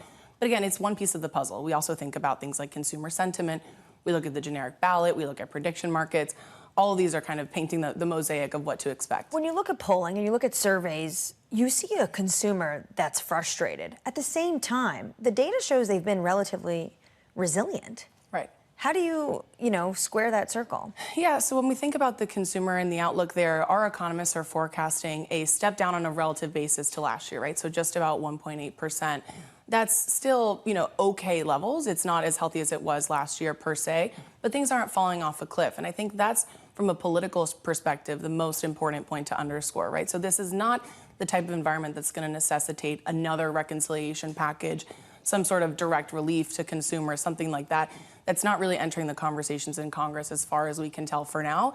What we tend to look at is, like I said, aside from consumer sentiment, things like the generic ballot and how consumers are feeling about the incumbent party in Congress. And there what we see is that Democrats are still up about 7 points. Notably, that's actually pretty similar to how they were doing at this time in Trump's first term.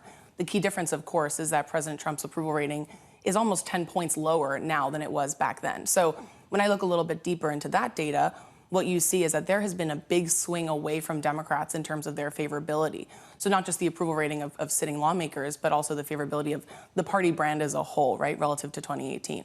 So that's an important consideration, too, when we think about the outcome here. Obviously, historical precedent is strong, suggests that the president's party is likely to lose seats.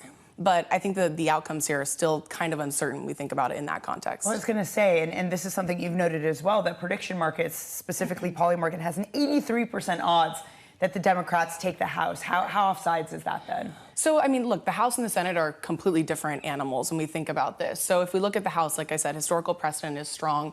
The president's party almost always loses seats. I'd say the bar is pretty low, right? So Speaker Johnson there is working with a very thin majority. So I think House odds, being greater than 50% certainly makes sense. When we think about the Senate, very different. Obviously, not all the seats are up. The map there is just extremely challenging for Democrats. They have to win races that are in states that Trump won in the past election. It's not necessarily a kind of a done deal. Republicans are also coming into that with a bigger majority than they've had in previous elections, too.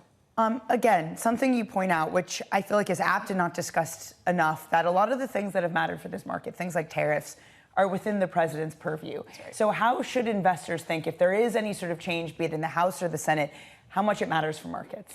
So look, if you're a macro investor or an equity investor, the answer to that question is going to be different. So when I think about this from a macro perspective, to your point, tariffs, deregulation, immigration controls, foreign policy, geopolitics, all that is in the president's control. And I think that kind of policy risk is likely to stay elevated throughout, the next couple of years too. When I think about this from a legislative perspective, what really matters here, I think there is some nuance. And I think in particular, if you look at things like healthcare and consumer sectors, that's where the difference comes in. Because we had the One Big Beautiful Bill Act legislated last summer. That included some spending cuts, right, that are going to take effect 27 and 28. Now, I'm of the view that if you see Democrats win both the House and the Senate, and they have what I call a cohesive majority, so they're able to unify and coalesce around some of the key policy asks, they may be able to work with the president on delaying, softening, or extending those cuts. Now, that limits the downside for some stocks in consumer and healthcare spaces that are anticipating a fall off in participation in programs like SNAP and Medicaid. Ariana, when it comes to affordability, the president, when he was asked about negotiating Iran, says he doesn't think of Americans' financial situation. The context was, I don't think of them when I'm thinking of a nuclear Iran, but that's going to be clipped and played. I was recently with the president, and I asked him about getting into a Knicks game. The game he went to, the getting in price was $8,000 for nosebleed tickets. And he said, basically, that's life and it's semi-free on TV. Are these messages going to land with consumers? What we're seeing across the board is exactly that point, right? I think that's reflected in the president's approval rating kind of taking a bit of a dip over the past few months. But affordability policy has really been top of mind since, I would say, January of this year. The reality is there's a lot that can be said about affordability policies, very little that can be done. When we think about the total universe of what's available and what's kind of quick to implement, what can impact voters ahead of November, there's not that much out there. So we think about something like housing policy. We have the Road to Housing Act getting kind of ping-pong back and forth between the House and Senate right now. That's not something that's going to really, implement and matter for voters ahead of November. The easiest lever the president has to pull is on tariffs. And I think you could maybe see something on that come July. Ariana, thank you so much for your time this morning. Thank you. Ariana Salvatore of Morgan Stanley. Danny, this was a problem for the Biden administration, now one for Trump. Just inflation, too high. Prices are too high. Yes, and how you communicate that with people. It's huge. Yeah, the Biden administration had a real problem in that they kept saying the economy is fine when people didn't feel fine. Trump can't afford to make that mistake again. Absolutely not. All right, coming up in the program, Sarah Kunst of Clio Capital with what to expect from AI executives that are attending the G7 summit. Plus, Yahaira is back with your morning movers, SpaceX, continuing its rise, including some M&A news. You're watching Bloomberg Surveillance.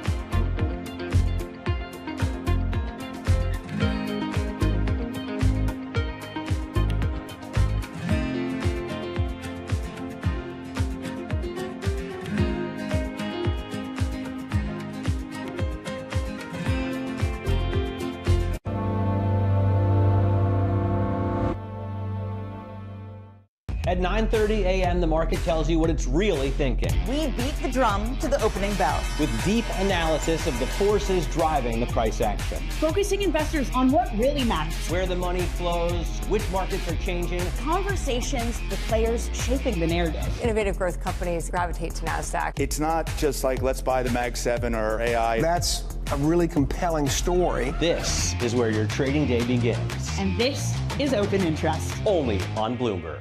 Middle East and Africa. Vibrant resources and high-yield investment opportunities abound. Join me on Horizons Middle East and Africa for the stories, newsmakers, and insight from this exciting region. Now weekdays, only on Bloomberg. It's a multi-trillion-dollar industry. We'll show you what's happening in ETFs like no one else. ETF IQ, only on Bloomberg. Welcome to the world of decentralized finance. Why is it that NFTs have not recovered in the same way that, say, Bitcoin has? Bloomberg is covering all things crypto. It's a pretty spectacular story. The people. This is the future. This is the 21st century economy. The transactions. It snapped up nearly $1 billion of Bitcoin. And the technology. We need to build a digital Fort Knox. That gives people financial freedom, and that's a wonderful thing. That's extraordinary. We ride the wave that is Bitcoin. Bloomberg Crypto, only on Bloomberg.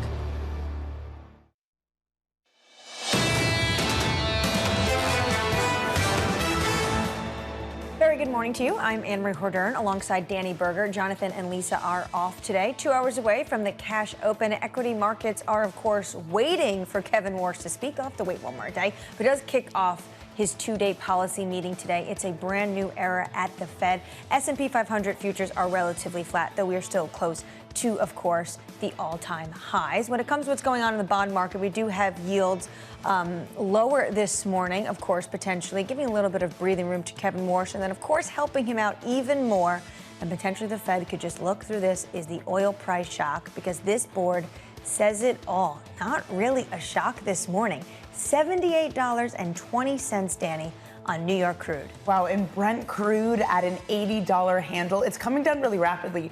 And it's also coming down further across the curve, too. That big separation between contracts is starting to get smaller. There seems to be optimism that not only can this conflict end, but you can get oil back online quickly. The Qataris have said it will take about 2 months to get to something like 80% capacity. But considering we've been sitting here for now, 108 days of this conflict, maybe 2 months isn't too bad at this point. We can handle it. The problem is, what if we reach tank bottoms or inventories go so low? Then we'll be living on these buffers, which pretty much people say we're there right now. And if the Strait of Hormuz is not opened as quickly as potentially the market is expecting, this is when we can have maybe prices move up higher in a much more elevated pace and a pretty serious velocity. I go back to what we heard early on in this conflict, and that was from Jeff Curry saying you can't print molecules. It was such a pressure point. And it's really an issue because not only do you need to get the strait opened, you need to make sure that there aren't mines there. You need to send minesweepers to the region. And you need to have ships comfortable with moving through. And, you have to have Iran agree to all these points. Are they going to be okay with the idea that a toll will not be put in place? And we know that Iran knows they have this lever now. Oh, absolutely. If a conflict emerges again, what's going to stop them from trying to close the strait yet again? The Strait of Hormuz has been a key leverage point for them. They're going to use it. Potentially we'll get more news on this. J.D. Vance, the vice president, is expected to sign that agreement in Switzerland on Friday. I believe the Iranians are sending Mohammad Ghalibaf. But before we get to that, we're going to have the Fed meeting. So it's a really, really busy week. And we are 2 hours away from the cash open. For some morning movers, Yahira is back. Hey, Yahira. Hi, Anne-Marie. Well, it's official. SpaceX has officially decided to buy AI coding startup Cursor for $60 billion. It's a transaction that had largely been expected and will be paid for with SpaceX stock, giving us an early glimpse as to how the company plans to use its soaring valuation to fund its AI ambitions. We are seeing shares up 7.5% in the pre-market, and if these levels hold, it will open with a valuation larger than Amazon. And turning to the chip makers, yesterday the Philadelphia Semiconductor Index closed at a record high, as did Micron, but it was Western Digital that stole the show. It was a top gainer in the S&P yesterday, surging 16%. It's up another 8.5% in the pre-market. That optimism carrying into today with names like Micron and Qualcomm also higher in the pre-market. And we end on Robinhood. It is the latest tech company to announce layoffs, saying that it is cutting 10% of its workforce, or roughly 290 of its employees. It joins the likes of Block, Snap, Pinterest that have also cut its workforce. Shares are up 2% in the pre-market, though Robinhood is down 13% this year as crypto continues to struggle. Anne-Marie? Yahira, on our radar this morning, President Donald Trump dismissing claims that the U.S. government will give Iran $300 billion to rebuild. We can talk about the Iran deal all day long. We're not investing any money. We have the right to if we want, but we're not investing any money. The president calling the reports, quote, fake news. And Anthropic working to ease tensions with the White House. Sources telling us here at Bloomberg, staff from the company have met with U.S. officials in an effort to lift curbs on its AI models. The New York Post also reporting a resolution could be worked out directly with CEO Dario Amodei. And spending at OpenAI surging ahead of its highly anticipated IPO. Financial Times reporting the ChatGPT maker spent more than $34 billion on research, marketing, and other costs in 2025. The spending glut accounting for a nearly 8-fold increase in net losses in 1 year. And we spoke to Dan Ives earlier, and he was basically just like, look through this. This is the first, second, third inning of this entire sector, especially when it comes to OpenAI. What this makes me think of is just the amount that these large frontier models have been subsidizing for compute, that they haven't been charging as much to companies because they're trying to get those customers, hence the spend on things like marketing. If the business model is starting to look challenged, especially if they're public companies, do they start to charge more for compute and inference? It's something that a lot of people have been expecting. And what does that do to this whole AI trade? Does it really make companies as willing to continue to double down and spend as much as they have been if all of a sudden compute gets more expensive? And this is why you have some people coming out and saying it's actually cheaper to have human capital, to have humans working some of these jobs than to pay up for that compute. And by the way, does it all come back around to the infrastructure spend, the thing that's been supporting the U.S. economy? If people aren't using AI as much because it's too expensive, do we need all the data centers that we've been building? That would be a massive risk to this economy as well as to this market. Sticking with tech, AI executives expected to attend the G7 summit to discuss policy and potential risk. Sarah Kunst of Clio Capital warning some major changes to the AI industry could come from the meetings in France. She writes, the biggest risk bubbling up from Anthropic is a sector-wide rotation out of U.S.-controlled AI names and into more sovereign ones. We may see this as a theme out of G7. Sarah joins us now. Sarah, I loved your note. Can you walk us through what this rotation could look like? I mean, we know that France has been sort of banging the drum for sovereign AI for a while, as have a lot of other countries. We saw Mark Carney with some comments to that effect. The UK has been talking a lot about that. But the interesting thing, particularly about France, is they actually have the companies to back it up. So they have AI sort of neo-lab unicorns like Mithril. They have Jan LeCun, who is a longtime sort of head of AI at Facebook, who recently left Facebook at seemingly exactly the right time, given all the chaos going on with their AI teams. And now he is actually back in his home country, and he raised over $1 billion for a seed round to build his own AI neolab. And so there is a real risk, I think, to not just Anthropic, but to SpaceX, to OpenAI, that a lot of countries around the world say, hey, maybe we don't want to be dependent on the whims of the White House, and we want to invest elsewhere in our AI spend. Sarah, how are you thinking, though, about this fight, really, or disagreement between the White House and Anthropic? Because at the same time, Dario Amodei has been coming out and saying, well, this is very dangerous technology and it should be regulated. And the White House basically said, OK, you're right then, and put export controls on them. You know, Dario is good at his job, but he is still relatively new to this. And I think what he is learning is that this is not a great administration to sort of try to call their bluff. The funny thing about this AI model is a lot of experts are pointing to OpenAI's, I think, 5.5 GPT, saying, hey, this can do basically the same thing. So Anthropic, on one hand, is talking up how they are the best. They have the most advanced models. It's way too dangerous. You don't even want to be able to touch it. We can't give it to you. And the White House said, bet. Right. And so now there's a really good chance that they are going to have to go figure out how to make that right. And in Donald Trump's administration, that tends to mean that you give him something. So I expect to see some sort of deal that is good for the White House, that is good for the president, come out of this sort of marketing issue, really. Sarah, what could that be? What can Anthropic offer this White House? Trump loves money. He loves gold. I mean, he likes equity. He'll take equity if he can't get anything else. I think that they will find something that works well for them. In other administrations, you might think, hey, is it going to be a cybersecurity backdoor? Is it going to be sort of some kill switches? That is less what this administration tends to be motivated by. And it tends to be more, hey, I have the ability to make sure that you are as big or small as I want you to be. And in the words of the mob, it is a nice store, and it would be unfortunate if something happened to it. Sarah, does that mean, as we're evaluating these companies, that when we're deciding who's ahead in the frontier AI space race between OpenAI and Anthropic as these companies become public, that it's as much of a political question as it is a technical one? Absolutely. The tech is the tech. There are a lot of very smart engineers who can build this tech around the world. The real question in terms of who's going to win, I think, at least in the US, is going to be who can stay on side politically. And we see that from the data centers being built, often over community objections, where you do have to have someone in power willing to come in and say, we want this to happen. We're going to make this happen. Or on the flip side, they can say, actually, we don't want this. And then you're in a lot of trouble. Sarah, is this going to hurt Anthropic ahead of their planned IPO?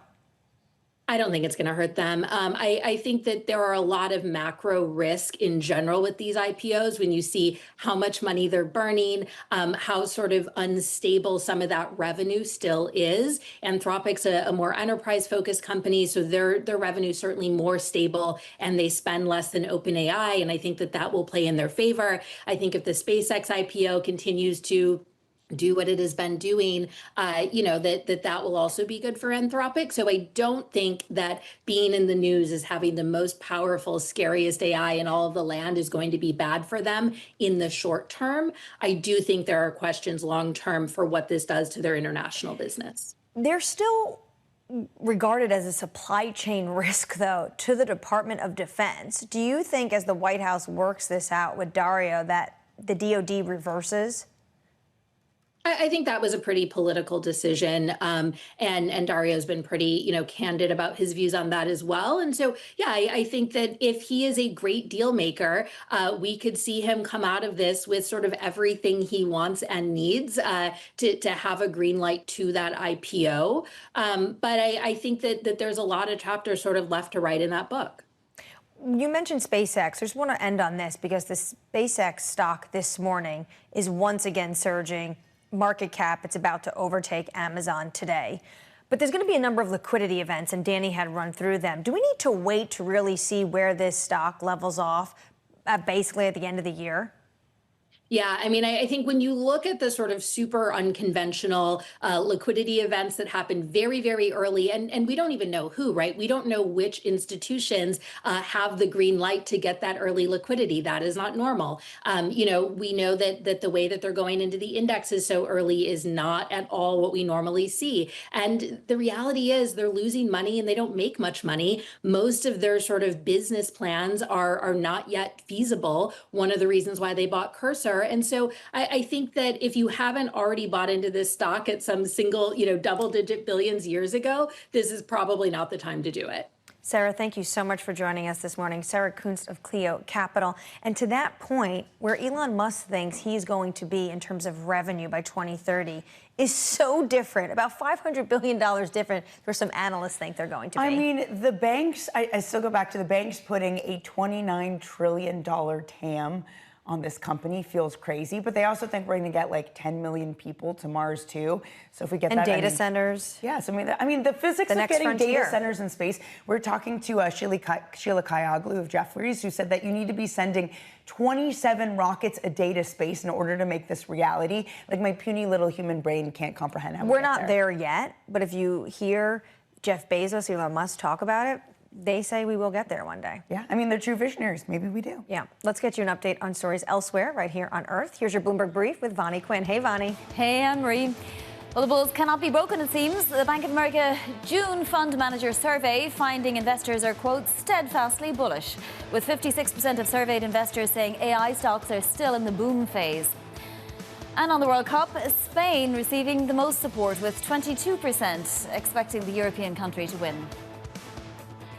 BlackRock is eliminating about 200 jobs and roles across investment operations and technology. The move marks the company's fourth round of job cuts in less than 2 years as it continues to trim headcount while expanding through major acquisitions. And back to sports, the New York Knicks are on pace to become the best-selling team ever on Fanatics, the online sports merchandise seller in the U.S. Immediately after New York's victory on Saturday night, Fanatics released more than 300 Knicks-branded championship products. At one point, the company was taking in 8,000 orders per minute. And that is your Bloomberg Brief. Anne-Marie. So well deserved. And I know everyone is going out and getting more Knick merch. If they didn't have it, if they didn't have Knicks merch, they're going out and buying them like myself. But obviously, we here at Team Surveillance have been on the Knicks for a while. We didn't have to wait for the championship. All right, up next, changing the institution. When you're easing, you want to create animal spirits, you want to create economic velocity. And so I actually think not having forward guidance or having less forward guidance is actually a real tool that you can utilize going forward. Torsten Slok of Apollo joins us next. You're watching Bloomberg Surveillance.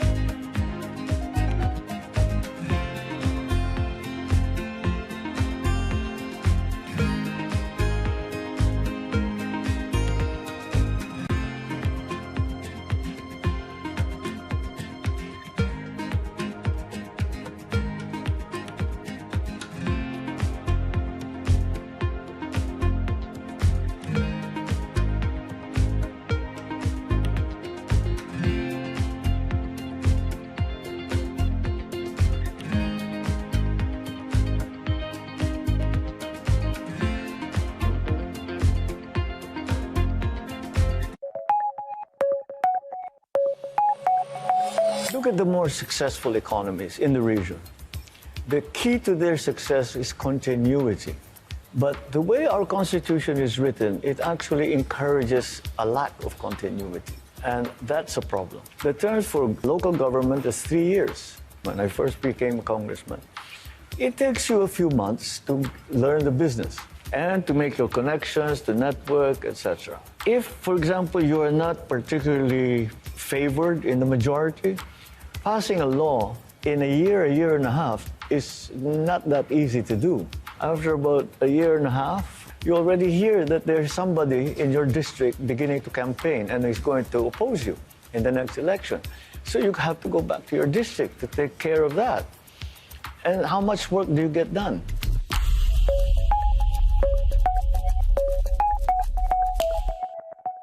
Good morning. This is Bloomberg Daybreak Europe. I'm Lizzie Burden in London, and these are the stories that set your agenda. Taking you from the U.S. market's close to the overnight session in Asia, we'll walk you through what you need to know to kickstart Europe's trading day. Live from our European headquarters, we bring you the day's top market-moving stories, unmatched expert analysis, and on-the-ground reporting from across the continent. Tune in to Daybreak Europe, only on Bloomberg Television. Context changes everything. Key investors, top executives, global innovators. Join me for in-depth conversations with the biggest newsmakers on the day's top stories. Insight with Haslinda Amin, only on Bloomberg. U.S. jobs numbers are released. Bloomberg has the report under surveillance with crucial data and expert analysis at terminal speed. Nobody covers Jobs Day like Bloomberg.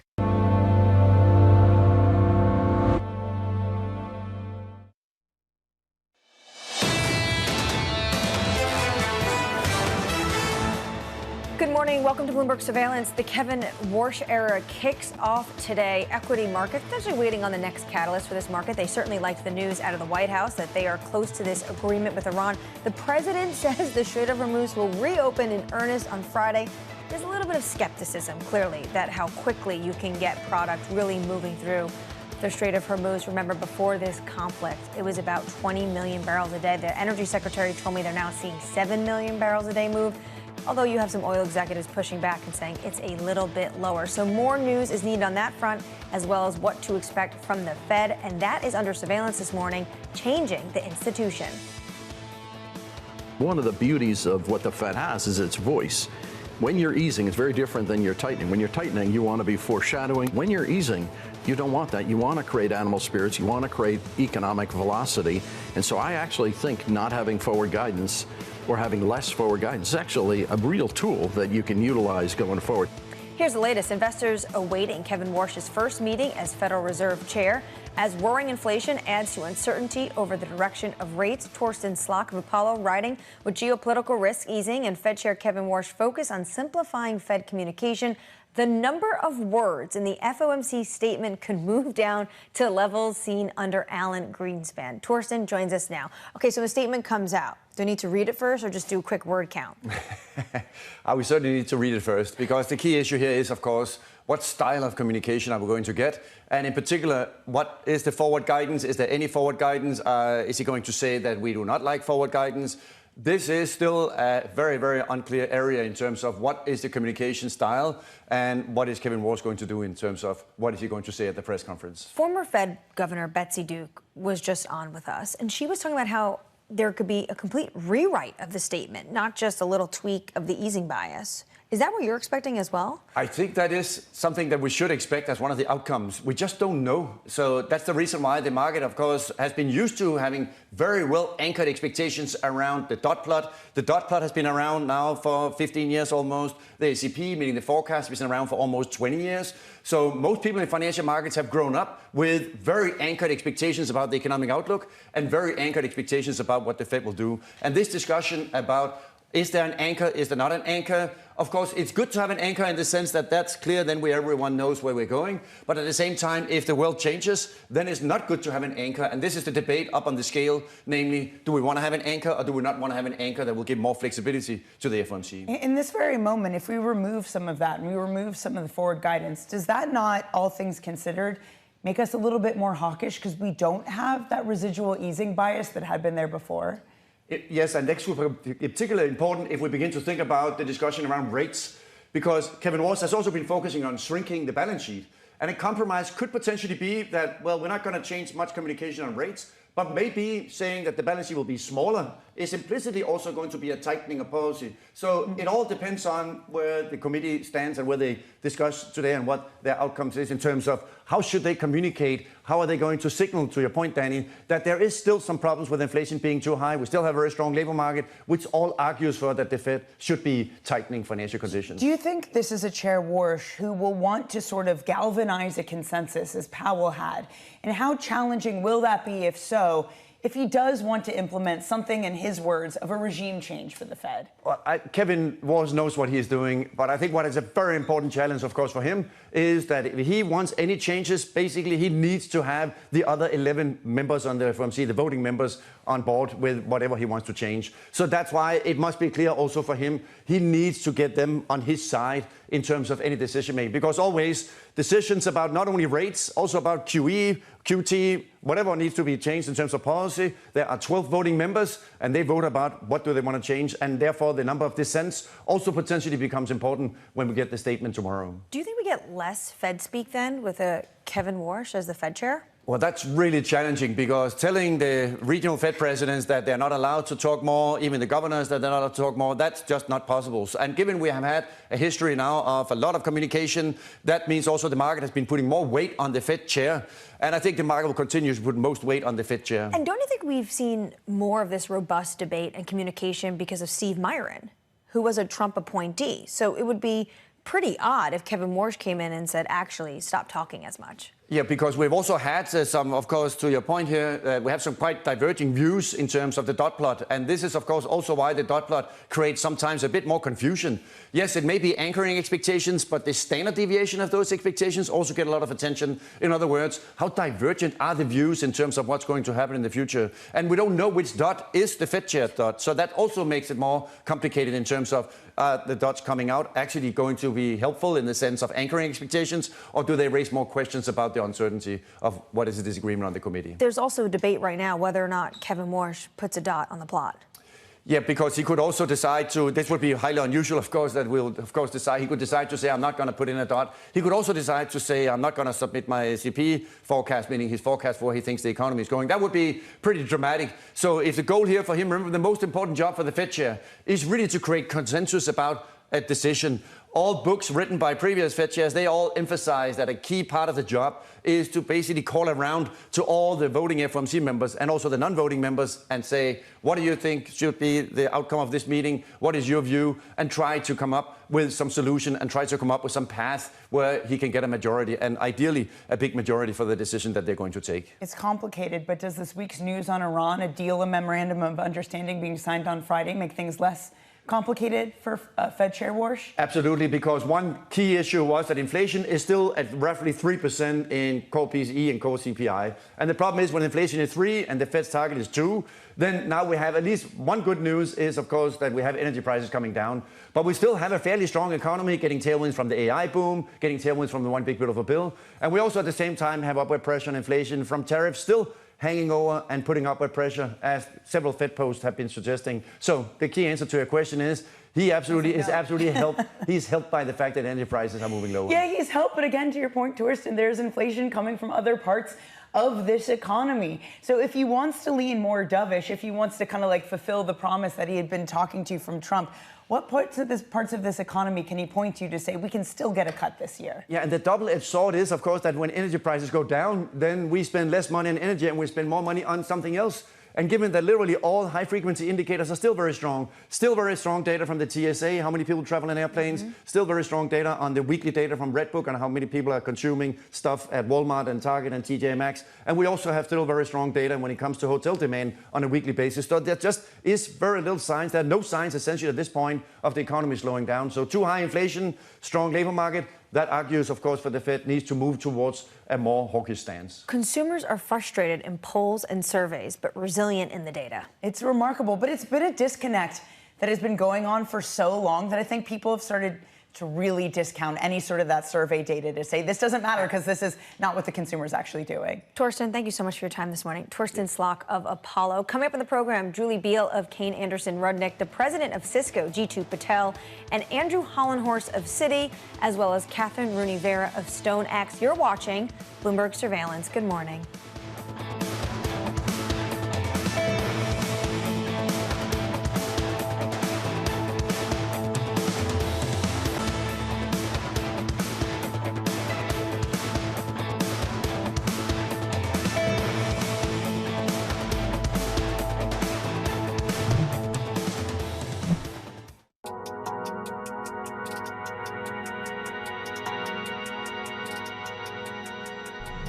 As an exchange, what can you do to make it more attractive to be a publicly traded company? Talk to our customers. We spend a lot of time with our listed companies, listening to their concerns, particularly the offices of the CFO, head of IR, listening to their pain points, general counsels as well, and then act as an advocacy group for those companies to really focus on structured reform to allow a company to tell their story in the most efficient way possible and reward them for the good disclosures that they are making in the market.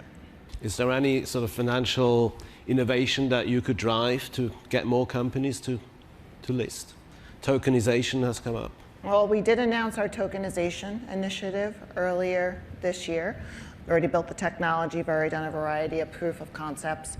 It allows for instantaneous settlement, 24/7 trading.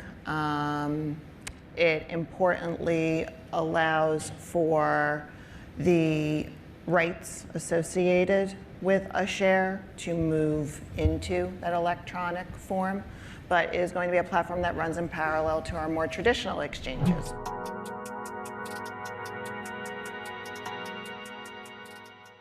It's the world's second largest economy with a growing influence in global affairs. Bloomberg The China Show brings you the unmatched expertise you need to keep track of breaking news, in-depth market analysis, and the most influential newsmakers in and around China. We need to do more to engage the market more. We're risk on. I think we caught a little sweet spot. Massive savings right now. It's already a different game. Bloomberg The China Show. Weekdays around the world, right here on Bloomberg. Context changes everything.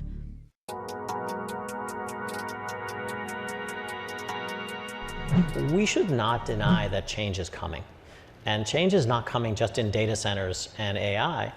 As a world, we are building infrastructure, we're building energy, we're doing energy transmission, we're building next-gen manufacturing, we're ramping defense, and we're doing this thing called AI and data. Yes. We will see the largest need for capital ever. And that's what we've seen so far this year. And so now to your specific question, it's about underwriting.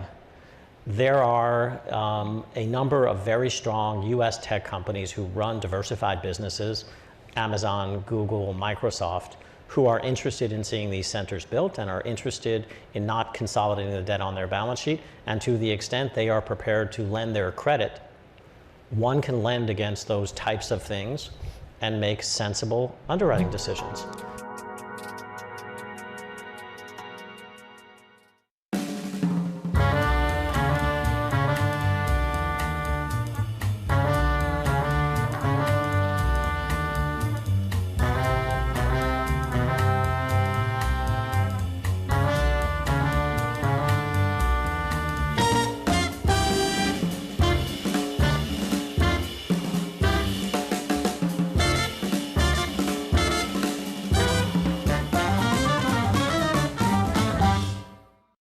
Bringing you up-to-the-minute geopolitical news whenever and wherever it happens. I'm Stephen Engel at Japan's Akasaka Palace in Tokyo, and this is Bloomberg.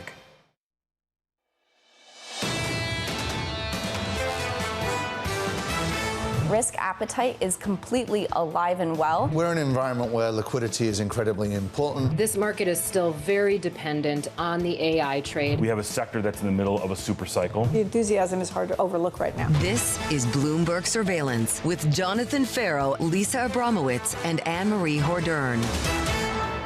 Good morning. This is Bloomberg Surveillance live from New York City for audience worldwide. The third hour of Bloomberg Surveillance starts right now. I'm Anna-Marie Hordern alongside Danny Berger today. Jonathan Farrow and Lisa Abramowitz are off. We'll be hearing from Lisa a little bit later, sitting down with the RBC CEO. And Danny, it's a stacked week. Today really begins a new era at the Federal Reserve with Kevin Warsh at the helm. They kick off their two-day policy meeting. And then everyone is so looking forward to the statement, his communication. How does he talk about the Federal Reserve going forward?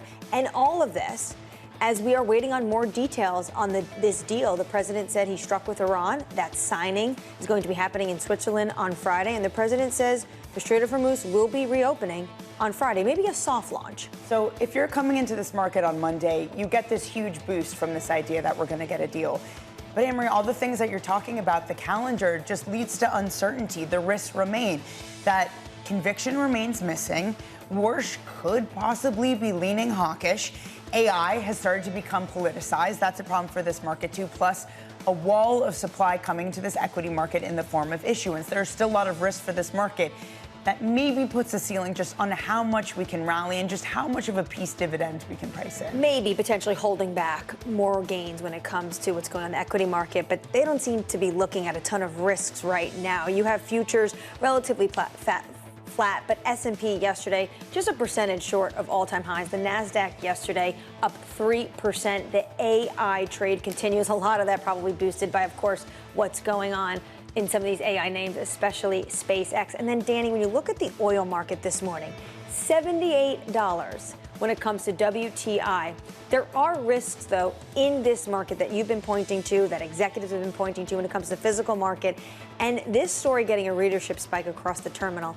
U.S. emergency supply of crude oil has fallen to its lowest level since 1983. So if anything bad were to happen, people are starting to worry about the cushions that are left to supply this market. Yeah, I was talking with Rebecca Patterson. Matt and I were of the Council of Foreign Relations yesterday, who basically said, look, oil prices can come down, but they can only come down so far. For one, we know that Iran has this leverage over the strait that they can use whatever. But two, it's this point that the U.S. is going to have to refill the strategic reserves. And that itself will be a buyer that comes into this market that pushes oil prices higher. So you can't have too much of a relief of prices coming down across the curve at this moment. And all you would need to do to potentially wreak some havoc on this market right now is to see China start ramping up its imports, because they've been holding back on some of those imports that they normally have, the levels they have. Yeah, to your point, they've, been hoarding to some degree too, and they're running through that. Again, it gets to this question of a physical market that still seems quite constrained. Coming at the program, Julie Beal of Kane Anderson Rudnick, with stocks eyeing a fourth day of gains. Cisco president Jeetu Patel on the next phase of the AI arms race, and Andrew Hollenhorst of Citi expecting a dovish tilt from Fed Chair Kevin Warsh. We begin this hour with stocks holding steady as the Federal Reserve's two-day meeting begins. Julie Beal of Kane Anderson Rudnick writing, quote, inflation and jobs are the things to focus on. Earnings growth for now is on cruise control. Stay invested, but you make sure your portfolio can withstand higher interest rates. Julie joins us now. Julie, welcome to the program. What are you expecting to hear from the Federal Reserve Chair if you're trying to look at your portfolio that should be able to withstand those higher interest rates? I think the thing that I'm most curious to see is how they talk about forward guidance. I think that's the place where there is a real desire for Kevin Warsh to, rein in a lot of what gets said. And I think that he's pretty limited in his ability to do so, because I think that now this market is pretty attached to its dot plot. It's pretty attached to all of the forward expectations in terms of where the economy is going to be, because that's kind of what we all use to be able to handicap whether or not we're going to see rate increases or cuts. I think it's pretty important to set out exactly how you're going to start communicating to the market. I think it's unrealistic to think we're going to get back to the Alan Greenspan days where, you remember, he could talk for 2 hours straight and you would actually hear nothing incrementally that would help you make a decision one way or the other. You have in your note, I worry that hopes of a massive decline in oil price in the near term is unrealistic. Those massive declines, though, might give Kevin Warsh some breathing space this week. What are you most worried about when it comes to potentially higher oil prices? Because we're not seeing that on the board today. I think that for now, we're probably in good shape, because everyone is really, really reacting to having this reopening, and it really sets everyone up to feel good about where oil prices are going to be. The problem is it's not just the US that's going to be rebuilding its strategic reserves. China has talked about rebuilding and expanding their already gargantuan reserves that they have. And I think that the rest of the world can really recognize that we're in a different era geopolitically. I should make sure that I have more safety stock than I did before, because the markets themselves are going to be probably less efficient if we have these kinds of interruptions. And so I think that there is a larger natural buyer for quite a long time. And that, I think, is going to create like a real concrete floor for oil prices. I don't think they can go too much lower from where they are here. What does that mean for the broadening out trade, Julie? Because that's clearly, and it has been, a bigger issue for places beyond the U.S. like Europe and like Asia. Does that mean that that sort of idea that you can get a rally that expands beyond the U.S. AI type of names is somewhat hamstrung?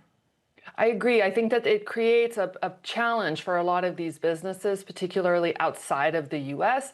You know, I think it's going to be relief for them to not be at $100.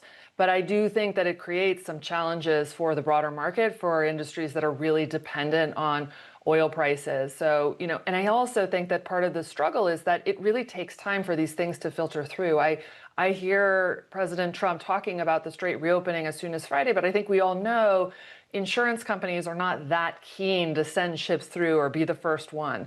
So I think it really does take time for some normalization. And I think as it filters through the rest of the prices in terms of fertilizer, plastics, resins, et cetera, that takes time too. I think that when you think about the broader price increases, so far they've been digested pretty well. You have a consumer that is very grumpy about price increases, but has the capital and the wallet to be able to take them on. It's just how much more price increases can we really expect to digest easily? Well, now we're looking at the average price of gasoline back around $4 a barrel, Julie. Does the discontent among the consumer, though, remain just that? Just discontent rather, and not actually something that translates into action or a true pulling back of spending? I think it really depends who you ask. I think when you talk about, I agree with this idea that there's this K-shaped economy. I think it's more of an E-shaped economy, which I really like, where it's been a while that the low-income consumer has been under a lot of pressure. There are enough jobs to be able to scrape by, but the number of people that are just scraping by with 2 jobs is what creates a lot of discontent for them, particularly as they just continue to see oil prices increase. But I think that broadly speaking, we've had a real disconnect from what the sentiment data says versus what people are actually doing in terms of going out and spending. And I think as long as jobs are there for people and they feel like they have the prospect of better wages over time, they're not right here, right now, right? It's been outpaced by inflation. But if they have the prospect of that, I think that they continue to spend. The minute there really starts to be a crack or a weakening in the labor market, I think that is where consumer sentiment changes, because a lot of the consumer behavior is not just necessarily, I lost my job, but I might lose my job. That's really pretty critical too. Julie, thank you for bringing us a new letter in terms of how to describe this economy. But if you are invested in this market, how would you describe this? If you think it's an E-shaped economy, how would you want to project that into a portfolio, into the market? Well, I think in terms of your consumer exposure, you really have to recognize just how under pressure a lot of the low-income consumer is, and that it's hard to see the places, the relief valves for that consumer. For me, I have been taking out a lot of the exposure that I had to a lower income consumer. And then if you're thinking about retail more broadly, most of us can really recognize that post-pandemic, there was so much pent-up demand, but now we kind of expect to see good value. And value can be up and down in terms of the price point, but you just want to feel like you're getting your money's worth, because you're not getting your money's worth in lots of other places. It could be insurance or gas prices, what have you. So I think that the retailers that are really demonstrating an ability to deliver great merchandising and things like that, I think they're better positioned. But I think when I am exposed to whether I really want to have a ton of exposure to the low-income consumer in any kind of sector, it's not really a place that I think I want to be in right now. I realize this is not necessarily a question I'm about to ask about the low-income consumer, but consumers more generally. How big of a difference does it make to have the stock market roaring like it is now? It has been record household exposure to the equity market. And at the same time, I mean, SpaceX's IPO itself minted what, like 4,000 new millionaires? Julie, how important of a pillar is the equity market becoming in holding up the American consumer? I think it's actually pretty large. And I think that people understate exactly how important it has become, not even just in terms of people looking at their portfolios, but I think younger people that are on Robinhood and that are investing and getting excited about the markets and what have you, and feeling some of that wealth effect, even though they actually haven't created so much wealth for themselves, they're seeing the stock market go up, and that's giving them more confidence and excitement. This is an unusual time because many times the wealth effects that most times we feel as consumers are related to our houses. And that really hasn't been the case. What's really been driving wealth effects and confidence in terms of portfolios has really been the stock market. So if that gets taken away as an element you can point to as I'm still in good shape because my portfolio is in good shape, I do wonder if that is the thing that really makes people pull back on their spending. We saw it, quickly for the 30 seconds during the pandemic, where it really took some confidence out of people's sales, even those with very, very robust portfolios. Julie, thank you so much for your time this morning. Julie Beal of Kane Anderson Rudnick. Let's get you an update on stories we're watching elsewhere. Here's your Bloomberg Brief with Yahira Anin. Hey, Yahira. Hi, Emery. Oil is sliding for a fourth straight day, on track for its longest losing streak of the year as the U.S.-Iran deal to reopen the Strait of Hormuz boosts expectations for a boost in supply. Morgan Stanley and Goldman Sachs cutting their price outlooks for the coming quarters. The coach of Iran's World Cup team says his squad was ordered to leave the U.S. and return to its home training base in Mexico just hours after their 2-2 draw against New Zealand. The team had expected to spend the night in the Los Angeles area, but was told to board a plane to Tijuana. And Texas and parts of the Gulf Coast are facing several days of heavy rain and flood risk. Forecasters are also monitoring a developing system that has a 50% chance of becoming a tropical storm.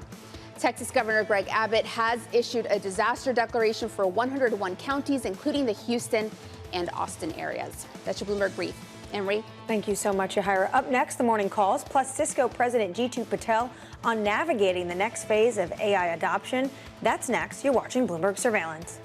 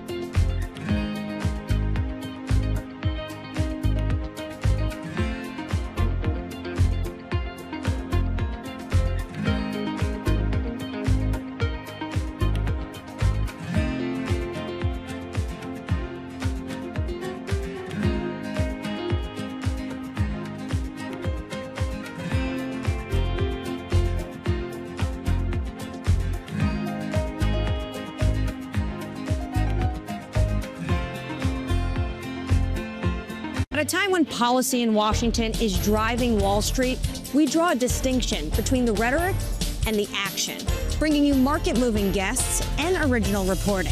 This is Bloomberg Surveillance.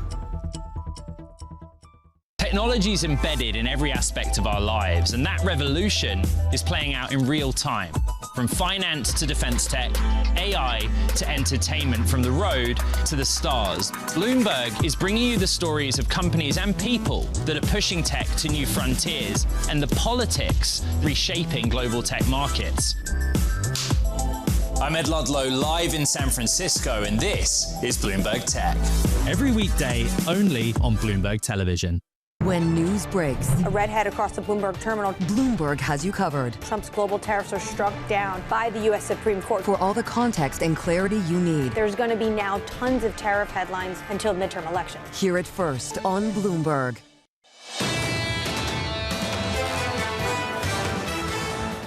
We often talk about tech and AI and then the Mag 7, but the Mag 7 is somewhat flat this year, while tech overall is up almost 20%. Small cap tech is up 50%. So I think what could happen is you see some money rotate out of some of these big mega cap tech stocks and money goes to other areas over time. I do think that's more of a headwind than a tailwind. That was Keith Lerner of Truist speaking to us earlier this morning. Markets this morning, of course, are holding steady. Yesterday, we had S&P 500 just 1% short of a record high. The NASDAQ closed up 3%. The market is moving on from what's going on in Iran, although you have to say Deutsche Bank's Jim Reed had a good point.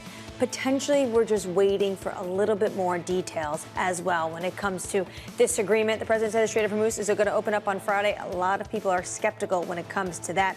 And then here's the board that Kevin Walsh will be looking at this morning when he gathers for the first time as the Federal Reserve Chair.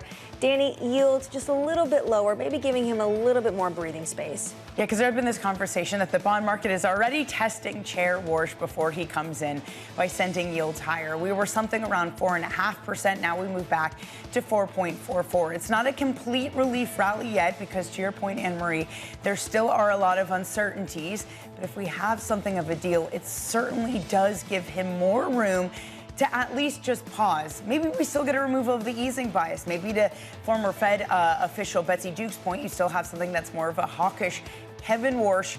But at the moment, maybe this just allows him to play for time. All right, time now for the morning calls. First up, Jefferies raising its price target on American Airlines, saying demand remains solid with fares up 20% year over year. Next up, Rosenblatt raising its price target on Roku to $160, seeing the headline acquisition price offered by Fox as not only reasonable, but beatable.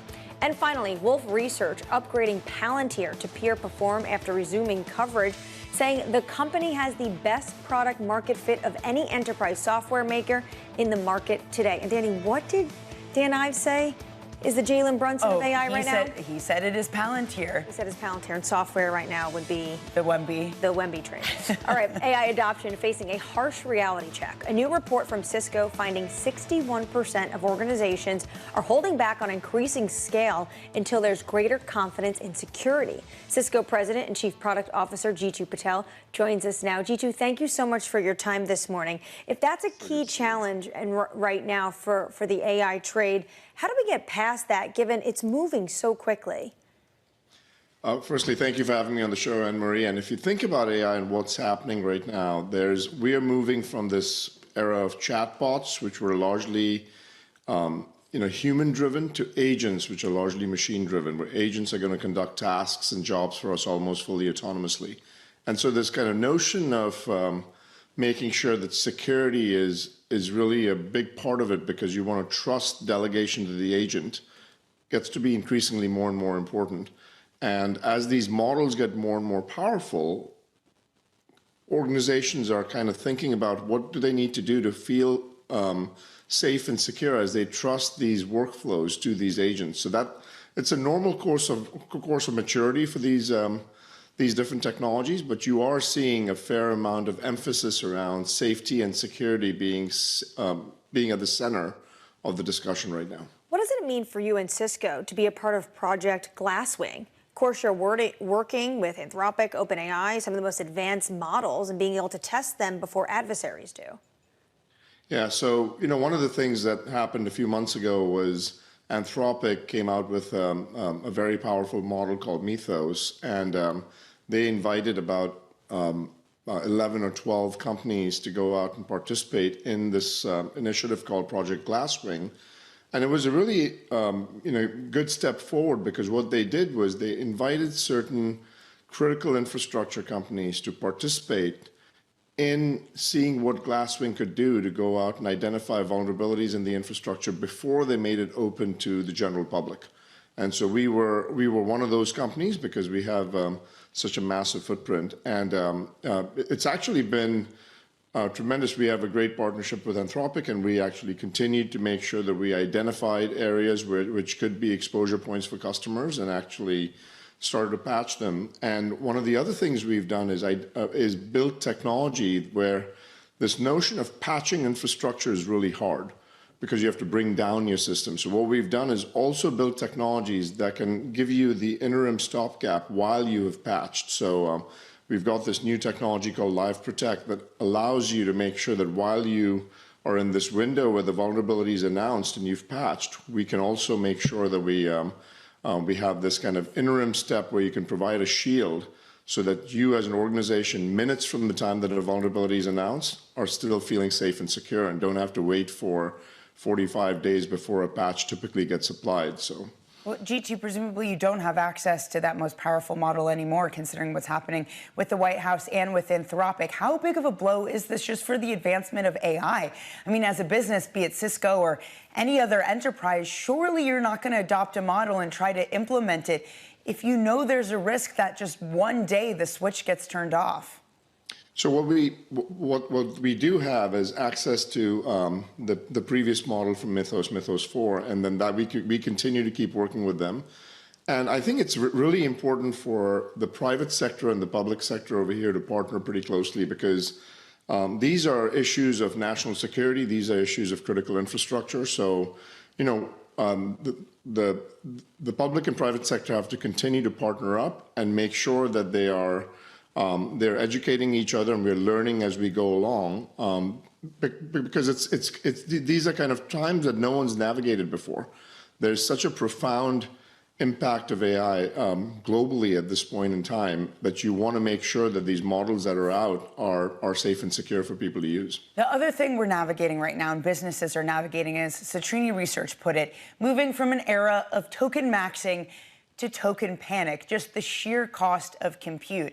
I have to say, it feels like people are quite divided on this. Jeetu, I was having a conversation with a private equity executive yesterday who was like, it's not a concern. These frontier models have every incentive in the world to figure out how to bend time and space and to make this cheaper, that in some way this is going to be figured out.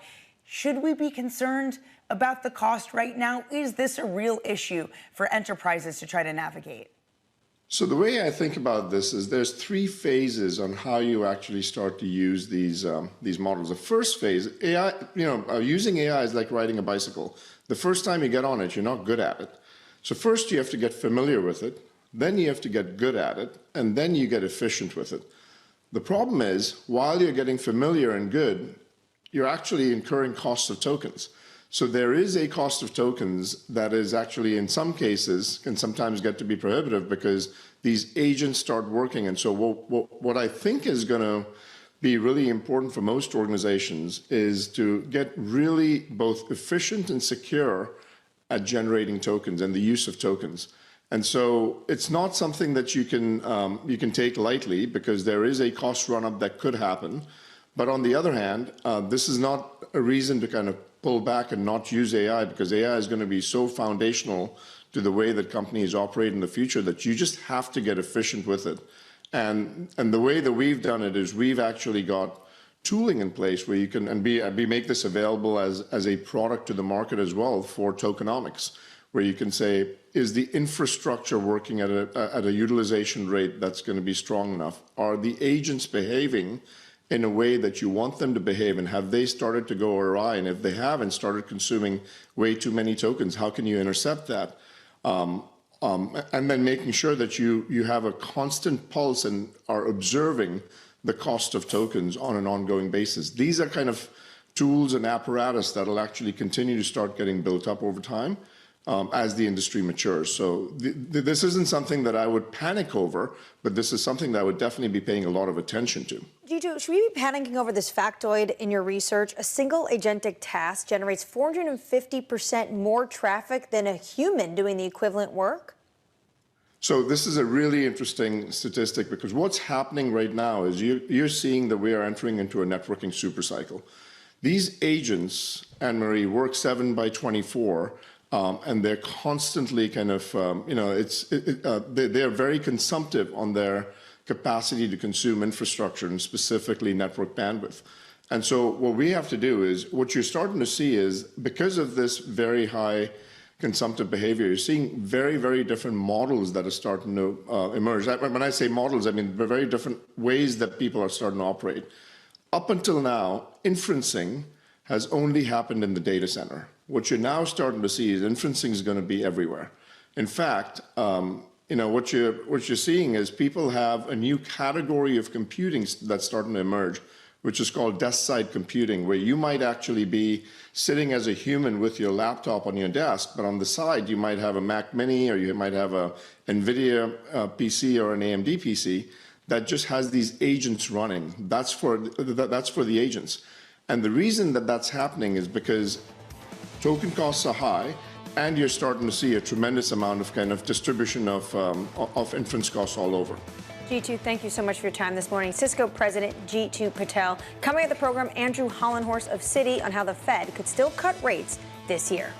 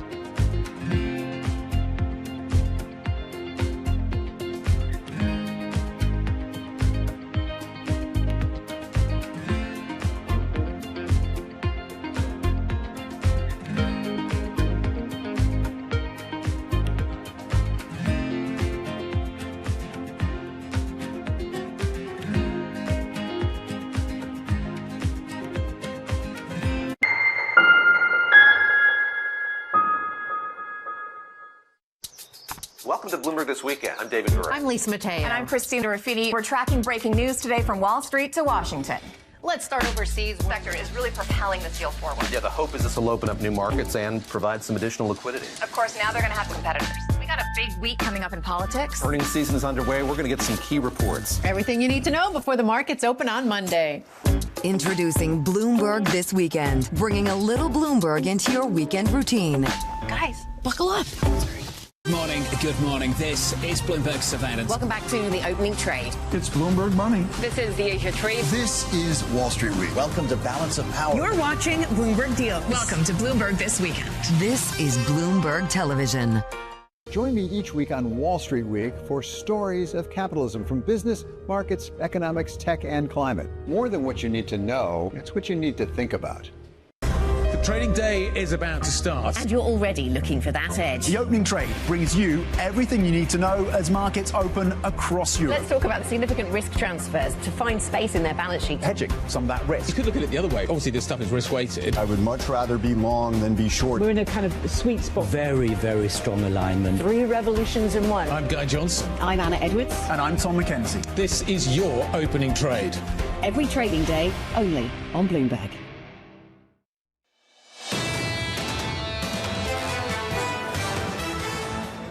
Welcome back to Bloomberg Surveillance. Let's take a listen to the president speaking right now at the G7. We've been both involved. I think they're going to want to get it done. Iran wants to get it done. They have to get back to business. And the relationship is now normalized. So I think it's going to go pretty quickly, Steve. Could go faster. Could take longer, too, but it could go faster. There's so much interest in the text of the document. Why not release the document? Oh, I will. Why not release it well, before because Friday? I'd like to get a formal setting first before we do that. But I have no problem with that. It's a good document. Here's what it says. Iran will never have a nuclear weapon. That's what it says. It won't have one. To buy, to develop, they will not have a nuclear weapon. And I would say that's about 99.9% of what I wanted, because we couldn't let that happen. You couldn't let that happen. And they won't have a nuclear weapon. Now, in addition to that, the Strait is going to be open toll-free. And it's toll-free beyond the 60 days. It's not, somebody said, oh, it's toll-free for 6. No. It's toll-free, period. When it opens permanently, it'll be toll-free. I want to congratulate our Navy because the naval blockade was unbelievable. But I'll not only release it, I'll probably have a press conference and read it to you word by word so that the press covers it accurately, because it's a very important document. And unlike Obama, who could have destroyed the Middle East with a horrible JCPOA, it is the worst agreement. That was a road to a nuclear weapon. Mine is a wall against a nuclear weapon. I mean, I see these people say, but we already had one. That was the words. He paid a fortune for it. We paid nothing. We don't pay. There was some statement, we're going to spend $300 billion. No, we're not. We're allowed to go and invest if we wanted to someday in the future. We have no obligation whatsoever. It could be that Iran will turn out to be successful when they have oil. But if we left a week ago, just left, before the last two attacks, it would have taken them 20 years to rebuild Iran. So, but I'll go over the document with the media in a couple of days. Mr. President, a few weeks back you said you'd like to see other nations join the Abraham Accords, much like the UAE has. Have there been any discussions with Arab leaders about that? About what? Joining the Abraham Accords like the UAE has? Well, I'd love to have them. This is a man who's very advanced. He was early in, and he's done very well with them, the Abraham Accords. No, it's. I think they should happen. The big impediment to the Abraham Accords, we have our original countries, very smart countries. Every one of them. Do you notice that even during that period of conflict, nobody dropped out? Nobody said, "Oh, gee, I'm going to drop out." Nobody. I think they're all going to come in now into the Abraham Accords. The only conflict was a place called Iran. And I understand that, it's a little bit tough when people were afraid of Iran. But I think they're going to all start coming in now. Good question, actually.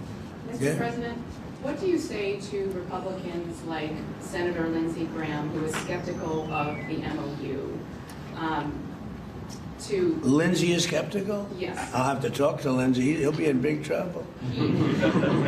Lindsey's good. Lindsey's fine. He's not skeptical. He's just fine. Look, this agreement covers something very nicely. We're not paying for anything. We're not doing anything. The markets now are higher than they were when we started. Remember that. The stock market now is 2,500, maybe even more than that, points higher than it was when we said. It's pretty amazing. This agreement's about one thing, that Iran will never have a nuclear weapon. Never, ever, ever. The rest of it's irrelevant, frankly. Senator Graham also said that an eventual agreement with Iran should be sent to Congress for review. Would you do that? I never thought of it, but I would. I wouldn't mind. I mean, the Democrats, we call them Democrats because they're dumb people. The Democrats are, well, what I'd like to do is send it to Congress saying you shouldn't approve it, and I'll get it approved. Because they do, whatever I say, they want to do the opposite. It's not working too well for them, by the way. But yeah, I never thought about sending it, never even thought about it, but I will. I will send it to Congress. I like the idea. On another topic, I mean, who wouldn't approve it? Let's let them have a nuclear weapon. The Democrats will say, oh, they should have a nuclear weapon. They'll go crazy. I like the idea. Send it to Congress, please, all right? Mr. President, were you briefed on the attack plans for the UFC event at the White House? There was, the FBI thwarted an attack. I haven't heard about it, no. But I watched, the attack that I watched were the fighters. And he saw it too, by the way. He was sitting back home in his beautiful palace and he was watching that. and they were as good a fights as I've ever seen. Right? The best fight. The best. Absolutely. They were. That last fight was brutal. Wow. And the all of the fights were good. The two fights. It was all good. It was a great evening. It was very different for the White House, but I wish you could have been there. We built an incredible arena. Dana did a great job. Is there going to be another fight next year, Mr. President? Well, I don't know. I got away with it. That because 250 years. You know. Maybe in another 50, maybe in 300. Are you considering an increase on sanctions on Russia and whether to renew those? Well, soon we'll be able to do that because the oil is now flowing.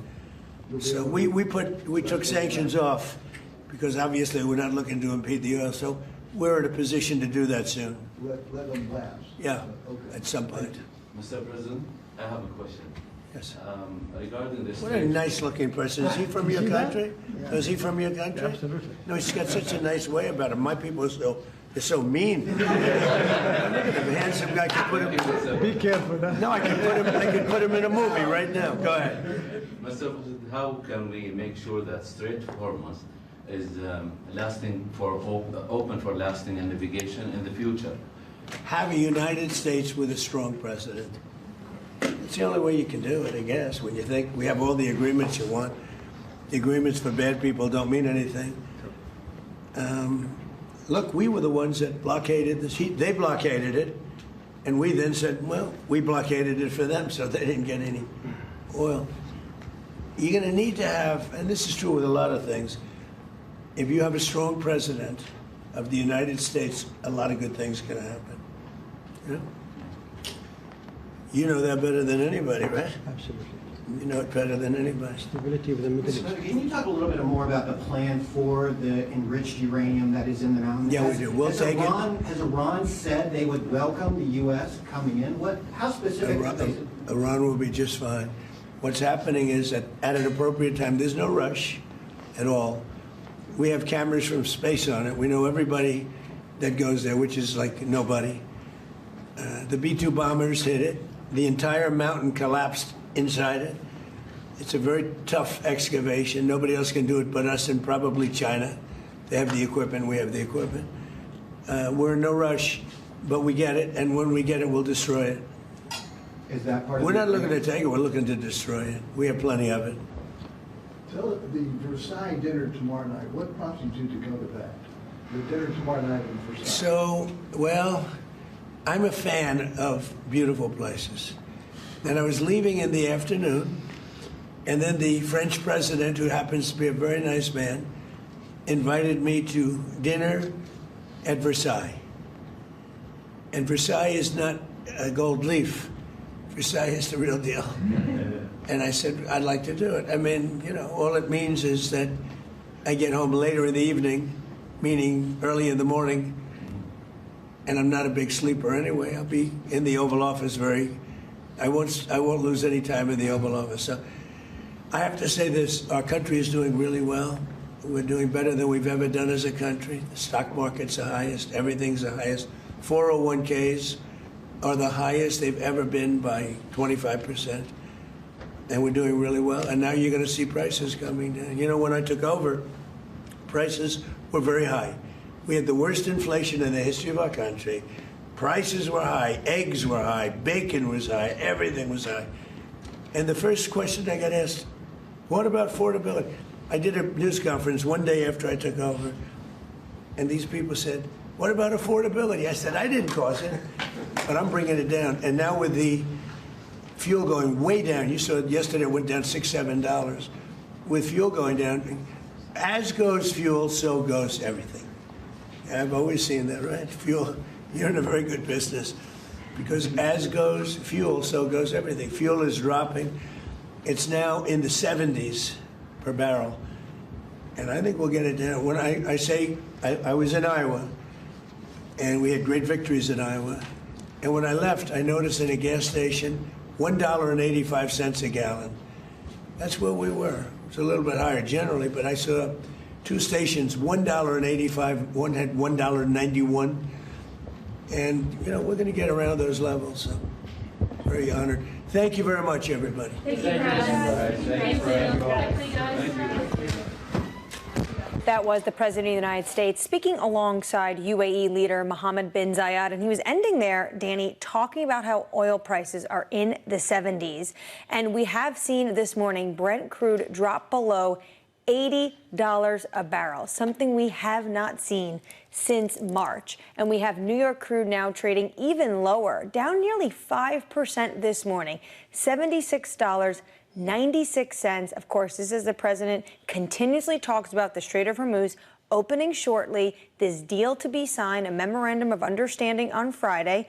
But of course, the other worry for many people in this market is that we are running on inventories, and this could be a messy reopening. It's not stopping the oil price, though. It really is not. It's so amazing to look at the price of Brent crude go under $80 a barrel. And to your point, the president talking about it, saying that oil is at $70.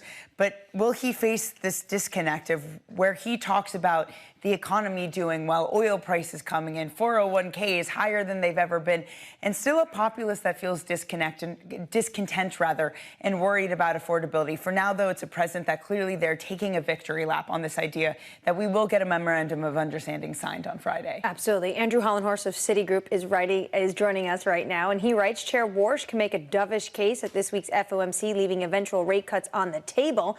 Andrew, can he make that dovish case because of where oil prices are trading today? Is that part of the calculus? I think it gives him a lot more flexibility. This is really a huge deal for oil markets, for energy markets, but also for interest rates and what the Fed might do. If you think about the balance of risks around inflation, since late February, the discussion has been upside risk to inflation, energy prices that are moving higher. Energy prices now down significantly this morning, likely to continue to fall. Gasoline is going to follow oil prices lower. So this inflationary pressure has now reversed and become a deflationary pressure. Can Chair Warsh fully pivot to that all at this meeting? It's probably going to take a couple meetings. It's probably going to take weeks of discussion and rhetoric, but it gives him that opening this week. If you think he's going to be dovish, does that mean they retain the easing bias? No, I think that they're going to remove the easing bias. I think that their dots are going to show no cuts this year. That's pretty well expected. I think that's already in the price. I am interested in how Warsh messages around that. There's a hawkish way to do it where you would say, well, we're removing the easing bias because we might be hiking. That would be very hawkish. What I think Warsh will do is say, there's tremendous uncertainty. We had oil prices that went up significantly. Now there's a possibility that they will come down even more significantly than they already have. And we just shouldn't be providing this much forward guidance. That's been Warsh's position. So I think that's the more dovish way to talk about removing that easing bias. Is that a benefit, or is that a bad thing for this market to get less forward guidance, to have more volatility in it? Is that a useful tool, or is that a problem for this Fed if there is more bond market volatility? I think forward guidance is really useful when you're stuck at the lower bound on interest rates and you're trying to guide the market that you're not going to be engaging in more hawkish policy. You want to ease conditions. That's really why forward guidance was originally envisioned. That's why it came into the Fed's toolkit. Where we are now, I would kind of agree with the statement I made about the uncertainty around what's going on in the economy, what's going on with oil prices. So I think it would actually be good for the Fed to have that flexibility here. Do you think the entirety of the Fed will be on board with that, with this different style of communication? Will they listen to a Chair Warsh if he says, maybe don't go out there and talk to the media as much? Yeah, this is not something that Warsh is going to be able to control from the top. Just the structure of the Fed itself, the regional Fed presidents, a lot of independents to go out there and talk. So I don't think he's going to try to impose kind of a top-down constraint on how people talk about things. But just in terms of the formal messaging, in terms of what we hear at the press conference, all of the Fed officials speak. Chair Warsh speaks with the loudest voice. Well, but this is something that John has talked about. John Ferris talked about in this program. If you don't get that clear messaging from the chair, it just is taken up by the mantle of all the different Fed and regional governors and presidents. Is that not a risk that he just loses control of the messaging and cedes it to other members of the FOMC? Yeah, this is a balance that every new chair needs to figure out in terms of their messaging versus the individual Fed officials' messaging. How much will Warsh be reflecting the committee view at this press conference? How much will he be reflecting his own view? I think what Warsh is quite adept at doing, and I think what we'll see, is trying to kind of bring things together into some kind of consensus and at least be talking about the possibilities of where policy could go from here. Andrew, the market's looking at hikes. You still think we're going to get cuts? 3 cuts this year. When can we see these cuts start? I think the only reason we're talking about hikes is because oil prices went higher. So now that oil prices are going lower, I feel a lot more comfortable that we won't be getting these hikes. When we get the cuts, in our base case, we have the Fed cutting in September. That would involve the labor market data looking significantly soft over the next several months. That happened in 2024 over the summer, 2025 over the summer. If that pattern repeats in 2026, that's how we have them cutting this year. If we don't get that weaker labor market data, I think it probably is a longer discussion. Those cuts could be coming even in 2027. Max Layden, our commodities strategist, talking about a surplus of oil in 2027 now. So we could even get a further disinflation in that year. What about the fact, though, and Danny's been talking about this a lot, the fact that the AI trade is inflationary, at least in the beginning? This is another area where I think Warsh could do something very interesting and nuanced in terms of how he messages around that. So yes, absolutely. Prices for computer memory, for instance, are skyrocketing because this is just in short supply and everybody wants it right now. What Warsh can say is, yes, these prices are going up. The reason these prices are going up is because there is expected stronger productivity growth coming in the future. You want to invest in these technologies now to drive that future productivity growth. Ultimately, that's disinflationary in the future when you get the productivity growth. If we constrain investment now, we're actually increasing inflation in the future by not allowing that productivity to happen. I mean, he has talked about this point before, about the AI and the productivity and what that means for the ability to lower rates. Andrew, this idea has been really swirling around that at some point we need to stop talking about the price of oil, about what the consumer is doing, that AI is the new macro, that's all that matters for the overall picture of this economy. How much do you subscribe to that viewpoint? It's not all that matters, but it is a big chunk of it right now. If I look at just GDP growth and I add up the components of GDP growth, about half of it is accounted for AI-related investment right now. So that really is driving this economy. And then in terms of the jobs picture, I think that's just a big unanswered question. And I don't think any individual economist or maybe all of us together can answer this question. How quickly will this technology continue to advance? How will that change the way that people look at hiring in the job market? This is a big open question.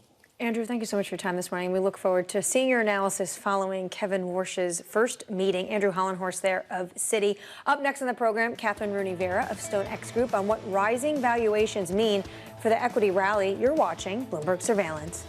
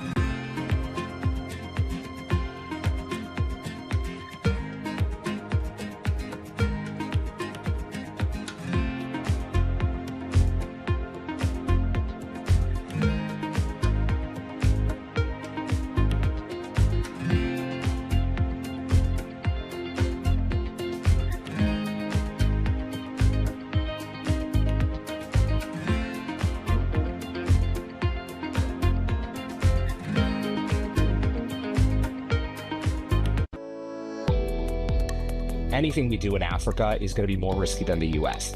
I think the approach we want to take is, how are we being compensated for that risk? And one of those is obviously going to be a valuation question. In our minds, valuation was a lot more attractive in Africa, even if we adjust for some of those Africa risks that a lot of Western investors see.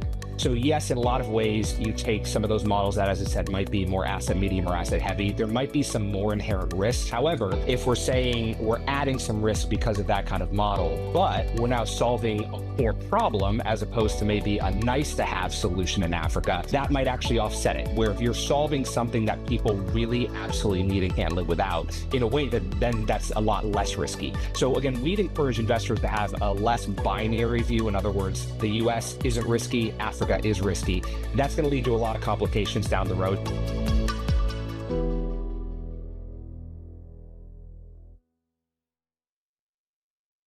At 9:30 a.m., the market tells you what it's really thinking. We beat the drum to the opening bell. With deep analysis of the forces driving the price action. Focusing investors on what really matters. Where the money flows, which markets are changing. Conversations, the players shaping the narrative. Innovative growth companies gravitate to NASDAQ. It's not just like, let's buy the Mag 7 or AI. That's a really compelling story. This is where your trading day begins. And this is Open Interest. Only on Bloomberg. From the world of politics to the world of business, Joe Matthew and Kaylee Lines deliver news, insight, and analysis live 2 times a day, every trading day. Balance of Power at 1 and 5 Eastern, only on Bloomberg. Get your fixed income fix. Watch Bloomberg Real Yield around the world right here on Bloomberg. Context changes everything.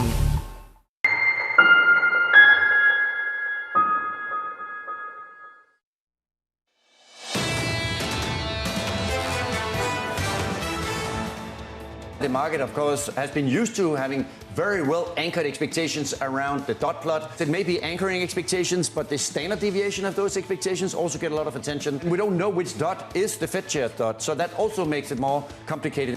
That was Torsten Slok of Apollo as we look ahead to Kevin Warsh's first meeting as Fed chair. This morning in the markets, all attention really now focused on the oil market. Brent crude below $80 a barrel, the first time this has happened since March 3rd.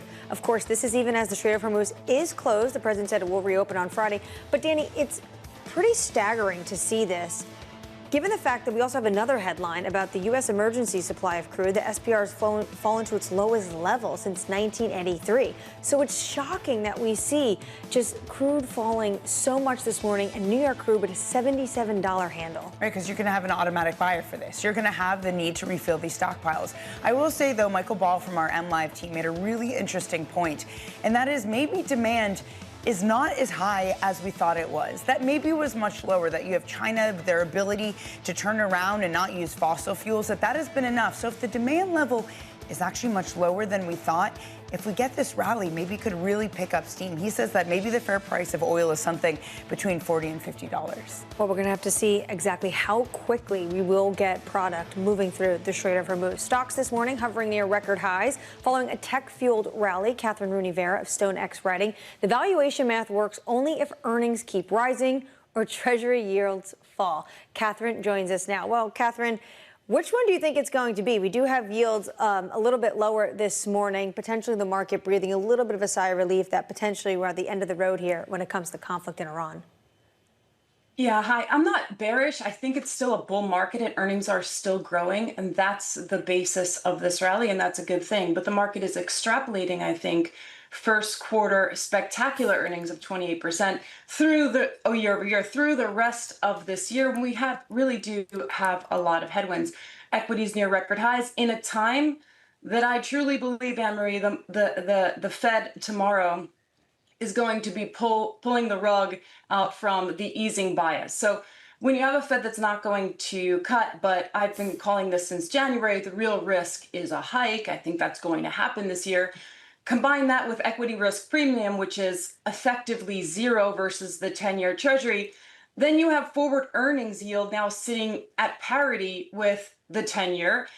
So you're taking equity volatility and getting paid virtually nothing for it. So I think the rally has already front run the earnings growth. And I think that, we're in for a very volatile rest of the year. The earnings growth, though, has been remarkable, Catherine. I mean, it feels like nothing can stop this, especially as we rethink sectors like semis, that maybe they're not cyclical anymore and the growth continues.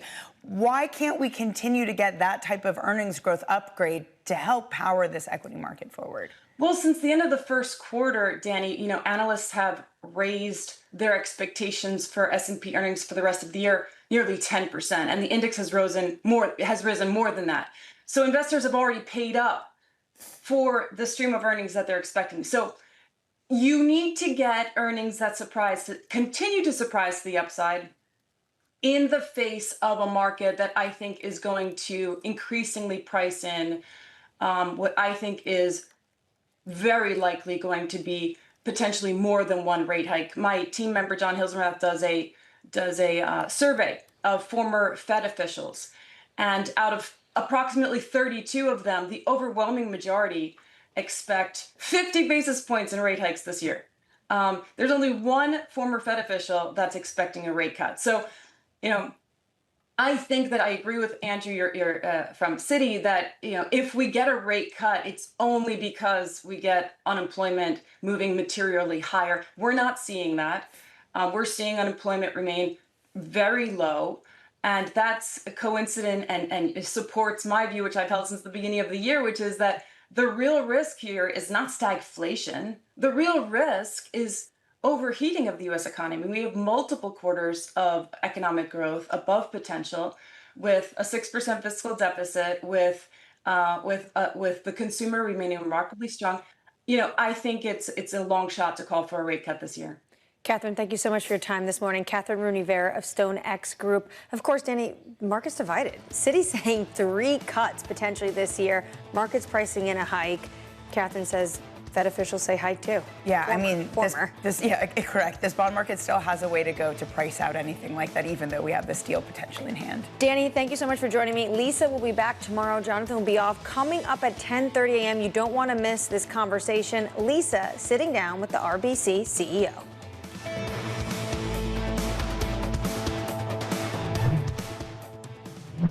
Welcome to the world of decentralized finance. Why is it that NFTs have not recovered in the same way that, say, Bitcoin has? Bloomberg is covering all things crypto. It's a pretty spectacular story. The people. This is the future. This is the 21st century economy. The transactions. It snapped up nearly $1 billion of Bitcoin. And the technology. We need to build a digital Fort Knox. That gives people financial freedom, and that's a wonderful thing. That's extraordinary. We ride the wave that is Bitcoin. Bloomberg Crypto, only on Bloomberg.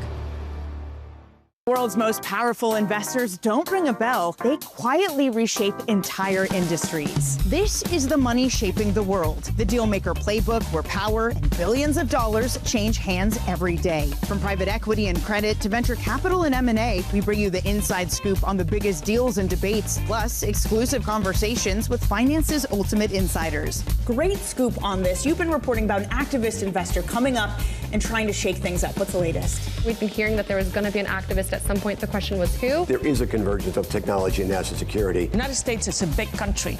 We're playing in the Northeast. That's an economy as big as the United Kingdom. This is a really interesting space to watch. We're expecting more consolidation. As this is Bloomberg Deals at Bloomberg Invest, I want to talk about the broader deal and M&A environment. This is a moment in time. We'll see how long we're here. It's far too early to call. There is an underinvestment in what's going on in private markets because everyone's looking for additional AI cloud capacity, and it's very tough to build. Everybody wants to get things going, and the IPO market is just one symptom of that. It is an early indicator of what we're going to see in the M&A market. Let's go to Scarlet Fu, who's taking a closer look at drone companies. With ongoing conflicts in the Middle East and Ukraine, there's renewed investor appetite for new names in the space. Excellent reporting. I'm Danny Berger, and this is Bloomberg Deals. Every week, only on Bloomberg Television.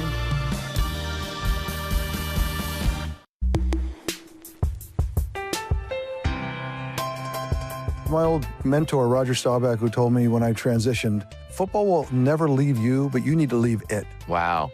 Everyone has a dream, and a lot of dreams are, my dream is to play football and play professional football, and you get the dream comes true, but it is going to end. And the day it ends, the day before it ends, you're one of the best in the world. Great. The next day you wake up, that's gone. What are you great at? And the truth is, nothing, right? I'm not great at anything else. I talk about it all the time, Steve, is this whole idea of it's not from penthouse to penthouse. And what I mean by that is you played for 15, 20 years and you're in the penthouse. That doesn't mean that you come to the business world and you're going to be in the penthouse. You don't start on the third floor or the lobby. You actually have to start in the basement.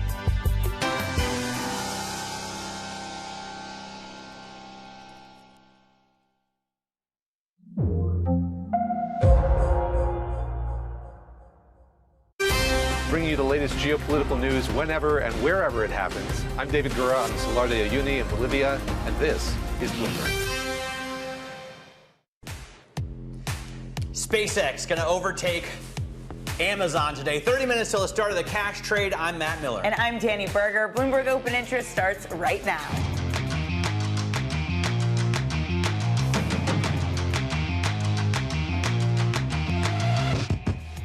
Coming up, SpaceX is on track to overtake Amazon and become the 5th largest company in the world. Crude crumbles. Brent falls below $80 a barrel as the U.S.-Iran deal paves the way for more supply. And a new era at the Fed kicks off. Chairman Kevin Warsh joins his first 2-day policy meeting that starts today. Matt, you said this. I mean, looking at the rally every day that SpaceX is putting in is really remarkable. 19% the first day, 19% the second day. And today we have, I mean, this looks unremarkable compared to that. 5% this morning. We also learned that SpaceX has agreed to take over the AI coding startup Cursor, a $60 billion deal, largely in stock. Because why wouldn't you? If the price of your shares are doing this, why wouldn't you do a deal and pay for it in stock and go on your way to overtaking Amazon? I mean, inside? this I think had been planned already. Yes, correct. But it was an option to buy them, and I guess now they're officially going to exercise. They're going to exercise that option, yes. And what it means actually is more overhang in the stock, as well as the fact that they get this coding startup. Robinhood says it's cutting 10% of its workforce. Robinhood will decimate its human capital. That's 300 positions. It's wanting to remain lean and disciplined, it says, as it develops new products. But investors cheer the news, and the stock rises 1 3/4%, Danny. Let's get back to that story with SpaceX. Bloomberg Technology co-host Ed Ludlow joins us. Ed, I mean, is this something that we should have expected with SpaceX? You get a rally in share prices that, yeah, why not go out and buy Cursor thanks to having that in your hand? Well, the timing of the confirmation, post-trade day 3 is surprising, but not the concept, right? They, in April, announced they had the right to buy Cursor. The terms are exactly the same. They just waited until the IPO was completed because it would have made a material change to the prospectus. Which would have slowed them down a little bit had they have tried to force it through prior to listing. I think it's as simple as that. So it's $60 billion where existing Cursor investors receive SpaceX shares at that value. But the valuation is the big point. I think you've nailed that, Danny. Right? Bill Ackman's on X literally right now in the last few minutes talking about the value of SpaceX is its value. When you are able to make financial moves like this, all-stock deal, it allows you to move quickly. But there has been a concession from Elon Musk and the company that XAI has been behind in coding, behind Anthropic and OpenAI, and this will very quickly put them back in the game.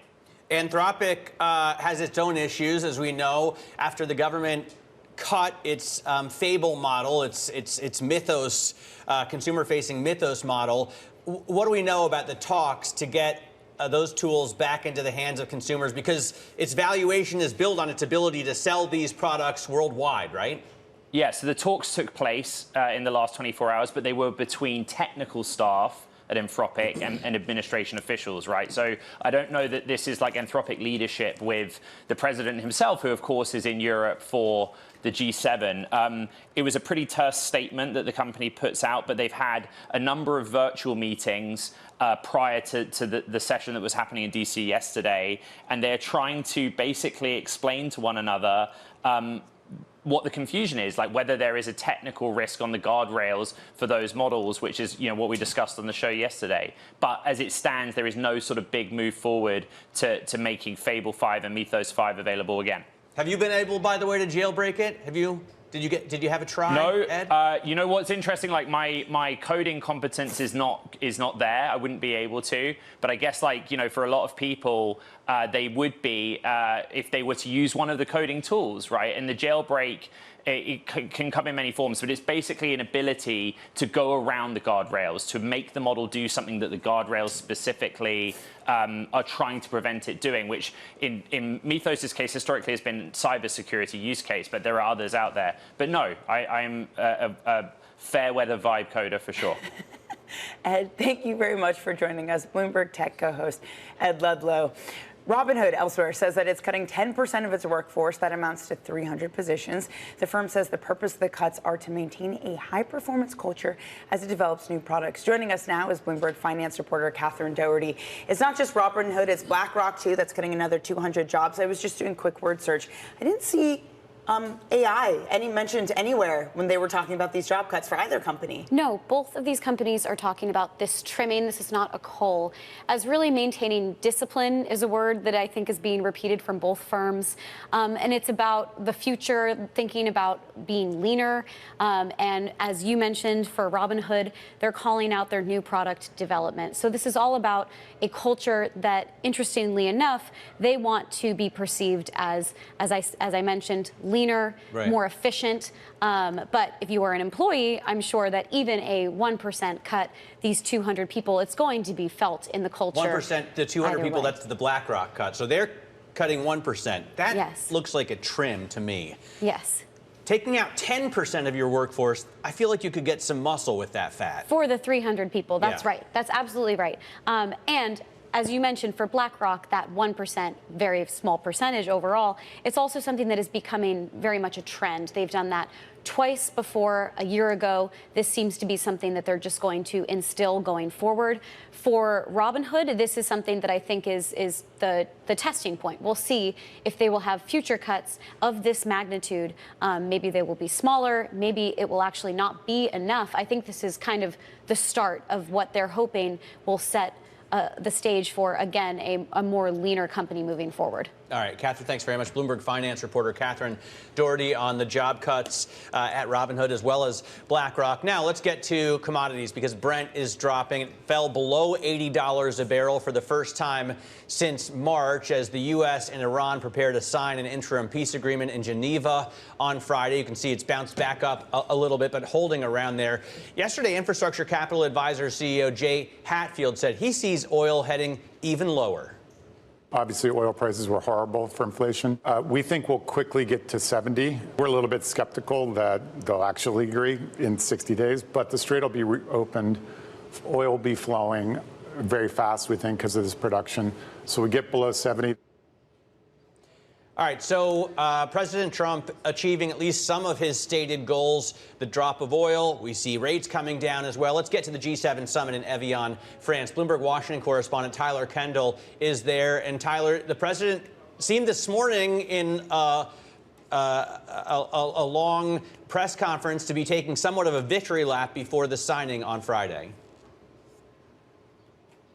Yeah, Matt, at this point, the White House is really expressing optimism, even as we know that there are still a lot of big questions here, including that we haven't seen the finalized text of this memorandum of understanding from either of the sides. President Trump, in his remarks earlier, said that he wants to see a, quote, more formalized setting before actually releasing that text, presumably in reference to a potential signing ceremony this Friday. Now, we just saw the G7 summit leaders wrap up a working lunch that was focused squarely on the Strait of Hormuz and a potential naval mission from our European allies to help secure the strait, because so far our allies, including the UK and France, have repeatedly said that they're not going to actually deploy military assets until we see pen to paper on this agreement. I'll also point out that President Trump, he right now is meeting with the president of the UAE, but earlier today he met with a senior Qatari official. As people familiar with the matter tell Bloomberg News that Qatar has plans to ramp up LNG shipments the minute that the strait is opened. But Matt and Danny, as you both know, there's still risks here. A senior administration official says that the U.S. is tracking it could take 2 weeks to get flows really going through the strait, in part because mines still need to be cleared. And there's questions about the longer-term security, as Iran has seemed to reference that they do intend to charge some fees after that 60-day ceasefire extension. Tyler, thank you so much for your coverage there in France. That's Bloomberg's Tyler Kendall at the G7 summit. A check on markets this morning, and enthusiasm is still very clear in this oil market. We did dip below $80 a barrel for Brent crude. We're just about at that level now. And you're seeing yields come in too, but that enthusiasm is not extending out to equities after they rallied yesterday to reach within 1% of all-time highs. It's tech that pulls us lower this morning. We're down 0.2%, so unable to put in another day, Matt, of a rally. Yeah, well, so far, right? Sure, we haven't even opened yet, I guess. Exactly. We're still 20 minutes away from the opening bell. Let's take a look at some of the single stock stories we're following for you this morning. Meta's Threads announcing that it has hit 500 million monthly users. Who? I do not know. But like, does it count people who opened up an account and never post on it? I guess you have to use it every month, but Monthly users, Are yeah. we to believe that 500 million people are using Threads every month, or accidentally fall into it while on Instagram? Yeah. That accidentally post, straight to Threads. I think that one's more it. Elsewhere, Rackspace Technology, those shares are surging. The IT company said that it signed an AI compute agreement with AMD. And Yum Brands has agreed to sell what some might say is its yummiest asset, Pizza Hut. For $2.7 billion, Long Range Capital has acquired Pizza Hut, the assets excluding those on mainland China, and we're going to talk more about this once delicious restaurant. Oh, so it's not delicious anymore. Well, I mean, I feel like Pizza Hut has fallen a long way from its glory days. But that worries me because usually when private equity buys stuff, I love they make it things. better. For all stakeholders, including the employees. Yes. I mean, Wagamama's used to be so good before it was private equity owned. Coming up, the Fed is kicking off its first policy meeting under Chairman Kevin Warsh. We'll look ahead at tomorrow's decision. Next, this is Bloomberg Open Interest.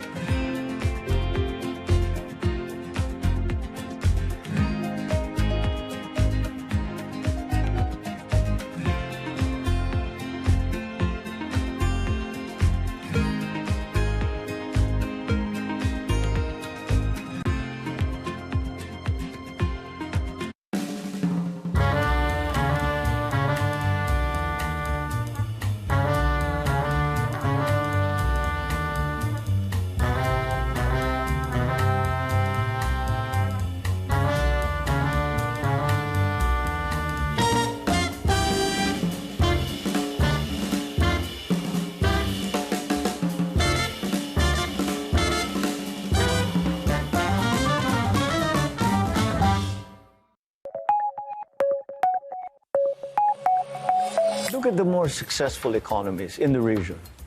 The key to their success is continuity.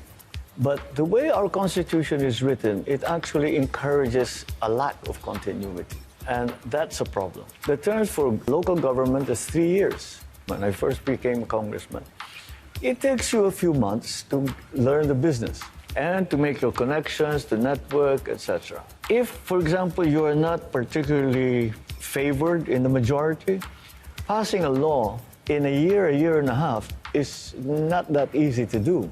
After about a year and a half, you already hear that there's somebody in your district beginning to campaign and is going to oppose you in the next election.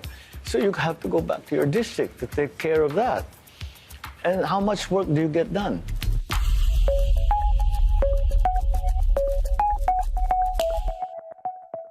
Bringing you up-to-the-minute geopolitical news whenever and wherever it happens. I'm Stephen Engel at Japan's Akasaka Palace in Tokyo, and this is Bloomberg. Making money isn't about drowning in emotions. It's about understanding what's actually happening. Markets are the best way to glean signal from noise, and that is what we try to do every morning. This is Bloomberg Surveillance.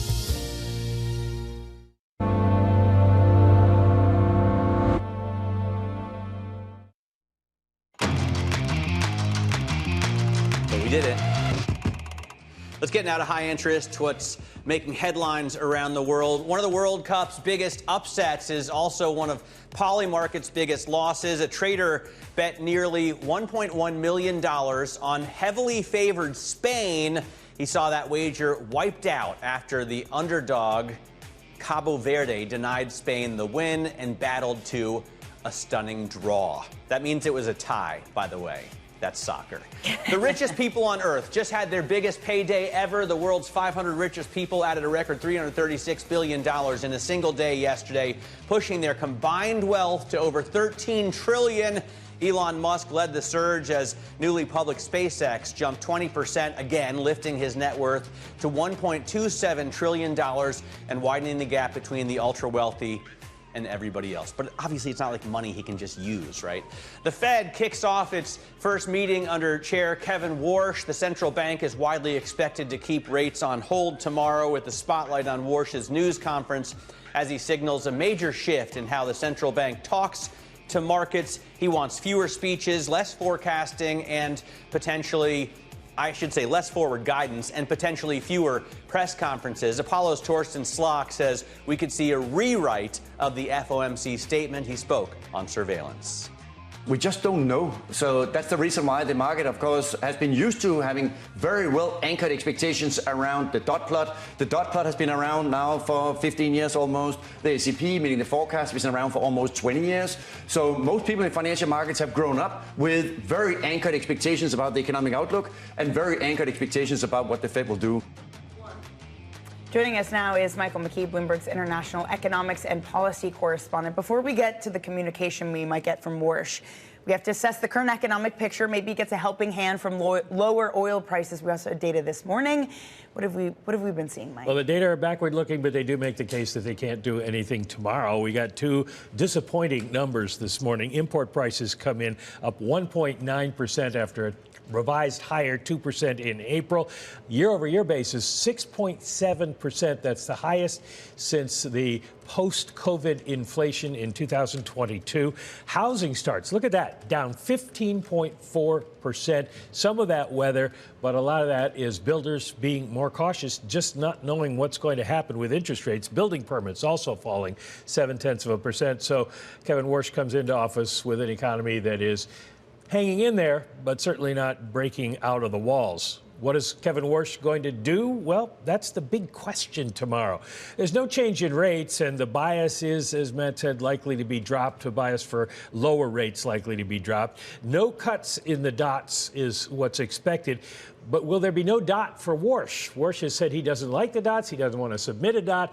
So does he submit a dot? We'll find out. News conference, communications plans, and really, what is he going to say about his relationship with President Trump? That's going to be something that Wall Street is watching very, very closely. And of course, the big question, too, is this going to be the first and last news conference? And I had to bring this quote in.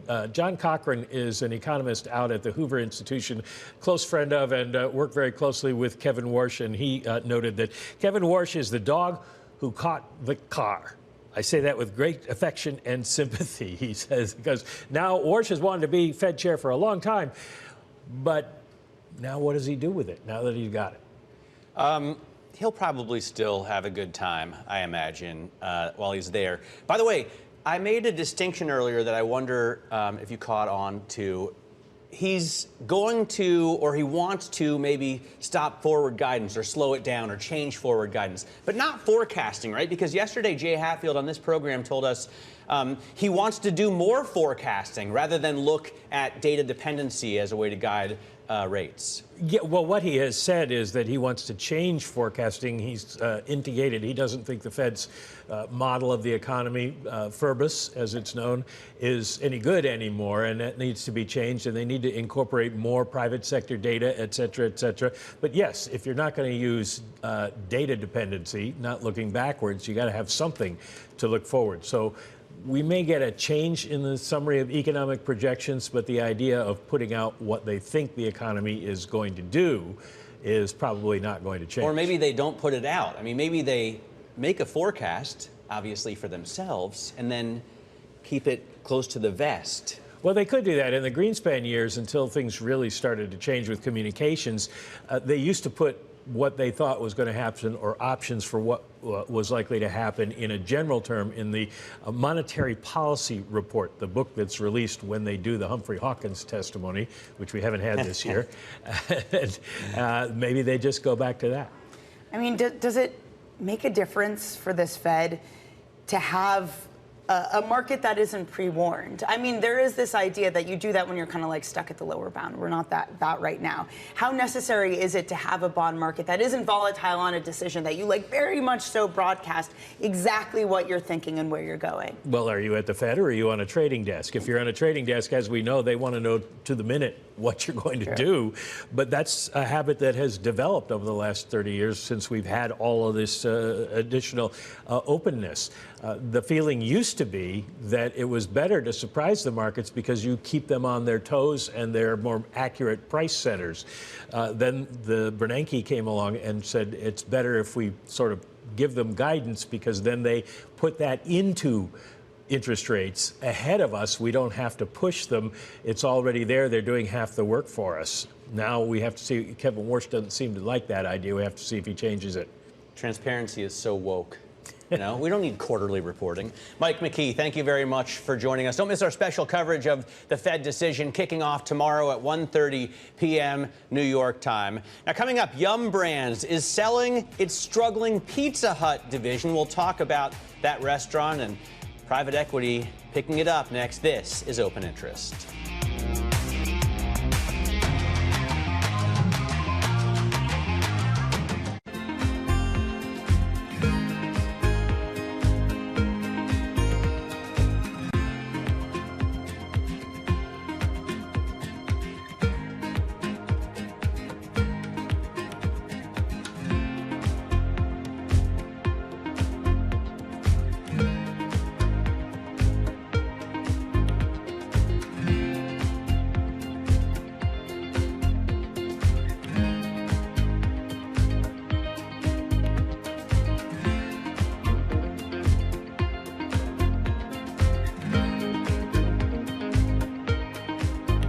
Welcome to the world of decentralized finance. Why is it that NFTs have not recovered in the same way that, say, Bitcoin has? Bloomberg is covering all things crypto. It's a pretty spectacular story. The people. This is the future. This is the 21st century economy. The transactions. It snapped up nearly $1 billion of Bitcoin. And the technology. We need to build a digital Fort Knox. That gives people financial freedom, and that's a wonderful thing. That's extraordinary. We ride the wave that is Bitcoin. Bloomberg Crypto, only on Bloomberg.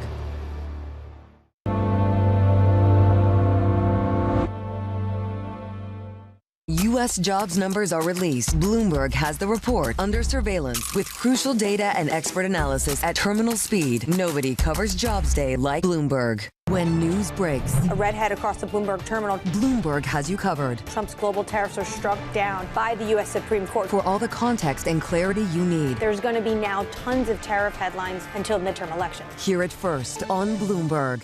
Good morning. This is Bloomberg Daybreak Europe. I'm Lizzie Burden in London, and these are the stories that set your agenda. Taking you from the U.S. market's close to the overnight session in Asia, we'll walk you through what you need to know to kickstart Europe's trading day. Live from our European headquarters, we bring you the day's top market-moving stories, unmatched expert analysis, and on-the-ground reporting from across the continent. Tune in to Daybreak Europe, only on Bloomberg Television. Context changes everything. The countdown is on. Everything you need to get the edge at the end of the market day. Get ahead of tomorrow's trading with The Close. Weekdays on Bloomberg. Context changes everything.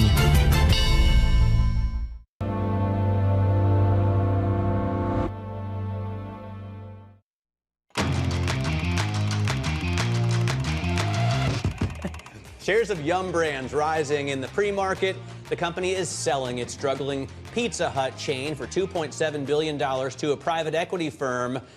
Michael Halen, Bloomberg Intelligence senior restaurant research analyst, joins us now at the desk. And, you know, this is a popular topic of conversation for people my age because we remember it so well, you know, with well-lighted, packed restaurants, happy staff, and now it's like no staff, dark, and the product is fallen off a cliff. Is that fair? Yeah, I think that's fair, and I think that's kind of why we've seen this spiral downward. I'd say Domino's has had a big impact on that, right, and Papa John's as well, so competition has definitely increased from the other national players, which... But those are all also takeout places, right? Pizza Hut used to be a restaurant you would go to, and now...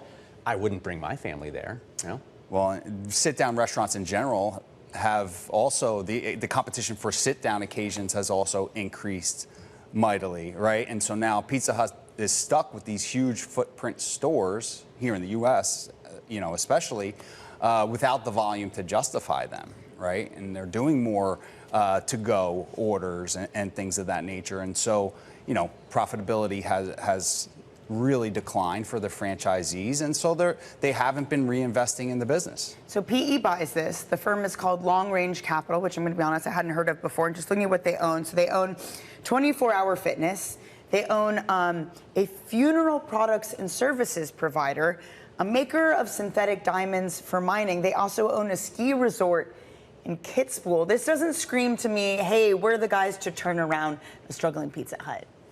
I don't have to worry about that anymore. I only work with the public chains. So okay, but you know these businesses, Mike. I mean, what can be done to turn it around? I mean, what you need to do is change the footprint. I mean, they need to have small 1,000 square foot, 1,500 square foot delivery and pickup only stores like Domino's and Papa John's. That's where, the money can be made in this business. When it comes to the real estate, it's tough, going back to that point. That's been kind of a yoke on its neck for years now, those red roof restaurants. And it's going to be tough to turn around here in the United States. I think there's more of an opportunity with Pizza Hut internationally, and then especially in China. Right? What does Yum Brands then have left? I mean, what can they do with Kentucky Fried Chicken and Toxic Hell?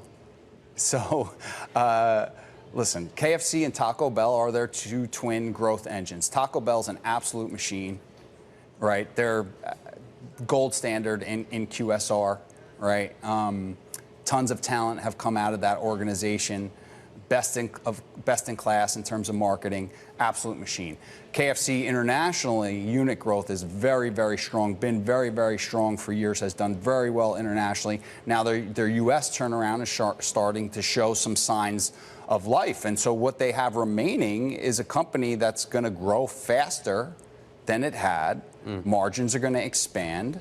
And as you're seeing in the pre-market today, the valuation multiple is going to, move higher. Michael, thank you very much for joining us. Appreciate it. That's Michael Halen of Bloomberg Intelligence.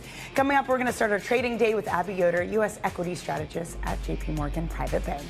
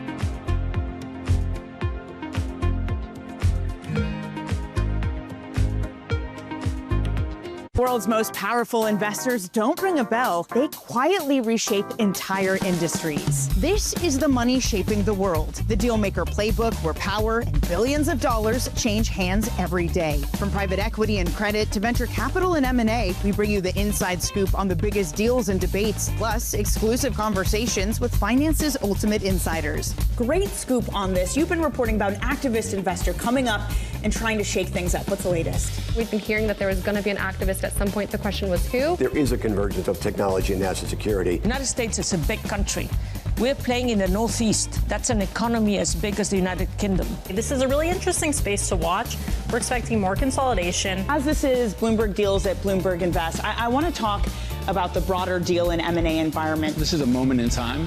We'll see how long we're here. It's far too early to call. There is an underinvestment in what's going on in private markets because everyone's looking for additional AI cloud capacity, and it's very tough to build. Everybody wants to get things going, and the IPO market is just one symptom of that. It is an early indicator of what we're going to see in the M&A market. Let's go to Scarlett Fu, who's taking a closer look at drone companies. With ongoing conflicts in the Middle East and Ukraine, there's renewed investor appetite for new names in the space. Excellent reporting. I'm Danny Berger, and this is Bloomberg Deals.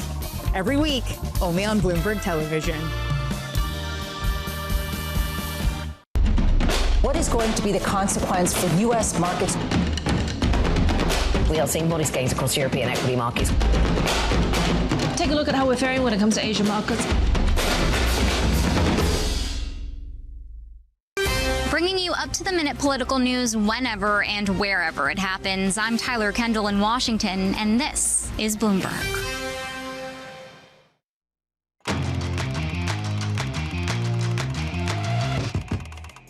Moments away from the start of trading, this is Bloomberg Open Interest. I'm Matt Miller. The energy is feeling a little bit lackluster today after the incredible rallies we've had the last couple of sessions. S&P futures, you can see, are a little changed here. NASDAQ futures actually down about 0.2%.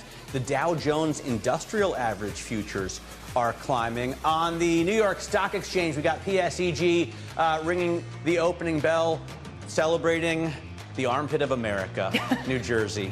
And down at the NASDAQ market site, you've got IPG Photonics ringing the opening bell, and they seem very excited. God, how many angry emails are you about to get? All that You know, all we that probably matters. have so many viewers from New Jersey. I mean, you know, Katie Greifeld, who anchors the closer Romaine Bostic, Yes. she celebrates New Jersey. Like, she absolutely Well, she does live in it, loves so I hope so. You gotta New love, Jersey. You gotta love where you live. So. Yeah, I respect that. Yes, I respect that. Here at the Open, Matt, I am looking at SpaceX shares. I gotta say, 6%, this feels like nothing. This feels like a shrug after 2 consecutive days of near 20% rallies. But we go up again. We're up 6.7%. 7% now at the pre-market. They also agreed to take over AI coding startup Cursor. $60 billion deal, largely funded by stock, because why wouldn't you do that? So rally comes for a third day, and I now believe with this rally, SpaceX has overtaken the Amazon market cap if it can hang on to these gains. I'm checking for you Yeah, right please now. do. SpaceX equity DES. Yes.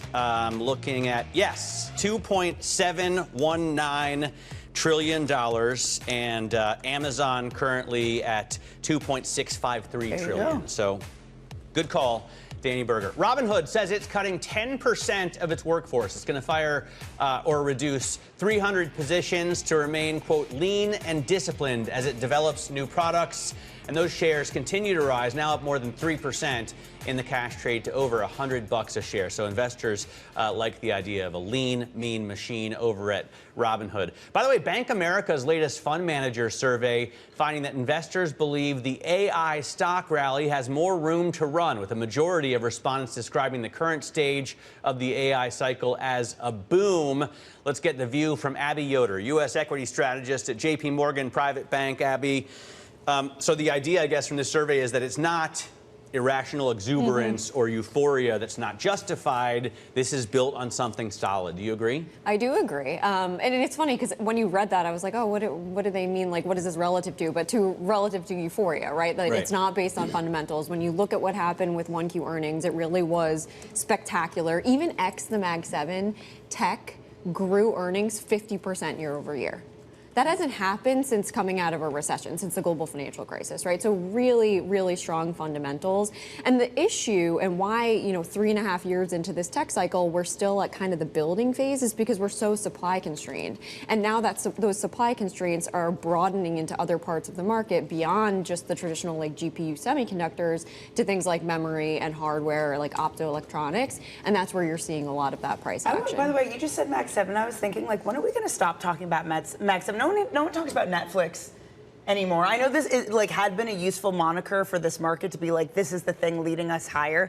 I just wondered to what degree have we moved away from that, and is it kind of the semis, the AI kind of stocks? Like, I know it's not the most important thing, but often narrative means a lot for this market. No, actually, I think that's a great call out. Like, the Mag 7 themselves had not actually done that well year to date, right? Like, they're not the ones that are outperforming. When you look at like the cohort of semiconductors that are outperforming, they're not in the Mag 7, right? They're now in the top 10 of market cap, but they're not in the Mag 7. And the Mag 7 is not a monolith. They're very different companies performing in very different ways, whether you're in software, hardware, semis. And so I think to your point, like, I do think we're going to get to a point where we're moving beyond talking about the Mag 7, particularly as their contribution to earnings comes down. Yeah, Intel is worth twice as much as Netflix, right? Micron is worth 4 times. By the way, if you could go Netflix. back in time and tell yourself that 5 years ago that Intel would become more of a component for this market than Netflix. And it was like this great behemoth in the Mag 7. But if I understood the story, I would buy into it. And Abby, I mean, it's interesting, right? We have the one big, beautiful bill, which, regardless of your political leanings, sets up carrots and sticks for investments. Intel is taking advantage of that. Obviously, the president has bought into it, and his relationships are going to help them. The optimist would say get more orders, right? We want to bring chip making back to the U.S. I'm not sure if manufacturing's coming back here, but certainly chip makers are starting to build fabs. I mean, isn't that a success story? Yeah, I mean, I think, well, actually, when you look at price action, you know, the S&P is close to its all-time high. The equal weight is at an all-time high, and industrials are at an all-time high. They're one of two sectors within the S&P that are at an all-time high, and I think you speak to exactly that, right? Like the structural tailwinds behind them, whether it's AI, whether it is, you know, reindustrialization more broadly in the U.S., right? Just reshoring manufacturing. Again, to your point, I think you're seeing that a little bit slower than just the AI trade, but having that incentive from the One Beautiful Bill Act to, you know, immediately expense CapEx, particularly in the U.S., has brought a lot of money back to the U.S., and obviously the industrials are going to benefit from that. When do financials start playing along? They're one of two sectors that are down year to date. You know, we've been highlighting that as, you know, one of our favorite ways to think about this reopening trade, right? And you saw a lot of that, particularly the consumer finance names yesterday do really well because you have this easing of credit concerns as it relates to the war, right? You don't have this as much of an inflationary impulse. That should be good for the consumer, so that therefore should be good for those consumer finance names, but also the large cap banks, right? I think the credit concerns were also weighing on them, and particularly if you get the curve steepening, that would be a net benefit, right? Because on the short end of the curve, you've got some more deposit competition for the financials that could ease if you see that steepening. At some point in this program, we're going to play a shot from Jim Chanos. He was on with Scarlett and Tom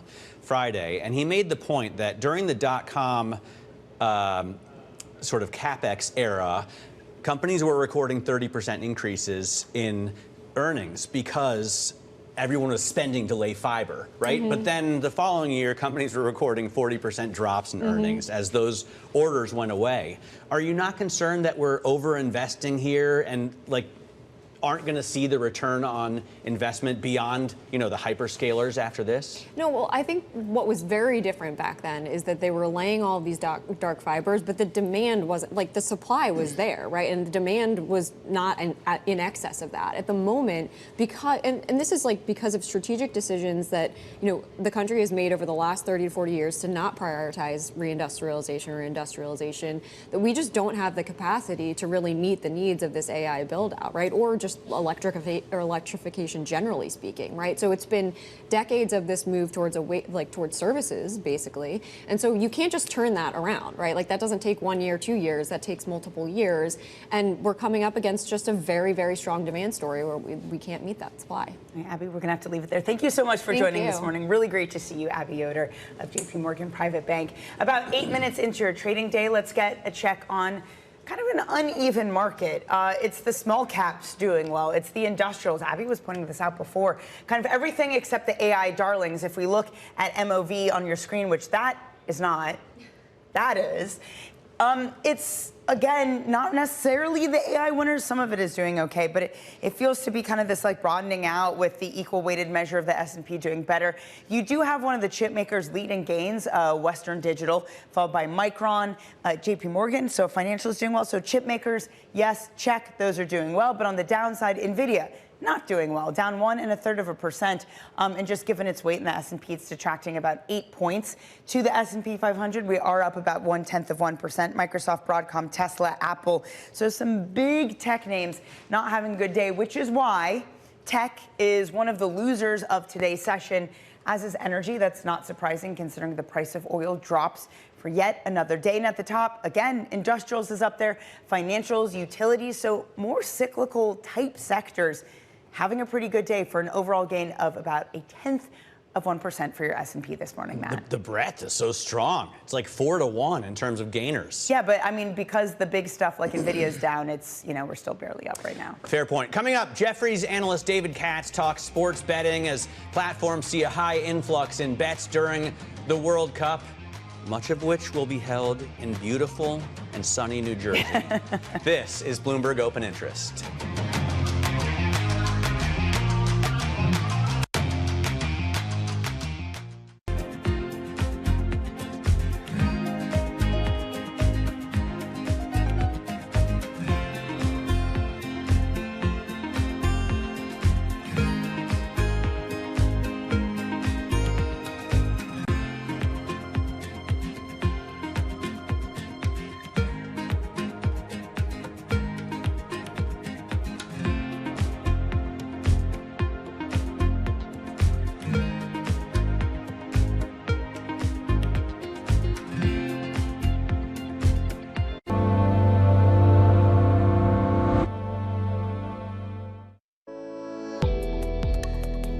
we are dealing with supply issues, and so therefore fertilizer, the planting season, food security is high up there, but so too is fuel. And energy. So yet again, as we had with Ukraine, the energy crisis, the food crisis, the cost of living, and that kind of fiscal space needs to be created for countries that are going to be dealing with the debt crisis. They are still repaying their debts. Inflation will result in interest rates that will put many countries in jeopardy on the debt issue. So we're looking to find solutions here from the IMF, from the World Bank. There have been many offers of the windows and facilities that could be put at the disposal of countries. But I think at this stage we need scale. Many countries are still recovering from the previous shocks, and some of those crises are not over yet.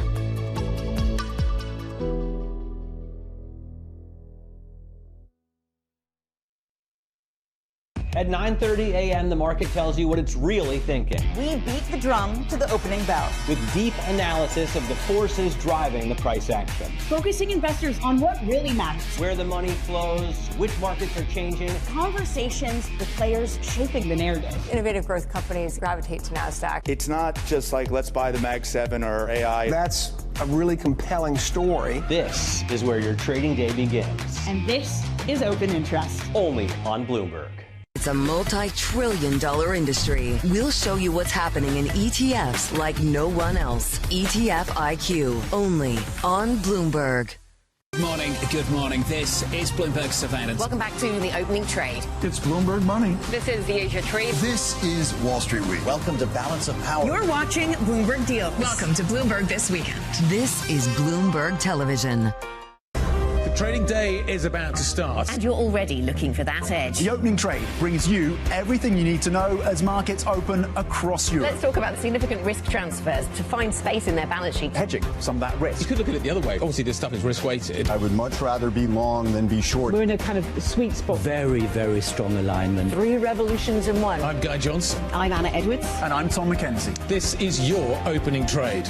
Every trading day, only on Bloomberg.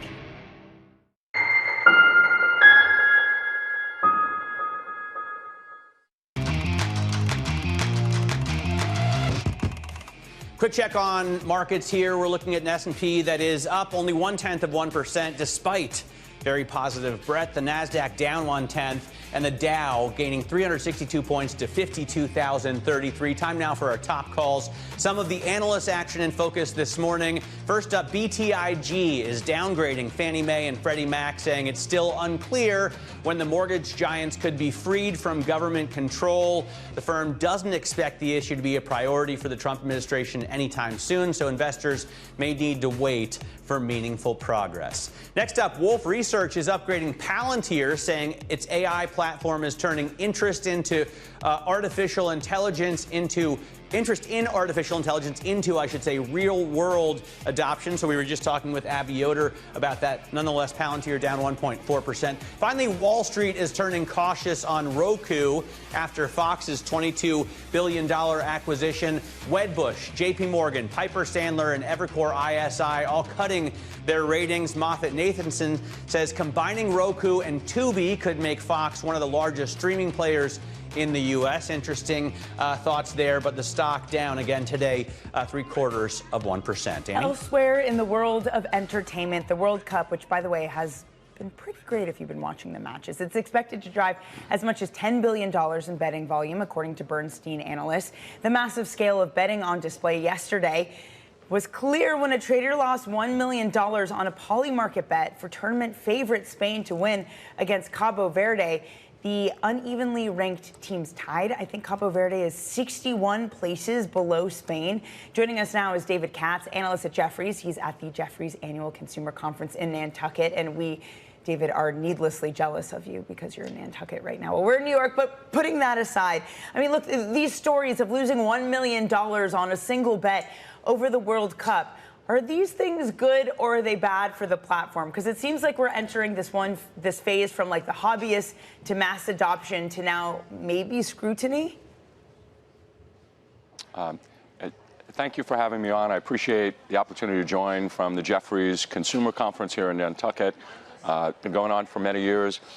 Bigger, better than it's ever been, and of course, when the weather is this nice, it is truly hard to beat. Look, I think the sports betting environment and therefore the stocks have become increasingly complex based on what you've talked about. Going into the World Cup, there's no question that the volumes are going to be up considerably, right? What makes it more complicated is what the economic opportunity will ultimately be for the companies, right? So, for example, last night, DraftKings posted on X that on Sunday, they generated $4 billion of consumer volume. That was 3 times the volume magnitude of the entire month of May, right? And so there's no argument from anyone that the volumes on World Cup are going to be higher. The questions are, number one, in the core sports betting business, the hold percentage. How customer-friendly will those outcomes ultimately be? And that has been an earnings volatility driver. It's made the stocks hard to own. At the same time, the second point, prediction markets, which you mentioned in your introduction, are a new business, right? And, you know, DraftKings, FanDuel are in it. But yes, Kalshi, Polymarket, they're in it too. And I think the street has been asking for a while now, what is the ultimate economic opportunity? What is the earnings power from that business? And the candid answer is, we're not sure yet. So we've seen, I mean, you mentioned the stocks, I guess, flutter is what I'm looking at. The peak to trough drawdown over the last year has been like 70%. Is it the prediction market competition that is the main driver for this sell-off? It is, I wouldn't call it the prediction market competition. I would call it the prediction market and all of the uncertainty that it embodies, right? Because the CFTC has indicated that it's legal. It is regulated by the CFTC, but it's untaxed, right? And does not have the same regulatory infrastructure that we have been used to in regulated gaming for the past 25 years in the United States. And so, you know, pick any state. New York is fine. You have a competition of prediction markets that's untaxed with a core gaming, sports betting business that is taxed at a relatively high rate. How are they going to compete with each other, right? And how is New York going to protect the tax revenue that it's been generating from sports betting, right? And so I think there's inherent conflict, right? And we could be 2 years, 3 years down the road where the prediction markets turns into another business entirely. This is my opinion, that, you know, it could be regulated, it could be patently illegal, it could be taxed, it could be a whole range of things.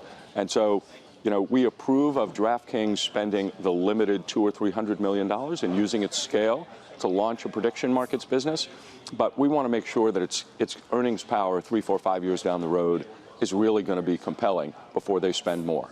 We'll still, you know, we're getting a lot of volume on these platforms thanks to the World Cup. David, what else are you looking at? What else might be a beneficiary of your universe of stocks you coverage of the World Cup this year?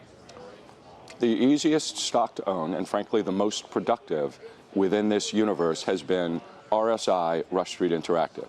It's been the best performing stock coverage-wide. It's up 124% last 12 months.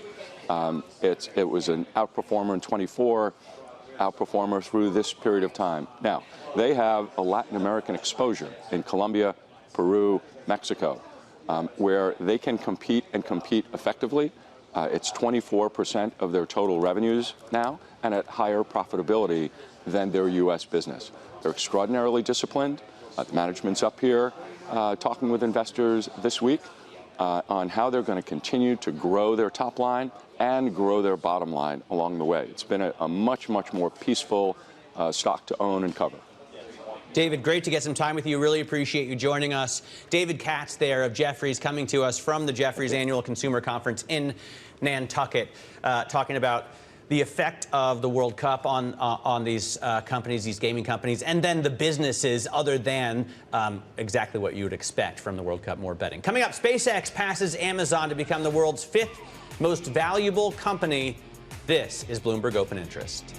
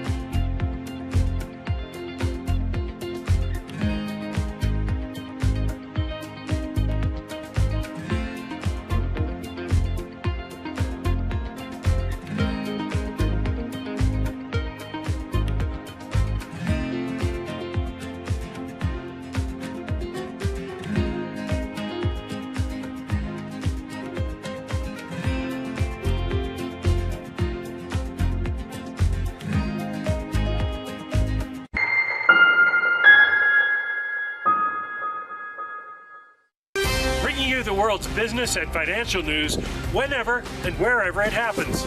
I'm Michael McKee at Mount Everest, and this is Bloomberg. We're at the epicenter of a global realignment on a scale not seen for decades. At the intersection between markets, economics and geopolitics, a forum for sophisticated conversation. This is Bloomberg Surveillance. Welcome to Bloomberg This Weekend. I'm David Gurr. I'm Lisa Mateo. And I'm Christina Ruffini. We're tracking breaking news today from Wall Street to Washington. Let's start overseas. The sector is really propelling this deal forward. Yeah, the hope is this will open up new markets and provide some additional liquidity. Of course, now they're going to have competitors. We got a big week coming up in politics. Earnings season is underway. We're going to get some key reports. Everything you need to know before the markets open on Monday. Introducing Bloomberg This Weekend, bringing a little Bloomberg into your weekend routine. Guys, buckle up. Bringing you up to the minute geopolitical news whenever and wherever it happens. I'm Anne-Marie Hodern in Beijing, China, and this is Bloomberg.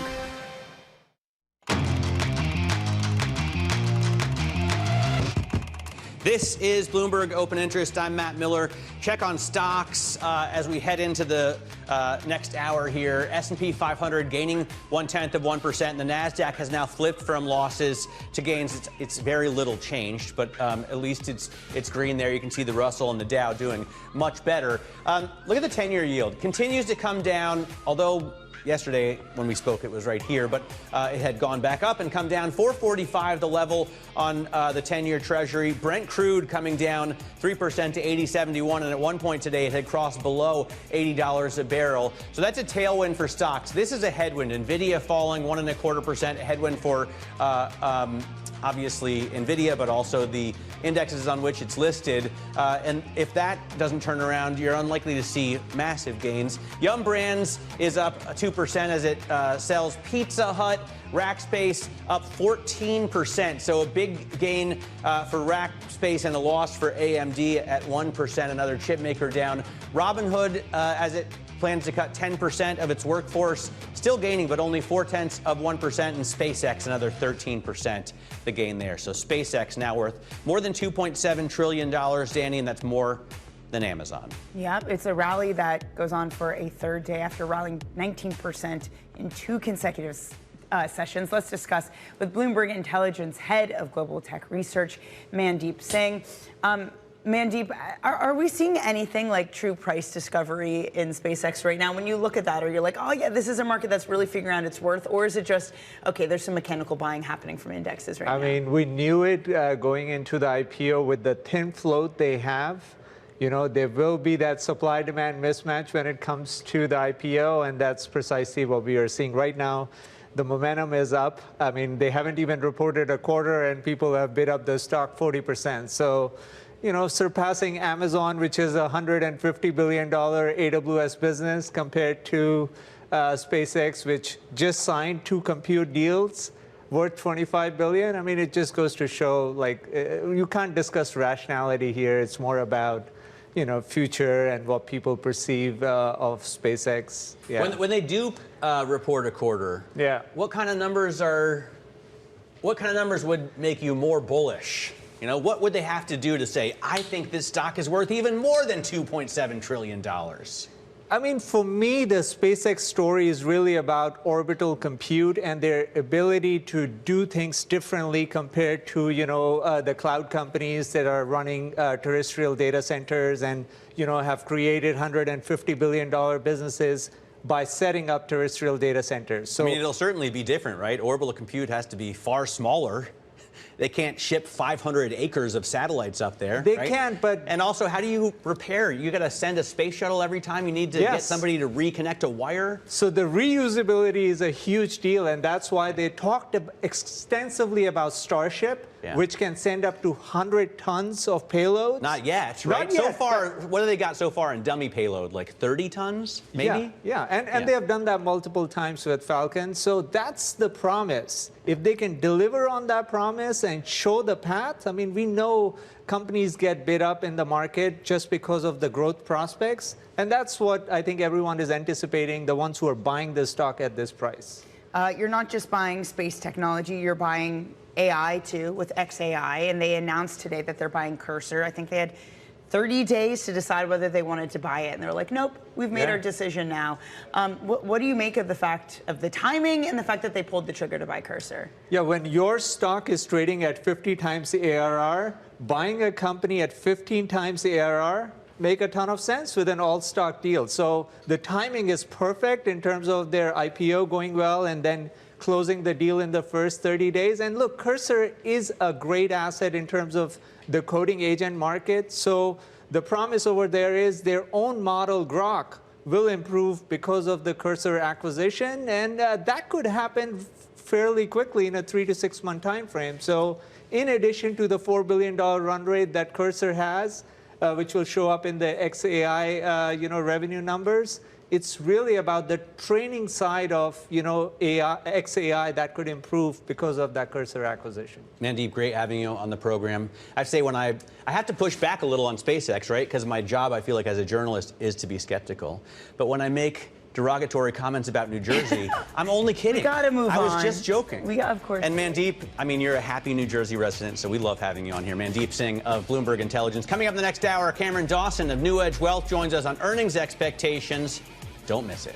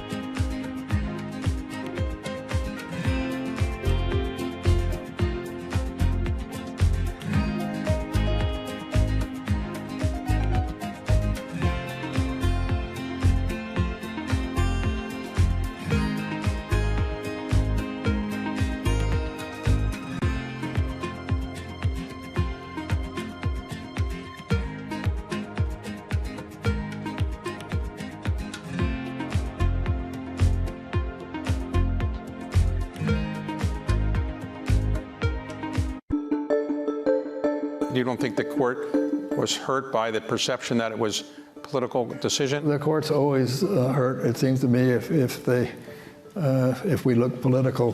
One of my concerns, my present-day concerns, is there's too much partisanship. It's true historically that most presidents have appointed justices to the Supreme Court who are members of their own party. The partisanship should not be an overriding factor. What you look at is temperament, learning, background, reputation, whether or not you have those qualities of independence and caution that make for a good judge. Increasingly, you see dissenting opinions in the Supreme Court aren't quite as civil as maybe you might prefer. And is that of concern to you? Yes, it's of great concern to me that our civil discourse, our civic discourse, is not civil enough. Aristotle said that a democracy depends on an open debate where you respect the dignity of those with whom you disagree. He said democracies only live if they are sustained over a period of time by a thoughtful, rational discourse, a discourse in which you respect the dignity of those with whom you disagree. From the world of politics to the world of business, Joe Matthew and Kaylee Lines deliver news, insight, and analysis live 2 times a day, every trading day. Balance of Power at 1 and 5 Eastern, only on Bloomberg. Join me each week on Wall Street Week for stories of capitalism from business, markets, economics, tech, and climate. More than what you need to know, it's what you need to think about.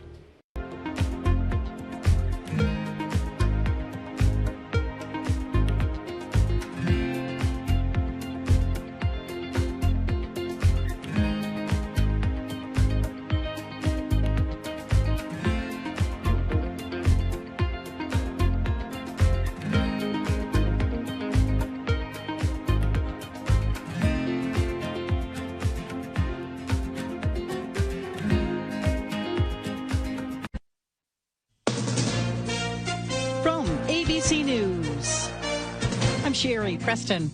Iran's top diplomat insists that the tentative deal to end the war with the United States would require Israel to withdraw from Lebanon, a condition Israel has rejected. As we await details on the plan itself, ABC's Rachel Scott has more on the back and forth. Iran's foreign minister saying ending the war cannot happen unless Israeli forces leave Lebanon. The president making it clear he's not happy with Israel. They should have been able to do the job faster. It just goes on forever. And when that happens, it throws a negative light on the big deal, and that's the deal with Iran. Senior administration officials say the deal broadly reopens the Strait of Hormuz and lifts the U.S. blockade on Iranian ports. The president at the G7 summit in the French Alps. Today he will meet with Ukrainian President Zelensky. He's already done that and says Friday he'll meet with Russia's Vladimir Putin. Back in Washington, the FBI says it foiled a plot to attack the UFC fight at the White House Sunday night using drones and explosives. FBI Director Kash Patel, in a statement released to ABC News, said, on June 10th, FBI and our law enforcement partners became aware of a potential threat to the UFC 250 event in Washington, D.C., involving individuals outside the national capital region. The investigation so far involves individuals in Ohio, Missouri, California, and Nebraska. ABC's Pierre Thomas. More signs of a slumping housing market. ABC's Jim Ryan has the numbers on permits for building homes. After a steep decline in April, the consensus was for at least a slight rebound in housing starts in May. Instead, the figure fell by another 15% to 1.17 million units. Looking ahead, housing starts might not rise in June either. 10,000 fewer building permits were issued last month compared to the month before. Economists say even though there's a tentative deal to end the Iran war, prices for gas, food, clothing, and plane tickets could still be a while coming down. You're listening to ABC News.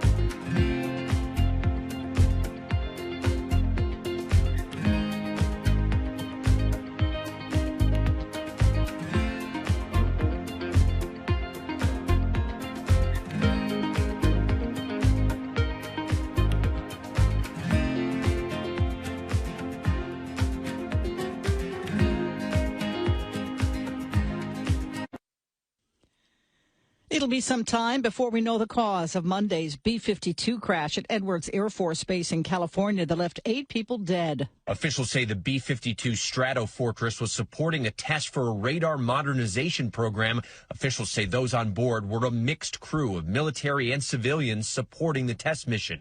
Boeing confirms 2 of those on board were their employees, adding, quote, "We are in contact with their families and are offering support." ABC's Trevor Alt. A couple who gave birth to a daughter who wasn't biologically theirs will be keeping the little girl. Tiffany Score and Stephen Mills reached an agreement with the 6-month-old girl's biological parents. The couple are suing the IVF clinic in Orlando where the embryo was implanted by mistake. Why do New Yorkers love their Knicks? That grit that they got, that fight back. It's been many a times that we playing and we think that we're better than someone, or they think that they're better than us, and we come back and we get that win. Yeah, you might need that grit if you're planning to attend Thursday's ticker tape parade for the NBA champs. They're currently shredding 2,500 pounds of office paper that'll be used as confetti, and the mayor says it could be the biggest parade New York City has ever seen. Nothing says Independence Day like fast food. McDonald's is bringing back its fried apple pies in honor of America's 250th birthday. Burger King has a firecracker cookie pie for sale. Sonic offering a red, white, and blue slushie, and Hardee's has an iced biscuit with red and blue sprinkles. This is ABC News. This is Bloomberg Intelligence with Scarlett Fu and Paul Sweeney. How do you think the Fed is looking at tariffs, the uncertainty of tariffs? Let's take a look at the sectors and how they performed. A lot of investors getting whipsawed every day by news events. Breaking market headlines and corporate news from across the globe. Could we see a market disruption, a market event? Are people just too exuberant out there? You see some so-called low-quality stocks driving this short-term rally. Bloomberg Intelligence with Scarlett Fu and Paul Sweeney on Bloomberg Radio, originals, and the Bloomberg Business app. Good Tuesday morning from the Bloomberg Interactive Broker Studio in New York City. To our worldwide audience, we're streaming live on YouTube. We're streaming live at Bloomberg.com as well. It's Scarlett Fu and Paul Sweeney, the Bloomberg Intelligence Program. Stocks on the move higher here today. SpaceX up another 17%. It's bigger now than Microsoft in terms of market cap. About that. Tyler Kendall, Bloomberg Washington correspondent. She is in France with the president of the G7. We've got the latest reporting there. Ashna Shah, Bloomberg Municipal Finance reporter on World Cup impact on public transportation in the New York City, New Jersey area. I just got my text from New Jersey Transit saying, if you want to take New Jersey Transit after 10:30 today, good luck from Penn Station. Have you made your plans ready? Yeah, I'm going to go to Hoboken and then I'll go from there. But it's just like, why do we letting FIFA tell us what we can do? It's just so infuriating. I mean, we'll get into all of that, but it looks like it's a mess. Oh, it's a mess. Dafina Maluka, CIO and co-founder of Sagewood Asset Management, get her thoughts on these markets. Gotham Mukunda, lecturer at Yale School of Management and a Bloomberg opinion contributor. He's got a piece out saying trillionaires and republics will be a toxic mix. So we'll talk about that coming up. So we got a lot going on here. Let's kick it all off. Alexis Christophers with a Bloomberg Business Flash. Alexis. All right, thanks a lot, Paul. And this Bloomberg Business Flash is brought to you by IBKR. For the past 3 years, Interactive Brokers' individual clients averaged 24.3% annually, beating the S&P 500. Lower costs and access to 170-plus global markets matter. Visit ibkr.com/performance.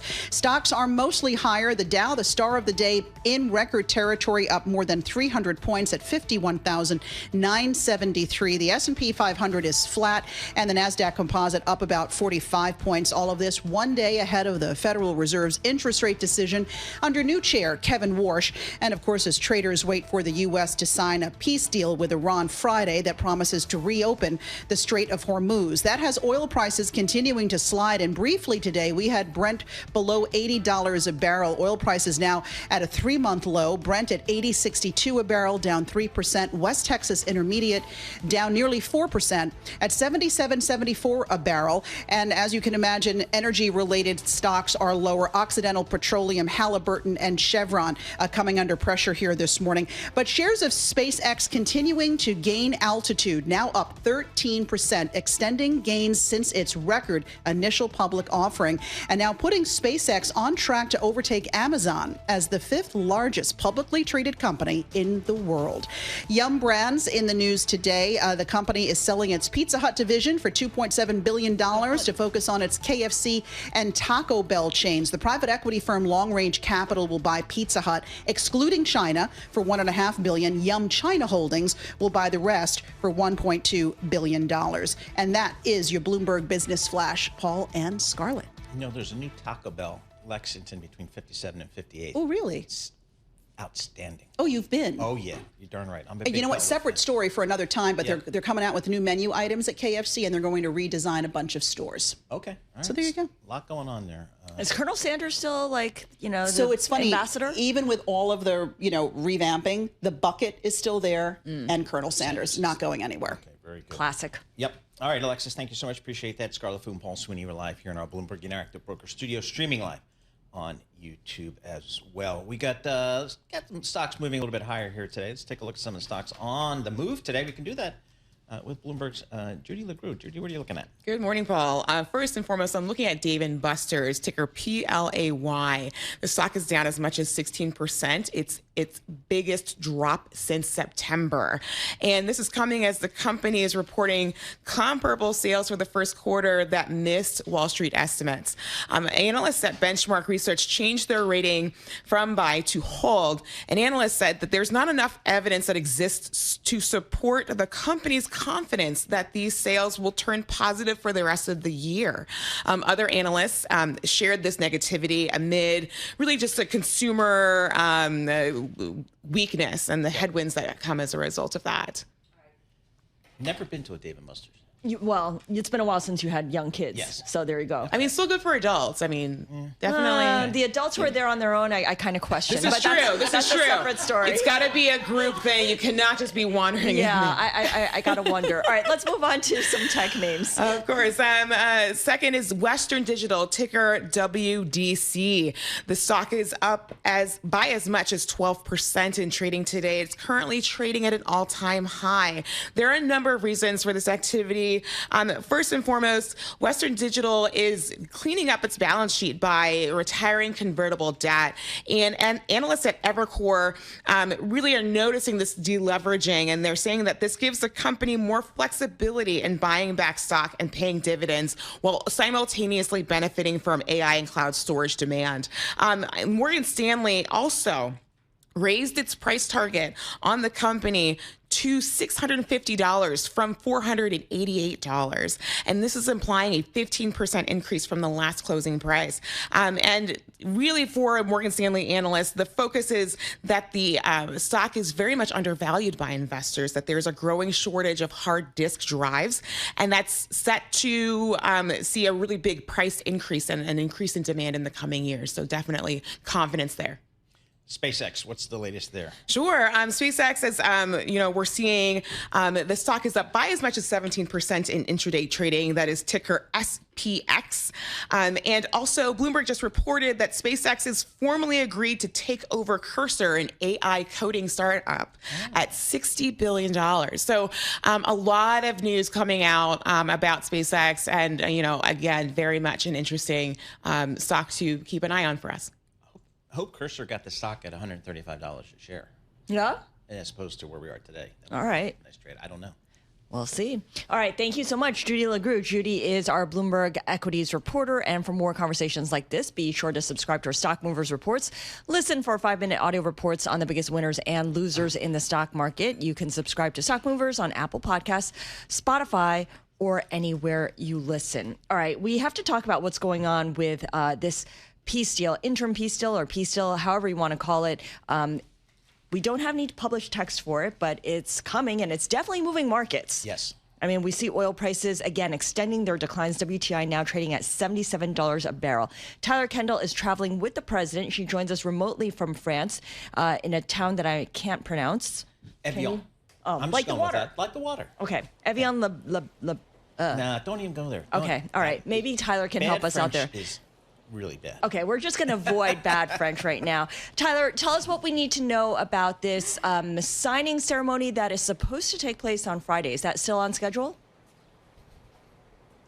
Well, Scarlett, at this point, that's what we're hearing from the administration. They seem to be really pushing this date. Officials have told us that they're just trying to work out those final technical details to get this memorandum of understanding actually signed. But as you pointed out, we haven't seen the finalized text from either of the sides. President Trump earlier today said that he wants to wait for a more formal setting to release the text, presumably in reference to this Friday date and a signing likely in Switzerland. Still waiting on confirmation, though, there, because even as we get the main contours of this deal, we know it's going to extend the ceasefire by 60 days. It's going to prioritize reopening the Strait of Hormuz, and the U.S. would presumably lift its naval blockade. There are still questions from G7 allies here at the summit, even about that first phase. Before we even get into the talks about curbs on Iran's nuclear program, I actually just caught up with a key top official from France's foreign ministry office, who told me that allies need to see this finalized text before they could commit military assets, for example, to help secure transit through the Strait of Hormuz, because we've heard from U.S. officials even that strait still has mines in it, and that poses risks for our allies that are trying to seek more clarity on both the timeline the U.S. is really aiming for here and exactly how this deal is going to be implemented. Tyler, there's been some conflicting reporting and some questions about any financial aspects of a peace deal, whether it would be unfrozen Iranian assets or payments by the U.S. for damages. What do we know?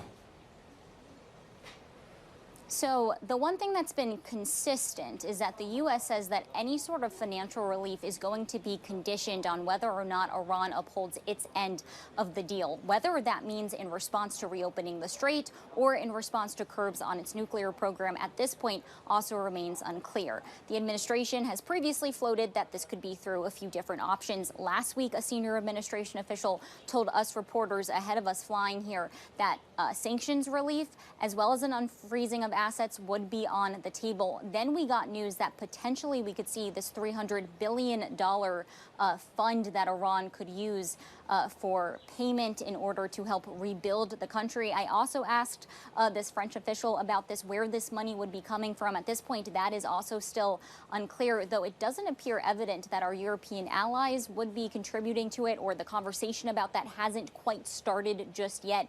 He told me that any negotiations regarding what this would really look like has to take place once the Strait of Hormuz reopens. That is the top priority for all the sides at this point. So let's go there. The top priority, which is to reopen the Strait of Hormuz. The idea here, the U.S. is pressing for free transit, free passage. However, we keep hearing about not necessarily tolls, but some kind of fee that Iran will impose. If not immediately, then after this initial 60-day period. It feels like a rebranded toll, perhaps. I think it's fair to say, Scarlett, we heard from Iranian state media yesterday saying, yes, the Strait of Hormuz will be toll-free for the first 60 days, which would align with the ceasefire extension. But then after that, we could see Iran move to impose what they are saying are fees related to navigational, insurance, and environmental services. We also heard that this would be done in tangent with Oman. We did have some reporting earlier that the U.S. has been frustrated with Oman amid these ongoing negotiations, even as we have seen the U.S. really tout other regional partners that have been taking more of a forward leading role in this, including Qatar and the UAE, as President Trump met with officials from both of those countries earlier today on the sidelines here at the G7. But I think it's safe to say that any sort of payment would not be acceptable to the U.S., definitely not to France. I also asked this French official about this too. He said that cannot be included in any sort of deal. So questions about the longer-term security of the strait still linger, especially here over the summit. But that is going to come after perhaps we get the initial immediate reopening that we know that both sides are trying to race towards. But issues still remain, including those mines. Tyler, thanks so much. Appreciate that. As always, Tyler Kendall, Bloomberg Washington correspondent. She is with the president at the G7 meetings in France. And fantastic backdrops. 2 days in a row, as Alexis was calling. Yesterday is like on Lake Geneva, and today she's got kind of the low Alps. It's good to be Tyler right now. Yeah, it is. I mean, she's even with the G7 branding right behind her too. Yeah, so it still works. It still works. That's a beautiful part of the world. I love traveling around there. Evian Le Ben, something like that. I don't know. Alexis, you say it with conviction, and we'll just believe it. Evian Les Bains. Oh boy, that was ugly. Exactly. Spanish, maybe I can handle, but French, I don't even try anymore. All right, look at the markets. The S&P's unched on the day. That's unchanged for Lisa Bromowitz. She hates that term. The Dow's up 390 points. That's 0.75%, and the Nasdaq's also unched. So there you go. But we got SpaceX trading higher, up by about 11%. So people continue to buy that. Key thing here: Brent crude oil down $3, below $78 a barrel. Brent, it's at $80. It was 79 print earlier today. How about that? This is Bloomberg.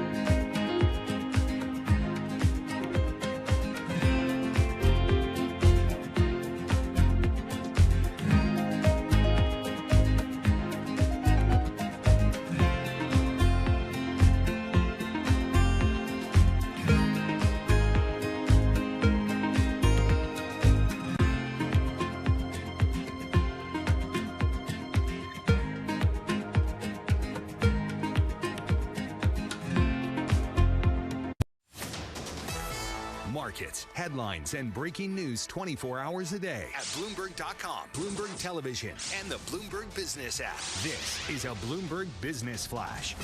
Coming up on 1022 on Wall Street, I'm Alexis Christoforous from the Bloomberg Interactive Broker Studio. The Dow Jones Industrial Average is on track for its 17th record close so far this year, one day before the Federal Reserve makes its interest rate decision under new Fed Chair Kevin Warsh. Right now, the Dow is up 362 points at 52,031. Broader market, though, is lower, with the S&P 500 down 6 and the NASDAQ Composite easing back about 56 points. Oil is at a 3-month low on hopes the Strait of Hormuz will reopen when the U.S. and Iran sign their peace deal on Friday. Brent crude at $80.49 a barrel. It did briefly dip below $80 a barrel earlier today. West Texas Intermediate crude now at $77.56 a barrel. In stock news, SpaceX shares up another 10%, putting Elon Musk's rocket company on track to overtake Amazon as the 5th largest publicly traded company in the world just 3 days after its blockbuster debut. We've got shares of Robinhood gaining about 2% after saying it's cutting its workforce by 10%, or about 300 jobs. Robinhood is also closing a small number of open roles at the firm. And no fun and games over at Dave & Buster's today. That stock is down now about 2%. The arcade restaurant operator reported a lower profit and falling revenue in the first quarter. For on-demand news 24 hours a day, subscribe to Bloomberg News Now wherever you get your podcasts. I'm Alexis Christoforous. That's a Bloomberg Business Flash. Paul and Scarlett. All right, Scarlett Fu and Paul Sweeney live here in our Bloomberg Interactive Broker Studio, streaming live on YouTube as well. So I got my little text from New Jersey Transit saying, from 10:30 for the next 4 hours after that, if you don't have a ticket to the World Cup, you're not going to New Jersey. The other thing, of course, was that they wanted you to work from home first, right? I mean, that's not possible, but I can't tell you how stupid this whole thing is and how badly the U.S. is doing as it relates to our relationship with FIFA. I would have told FIFA, you want to use our country? This is how we're going to do it. Ashna Shah joins us here, municipal finance reporter for Bloomberg News. Ashna, I'm blaming it on you here. What's going on here with New Jersey Transit? I mean, I know there's a lot of fans, and you got to get them to and from MetLife Stadium. I'm not going to go where they want us to go. MetLife Stadium over in the swamps of Jersey. How's that working out? Yeah, I mean, that's 40,000 fans that are going to be going over to MetLife. And on top of that, you have the commuters as well that need to go into work. And like you said, NJ Transit told people who, if you can work from home, you should work from home. And that might honestly be the best case scenario, because you have trains going into Jersey from Penn Station shut down only for World Cup ticket holders 4 hours before. The trains will run fine during the match, but the match today is at 3 p.m. So 4 hours before that, you should try and get home if you can. So you have that as an option. But I mean, NJ Transit is still proving to be the best option. You have a $98 train ticket that takes you to the closest point near MetLife Stadium. You can't do that with a car. You can't do that with a private jet or a helicopter. You'd have to go to American Dream Mall and park there for that. So can you drive if you wanted to? Use for American Dream Mall. Yes, I guess so. That's true, because that mall, it hasn't quite delivered on what a lot of people wanted. You mentioned parking. Can you drive if you wanted to? You can drive if you wanted to, if you have a parking pass at American Dream Mall. So those parking passes are but not at MetLife. Not at MetLife. There's no parking at MetLife. That MetLife parking lot is only going to be used for the New York, New Jersey shuttles, and parking is at American Dream Mall. So if you have a $250 to $300 parking pass, that works out. But that parking pass is already completely sold out for the final game. So there may still be a few ones, and they're reselling for thousands of dollars on the resale markets. I was just going to say the secondary market on that must be nuts. Okay, so my son has been looking at social media because he, like everyone else, is addicted to it. And he keeps talking about how there are a bunch of fans who say they're going to just walk to MetLife Stadium. They're going to walk alongside the freeways and get there themselves. Yeah. What are we hearing about that? So the police departments in both New York and New Jersey and the host committees have said that is absolutely illegal. Please do not walk to the MetLife Stadium. Your best options are definitely taking a car, taking an Uber, or, taking that lovely NJ Transit ride over to MetLife Stadium. I asked a colleague of mine who work here if I could borrow his helicopter today. I've yet to hear back. I'll let you know how that works out. Hasn't responded. So who's footing the bill for this New Jersey? Is it the customers? Because I can get to a Giants or a Jets game for like $12. So $98, does that mean, I don't know, who's paying for all this? I mean, that $98 ticket is coming straight from you. And that used to be about $105, but after a lot of backlash from, customers and fan goers, that fare has come down to $98. And there's been a lot of back and forth on who should be footing this bill, but ultimately that is faring out to be the cheapest way to get to MetLife Stadium, because even if you take an Uber, that's going to have massive surcharge and Lyft as well. How did Saturday go, by the way? Because that was the first World Cup game in the New York, New Jersey area, and kind of a test run for what would look like on a regular weekday. Yeah, so I talked to a couple people that did go to the match on Saturday, and it went pretty smoothly on the way there. It seems like Penn Station has a lot of signage everywhere. I think on the way back, I was hearing that there is a little bit less direction on where to go, but you kind of just follow the crowd. But it seems like it went pretty smoothly. Today will be the real test, because the game is going to end when work lets out, and so we'll see how that clashes with commuters trying to get back home and also, fans trying to get back to the city. Everyone wants to go to Jersey. I'm telling you. It's the new hotspot. It's the new hotspot. Wait, Paul, wasn't there some fire recently on the New Jersey Transit tracks, or yes, I don't know? outside of Penn Station on the tracks. There's something all the time, but we deal with it. We're okay. And we're getting a new tunnel put in. We got a new bridge, so things are looking up. Not in time for the final, though. No. So, anywho, we'll see how that plays out. Ashna, thanks so much for joining us. Ashna Shah, she's a municipal finance reporter for Bloomberg News, joining us live here in our Bloomberg Interactive Broker Studio. Red and green on the screen here today. The S&P's down 12 points. The Dow's up 300. The NASDAQ is off 80. I'm not sure what we're doing here. I know people are buying this SpaceX stuff here 3 days after the IPO, so that's all well and good there. Defina Maluki joins us. She's CIO and co-founder of Sagewood Asset Management. Defina, what's the conversation you're having with your clients here today? We've got equity markets setting all-time highs, it seemed, every day. We had really strong earnings, which is the good news, but there's inflation concerns out there. So how are you talking to your clients these days? Yeah, hey, it's great to be here, and thanks for having me. It's fascinating. I've been having 2 to 3 meetings a week for the past 2 months just on SpaceX, and I'm actually currently on the road discussing this very topic with clients today.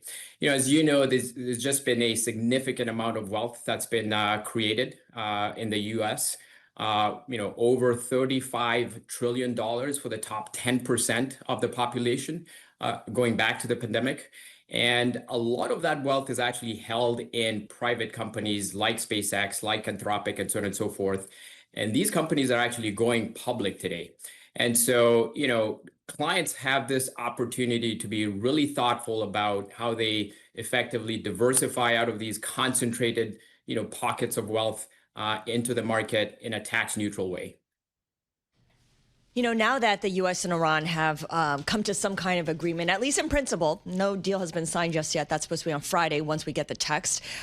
There's a lot more optimism underpinning the gains that we've already seen. In fact, Wells Fargo has boosted its S&P 500 outlook to 7,950 from 7,300, talking about easing macroeconomic concerns after this deal. How are you thinking about how much easier this makes life for policymakers? It's certainly easy for policymakers, but a lot of our clients are actually fretting just about things like concentration risk and so on and so forth. For most of them, and this is what really matters to the folks I'm speaking to, a large portion of their net worth is actually in these AI companies and so on and so forth. And so how do they actually transition out of these portfolios, again, into something that's a lot more diversified? One of the things we're advocating is, a two-pronged approach. You have option strategies that effectively allow them to define future outcomes on these concentrated positions. And so from a concentration risk perspective, you can effectively hedge the portfolio using options. But at the same time, as folks are actually exiting these positions, they've got massive embedded capital gains, potential tax liabilities there. And so we're also advocating a tax-aware long-short strategy that generates tax losses, allowing clients to effectively exit these positions by offsetting their capital gains tax liabilities against these losses that are created by the strategies. And so a couple of important tools in the toolkit for clients that are available today. So, Defina, we've seen the development over the last, 10 years, it seems like, maybe more, where there are some opportunities for early investors to monetize some of their stake, sell some of their shares in some side markets and other vehicles here. Is that still a thing for these big private companies? Yeah, it's certainly been an opportunity that's available today that maybe was less available in 2000. I'll say this about, the dot-com era. A lot of folks kind of bought into, names like Global Crossing, if you remember that, and rode them all the way up and then again all the way down. And today's, investors are a lot more astute, right? They're kind of, they're very long, these concentrated names that some of the companies, if you look at Anthropic, just, phenomenal wealth creation over the past 2 or 3 years. And a lot of clients are actually taking these opportunities within these private markets to transition out of these stocks. But to the extent that folks don't necessarily want to do that, you can see effectively the cost of missing out on a popular IPO like SpaceX. Now that the names are public, I think SpaceX options listed today or tomorrow. Clients actually have the opportunity to start using option strategies to strategically and thoughtfully exit them, right? If you exit a name in a private market, you're effectively creating almost immediately a capital gains tax liability for yourself. If you exit the name in a public market, you have tools available to you to effectively exit these names in a tax neutral way, allowing you to redeploy that capital at a dollar for dollar, as opposed to cents on the dollar, right? So think about compounding within your IRA versus compounding within your regular account, right? Every time you have a realization event, you get to deploy less capital in the market because of taxes. Right. Before we let you go, Dafina, talk a little bit about what other sectors, very quickly here, look attractive once you decide not to put more double down on tech. We do see technology leading the losses today in the markets, and I know it's one day, but it's a good reminder that it's time to look. It can be time to look elsewhere. Yeah, very simple diversification strategies are, clients are running with us. We run, again, these long, short, tax-aware strategies. And some of the implementations we're seeing are, very basic sort of equal weighted type portfolios within the S&P, right? To the extent that you think valuations tend to be fuller in one section of the market, but the market rally is actually broadening out because we are in a relatively strong, economy. Then, an equal weighted portfolio with kind of long, short tax extensions makes a lot of sense for our clients.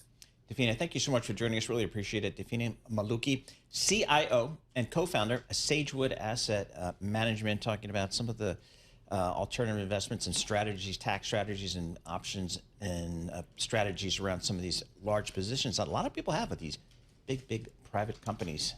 SpaceX, higher again today. This is Bloomberg.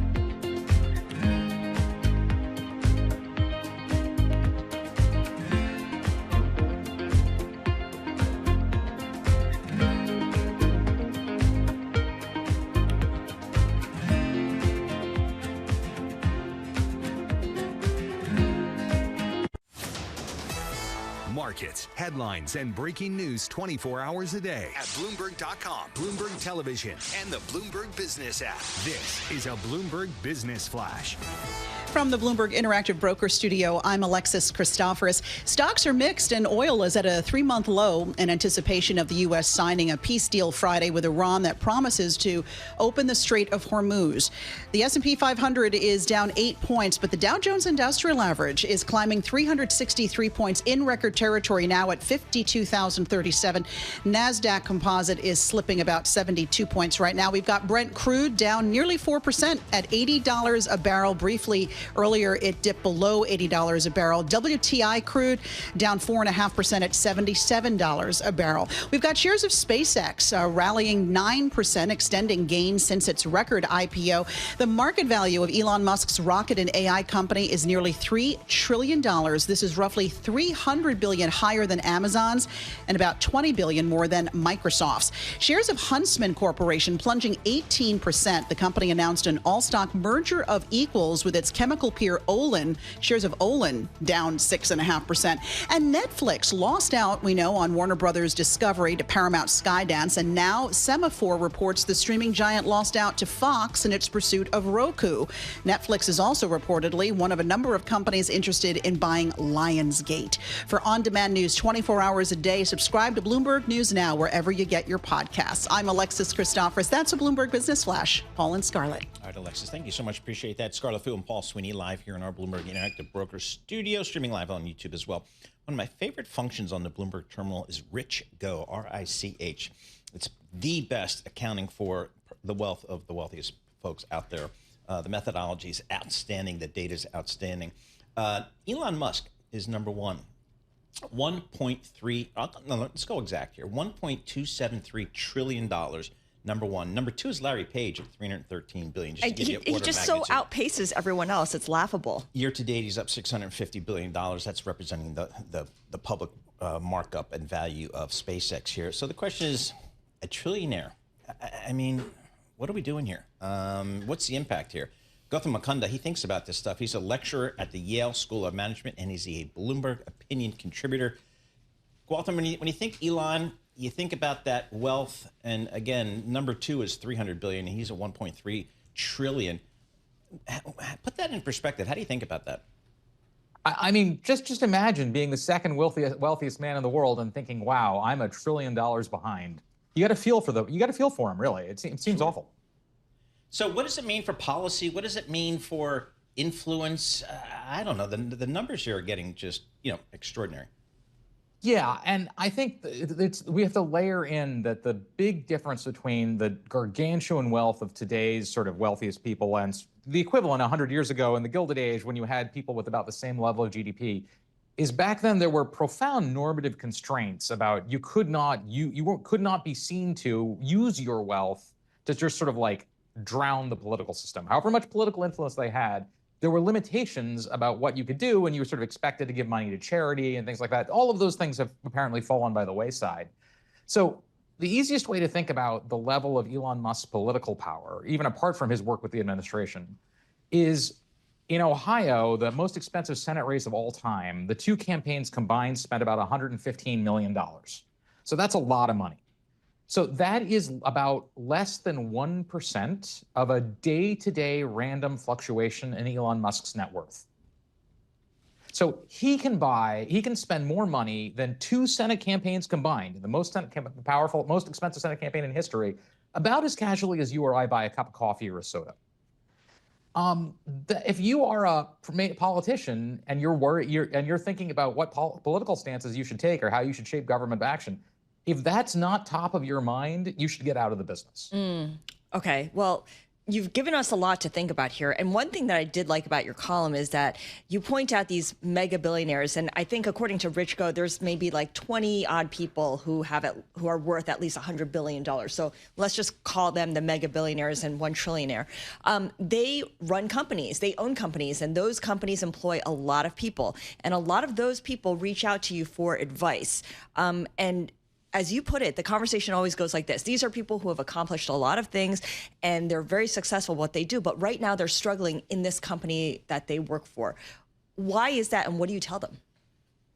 Because when you operate at this stratosphere of wealth and power and influence, we should stop thinking about you like a private citizen. You're a king and you're surrounded by a court. And there are people around you whose only desire in life, whose only goal in life is to please you. That's being a courtier. So, I talk to people who, they've been Army Special Forces or very senior executives, and they go to these companies and they're like, nothing makes sense. I have been trained to succeed, but I don't even know what success means. And I said, that's right, because you've always been trained success means winning a war or making a profit. Success means keeping the king happy. That's what it means. And that's a completely different way of looking at the world. And so now you have these people, they have the power and resources of a nation state. In fact, most of the nation states in the world don't have the resources of someone like Elon Musk. And it changes everything. I was thinking, Gotham, just when you were speaking there, well, he's got to answer to his shareholders. And then I'm like, no, he doesn't, because he's got the super voting stock. So there goes that argument. Nominally, he might, but in reality, he doesn't. So go that's right. And in a real sense, also, like, there's this wonderful term, post-economic, right? If Elon Musk fails to answer his shareholders and they sell the stock and his net worth goes down by 75%, he'll still have $300 billion. I'm sure he'll be okay. Yeah. I mean, although for those who are keeping score, that's not okay with them. I mean, you don't get to that level without keeping score. So I think that's completely right. You keep, keeping score, and it is striking, right? It seems like the one thing that they can't buy is enough. But let me put it differently. At that level, I think keeping score isn't just about the number on the Bloomberg billionaires list. It's about power, right? You have transcended the things where you can buy material things. What you can buy are governments or immunity from the law or just the fulfillment of your every whim, no matter what it is that what that might be. And at that point, the amounts of money that you have can translate to power in ways that we just haven't seen in democratic societies before. Is there any, I'm not going to say there's a problem, so I'm not going to ask you for a solution, but is there any way that you think society may change or bend or try to deal with some of this newfound extraordinary wealth and influence? There is, because we've done this before, right? The United States has dealt with people of this kind of wealth and power relative to society, not in absolute terms. Before, Theodore Roosevelt did that with J.P. Morgan, and the antitrust people did that with John D. Rockefeller. And there are two big lessons that we should take away from that, right? One is that however powerful, wealthy and powerful these people are, when the government, backed by the people, decides to go and do things, the government is still the government. And in a democratic republic like the United States, the people still rule, not individual wealthy people, not in certain individual oligarchs. But the second thing to remember is that over the long term, that outcome was much better for the wealthy people than the fulfillment of their whims, right? Would you rather live in a state like Russia that bends to the whims of, whatever the handful of wealthiest people who run the state? Or would you rather live in the United States? The answer is you would rather live in the United States.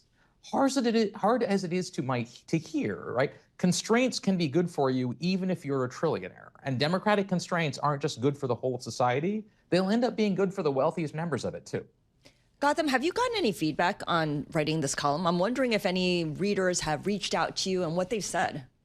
More than any other column I've written for Bloomberg, actually. And so far, I would say, of people who have reached out to me directly, the response has been sort of enormously positive. Of people who responded on Twitter, who seem to be big fans of Elon Musk, let's just say that they were not so positive. Exactly.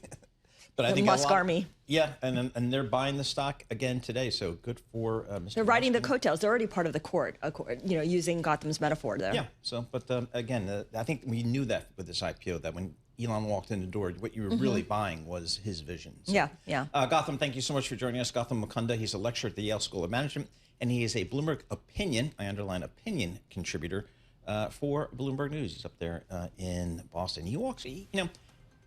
He's a Harvard dude, and he walks around with a Yale pin on. So he's playing to his audience up there, I guess, with his students up there. So I like the title of his column, Trillionaires and Republics Will Be a Toxic Mix. We have one trillionaire right now. One trillionaire, yeah. And the others are, we'll see how they're working to get there. Yep. S&P down 12. The Dow up 300 points. That's 0.6%. But the NASDAQ, that's down about 90 points, 1/3 of 1%. We'll have more coming up. This is Bloomberg. Good morning.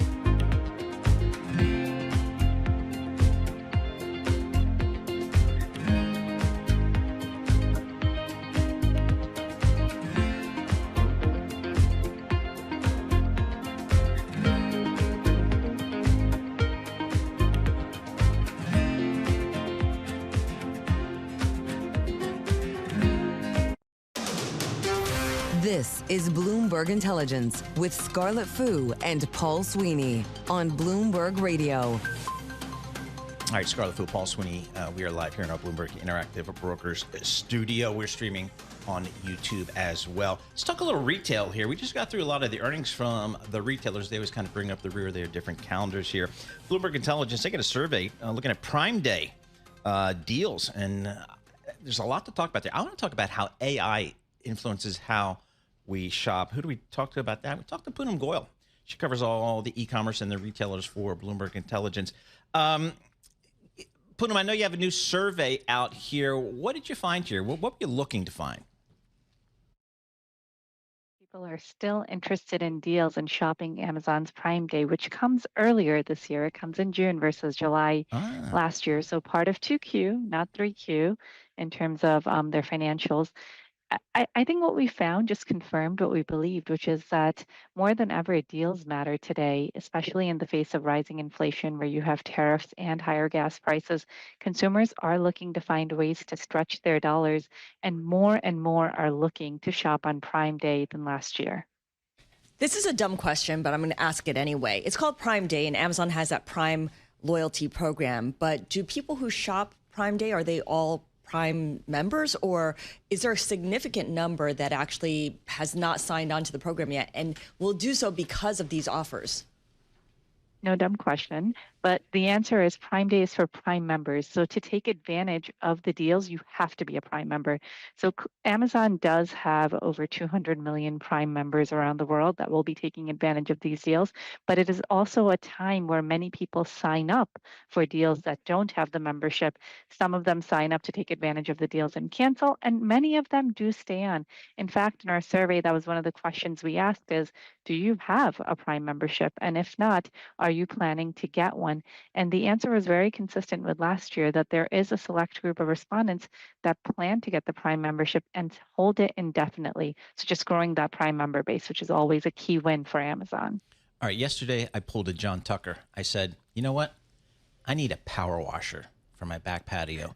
So that sounds like it sounds like you could borrow that from him. I could probably borrow from John Tucker. So instead of going to Google, I just went into Amazon.com, search bar, power washer, boom. A lot of stuff comes up. A lot of good descriptions. I found one, boom. Didn't even go to search, and it's coming tomorrow for those that care. You didn't want to wait for Prime Day? No, I'm not. I don't know. You wanted it right away. I want it right away. AI, Poonam, how are people using AI for shopping? How are retailers using AI? Yeah, I think Amazon is furthest along when you think about how a retailer is using AI. You know, what you just explained about the search bar, I think what many people still don't know is the Amazon search bar is no longer just a search bar. It's an AI-powered, agent-led tool, which means if you don't have to no longer go in the search bar like you did and say power washer. You can say, I'm looking to clean the bricks or the pavers outside of my house, and I want the strongest power washer, and it will provide you with an answer. Not only that, when you get to it, you can go ahead and say, what was the cheapest price that this power washer sold in the last 3 months, 6 months, and it will give you a price chart. Then you can go ahead and further say, okay, when this power washer drops to this price, go ahead and purchase. And long behold, if it drops to that price next week, you'll have it at your door without you having to go back. Boy, I thought so I really, was good really yesterday. further along. I thought I was like doing really well yesterday, just going into Amazon search, but apparently Poonam says I could do a lot better. Yeah, you could make it work for you as opposed to doing the legwork yourself. Yep. Given all of this, Poonam, how are competitors responding? We've seen how Prime Day and the fact that it's an annual sales extravaganza has really forced other companies like the Targets of the world, like Walmart, to come up with their own kind of sales extravaganza in the middle of summer. Yeah, and it won't be any different this year. So as soon as Amazon launches its Prime Day dates, what happens is that the larger retailers and some of the smaller ones just follow, right, to make sure that they can capture some of that wallet share too. Remember, this Prime Day comes before the July 4th sales. So it's actually a move to pull sales forward even more than it has been ever in the past. And we do expect online sales across the board, not just for Amazon, but even the Walmarts, the Targets, Best Buys of the world, to feature deals to try to lure that customer spend, because it's a time when consumers are prepared to stretch their wallets to take advantage of the deals. Poonam, you mentioned Walmart, and I'm just amazed every quarter. Whenever they report earnings, I go right to their digital sales, and every quarter they don't disappoint. You know, teens, 20%, 25% growth in digital. Walmart's, they go toe-to-toe with Amazon, don't they? Absolutely. I mean, Walmart's done an amazing job at capturing the online shopper. You know, if I was speaking to you 5 years ago, they were very, very small when it came to the online presence that they have. And today they're approaching over roughly $200 billion in almost online sales. So quite a move since then. But when you compare it to Amazon, you know, we're expecting Amazon to get to $1 trillion in GMV. So still, you know, Amazon is further along on a global basis, but Walmart is catching up fast for sure. I gotta say, as much as I want to be very productive and get a lot of stuff done for Prime Day for the holiday season, I can't get myself to do it. No. Because I just don't want to be in that mind frame. I'm enjoying summer too much. Yes, exactly. I don't want to think about that. Poonam, you get paid to think about that stuff. So thanks for spending a few minutes with the Poonam Goyal. She is our senior U.S. e-commerce and retail analyst for Bloomberg Intelligence, based down there in Princeton. For our listeners in the U.S., a reminder. You can listen to us via satellite radio on Sirius XM channel 121. Access the world's only global audio business network, coast to coast, 24 hours a day. Bloomberg Radio on Sirius XM channel 121 is presented by Golden Crest Metals.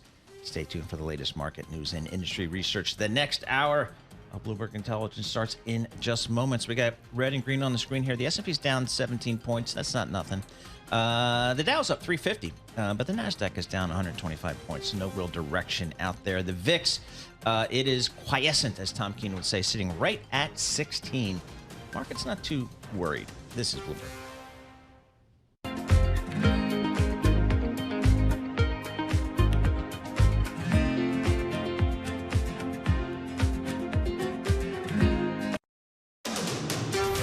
This is Bloomberg Intelligence with Scarlett Fu and Paul Sweeney. How do you think the Fed is looking at tariffs, the uncertainty of tariffs? Let's take a look at the sectors and how they performed. A lot of investors getting whipsawed every day by news events. Breaking market headlines and corporate news from across the globe. Could we see a market disruption, a market event? Are people just too exuberant out there? You see some so-called low-quality stocks driving this short-term rally. Bloomberg Intelligence with Scarlett Fu and Paul Sweeney on Bloomberg Radio, originals and the Bloomberg Business app. Good Tuesday morning from our Bloomberg Interactive Broker studio in Midtown Manhattan. This is Bloomberg Intelligence with Paul Sweeney, Scarlett Fu, and Charlie Pellet. We've got a lot to cover. Markets are lower if you look at the S&P 500 and the NASDAQ, but SpaceX continues to move north. The stock is up for a third straight day. It's now pierced $200 a share, so we're going to get into all of that because there is some news. Seth Vigerman, our Bloomberg AI team leader, will talk about how SpaceX has cemented this takeover of Cursor, an AI startup, for $60 billion following its big IPO last week. Michael McKee will join us because it is day one of the Fed's policy setting meeting today. And there's a new chair, Kevin Warsh, who's in charge. And we know that he wants less communication with the public. So how's that all going to play out? Walter Todd, he is CIO and managing director at Greenwood Capital, will join us to give us his market outlook as oil prices continue to head south. And Carmen Reinecke will join us to talk about how SpaceX is now bigger than Amazon in value as it climbs further north. All right, let's check in first with Charlie Pellet for our Bloomberg Business Flash. Hi, thank you very much. And here's what's going on. We got the Dow at a record, trading above 52,000 right now. 52,013 on the Dow. That is a record, a gain of 346 points, up by about 0.7%. S&P, NASDAQ 100 index, Russell 2000, they are all in the red. Right now, the S&P 500 index down 12, drop there of 0.2%. NASDAQ down by 0.3%. The NASDAQ 100 index down 0.9%. The VIX below 16. The SOX, the Philadelphia Stock Exchange Semiconductor Index, down now by 2.7%, with the 10-year at 4.44%. The 2-year 4.06%, and the 30-year 4.94%. Gold is up 0.3%, $43.25 the ounce, while West Texas Intermediate crude down 4.4%. WTI with a 77 handle now, 77.11. Brent was trading below 80, 80.06 right now, down by 3.7%. Day 3 of SpaceX. Shares are jumping again. SpaceX up by 7.6%, putting the firm on track to overtake Amazon as the 5th largest publicly traded company in the world, just days after its blockbuster debut. Amazon, by the way, up by 1.3%. So today we've got SpaceX up 7.4%. Yesterday up 19.6%. It IPO'd last Friday, up 19.2%.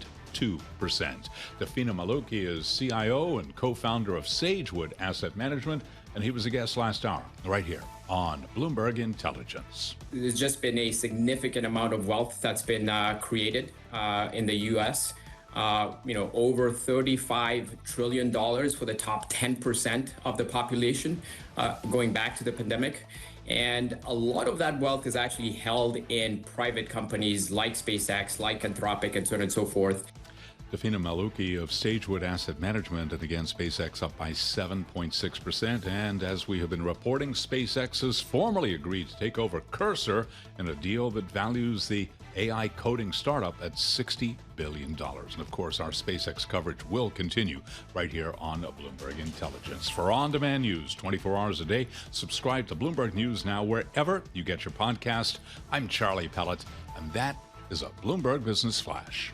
Charlie Pellet, thank you so much. We appreciate that. Scarlett Phil and Paul Sweeney live here in our Bloomberg Interactive Broker Studio, streaming live on YouTube as well. I know it's not Friday. Friday we do Munis in Focus. But I saw this Muni story just popped up. Vanderbilt University just sold up to $430 million in Muni bonds.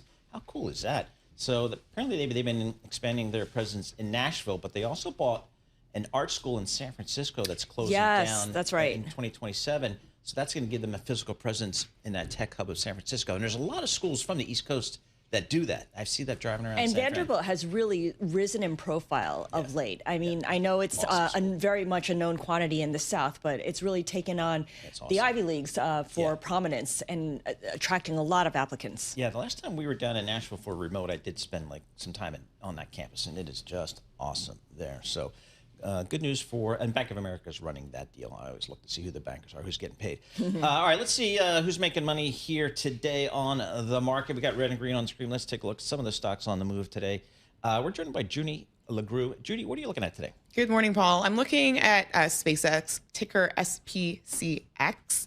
Again, the stock is up as much as 8% right now. And of course, this is on the heels of the Cursor takeover announcement.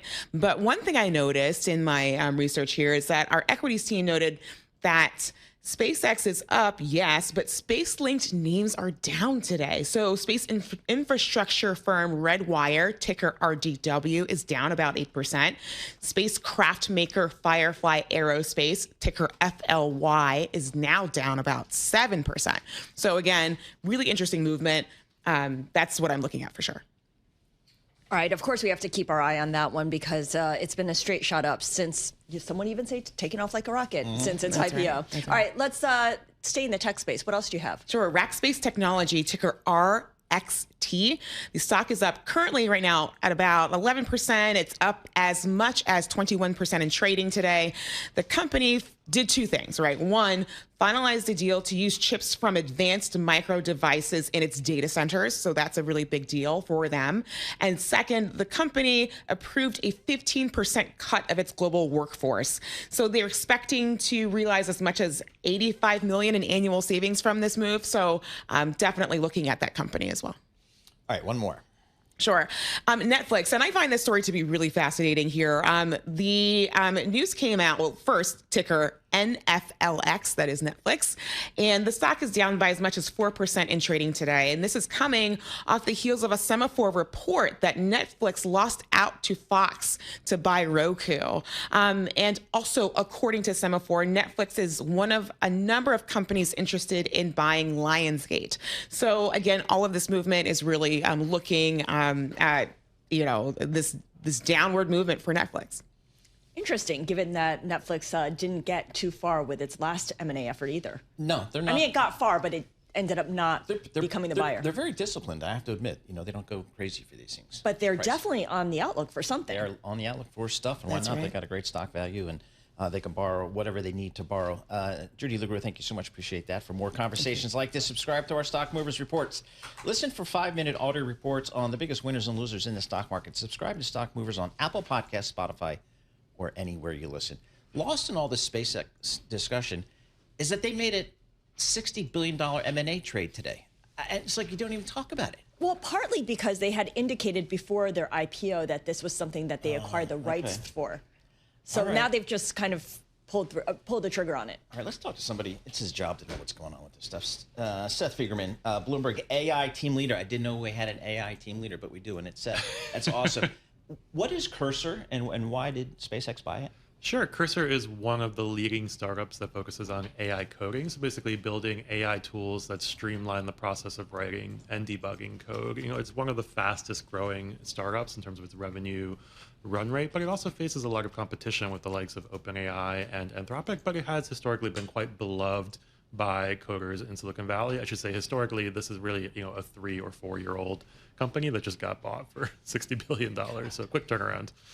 Quick turnaround indeed. So what does owning Cursor allow SpaceX to do that it couldn't do before? Yeah, I mean, it's important to step back and think that, you know, SpaceX merged with or acquired Elon Musk's AI venture, xAI, and since then has tried to position itself as not just a rocket play, but an AI play. But to date, they really haven't made too much of a dent in the AI landscape. And coding has really been the most lucrative early market for these AI tools. There's a certain irony there. They're kind of disrupting their own folks in their own backyard. But I think the bet here is that bring Cursor in there, bring their talent in there, and you can help supercharge SpaceX's own efforts to build a more viable, credible AI product. All right, I'm asking for all Cursor shareholders here, did I sell my company for $135 stock or stock today? Do we know the terms? I'm not sure we know at the moment, but the deal should close in the third quarter. I like the $60 billion valuation on $135 stock. Yeah. So then I get the upsides. Well, let's see how good Cursor was at negotiating all this. Okay. SpaceX, do we know how M&A might figure into their growth strategies? Good question. Yeah, again, I think like they're trying to position themselves as more of an AI company, and I think they're doing that along 2 prongs. One is through deals like this one. I would be shocked if this is the last time that we see them pursue an AI company to build a real credible in-house product. The other is through these infrastructure tie-ups that they're doing with the likes of Anthropic and Google, kind of using the chips and data centers that they already have to make money while they figure out how to build a credible AI product. SpaceX is using cash and stock to buy Cursor.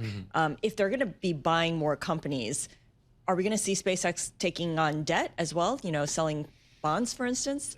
Possible, but again, I think the fact that it just went public gives it a leg up on rivals like OpenAI and Anthropic as they compete not just for talent, but for acquisitions like this one. They have something they can offer that other companies can't. All right, you're the AI dude.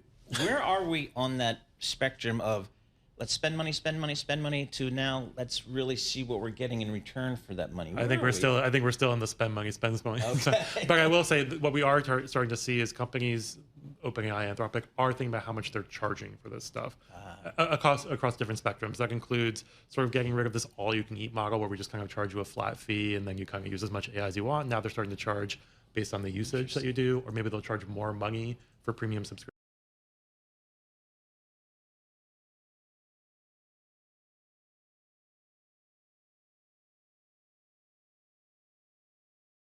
No, I should say that could be fluid, but the fact that SpaceX is doing so well right now, and it's early days, but the fact that they're doing so well probably does open up an opportunity for those companies to go public then or sooner. You know, it's always a vibes thing on some level, and this kind of creates a positive moment to try to bring it to market sooner. I go back to that idea that OpenAI's S1 filing indicated that it wasn't necessarily in a rush to go public either. You know, it said that there are things I could do as a private company that can't. And I think that they probably were a bit more explicit on that than Anthropic was. So it's certainly possible that OpenAI pushes this. We don't have updated reporting on that timetable yet, but they certainly indicated that perhaps they could still do financing on the private market as opposed to having to tap the public market. But at the end of the day, all these companies, including SpaceX, are spending tens, if not hundreds of billions of dollars on chips and data centers and talent. You need capital for that, and public market is a good place for that. All right, Seth, thank you so much. Seth Fiegerman is our AI team leader here at Bloomberg News on SpaceX, making a $60 billion purchase just 3 days into its life as a publicly traded company. All right, we also have day one of the Fed's policy setting meeting today under the new Fed chair, Kevin Warsh, who, of course, succeeds Jay Powell, who's still sitting on the Fed board. So, which is awkward, maybe? I don't know. Awkward, unusual? It's definitely unusual. Let's bring in Michael McKee, our international economics and policy correspondent. Is it awkward that Jay Powell is sitting on the Fed board? I suppose. I mean, you'd have to be in the room, but, you know, I've been around when I've changed jobs and people who've taken my job, my old job, have, you know, been there. So Powell has said, and I'm sure he will follow through on this because it's the kind of person he is, that he's going to just hang back, and he will be a vote. He will be a governor and do the governor's work, but he will not try to make public statements that would put him in conflict with the chair. Okay, so speaking of public statements, that is something that Kevin Warsh might want to change, because he has been clear, and he mentioned this in his confirmation hearing, that he may want less communication. He might want the Fed to be, I don't want to say less transparent, but speaking to the public less. What might that look like? What forms could that take? That's a little hard to say at this point because, of course, he'll have to get people on board. He would like the Fed bank presidents to maybe speak less. I don't think he's going to be able to do that.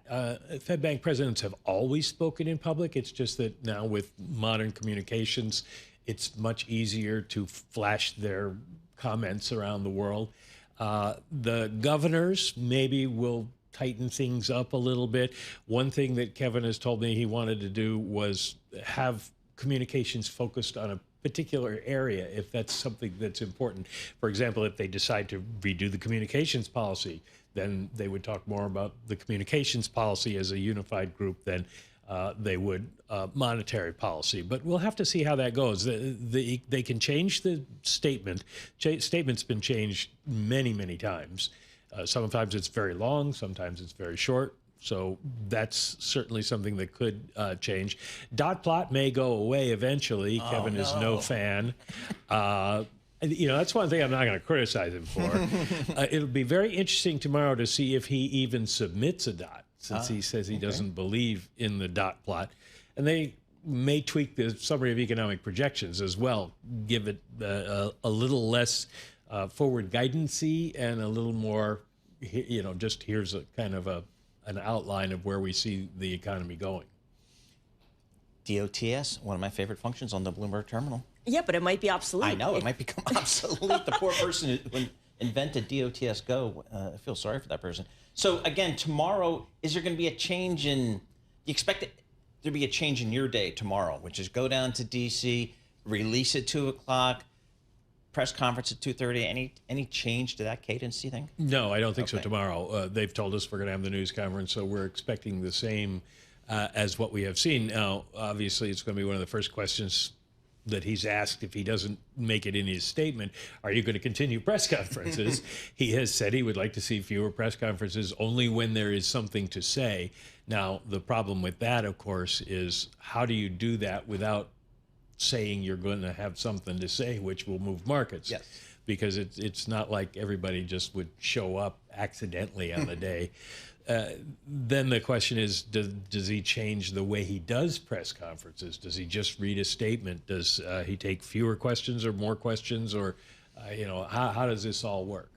How does it all work? And this is something that people have to kind of adjust to, but it definitely feels like the market has gotten conditioned into getting a lot of information at all times, especially after the financial crisis when, you know, the Fed had fewer tools at its disposal, right? I mean, it couldn't cut interest rates anymore, so it had to use job owning to move the markets, or to indicate to markets where it was thinking and where it was going. That was the belief. Originally, under Alan Greenspan, who was Fed chair when I started covering the Fed, the belief initially was that it was good to surprise the markets because it would keep them on their toes. It would keep them from leaning, and then you'd get better price discovery.